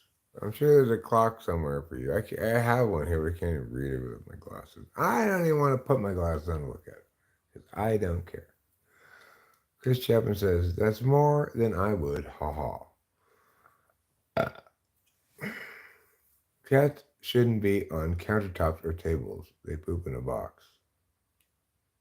Okay, well, I poop in the toilet. So should I not be allowed on countertops or tables? We don't eat on the table. And before I do anything on the countertop every time, if I'm going to cook something, for example, I always squirt cleaner and wipe it multiple times before I ever cut anything on the countertop. So, we don't even eat at that table. The only person who eats at that table is Trouble. That's why I have him use it. Do you bother to wash your hands? Yeah. If I'm working, going to prepare food or something, I always wash my hands. I'm just shocked that you're so concerned with my hygiene.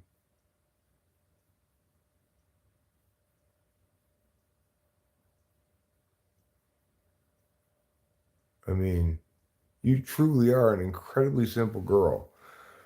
If you find it fulfilling in life to go to people's live streams and critique their hygiene, indeed, you are a truly simple girl. I see Khalid Mokhtari has discovered the emojis.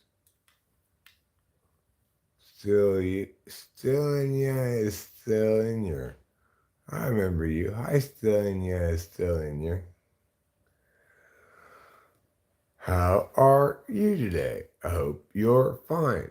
If you are not, then drink some wine. I'm not going to do a flip. I don't think I could do a flip, but I suppose if my life depended on it, I might be able to. But most importantly, I do not want to do a flip. I don't like to get jostled. I don't like to get moved around too much. That's no, not for me. Do a flip, do a flip, do a flip, do a flip. Clarky Darkle said, no, I won't do a flip. Why don't you shut up with your do a flip? I'm not doing any flips. So just deal with it. I mean, actually, if you tell me to one more time, I will do a flip for you.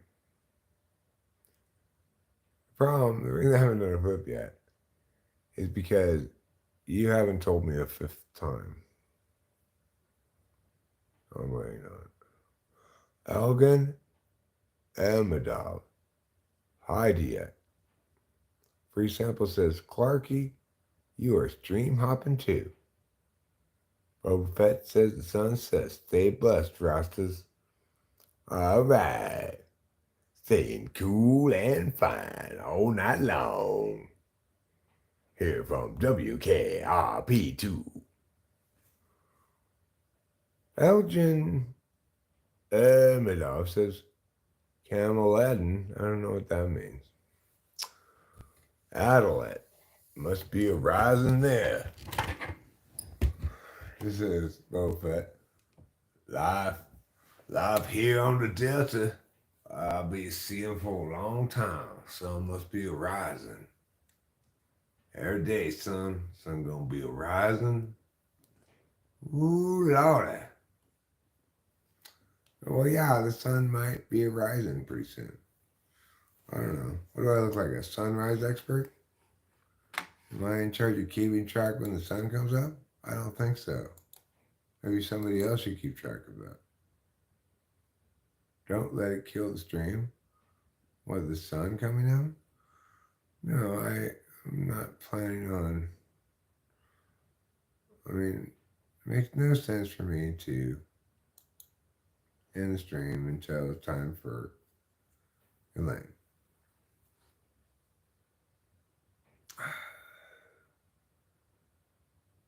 So, we're just all going to have to deal with it. What was I looking at? Where did I go to look up? Oh, the sunrise, right. When is the sunrise? I don't know. It doesn't say very clearly here where the sunrise is.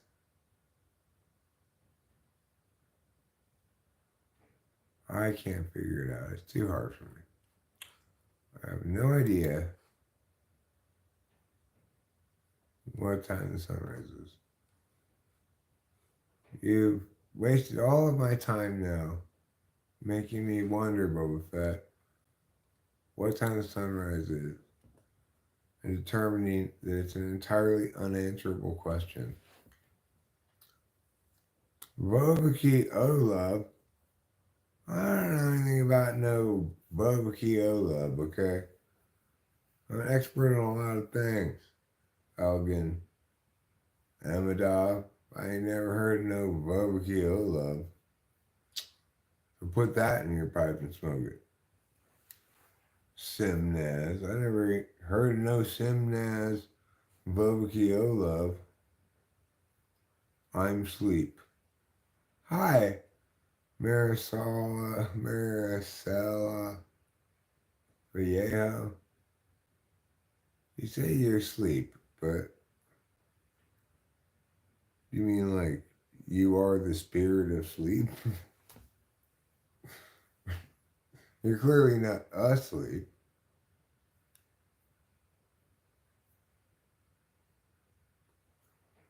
RoboPet, I'm not stunned to learn that.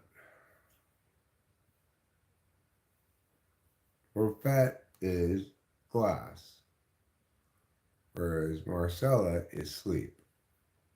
Okay, bye.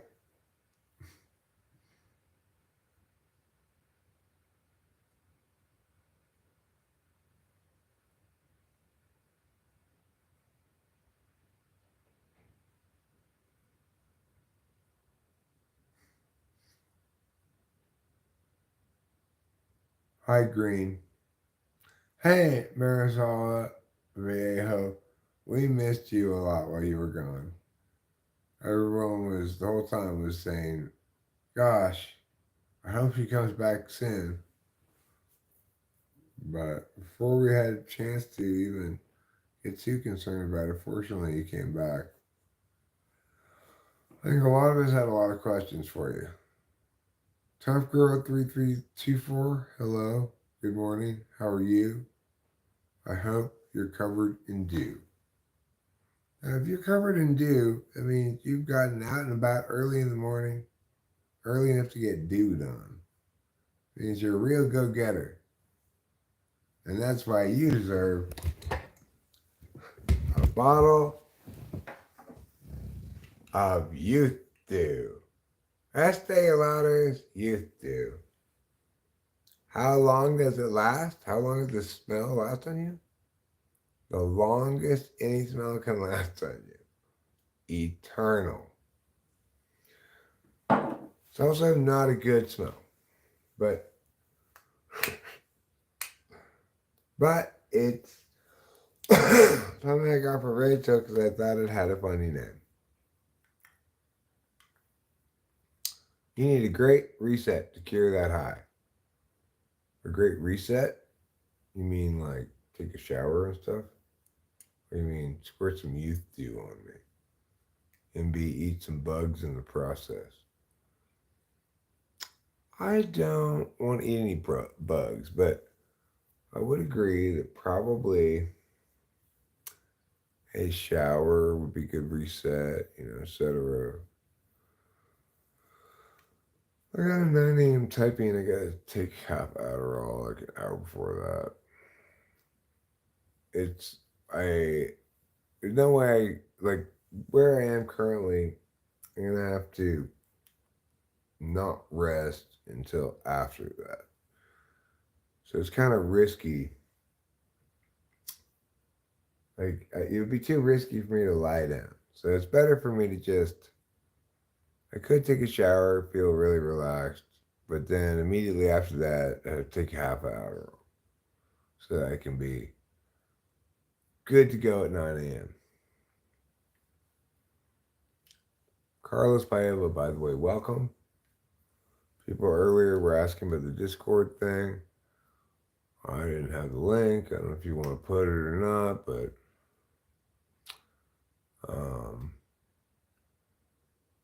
maybe I could put it somewhere on the channel, so it's easy to reference it if people ask me again.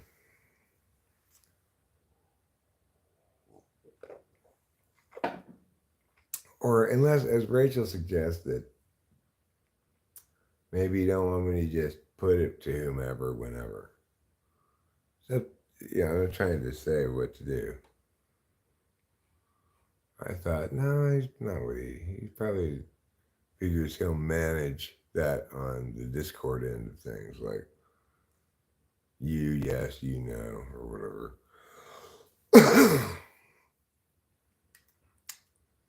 You gave Rachel persimmons? Why did you give her persimmons? Did you did you want her to make you some persimmon bread?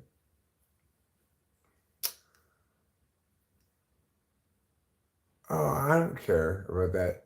Rachel was. I read it correctly, Carla's favor. I was just joking. No, I'm saying Rachel wasn't sure if you wanted us to share the link or not, or if you wanted to just share it when you wanted to share it. Oh, okay. Well, that's not what I'm talking about at all. I was just saying if people ask for a link, is there a specific link I should share with them? You're talking about things much more fancy than I'm talking about regarding this.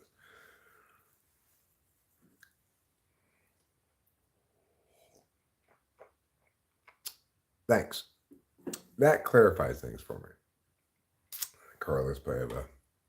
That's the question I wanted an answer to. Now I've got the link address copied, and I can put it somewhere where maybe I'll remember it next time. Like, I don't know, on a notepad. Oh, it's so long though. It's like a million times longer than it originally looked like. Oh, wow. Well, I guess I'll never know. Maybe they need to not copy link address, but instead copy. It won't let me copy anything else. Oh, fuck it. I give up. I give up once and for all.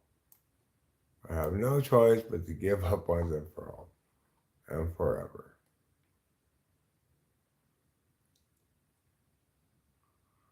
Well, you know, anytime you put a link in a YouTube thing, you like copy the link address, it goes to this YouTube redirect because it's a super long address. I was just trying to copy the things you put there, the exact thing you put there, but whatever. I don't care. It doesn't matter. Why am I even trying to figure anything out of this? Anytime anybody says anything with this crossover, I say, I don't know. Ask somebody who knows. That's much easier than me trying to know anything about it. So, fantastic news for Eric. He figured out that he's trying to do something that he doesn't want to have to know or do anything about. So, what a silly thing for him to do.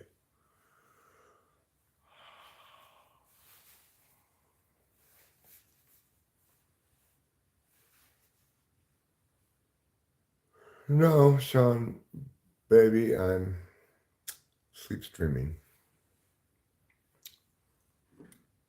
Because I'm on so much Ambien that makes me sleep stream.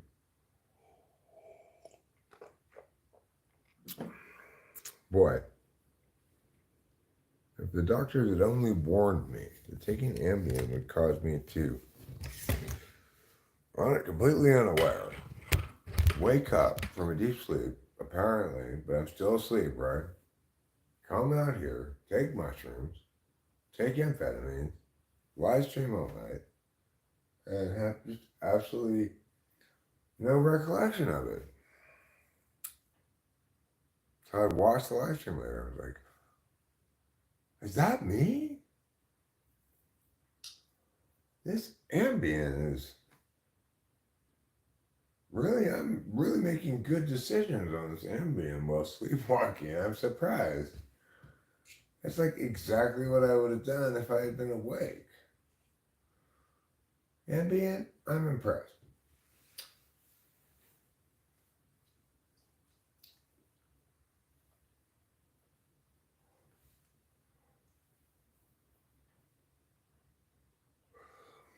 So I'm pretty tore up, but not super tore up.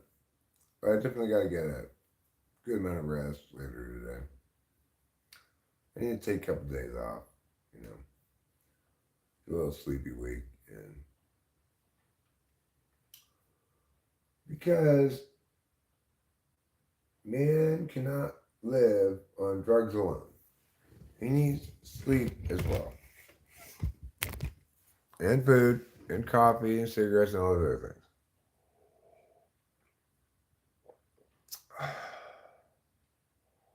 Brah, you need to treat yourself better.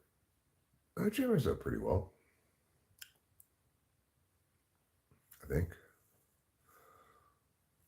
by and large, you know.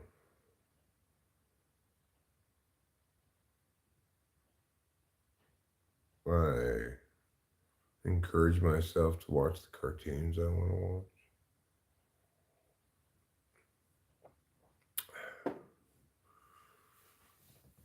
I can be a little hard on myself sometimes, in some ways, but by and large, I think I treat myself quite well. The good news is, for example,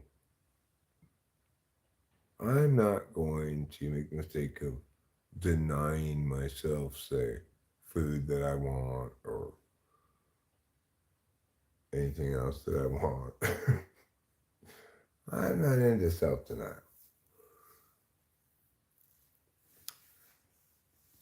I mean,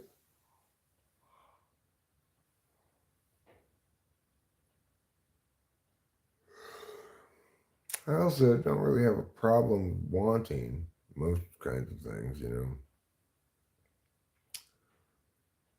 I don't just want whatever for whatever reason.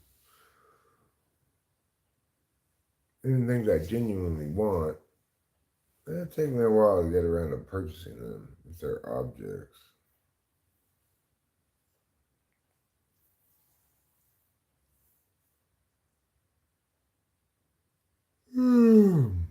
That is also what I want. You know, it's like I don't want to pull the trigger fast on these things. Drugs, on the other hand, well, drug acquisition always has a certain amount of time sensitivity to it, right?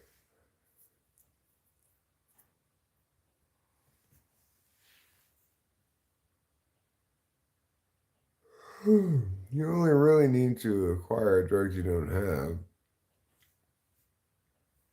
when you plan to take them. When your plan to take them is looming, right? That's when the pressure rises to acquire the drugs you don't have. Oh, my planned time of taking them is going to be soon, and I don't have any drugs.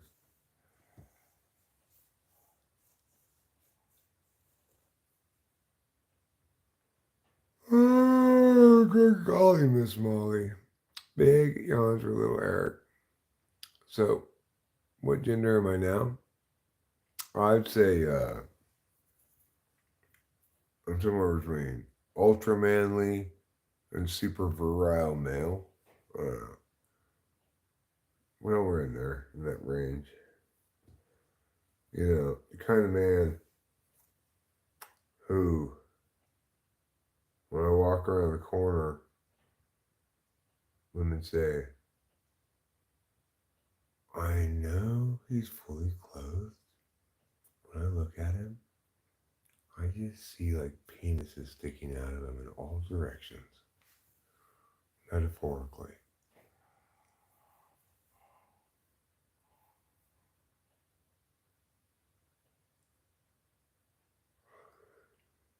Whereas the truth is, like everybody else, my penis only points in one direction at a time.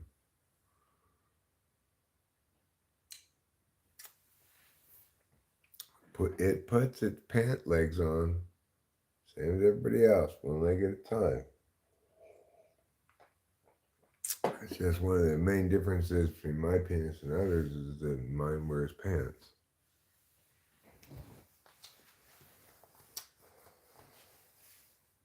Well, good. I'm returning to a project I started earlier called Get Snot on Everything. And sometimes I worry that I start projects and then it's like I don't really have the momentum to keep working on them. I'm glad to say I've got plenty of momentum to keep working on this important project. Get snot all over everything. You degenerates deserve each other. Wow. Not very Christian of you. One would almost think that you were sent by demonic forces. You smell a lot like Baal. Baal.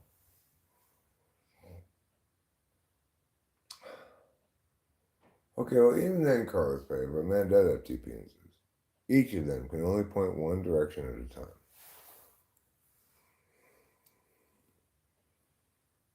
Okay, don't try to sidestep this universal law.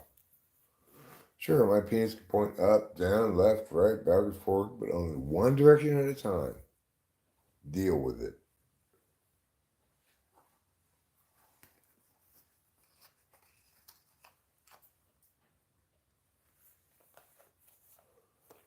Truth in Christ is the one who said, you degenerates deserve each other. I'm assuming he's talking about Winston's mom and Carlos Paiva. Two people that, at a moment's glance, you can tell are obviously degenerates. No, it's not till 9 in the morning. It's only 5:45. Don't scare me like that. I have not forgotten about it. No, he didn't get deleted. I think he just bailed, probably.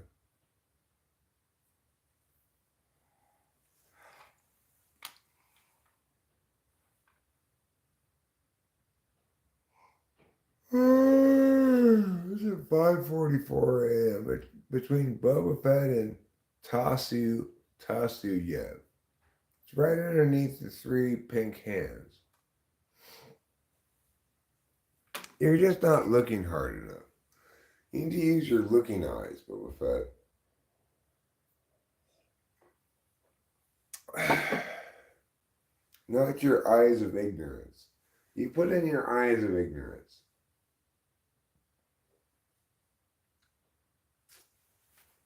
That's why you can't see truth in Christ. Or maybe Christ says, sorry, Boba Fett, you're not worthy to hear truth in Christ. What happened to Lady in Red?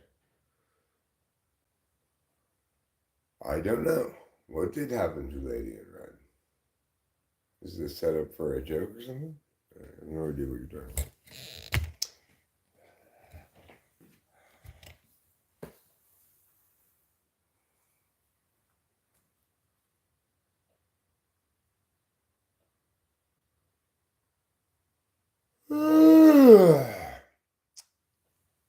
You know what? Simple Girl 357. I want to celebrate you. I didn't know, but I agree we need. I did not know we had a hiking police who goes around to people's live streams and critiques them on their hygiene. Thank you for the valuable work you do. Because although it will not change my behavior at all, maybe others here will learn from your truths and not make the same mistakes that I did. You're right.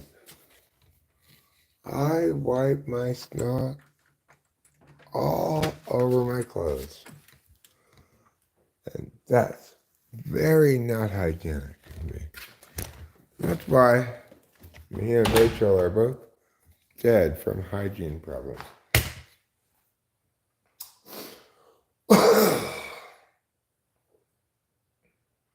I thank you so much for helping me to learn about hygiene, how you shouldn't blow your snot like that. You help me to understand things I should not do. Things like that. Yeah, okay, you got a snot hair. It doesn't mean you should just wipe it off your shirt. I'm just doing it right now to demonstrate what I know now and what should do in the future, you know. If you don't, I mean, and if you don't even get it all off your shirt, definitely don't wipe it on your hands. That's gross. I'll learn that now. I won't do that anymore. Fortunately,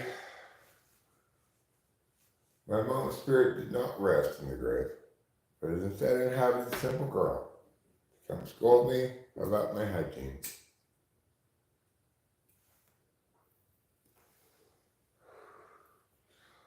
All I can do, simple girl, is to swear on all that is holy to me to attempt to do a better job.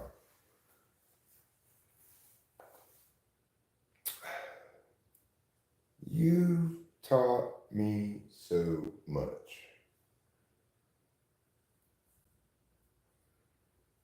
Have you ever considered becoming a life coach? Because, hey, tell you this, without even trying, you've already coached the living shit out of my life. I am so much better of a man now. But finally, I can know I'm going to be properly hygienic. From this day forward, I'm dedicating my life to it. Nothing but hygiene all the time. If I get any snot at all, forget tissues, that's not good enough. I want surgical vacuums to vacuum it away, immediately sterilize with rubbing alcohol. In fact, just constantly, every 15 minutes, I want to submerge myself entirely in rubbing alcohol to get all the filth off of me. I've got other parts of me that might get around too, not just my snot, it could be my skin, my tears, my hair. It's all a biohazard. So, how reckless can I be imposing this endless biohazard on myself and my family? Shame on you, Eric. Everything about your person is filthy and disgusting. How dare you even touch any part of your body with your own hands?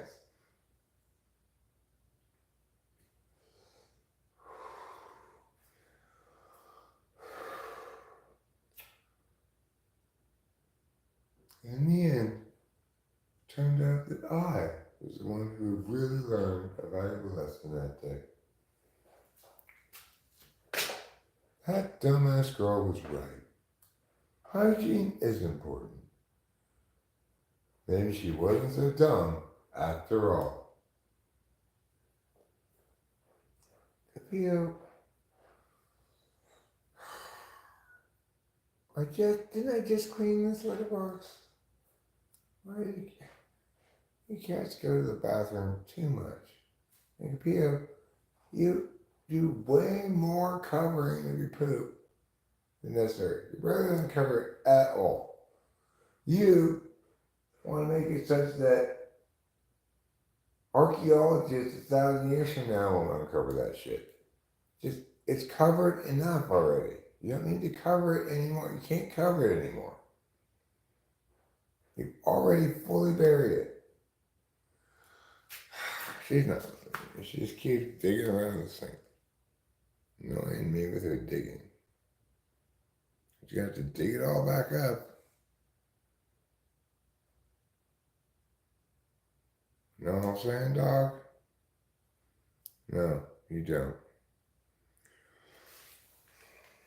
There you go.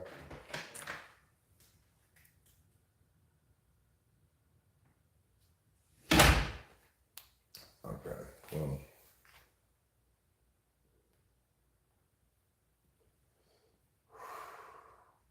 Let's not clean that litter box right this second. Maybe I am, though. I don't want to give trouble any kind of possible excuse to pee in a different place. So it's a better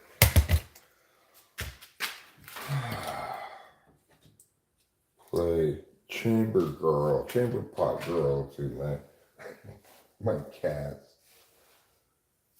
Like the lowest job in the castle.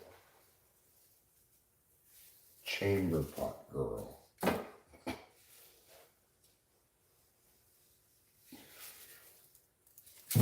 What's the job? I empty the chamber pots. What's your name? Eric. I'm a chamber pot girl.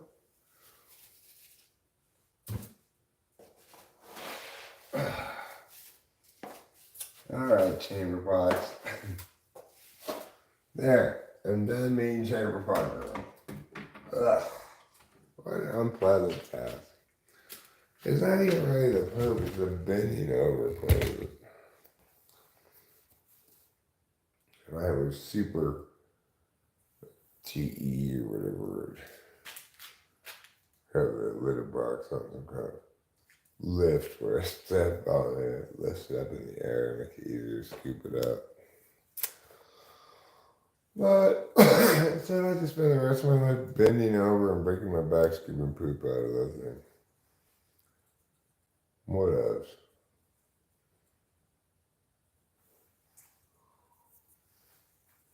Cats won't live forever.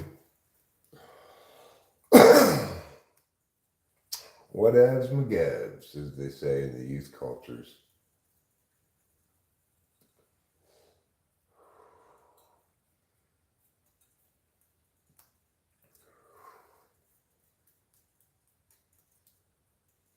I heard one of the hot slang terms we used to using is, that's boss. Oh my God, that's so boss.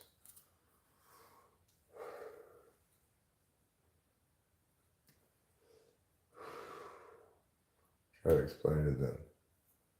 Boss isn't an adjective like that. Predicate adjective, that's so boss. No, it's either a noun or best should say like boss hog, you know. You can't say about a pizza, that's so boss. But I guess that's what young people say these days all the time. Everything's boss this and boss that. Oh, I can't keep up with their changing slangs. I tell you what I also can't do is go much longer without a refreshing SI resetting shower. Okay? Coming in here all negative. You mean simple girl? Simple girl. I hope you understood that I was not being serious when I said how much I valued your hygiene advice.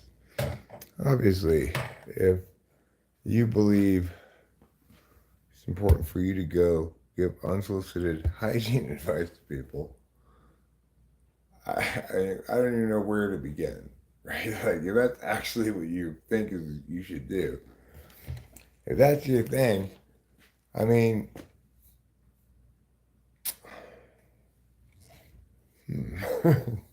well, an interesting question, like problem, conundrum, or whatever. What does one do if you encounter somebody who's genuinely serious, let's pretend, I have no way of knowing if you are or not, but let's pretend, genuinely serious in their enthusiasm for giving other people unsolicited hygiene advice? How do we deal with this problem? First of all, what's clear is the problem is not whoever's receiving this hygiene advice, okay? We can eliminate that as possibly in the realm of the problem. I mean, unless you're at a hospital or something and watch a nurse start, cutting into a patient with poop on his hands or something. I mean, a hygiene crime, whatever you want to call it, would have to be incredibly significant to justify this is a general approach to things. So, so how do you begin to talk to somebody who has the following problem? They sort of pathologically go around and give various people unsolicited hygiene advice.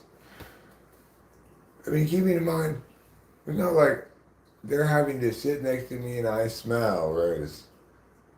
They're giving a person on YouTube live stream hygiene advice. Well, so if I were to say a shrink or something, I got this patient, one of the strangest patients I've ever had. Well, here, I'll just cut it right to it. She pathologically goes around and gives people hygiene advice. And when I try to talk to her about it or anything, she insists that the reason is because other people need guidance about their hygiene. I mean, here's the kicker. She's telling people that she's only engaging with via video this. Oh gosh. And is it like a regular thing? Are they like egregious hygiene mistakes? No, it's like you didn't wash your hands kind of stuff.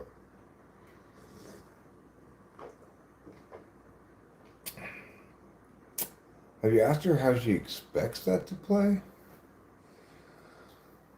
I tried, but she's really fixated on how important hygiene is. Does she expect that to impact the other's hygienes? It's really hard to say. Like I said, this lady's seriously into hygiene. I mean, after what she asked for Christmas, she said feminine hygiene products. I said, why were you out of them? She said, no, I just really like hygiene. So that's what I'm dealing with here, fellow doctor. Gosh, I don't know. I don't know how you approach that. Have you tried to root out the source of her hygiene fixation? Hard to say for sure, but I do know she had a lot of both life-changingly good and traumatic experience during her 5th grade hygiene class. So could that have something to do with it? You think? I think. Probably that's it.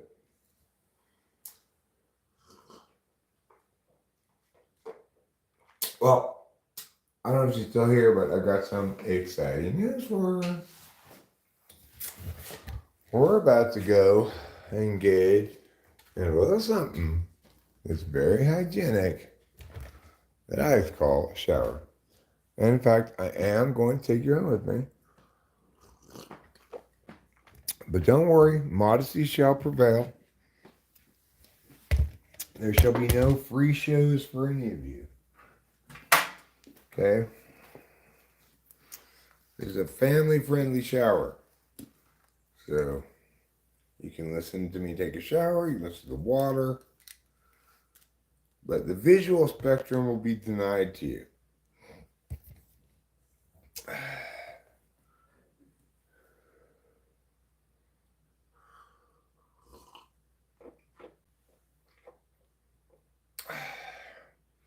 I'm not going to go douche, simple girl. Did I say to you, hey, Mom, do you ever feel not so fresh? If I had, you'd have good reason to conclude that I'm off to douche. Because I know that whenever a woman feels not so fresh, we need summer's eve by Messingo. But I'm not going to douche right now. I'm going to take a shower. Big difference, okay? Douche is for inside your vagina. Shower is for not inside your vagina. Boy, talk about a lady who's got vagina on her mind. Not everything is vagina focused, simple girl. Some of us don't even have one.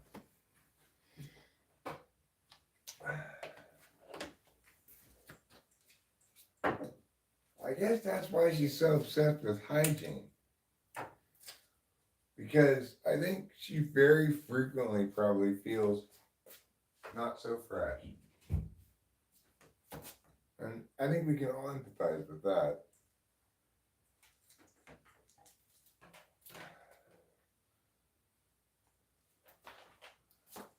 If douching doesn't work,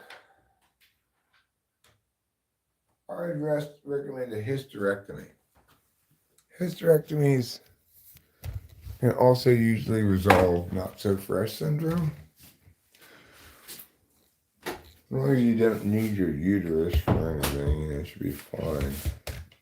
You have a planned use for the uterus coming up, probably don't get a hysterectomy. But if you don't like douching, hysterectomy may be your only other option. So now it's time for me to give Simple Girl a hygiene lesson, huh? Seems like the student has become the teacher regarding hygiene. Okay. Part of my SI reset, prep for a lane, let's go team, yan activities. I'm going to do a little something called take a shower. The first step to take a shower, which is what I'm going to be teaching you how to do today. Because even those of you who think you know how to take a shower already, I got some bad news for you. You're doing it wrong.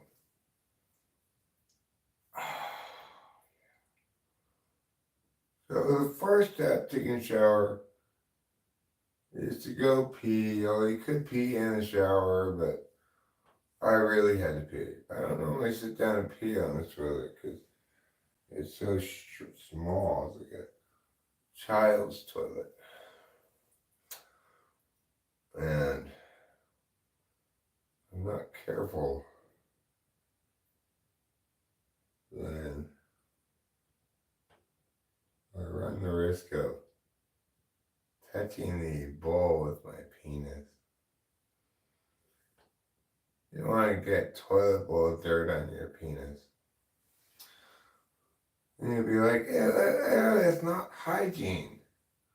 And then you'll have to squirt it with some disinfectant. So, but if I'm careful and scoot back more, then it's fine.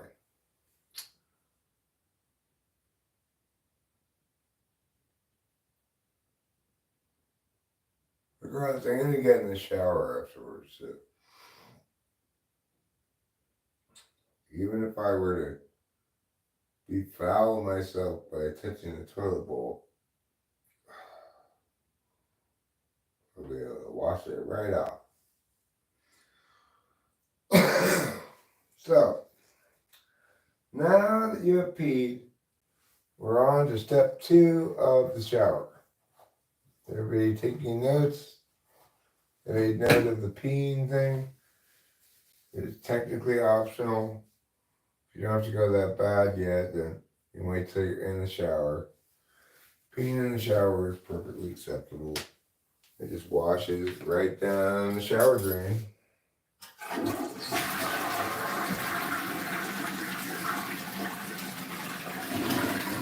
Along with all of your dirt you've washed off of your body. So, the next step to taking a shower is you have to remove your clothing.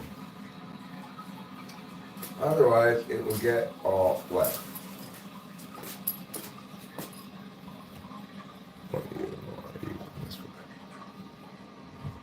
Now you can look at this jacket thing. Pretty exciting for you. Because I tell you why that's a good place for you to look, in part because I'm going to be adding to that as I take off my clothes. You can see as I throw things there. However, this blue shirt, you've been a loyal soldier the last few days, but it is time for you to go in the wash. You're all covered in snot, you're filthy. So off to the wash you go. Next, in the taking off of the clothes, you need to take off your pants. Now, to take off your pants, obviously you're going to need to lift one of your legs up while leaving the other one on the ground. Don't try to lift them both up at the same time. And then you're going to pull your pants off over your foot. Okay, but those pants are dirty too. They need to go in the wash too. You cannot wear those pants another day, they stink. So just take them down from there, really. Along with the underwears are also. They need to go in the wash too. Okay, so sometimes you just gotta say, I did a great job. I squeezed every bit of life out of these clothes, these clean clothes. But you gotta acknowledge they're no longer even remotely wearable. They're so filthy. So at that moment, it's time to stop lying to yourself. Don't throw them up there. Put them out there so they go in the laundry. Next, hang out your belt over here. You say, well, what about these white things on my feet? Those are called socks. And yes, you're going to need to remove those as well. You might say to yourself, are my socks clean enough to put back on? Not if they look like these socks. So just put those out with the rest of the laundry ones that you're going to put in the laundry. Because those are too dirty as well.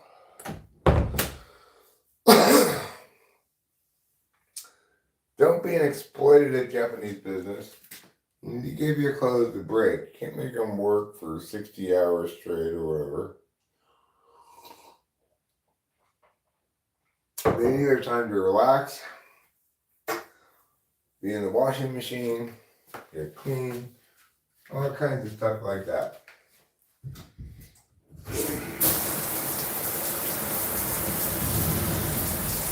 So the next step to taking a shower is to start the shower. Keep in mind, you will have to wait a while after you start the shower because it doesn't get instantly hot. You need it to be meow hot, and that means you're going to have to wait a while. Deal with it.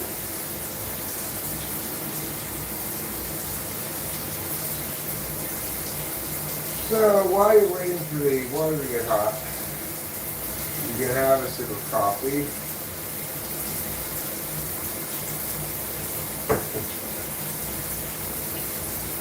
You know, you can look at the towel for a while. You can choose your towel ahead of time. I've got 2 towels here. Which one am I going to use when I get up? Maybe even both towels? This seems a little reckless. But something you can do while you're waiting for the water to heat up. Now let's actually get in the shower. You're probably not going to hear from me for a while. But it's going to be showering. So you're going to have to chat amongst yourselves. When I'm in my SI place, well, I'm not in an NE place. I'm just trying to feel the rise of the warmth, you know? Feel the satisfaction of being in the shower. So, off I go.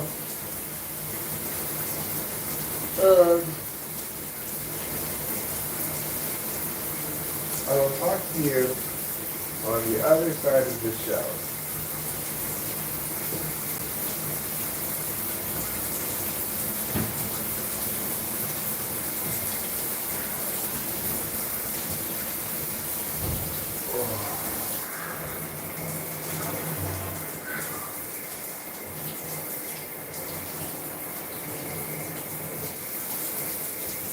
That's a hot tamale.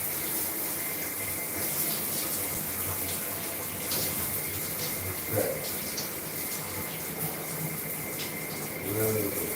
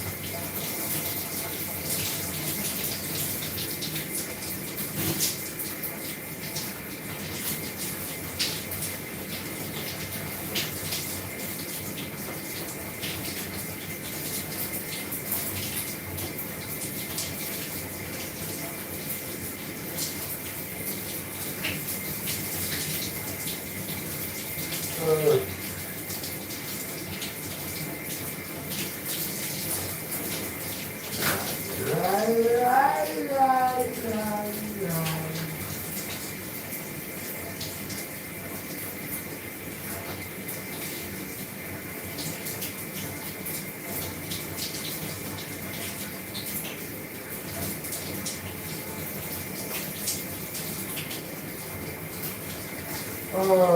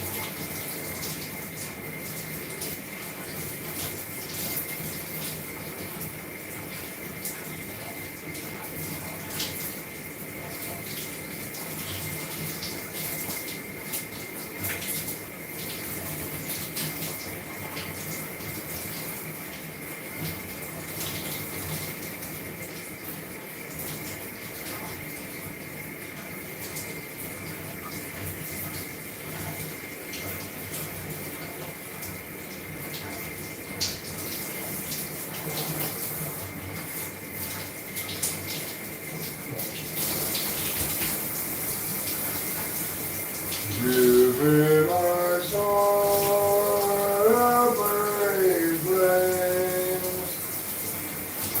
Give me my embers of desire. Give me my bow of burning gold.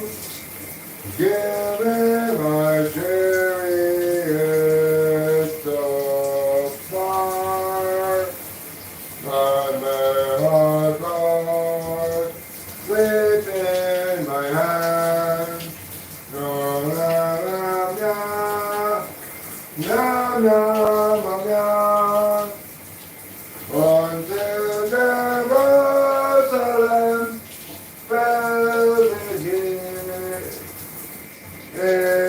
England's free and pleasant land.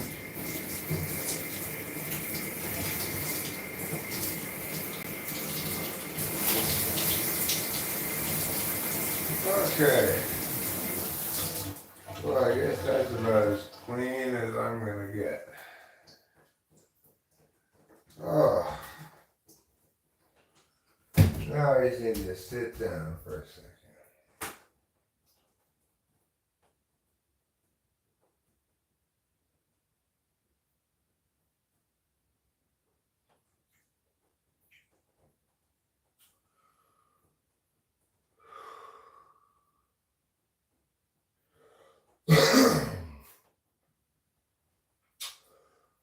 One step from yeah.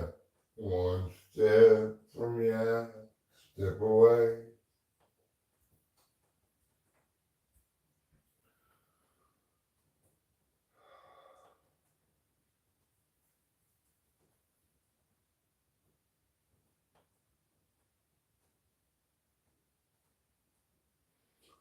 Okay, so yes, I feel pretty tore up. You guys probably can't even hear me. I'll be behind the shower door. Yes, I'm feeling pretty tore up.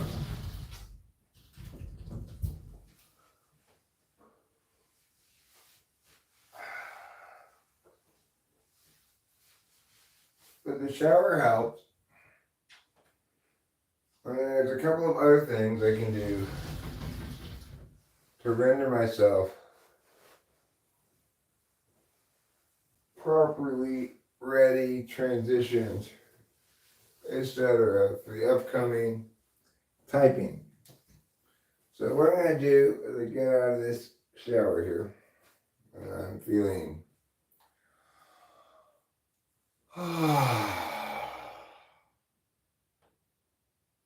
like some sort of clenching of the self is released. feel very like a noodle.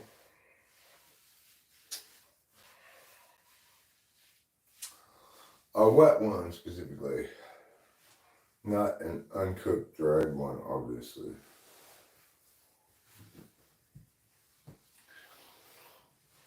Oh, goodness gracious.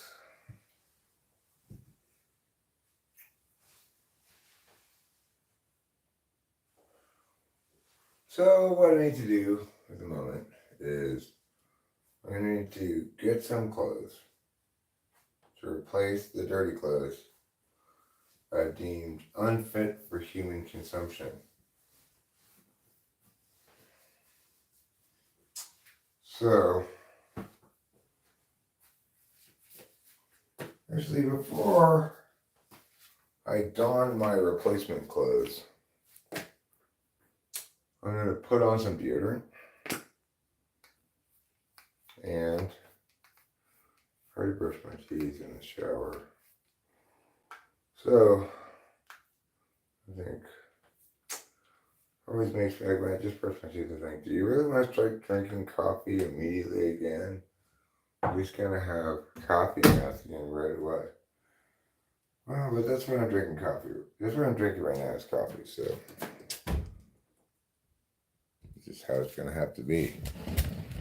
Now, coming out here to get some new clothes.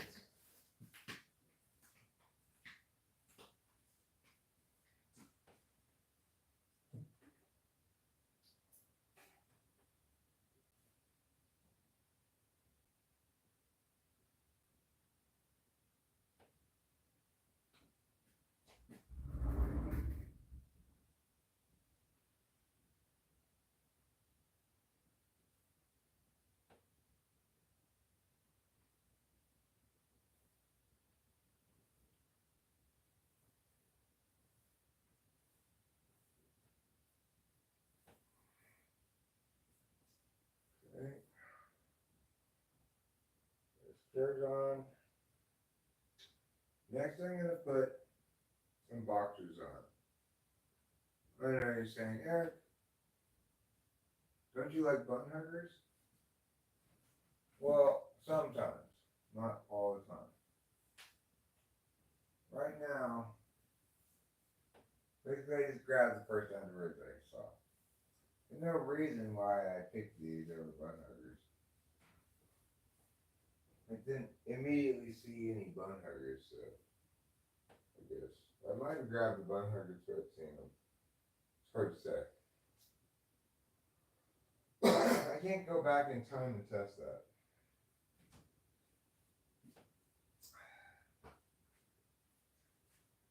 These pants are clean, but I don't like them.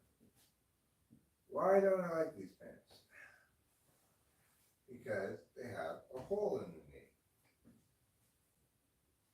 It was not even put there by my natural wear. Instead, it was put there on purpose by somebody to make it fashionable or whatever. I hate hole in the knee.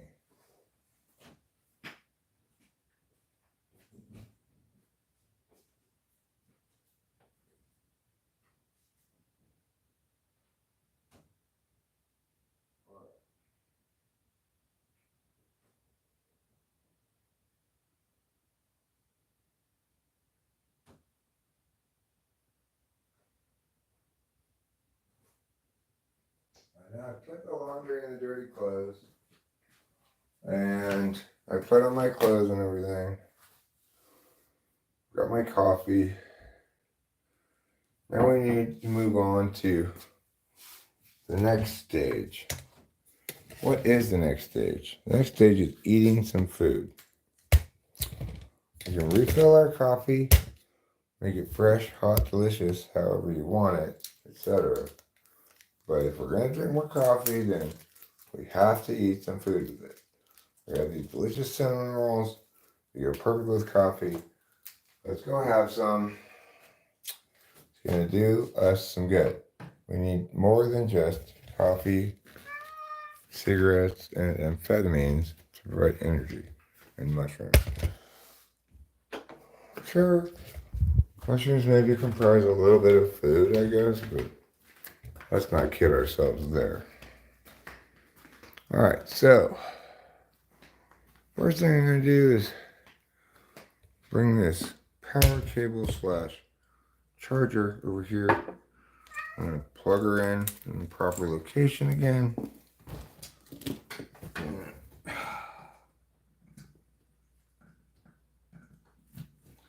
And I don't especially need to actually plug in the phone right now. It should be fairly well charged. And I do need to go in the kitchen. But before I do that, I need to unsleep the laptop. And I need to unsleep the TV. So let's do that. Let's unsleep the TV. So I hope you guys enjoyed a little relaxing water sounds plus occasional Eric sounds that occurred during the I'm coming trouble, chill the fuck out. It occurred during the shower. That was kind of your 7th inning stretch. Have I been up all night? Yes, I have. I don't usually stay up all night, but I did tonight. Usually I go to bed at 3 in the morning or whatever. Alright, Bubbles. Here's some more food for you.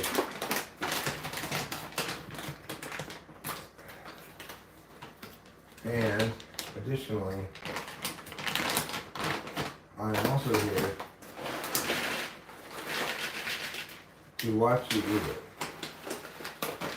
Although not for very long. I will watch you eat it and get you started on it. But I'm actually here to feed myself. So you're going to have to deal with that. Okay.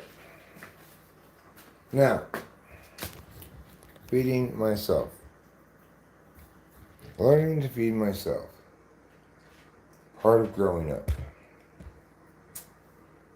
So, we'll start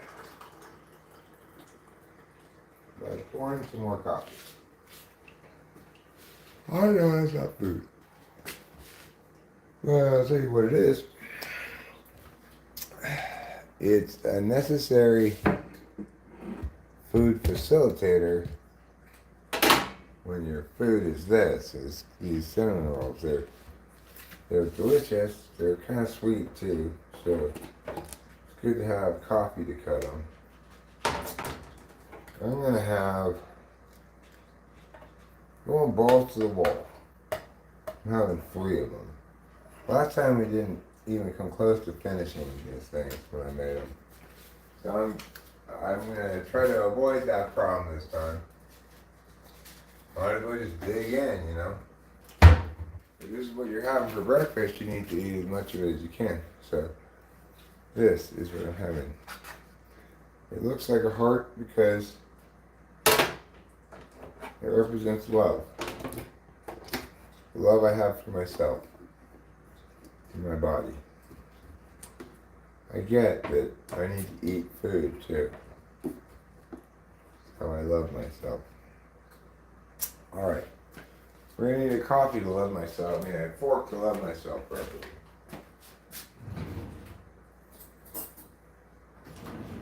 No, sir or ma'am, these are not finger cinnamon rolls, okay? Don't fool yourself, girl. These are fork only. You cannot even conceivably eat these with your hands without just regretting it immediately and forever. So just don't even try. Now, I'm trying to carry all this stuff at once. If I am successful, I will not drop these cinnamon rolls. Nor will I pinch my fingers in the tripod. Nor will I drop the coffee. Nor will I drop the fork. nor the lighter that's needlessly in my hand. Okay, I made it. I made it all the way over here. Hi, Ken. I'm back to paying attention to you. How long have I been up? I stayed up all night, like I said. I got up yesterday at whatever time, and I don't really remember what time I got up yesterday, but I've been up since then. Got a good night's sleep last night.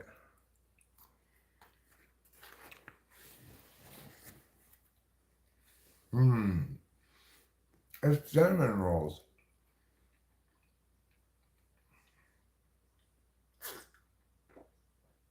But it's made out of like the Pillsbury cinnamon rolls that you get at the store, right? But I followed this recipe called, well, the video is called "This Cinnamon Roll Hack," the cinnamon roll hack that broke the internet.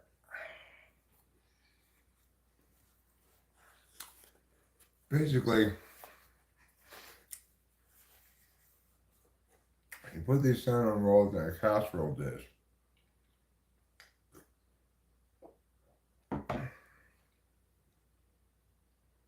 Then you pour heavy cream all over them. Then you melt a stick of butter, put 3/4 of a cup of brown sugar, some cinnamon, and some salt in there. Mix it all together. Then pour that over it. Then you cover it with foil and bake it for 45 minutes at 350. It's just like ultra fantastic.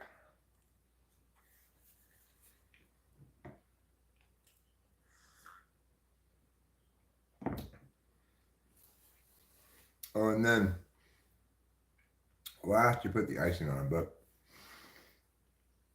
I kind of regret putting all the icing on this time. Made it a little too sweet.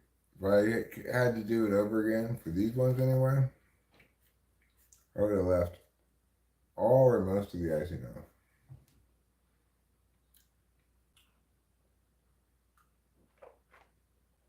Oh, it's yummy, all right, Ken. It's as yummy as the day is long.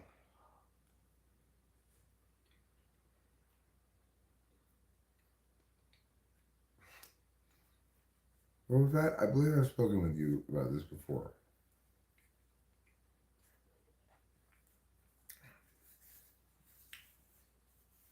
Either don't do that at all, or if you're going to do that, don't tell people about it before you drive.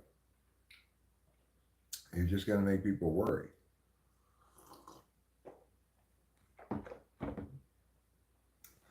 It's not like you can be dissuaded from driving.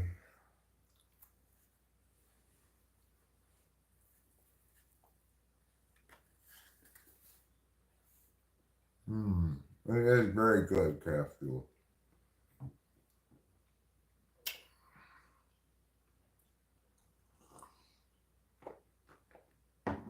Well, I mean,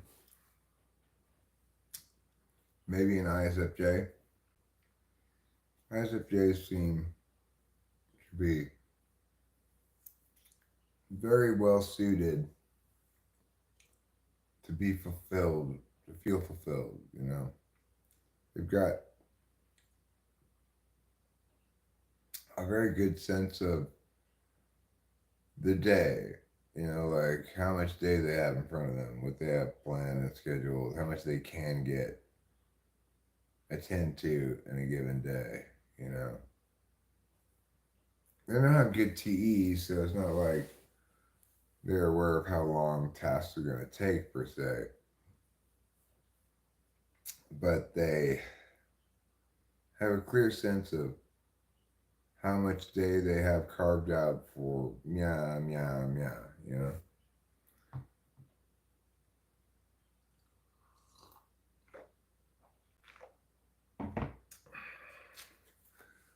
When in doubt, they can soothe themselves by SI comforting a lot.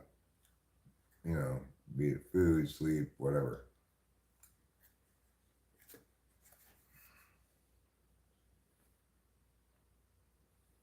Oh, it definitely does feel good to take a shower, Simple Girl.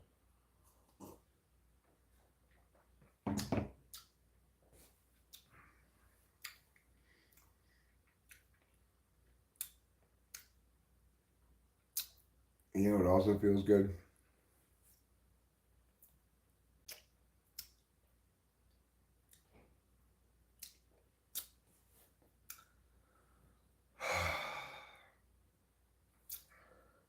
It's, well, eating for one thing, but it feels good to be clean, for sure. But that's not because it's hygienic.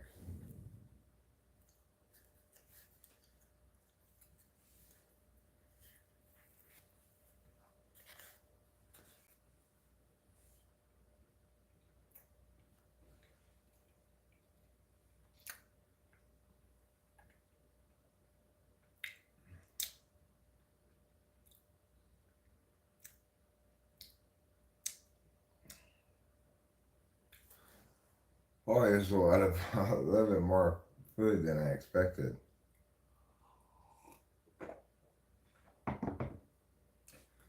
I definitely can't eat all of this, but I'll eat this other bite.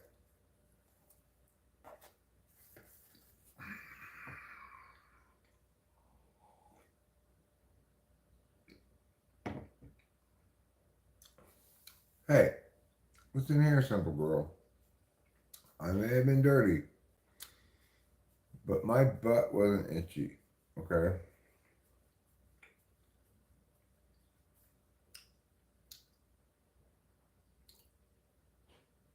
Really, no part of me was itchy.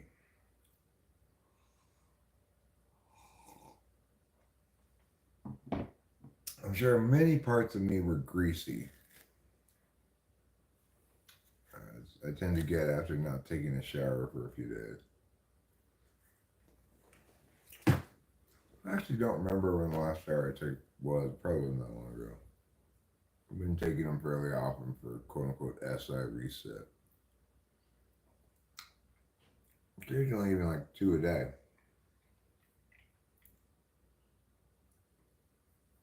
But,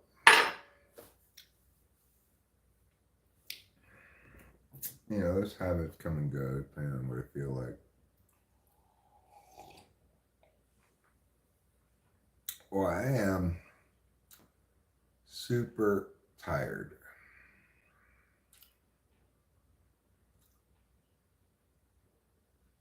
If your butt never itches, when would you scratch it?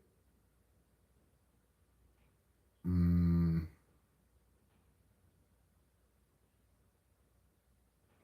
I guess.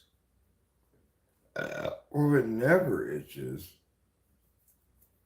I'm not saying my butt never itches. I'm saying it wasn't itchy before I took a shower. Showering did not solve a problem with butt itchiness for me in this instance. Sometimes it can. I actually have something I gotta do at 9 a.m. It's currently 7 a.m. So I gotta tough it out for a couple more hours. 3 more hours, more like it. You digging in your ass, Chris? Who's Chris? I did. I will tell you this, simple girl. It's a true story. I shit you not. Somewhere on the channel there's even a video of it occurring. I did, in fact, one time break my middle finger picking my ass while driving. I had an itchy butthole. I was trying to get up in there with my middle finger through my jeans while I was driving and recording the video. And you know what happened? I hit a bump. I broke my finger. Like when it was like this front part of my finger, this last knuckle. This thing was just hanging down, dangling. No, I don't have an LSD guy. That's something I could probably get easily enough as far as things go that I might want theoretically, and may or may not be able to get. That would probably be not that difficult. But it's like the least thing I want, really. It's not that I don't want it or I wouldn't take it or whatever. It's that I'd prefer DMT or MDMA.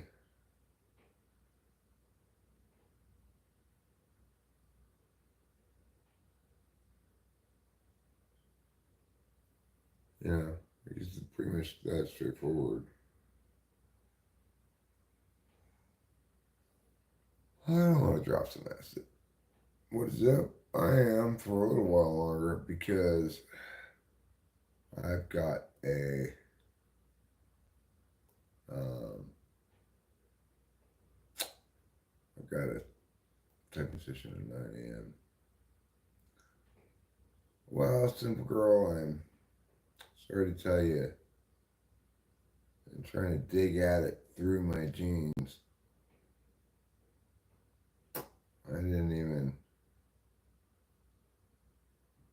I didn't even get anywhere close to the kind of dig that I needed to get my finger remotely stinky with through my jeans and underwear, you know. Now, instead of a slightly stinky finger and a satisfyingly scratched butthole, I just had a broken finger. Why would you take mushrooms? Because I wanted to and like to do that. Also, I'm very pleased I did. I had a wonderful time. And you know what, simple girl? You did too. In your own simple way. I fell asleep. I really feel like I was on the trip with you. Wow. I mean, you know, once I start tripping, it's just stop engaging with the chat and I just start rolling with whatever ideas, you know. So other people can feel as though they're riding along if they wish, or just say, okay, Eric's not listening to anybody, I'm leaving, or whatever. The thing about mushrooms is they help me to not care about that at all. Academia needs you, Eric, sober up. I mean, I'm much more sober than most people.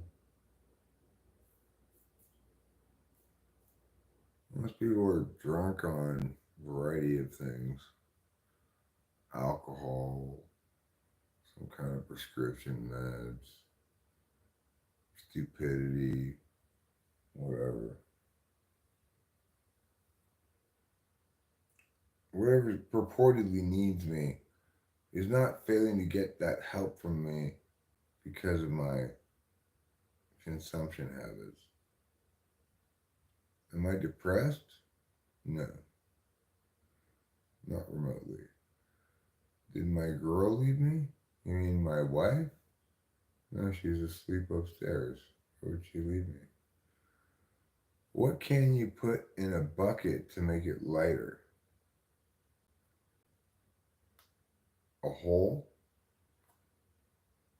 Yeah, I don't know what Jeff Dorsey's talking about either. It's just, he likes to yell things unrelated to reality. I'm not drunk, so I don't need to sober up.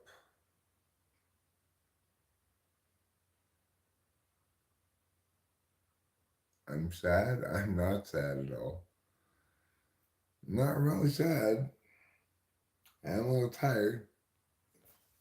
But, you know, I'm just probably figure out wait till I was originally saying I was gonna wait till 8 to take my half an Adderall, but I think I'll take one at 7. And then it should give me enough pep to ride through this typing session. And after that, hopefully I'll go to bed, get a good night, sleep. mean, another possible choice would be like helium or something. But you'd have to have the bucket upside down. And I'm not sure you could keep the helium inside of it very well. You could also put a light in it to make it lighter. Okay, true, fair. I hadn't thought about that, Short Central. But you could put a light in a bucket to make it lighter. Or a hole to make the bucket lighter. Or antimatter. You fill the bucket with antimatter. Right, it would make the air lighter, not the bucket. I agree. I agree with you. You make a perfectly valid point. You could put in there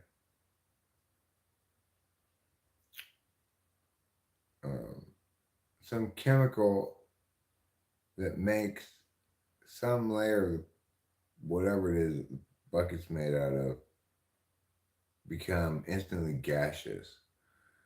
So this plastic bucket, you put some chemical in there that turns part of the inside of the plastic bucket gaseous without actually making a hole in it. And it then evaporates and or weighs less than the amount of plastic that turned gaseous. That's something you can put in a bucket to make it lighter. Have you thought about that? Have you thought about that, Source Central? You all are so smart. Well, I mean,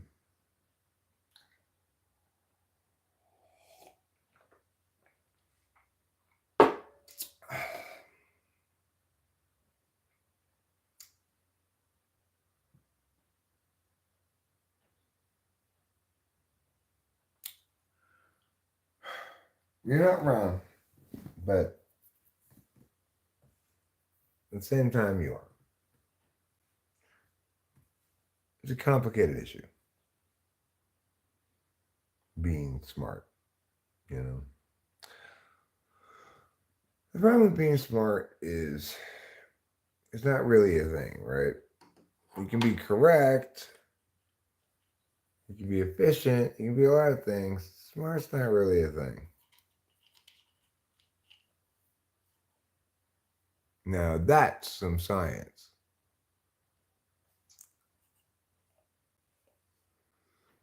Smart's not really a thing, it's some science. You're right. Well, more like philosophy.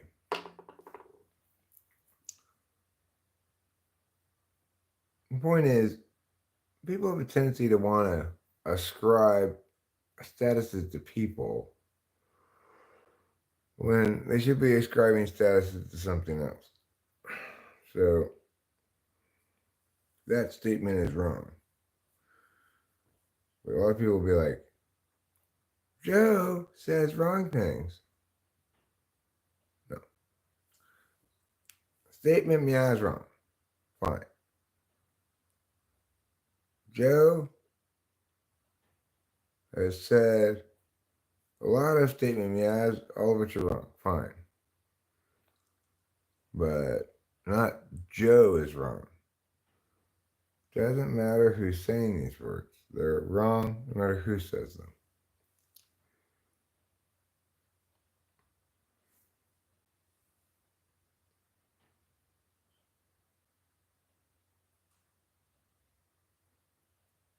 It's fine, dude. I don't think you were necessarily wrong. Like it wasn't. You didn't commit some sort of wickedness per se, right? You were wrong in your understanding of how I might react to that, I guess. But it doesn't mean you did something wrong. So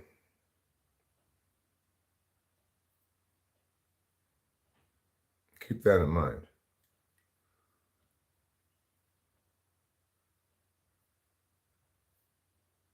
Somebody explained to me actually in the lecture the other day, like,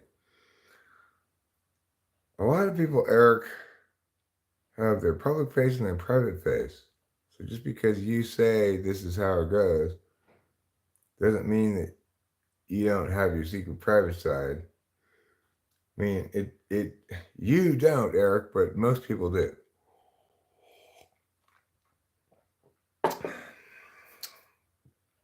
So I get it, that this is because I say this is how things are. You're predicating any understanding on other people. You might think, well, I mean, that's in front of the cameras, but behind closed doors, it's exactly the same behind closed doors as it is in front of the camera for me. But that's unusual. I get most people have secrets and ways they'd like to be perceived and other stuff that affects how they present themselves. And they can't necessarily be believed,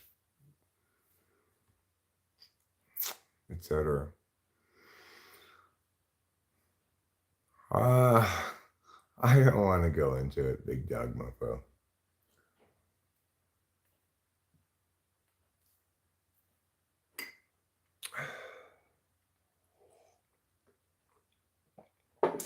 You made a mistake is all, but you didn't do anything wrong.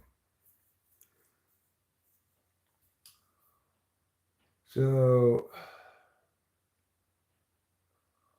I'm feeling a lot better now that I've had a couple of things put into me. There are no defective humans. I agree with you, Shore Central. Well, but there are humans who only do damage, like Meghan Markle or something. There are human wrecking balls.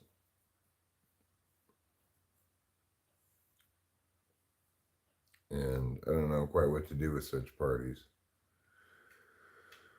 They're not a threat to me because I can spot them and they're scared of me. But a lot of people get fooled.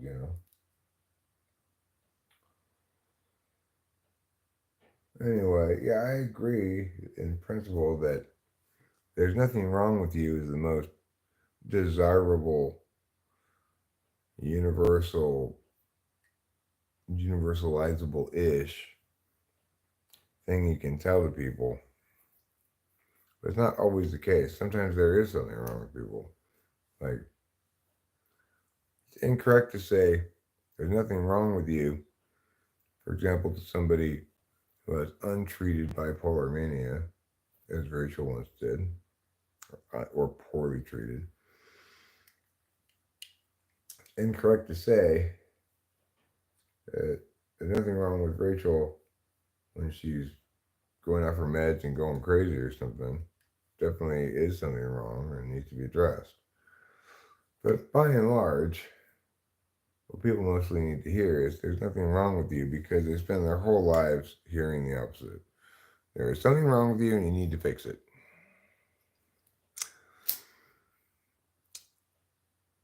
Or am I sad? No, I'm not sad. Why would I be sad? Can we see your streaming setup?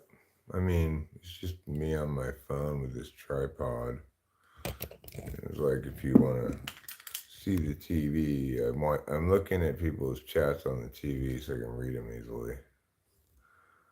And as far as the tripod goes, well, it's just a tripod, with my phone. So it's not that interesting. Eric, are you medicated or are you just really low on neuroticism? I would say by and large, I'm not very neurotic, but remember that neuroticism isn't an actual personality trait. So keep that in mind. Am I medicated? What does that mean? Like, do I have drugs in my system? Sure. Simple Girl says, weed harms your brain, Joe.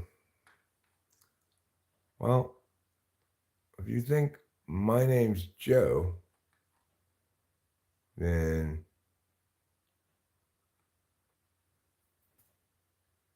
I definitely recommend you not smoke any weed because your brain is already badly harmed.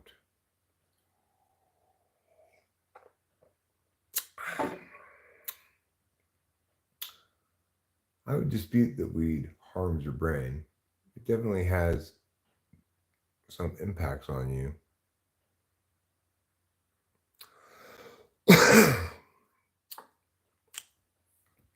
A mixed bag of impacts, but it's pretty obvious that, for example, it doesn't quote unquote make you dumb. As salam alaikum. Whatever your name is, weed is harmful to the brain. Okay, well, if that's so, simple girl, why is it the case that after nearly 4 decades of smoking weed,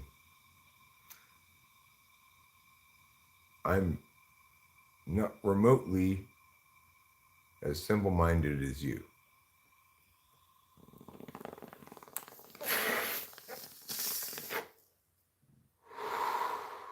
Presumably, you don't smoke it, and so if it's so harmful to the brain, why haven't I been made as simple minded as you? You have the advantage of not smoking it. I smoke it all the time.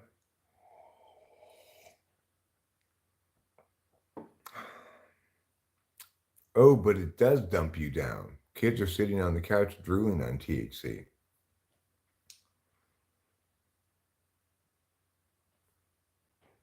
I mean, I'm on a lot of THC and I'm not sitting on the couch drooling. You might say, well, Eric, you are sitting on the couch. Well, that's true. But, simple girl, what are you sitting on right now? And if, in fact, I'm just doing the equivalent of sitting on the couch drooling right now while I'm on THC, then you're even one step worse than that. You're watching me sit on the couch drool. Do I do it to function in life? I don't smoke weed for any specific purpose, simple girl. I can go without weed for days at a time, no problem, because I have plenty of times every time I travel out of state. Oh, it dumbs you down. Well, it doesn't, but you could say that temporarily it prioritizes perhaps a more introverted expression of self. It can make you a little scatterbrained and lose track of what you're thinking about and stuff sometimes. But, I wish it dumbed me down. I could use a break from being smart. Maybe that's why I originally liked it, but it's not very effective at that job.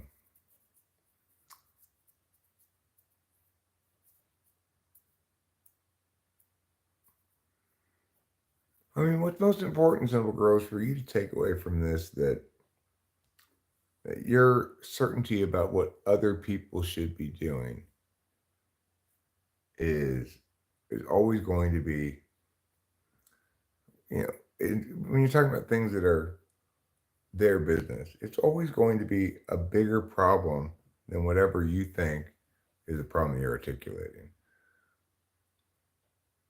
Oh yeah, Elaine, don't worry. I just took a half an Adderall to make sure I'm ready for you. I got the other half right there if I need it. So the most important thing, simple girl, is for you to recognize that whenever you're telling other people what they should do, it's entirely their business. Then whatever you're talking about, the problem is always you.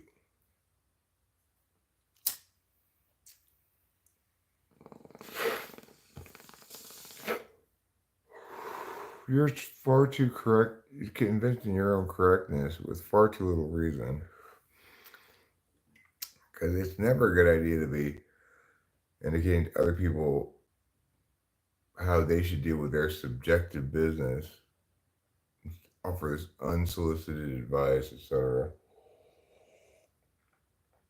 I mean, you don't know how these things fit into their lives for a variety of different kinds of things that you might be critiquing, but most importantly, the fact that you're so interested in offering those critiques means you really need to look in the mirror and say, okay, what am I doing wrong that I'm so fixated on what others are doing wrong, even though the matters I'm fixated on are entirely their personal business? What am I hiding from? I don't know.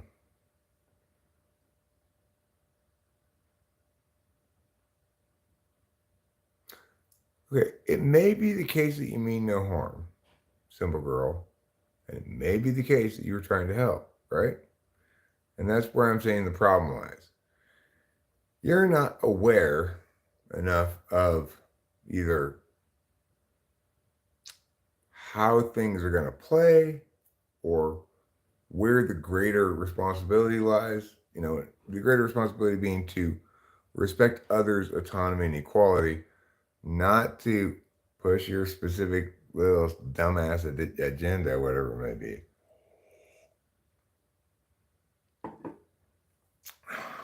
So that's the lesson you need to learn here today. It's like, well, it doesn't matter what your intentions are or what you meant or whatever. If you say those things, you have a problem. It's called Simple Girl. Simple Girl thinks that it's okay to say those kind of things if you mean well. It doesn't matter at all whether you mean well. Nobody, including me, will ever give a fuck.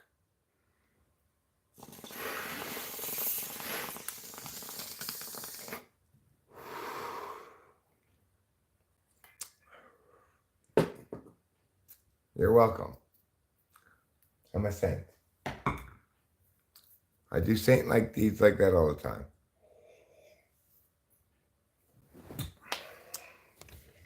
The Catholic Church recently hired me as a saint to play the role of saint in the upcoming St. Stephen's Day Parade,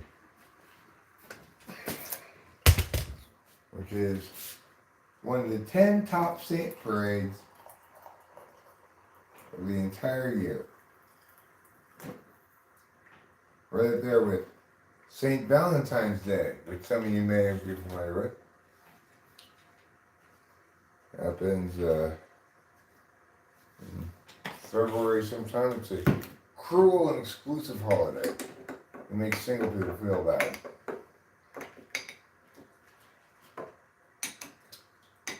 Anyway, that's why they hired me as a saint. They said, Eric, we know you can do a better job than St. Valentine. And they were right. What I'm going to do a great job of shortly is showing you, I guess that's hail outside, piles of hail. Doesn't look like snow. But there's piles of white stuff outside. I think it's piles of hail. Boom, boom, boom, boom, boom. Piles of hail. Ma, ma, ma, ma, ma, ma. Ma, ma, ma, ma. Ma, ma, ma, ma. Is that piles of hail or what? Let's look. I would call that piles of hail, I think. But maybe it's snow. I don't know. There's very little snow. There's snow. Why it's cold out here? Somebody needs to turn off the biscuits. Turn off the biscuits and put on some cold cereal. Because I'm getting chilly. Well, Eric, that's why you gotta wear a jacket when you go outside. You can't just wander around in freezing weather with just this capri of shirts. You know, capris for ladies, they're pants that are halfway between shorts and longs. Well, that's what this shirt is. It's a capris, but it's a shirt. Oh my god. I'm getting cramps all over my body. Like, you know, I just don't handle staying awake all night as much as I used to.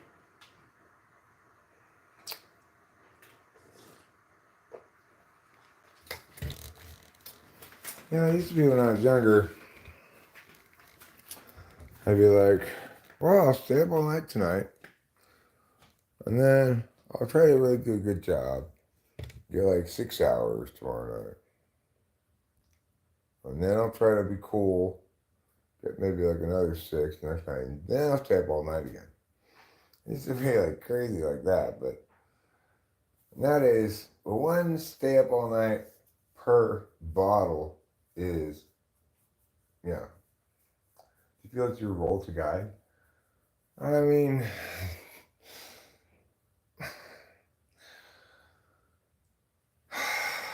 I am not a fan of leadership in any direction. I'm not a follower.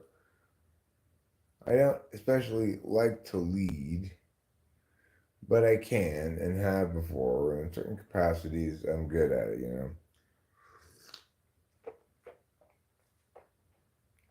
Guidance. In this instance, no, I was not actually trying to guide Simple Girl. I was just super pissed off by her stupid, shitty telling me what to do. So I got all snarky with her. I was not actually trying to guide her at all. I was just trying to shit in her mouth. So I feel I have a responsibility for my guidance. Yeah, or at least the truth. So it's like, all right, since you asked me about it, no, I wasn't trying to guide her. I was just trying to shit in her mouth.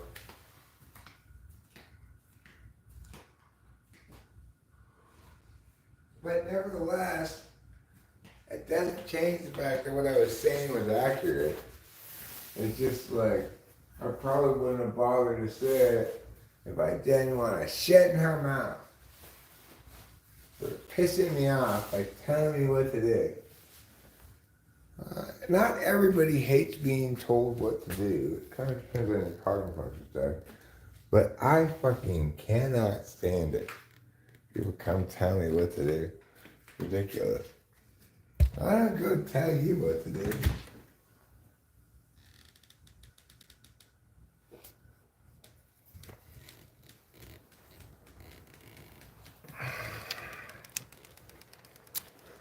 So, no. I wasn't really trying to help or guide. What's your name? But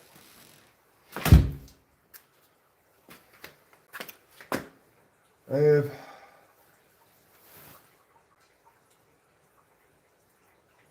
she's a good hearer, it doesn't matter what my intentions are.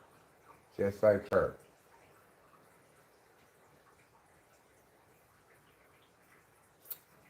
My words on their merits have value, regardless of whether I intended them to shit in her mouth or intended them to help her grow.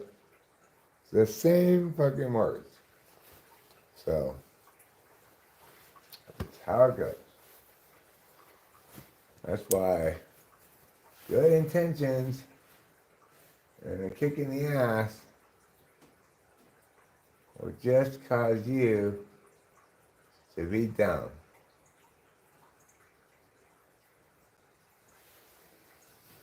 I know that doesn't make a lot of sense. I'll tell you what else doesn't make much sense. Coming outside to smoke a cigarette without any cigarettes.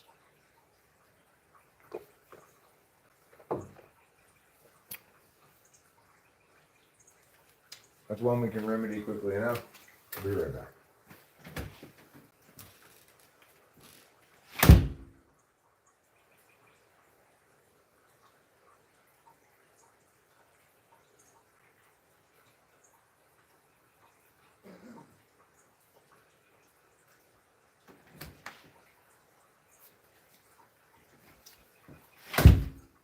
other thing about hygiene girls is I assumed at first she was just a troll.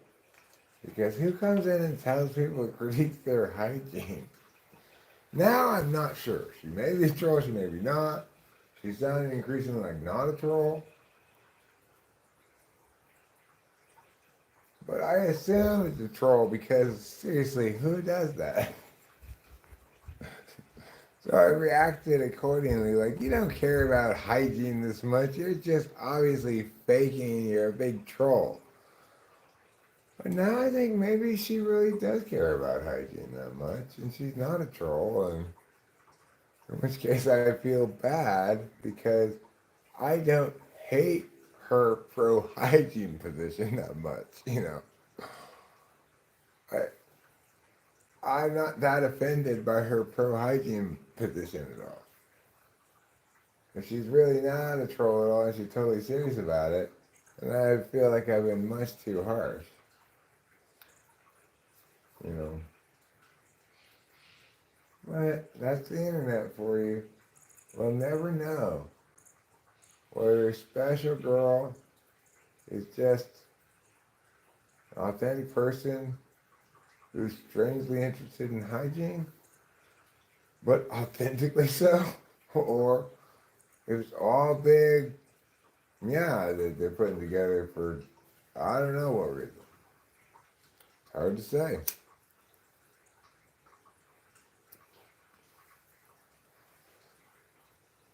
A simple girl could actually be a very complicated old man.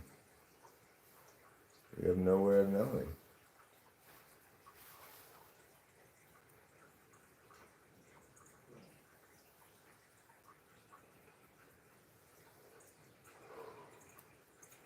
A very complicated old man with a very authentic passion for hygiene. Oh, the squirrels want cutlets. They're giving me that look. They're like, Eric, it stopped raining for a second. Can we please have some cutlets now? Alright, I'll give you some cutlets. Let me go get the twiner. I took it inside because it was getting wet. The rain was so slanty last night.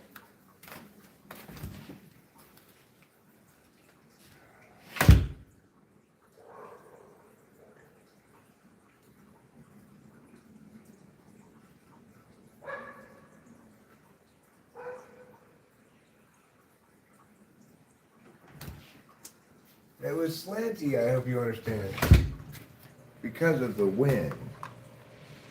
The raindrops themselves weren't inherently slanted.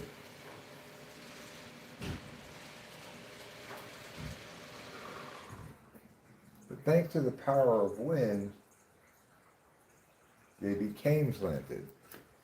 Alright, squirrels, here comes some cutlets. Just be patient. It's gonna be cold for me to even just put out cutlets.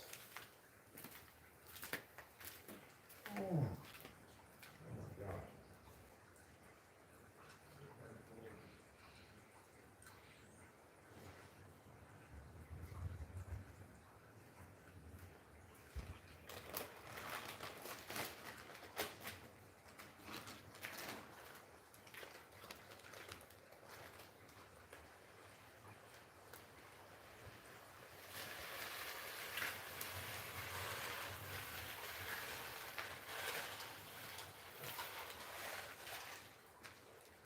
I'm going to put a few over here too.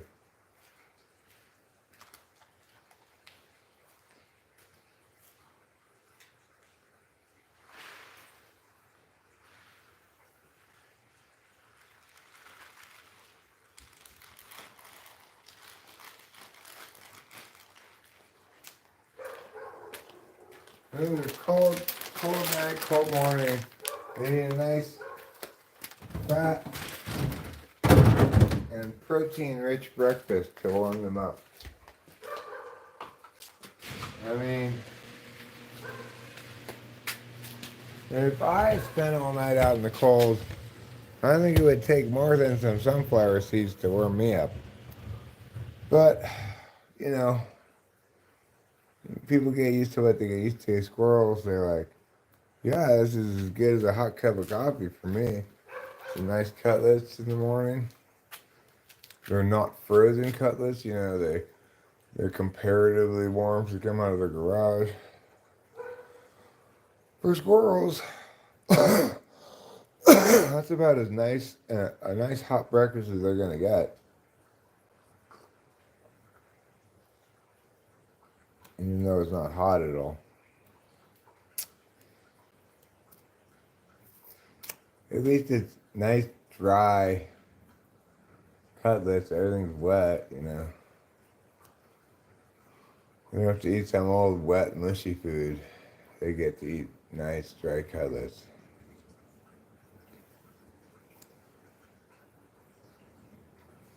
No point in me not smoking on camera in this stream. Long ago, I'm sure, forsook any compliance with that notion. I tripped pretty darn good last night. It was great. I enjoyed it a lot.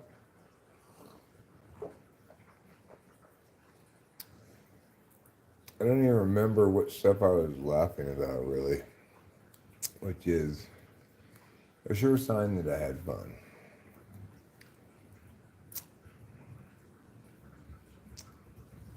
Alright, so we got two takers already. One squirrel on the wall, the other one over there on the rocks where I put some cutlets. I'll tell you,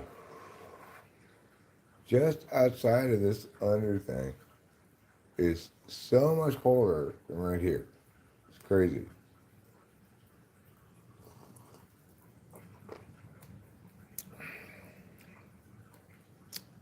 You wouldn't think just like a under thing like this where you're just kind of standing under this little walkway thing. You wouldn't think it would make that much of a difference in terms of temperature.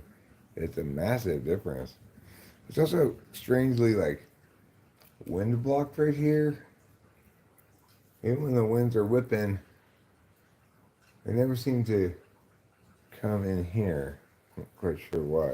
Like they'll be much worse down there or whatever. I guess it's the way they designed it. I don't think there are any happy accidents like that in this house. The guy who put this house together really knew what he was doing, so I'm assuming they must have determined wind patterns or whatever and made sets that standing right here on the front door, this sort of pocket of stillness.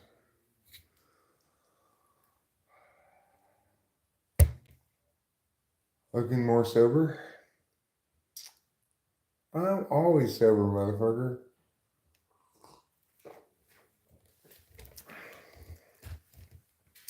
Even when I'm on lots of drugs, I'm still sober. Occasionally, every once in a while, I'd be on so many drugs that I can't snap back to reality. Oops, there goes gravity. This is not one of those times. Damon Mitchell says, I'm about to have a bottle of brandy for breakfast. And presumably you're then going to have a post-breakfast nap. So, that sounds like one way to spend the day.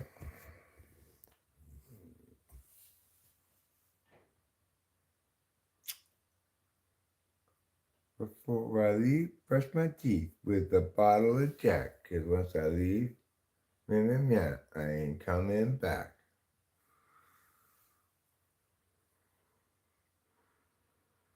What's great about brandy for breakfast, Damon, is it's a good way to sterilize your hands and mouth of pesky germs. Oh, there goes Rabbit. He choked. He's so mad, but he won't give up that easy. Why did I never make the Marty Glenn drama vid? Well, once I learned that he was involved with legal troubles and was going on hiatus because he got in some trouble with the law. I figured, well, if he's on, as long as he's on hiatus, there's no practical need to do it. In other words, you think he's a menace and he needs to be exposed as such, but it's in order for him to stop menacing people in the passion on YouTube. He's not producing content, he's on hiatus, maybe he's going to go to jail, I don't know. Well, then I don't have to worry about it. It's not my problem.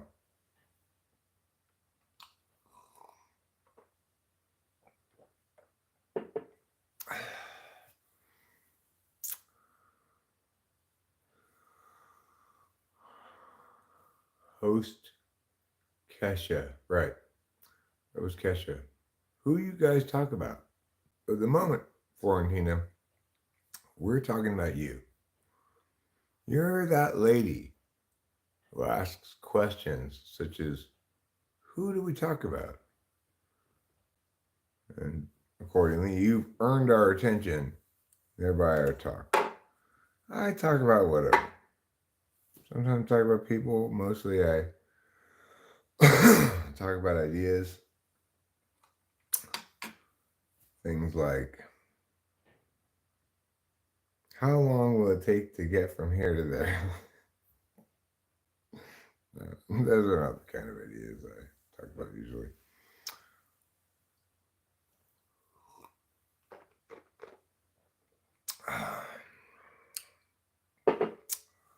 I really should say Simple Girl, but this is much more interesting. Wow. I mean, Simple Girl. You can't compare every idea to the interestingness of this strain. You're doing a disservice to all the other ideas, because that's just how unbelievably interesting this is.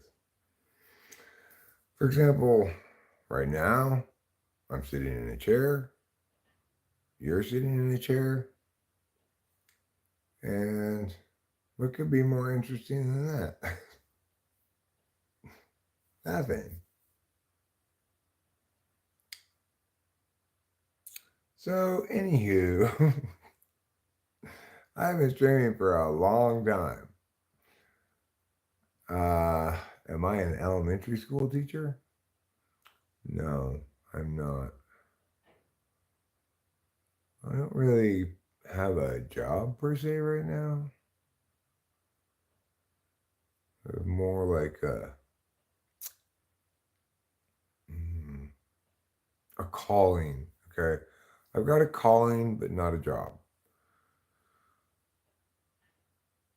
Oh, you're an RN.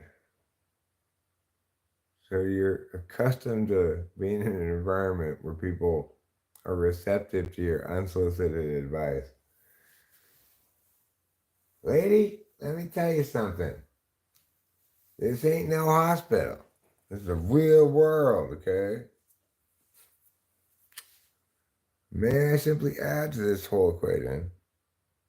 I have very little respect for the medical field. I, by and large, found doctors to be complete idiots. So, of course, they don't like me because I asked them to explain themselves.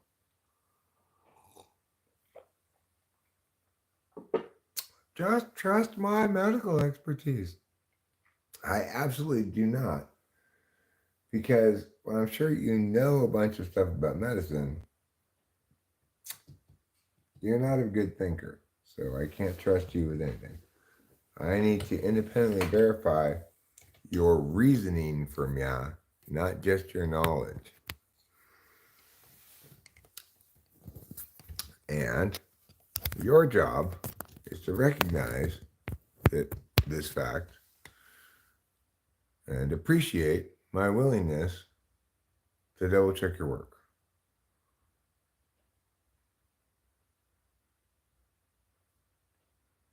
No, I have needed them. That's where I learned to have so little respect for them.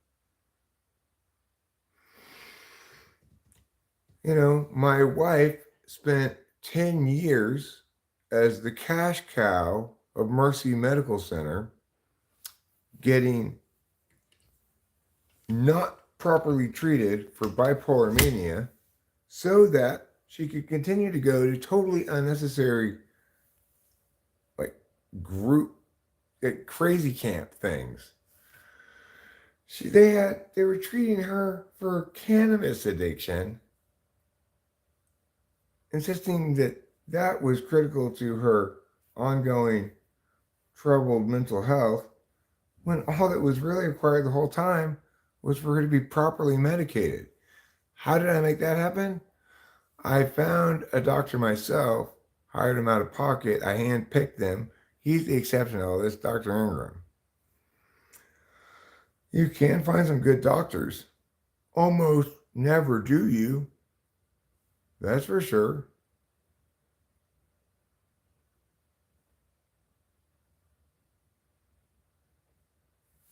You know? When my dad was nearing the end of his life, and needed to go to the urgent care, they had him sit in the waiting room for 5 hours. Then, when they got him into the examination area, they told them that it's critically important that he go to the emergency room. First of all, if it was so important that he go to the emergency room, why did they let him sit in the waiting room for 5 hours? But second of all, when I asked the lady to explain exactly why he needed to go to the emergency room, she pointed to an EKG heart thing, and I said, okay, well, can you explain what this pattern indicates here? Is this normally something that precedes a heart attack, for example? Well, no, but you need to trust my medical expertise. If you don't know why, or can't explain to me why, my dad urgently needs to go to the emergency room, then how in the world could you possibly expect me to override his express will, which states he will not go to the emergency room, if I even could, in theory?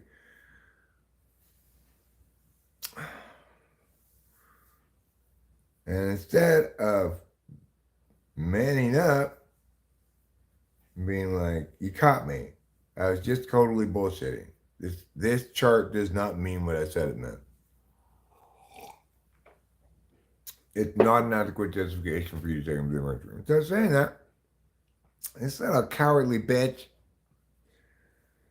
ran and hid, pretended that she had answered my question. You know, I fucking called her ass out. The whole fucking place was surrounding me because I was berating this fucking moron.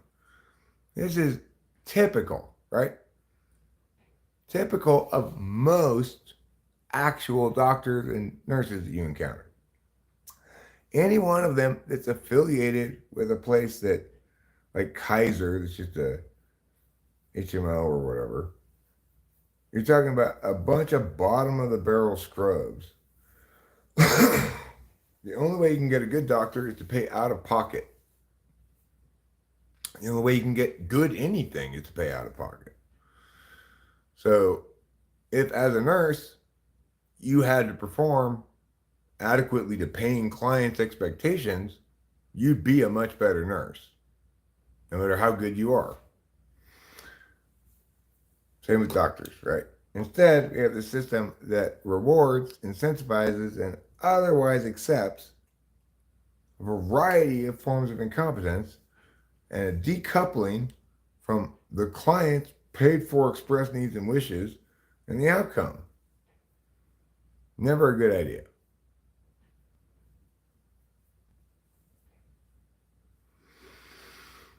I'm not worried about the ERs, Simple Girls 357. I'm not worried about that at all.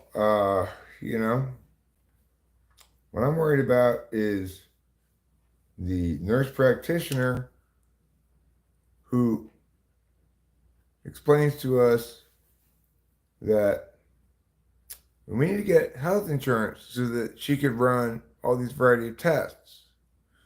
So what would you be testing for exactly with these tests? Well, it would help us to eliminate some things. What would it help you to eliminate? I mean, the thing is, we just need a lot more data. You know, that was, I mean, the thing is, that wasn't in the emergency room. That was in the urgent care. They told him to go to the emergency room after making him wait 5 hours at the urgent care. He did not need to go to the emergency room. Did not want to go to the emergency room. Was probably in some sort of state of physical stress because he had to sit in that fucking place for 5 hours.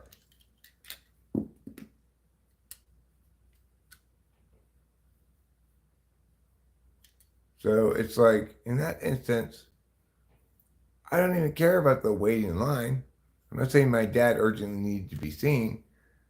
What I'm disgusted with is a doctor telling me he needs to go to the emergency room and then being totally unable to explain to me why, and insisting that I should trust her medical expertise.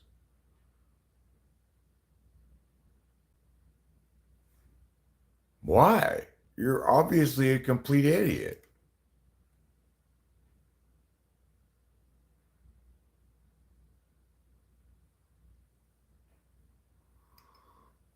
Eric, do you believe in EQ? Do you think you misregister social cues? Well, I believe in EQ and audio production. As far as emotional intelligence, yeah, I believe there's emotional intelligence. Of course. I think I'm emotionally intelligent in certain ways and not so in other ways, but I think it's implicit to certain strengths, right? So because I'm correct, ideationally robust, etc., I can only ever attain so much fluency with emotional stuff like cues of others or whatever. So of course I'm obviously not going to get it right all the time. I'm not an FE dom or an FE tool user. What is this conversation about? It's about emotional intelligence, whether or not people have if it's a real thing, like, say, intelligence is. Fact is, intelligence is not a real thing either. There are specific things like verbal reasoning skills, spatial reasoning skills. Those are actual things, but general intelligence isn't a thing. And general emotional intelligence is kind of more a thing because it's more appropriately understood as a composite whole thing.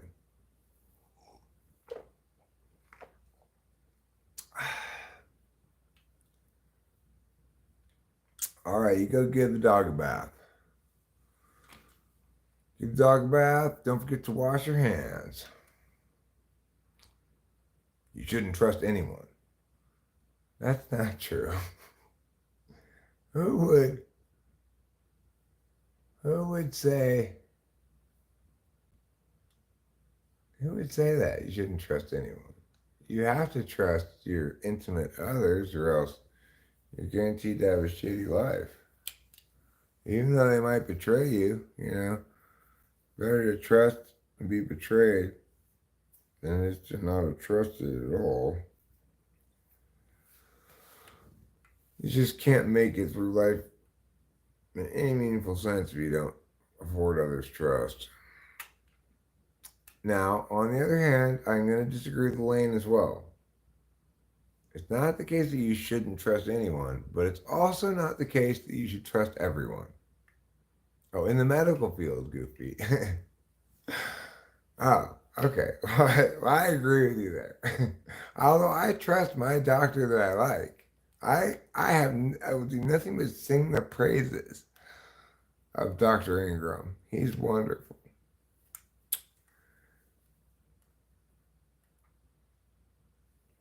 It's like, it makes me emotional because Rachel was suffering from basically malpractice for a decade. And he cured her in like 2 visits. It just goes to show you how horrible like trusting doctors can be, you know. And I didn't trust him at all going in, or at all, period. I drilled his ass on every possible topic for well over an hour, made him answer all of my questions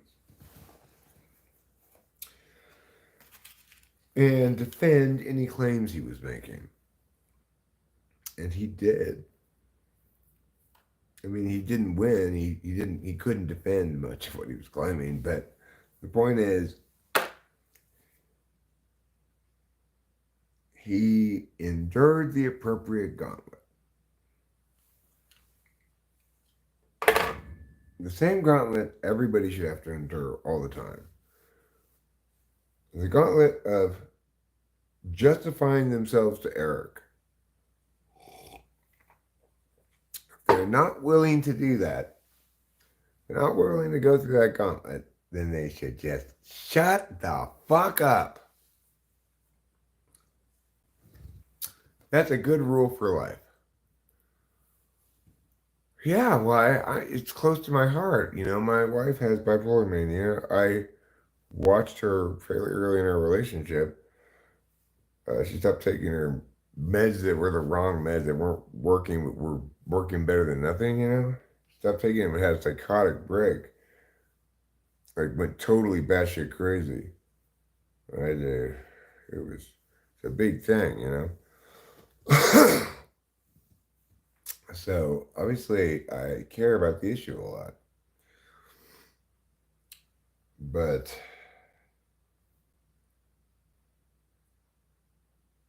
I just hate the way that people think the solution is resource driven. We need to direct more resources to mental health. Fuck you. We need to, obviously, what we need to do in Rachel's case was direct vastly fewer resources towards her mental health instead of treating her like a cash cow that you can bill insurance companies for doing random stupid shit for, you know? Or two. Super annoying. I'm sure you do, simple girl. I appreciate that. That's something you and I have in common. Sure, I may be once again wiping snot on my shirt. And that's okay, all right? Because it's not indicative that I'm having a psychotic break. It's just indicative that I'm a slob.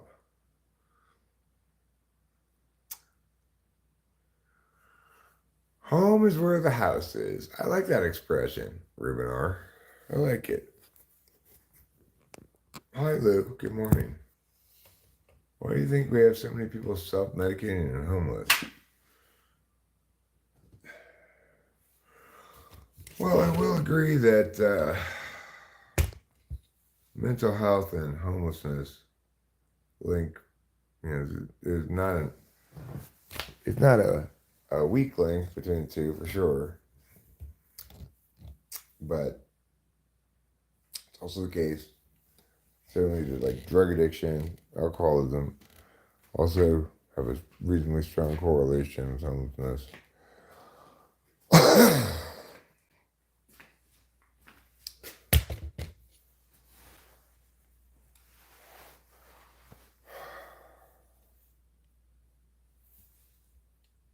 And so I remember trying to go get Rachel, find a hospital to accept her as a patient. Somebody is having a mental health problem. A lot of people just see it as, here's some difficult person acting out. They don't want to deal with you. You know, they don't want to deal with her. They don't see it as a real medical problem or whatever. It's horrible.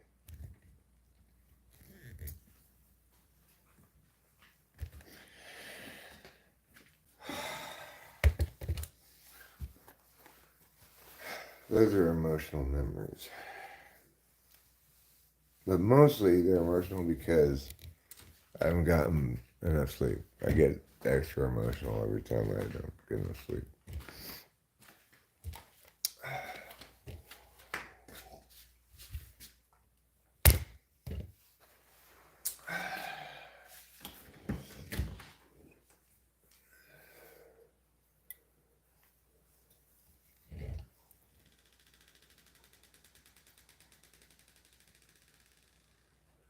Yeah, well, I mean, totally.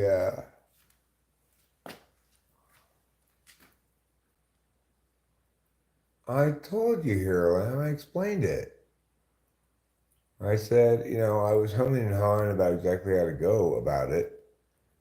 And then I was informed that he's on hiatus and he's in trouble with the law and is not going to be making any YouTube stuff for an indefinite future.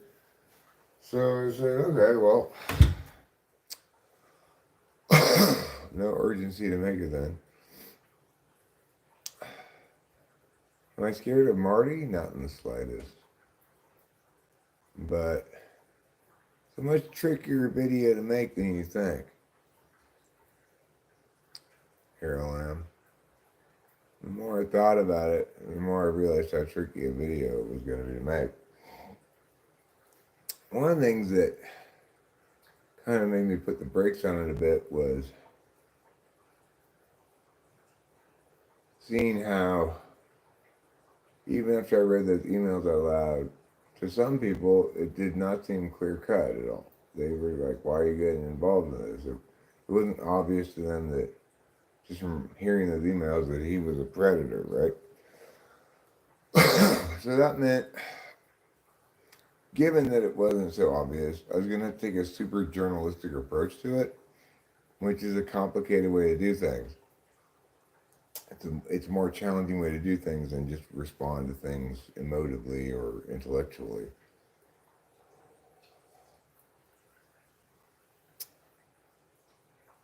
So whenever I find myself thinking a lot about something before taking action, I never regret that. I never regret thinking out all the ways something might play out for something as potentially flammable as that, right? Sure, I'm going to incur Marty's wrath, but I'm going to have to defend myself against a lot of other people with other kinds of critiques unless I execute this video exactly right. One of them being like, why are you sticking your nose in this business? Which I can't really defend unless I point to his fundamentally predatorial nature.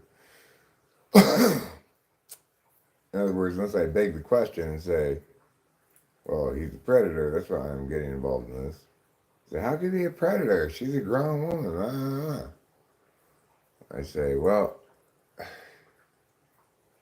in other words, it's difficult for me to figure out exactly how to do this because the points I'm making are not TI reducibly defensible points, right?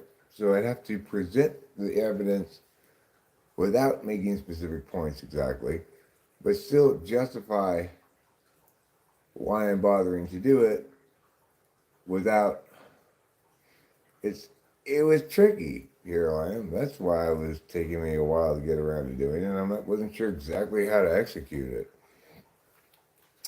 Tricky business. I'm not. It's like, am I scared of Marty? No. Do I think that if and when I eventually make that video, if it turns out he's back on YouTube right away, I probably will turn my attention to it again. Do I think if I publish that he will try to get me in whatever he can? Sure. Is that going to stop me or slow me down at all? No. If I felt certain I'd win the court of public opinion, then it wouldn't slow me down for a second. If I find that there are a lot of people out there who are siding with Marty, well, I still be right, and it'd still be worth putting that out there, but that makes it a much trickier proposition ultimately. Like, if it's not cut and dry like I think it is to other people, I mean, it is cut and dry like I think it is, but if other people don't perceive it as that, then I either have to just present the evidence, let them come to their own conclusions, but then I have to answer the question of why am I sticking my nose in this, or I have to present a case, which I can only justify so much because it's fundamentally not TI shit, right? It's a tricky business.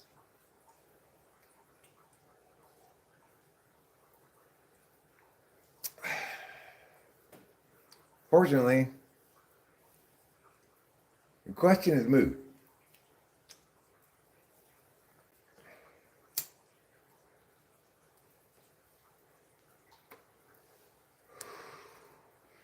And hopefully you have more understanding of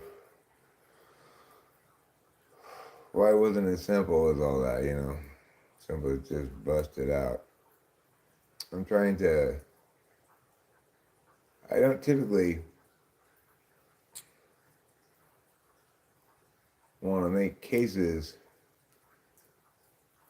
where I can anticipate opponent attack angles, but don't have a way to either spike them out in advance, prevent them, or answer them.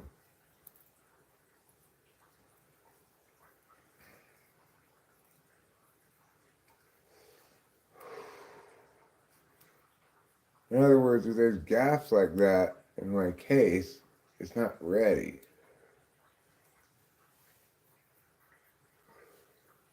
This one, it's like, what is this exactly? Is it a case? Is it just a presentation of evidence? It's complicated. Snowing. Kind of surprising. Kind of pleasant. Better than rain, anyway, as far as pleasantness goes. Rain is much colder than snow.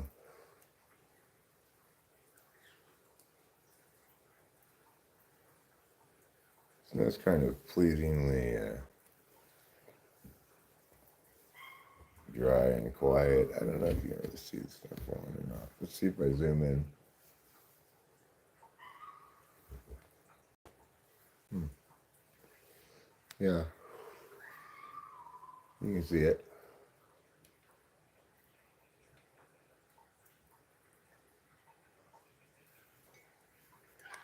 It's not snowing a great deal, but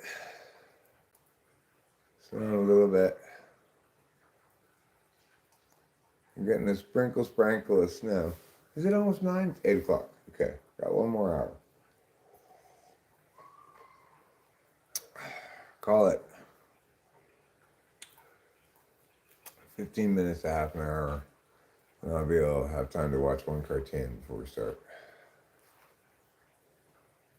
Believe me, it's not going to be Firefighter Daigo Rescuer in Orange, if that's what you were thinking. No.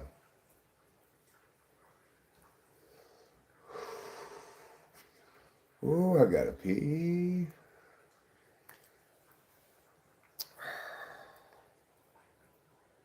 Everybody don't hold your pee. It's not good for you. Just like you don't hold your poo. Don't hold your semen, neither do. You gotta let your goose out of your body. Be it goose numbers 1, 2, 3, 4, 5, or 6. That's pee, poo, cum, sweat, tears, and snot. Those are all the things you have to get out of your body. Assuming you're a dude. If you're a lady, you've got other things like period blood and I don't know what other things ladies make out of them. So babies, milk out of their boobs maybe. various other things you might have to get out of your bodies, ladies. But we men have exactly 6 things we need to get out of our bodies. And 5 of them you should really try to get out of your body every day. The other one, you should probably try to get out of your body every couple of days, every third day. You don't need to be some kind of crazy sex fiend. Just every few days is fine. But the other ones, pee, poo, tears, sweat, and snot or mucus, you should try to get some of those out of you every day. You gotta pee a little, you gotta cry a little, you gotta poo a little, you gotta sweat a little, you gotta blow your nose a little. That's a whole day. There's a full day. As Jimmy V would say, it's a full day, that's a heck of a day.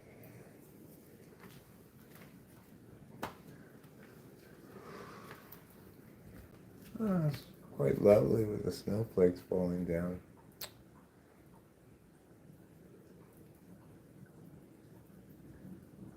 That's nice.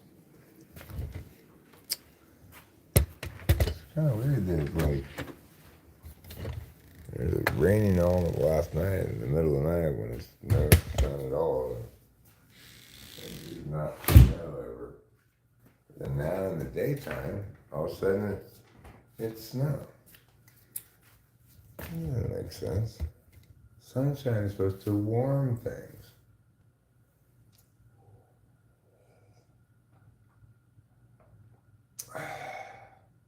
My dad disappeared 10 years ago. Hello again. My dad disappeared 10 years ago. I remember you from the other day.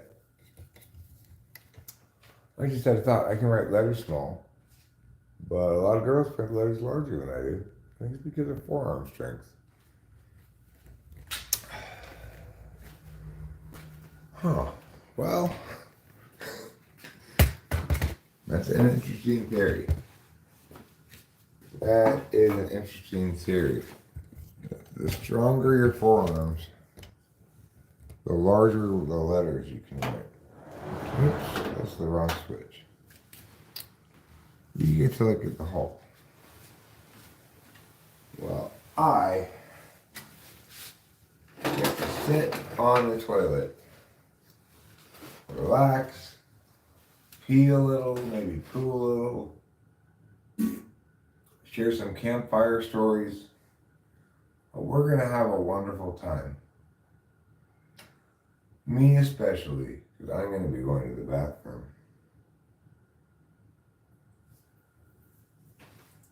But you'll feel wonderful about being included.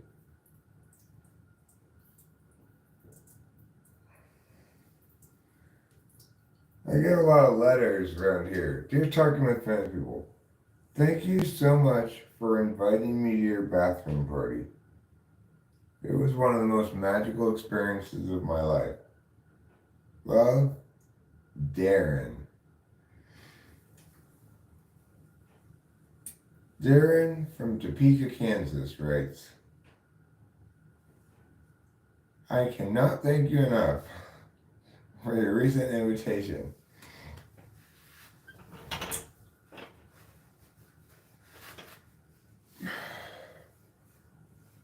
I'd be dramatically underselling it to call it singularly life-changing.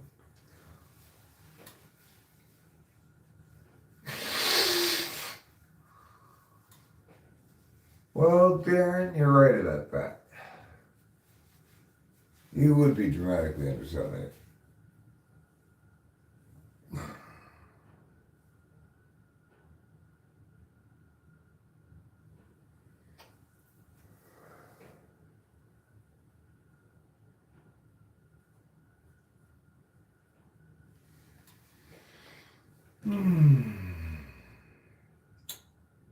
Well, it does not appear that I'm gonna squeeze out any poops at the moment. I was hopeful. I think not unreasonably so. But alas.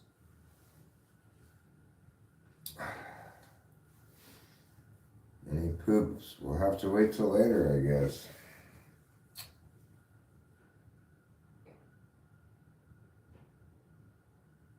They're playing SE Polar right now. We're not ready to go yet.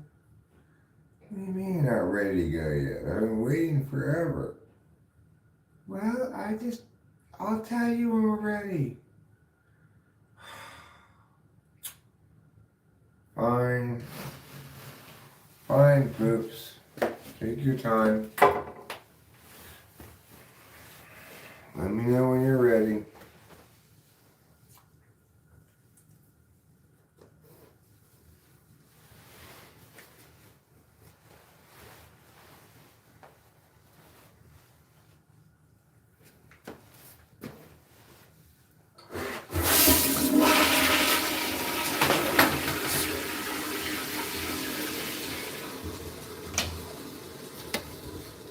On the plus side, I did make urine. And that's always important as well. Hi, Cammoto.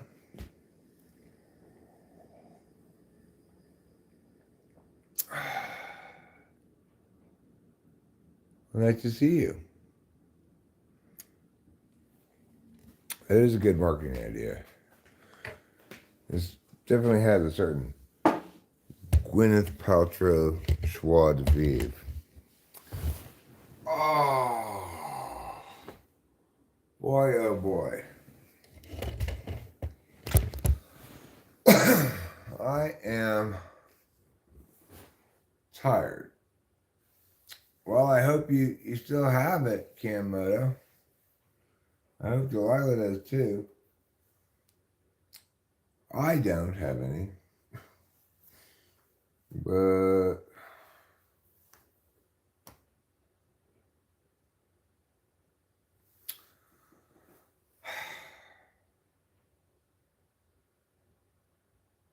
you know, sometimes it just don't even get me started on that. I just don't even want to think about it or talk about it.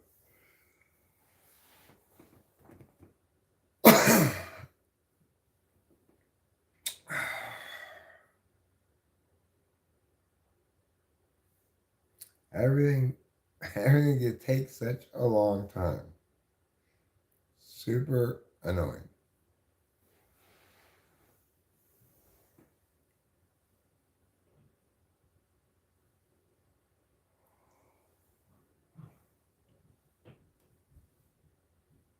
What did it do?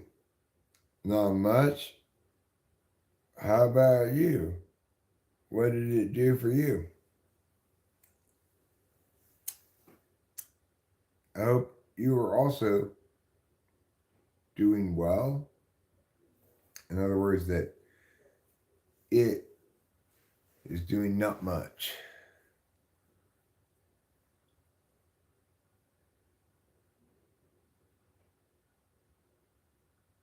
We skipped 88 in December. I said 75, but I thought it would go to. I sold long ago. Right. Well, I did say that. But then, after the Bitcoin ETFs, I didn't like the way Cardano looked in that field of like suddenly and inexplicably falling crypto across the board. I didn't have any good sense of what was going to happen or what was going on. So, well, I did. I told Delilah, she bought it at 44 or whatever. She bought some of it a little cheaper than that, maybe, but I told her to buy it at some point, not super long time ago. I told her to sell it. I don't think she listened to me. If she had listened to me, she probably would have responded to the email and said, "Yes, I sold it." So she probably still has it, which is good.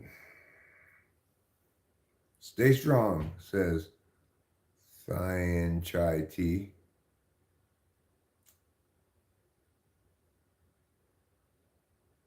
You didn't offend me. I don't remember you doing anything offensive. You got into it with Sleazy Juan. What his name is? I'm not sure what was going on there. I didn't feel like digging into it enough to see what was going on.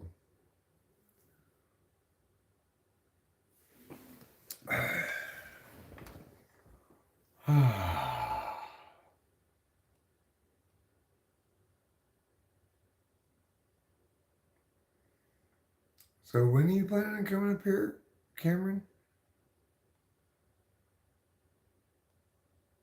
Was it the beginning of this week or the end of this upcoming week?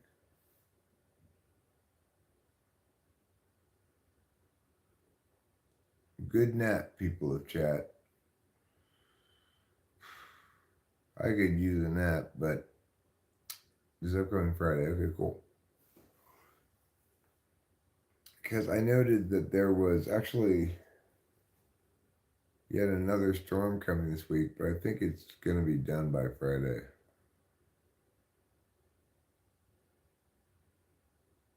So that shouldn't be a problem.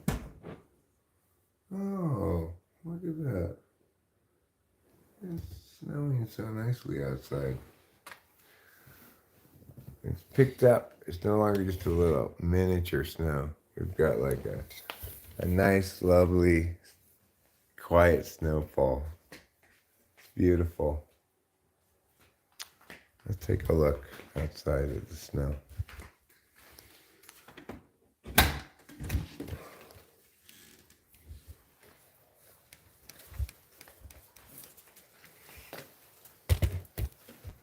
Oh, these squirrels are fighting over cutlets, I guess.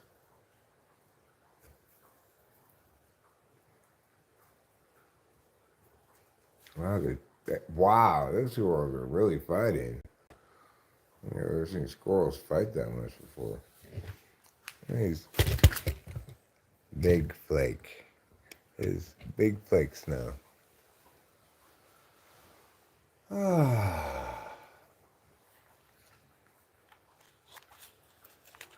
This is the kind of snow you can really write home to mother about.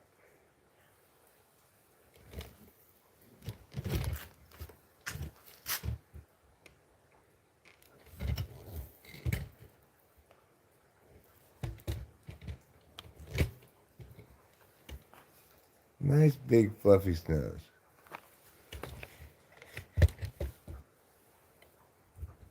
Nice big fluffy slow falling snows. These are the perfect kind of snows.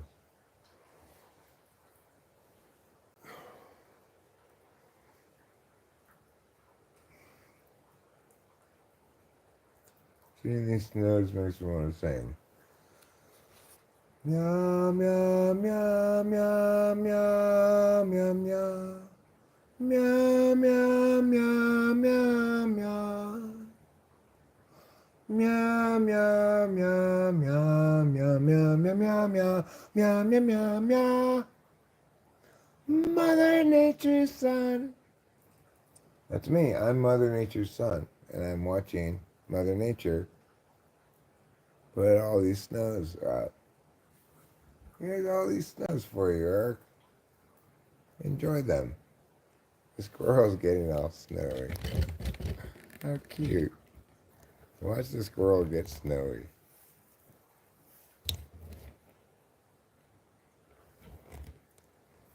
I'm getting all covered with snow. Silly squirrel. You're getting snow all over you.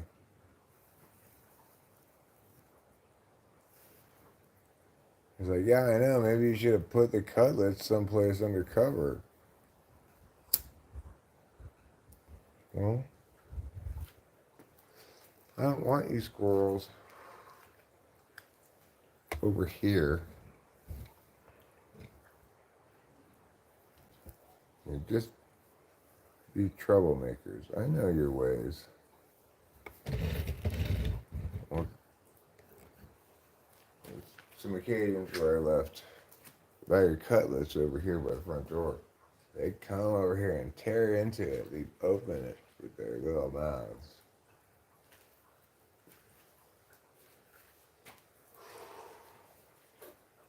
Well, we've got a lot of squirrel action going on here.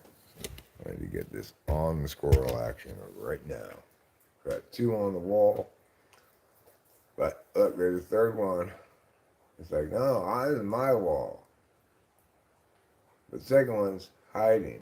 Then he's gonna go over to the rocks now.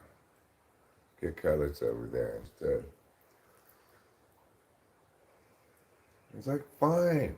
You have the wall cutlets. I'll struggle to find them over here in the rocks.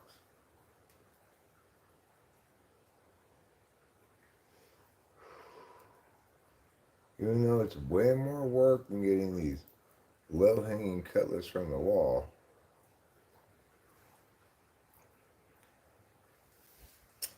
$8:20. Wow, closing in on 9 o'clock, quick as can be.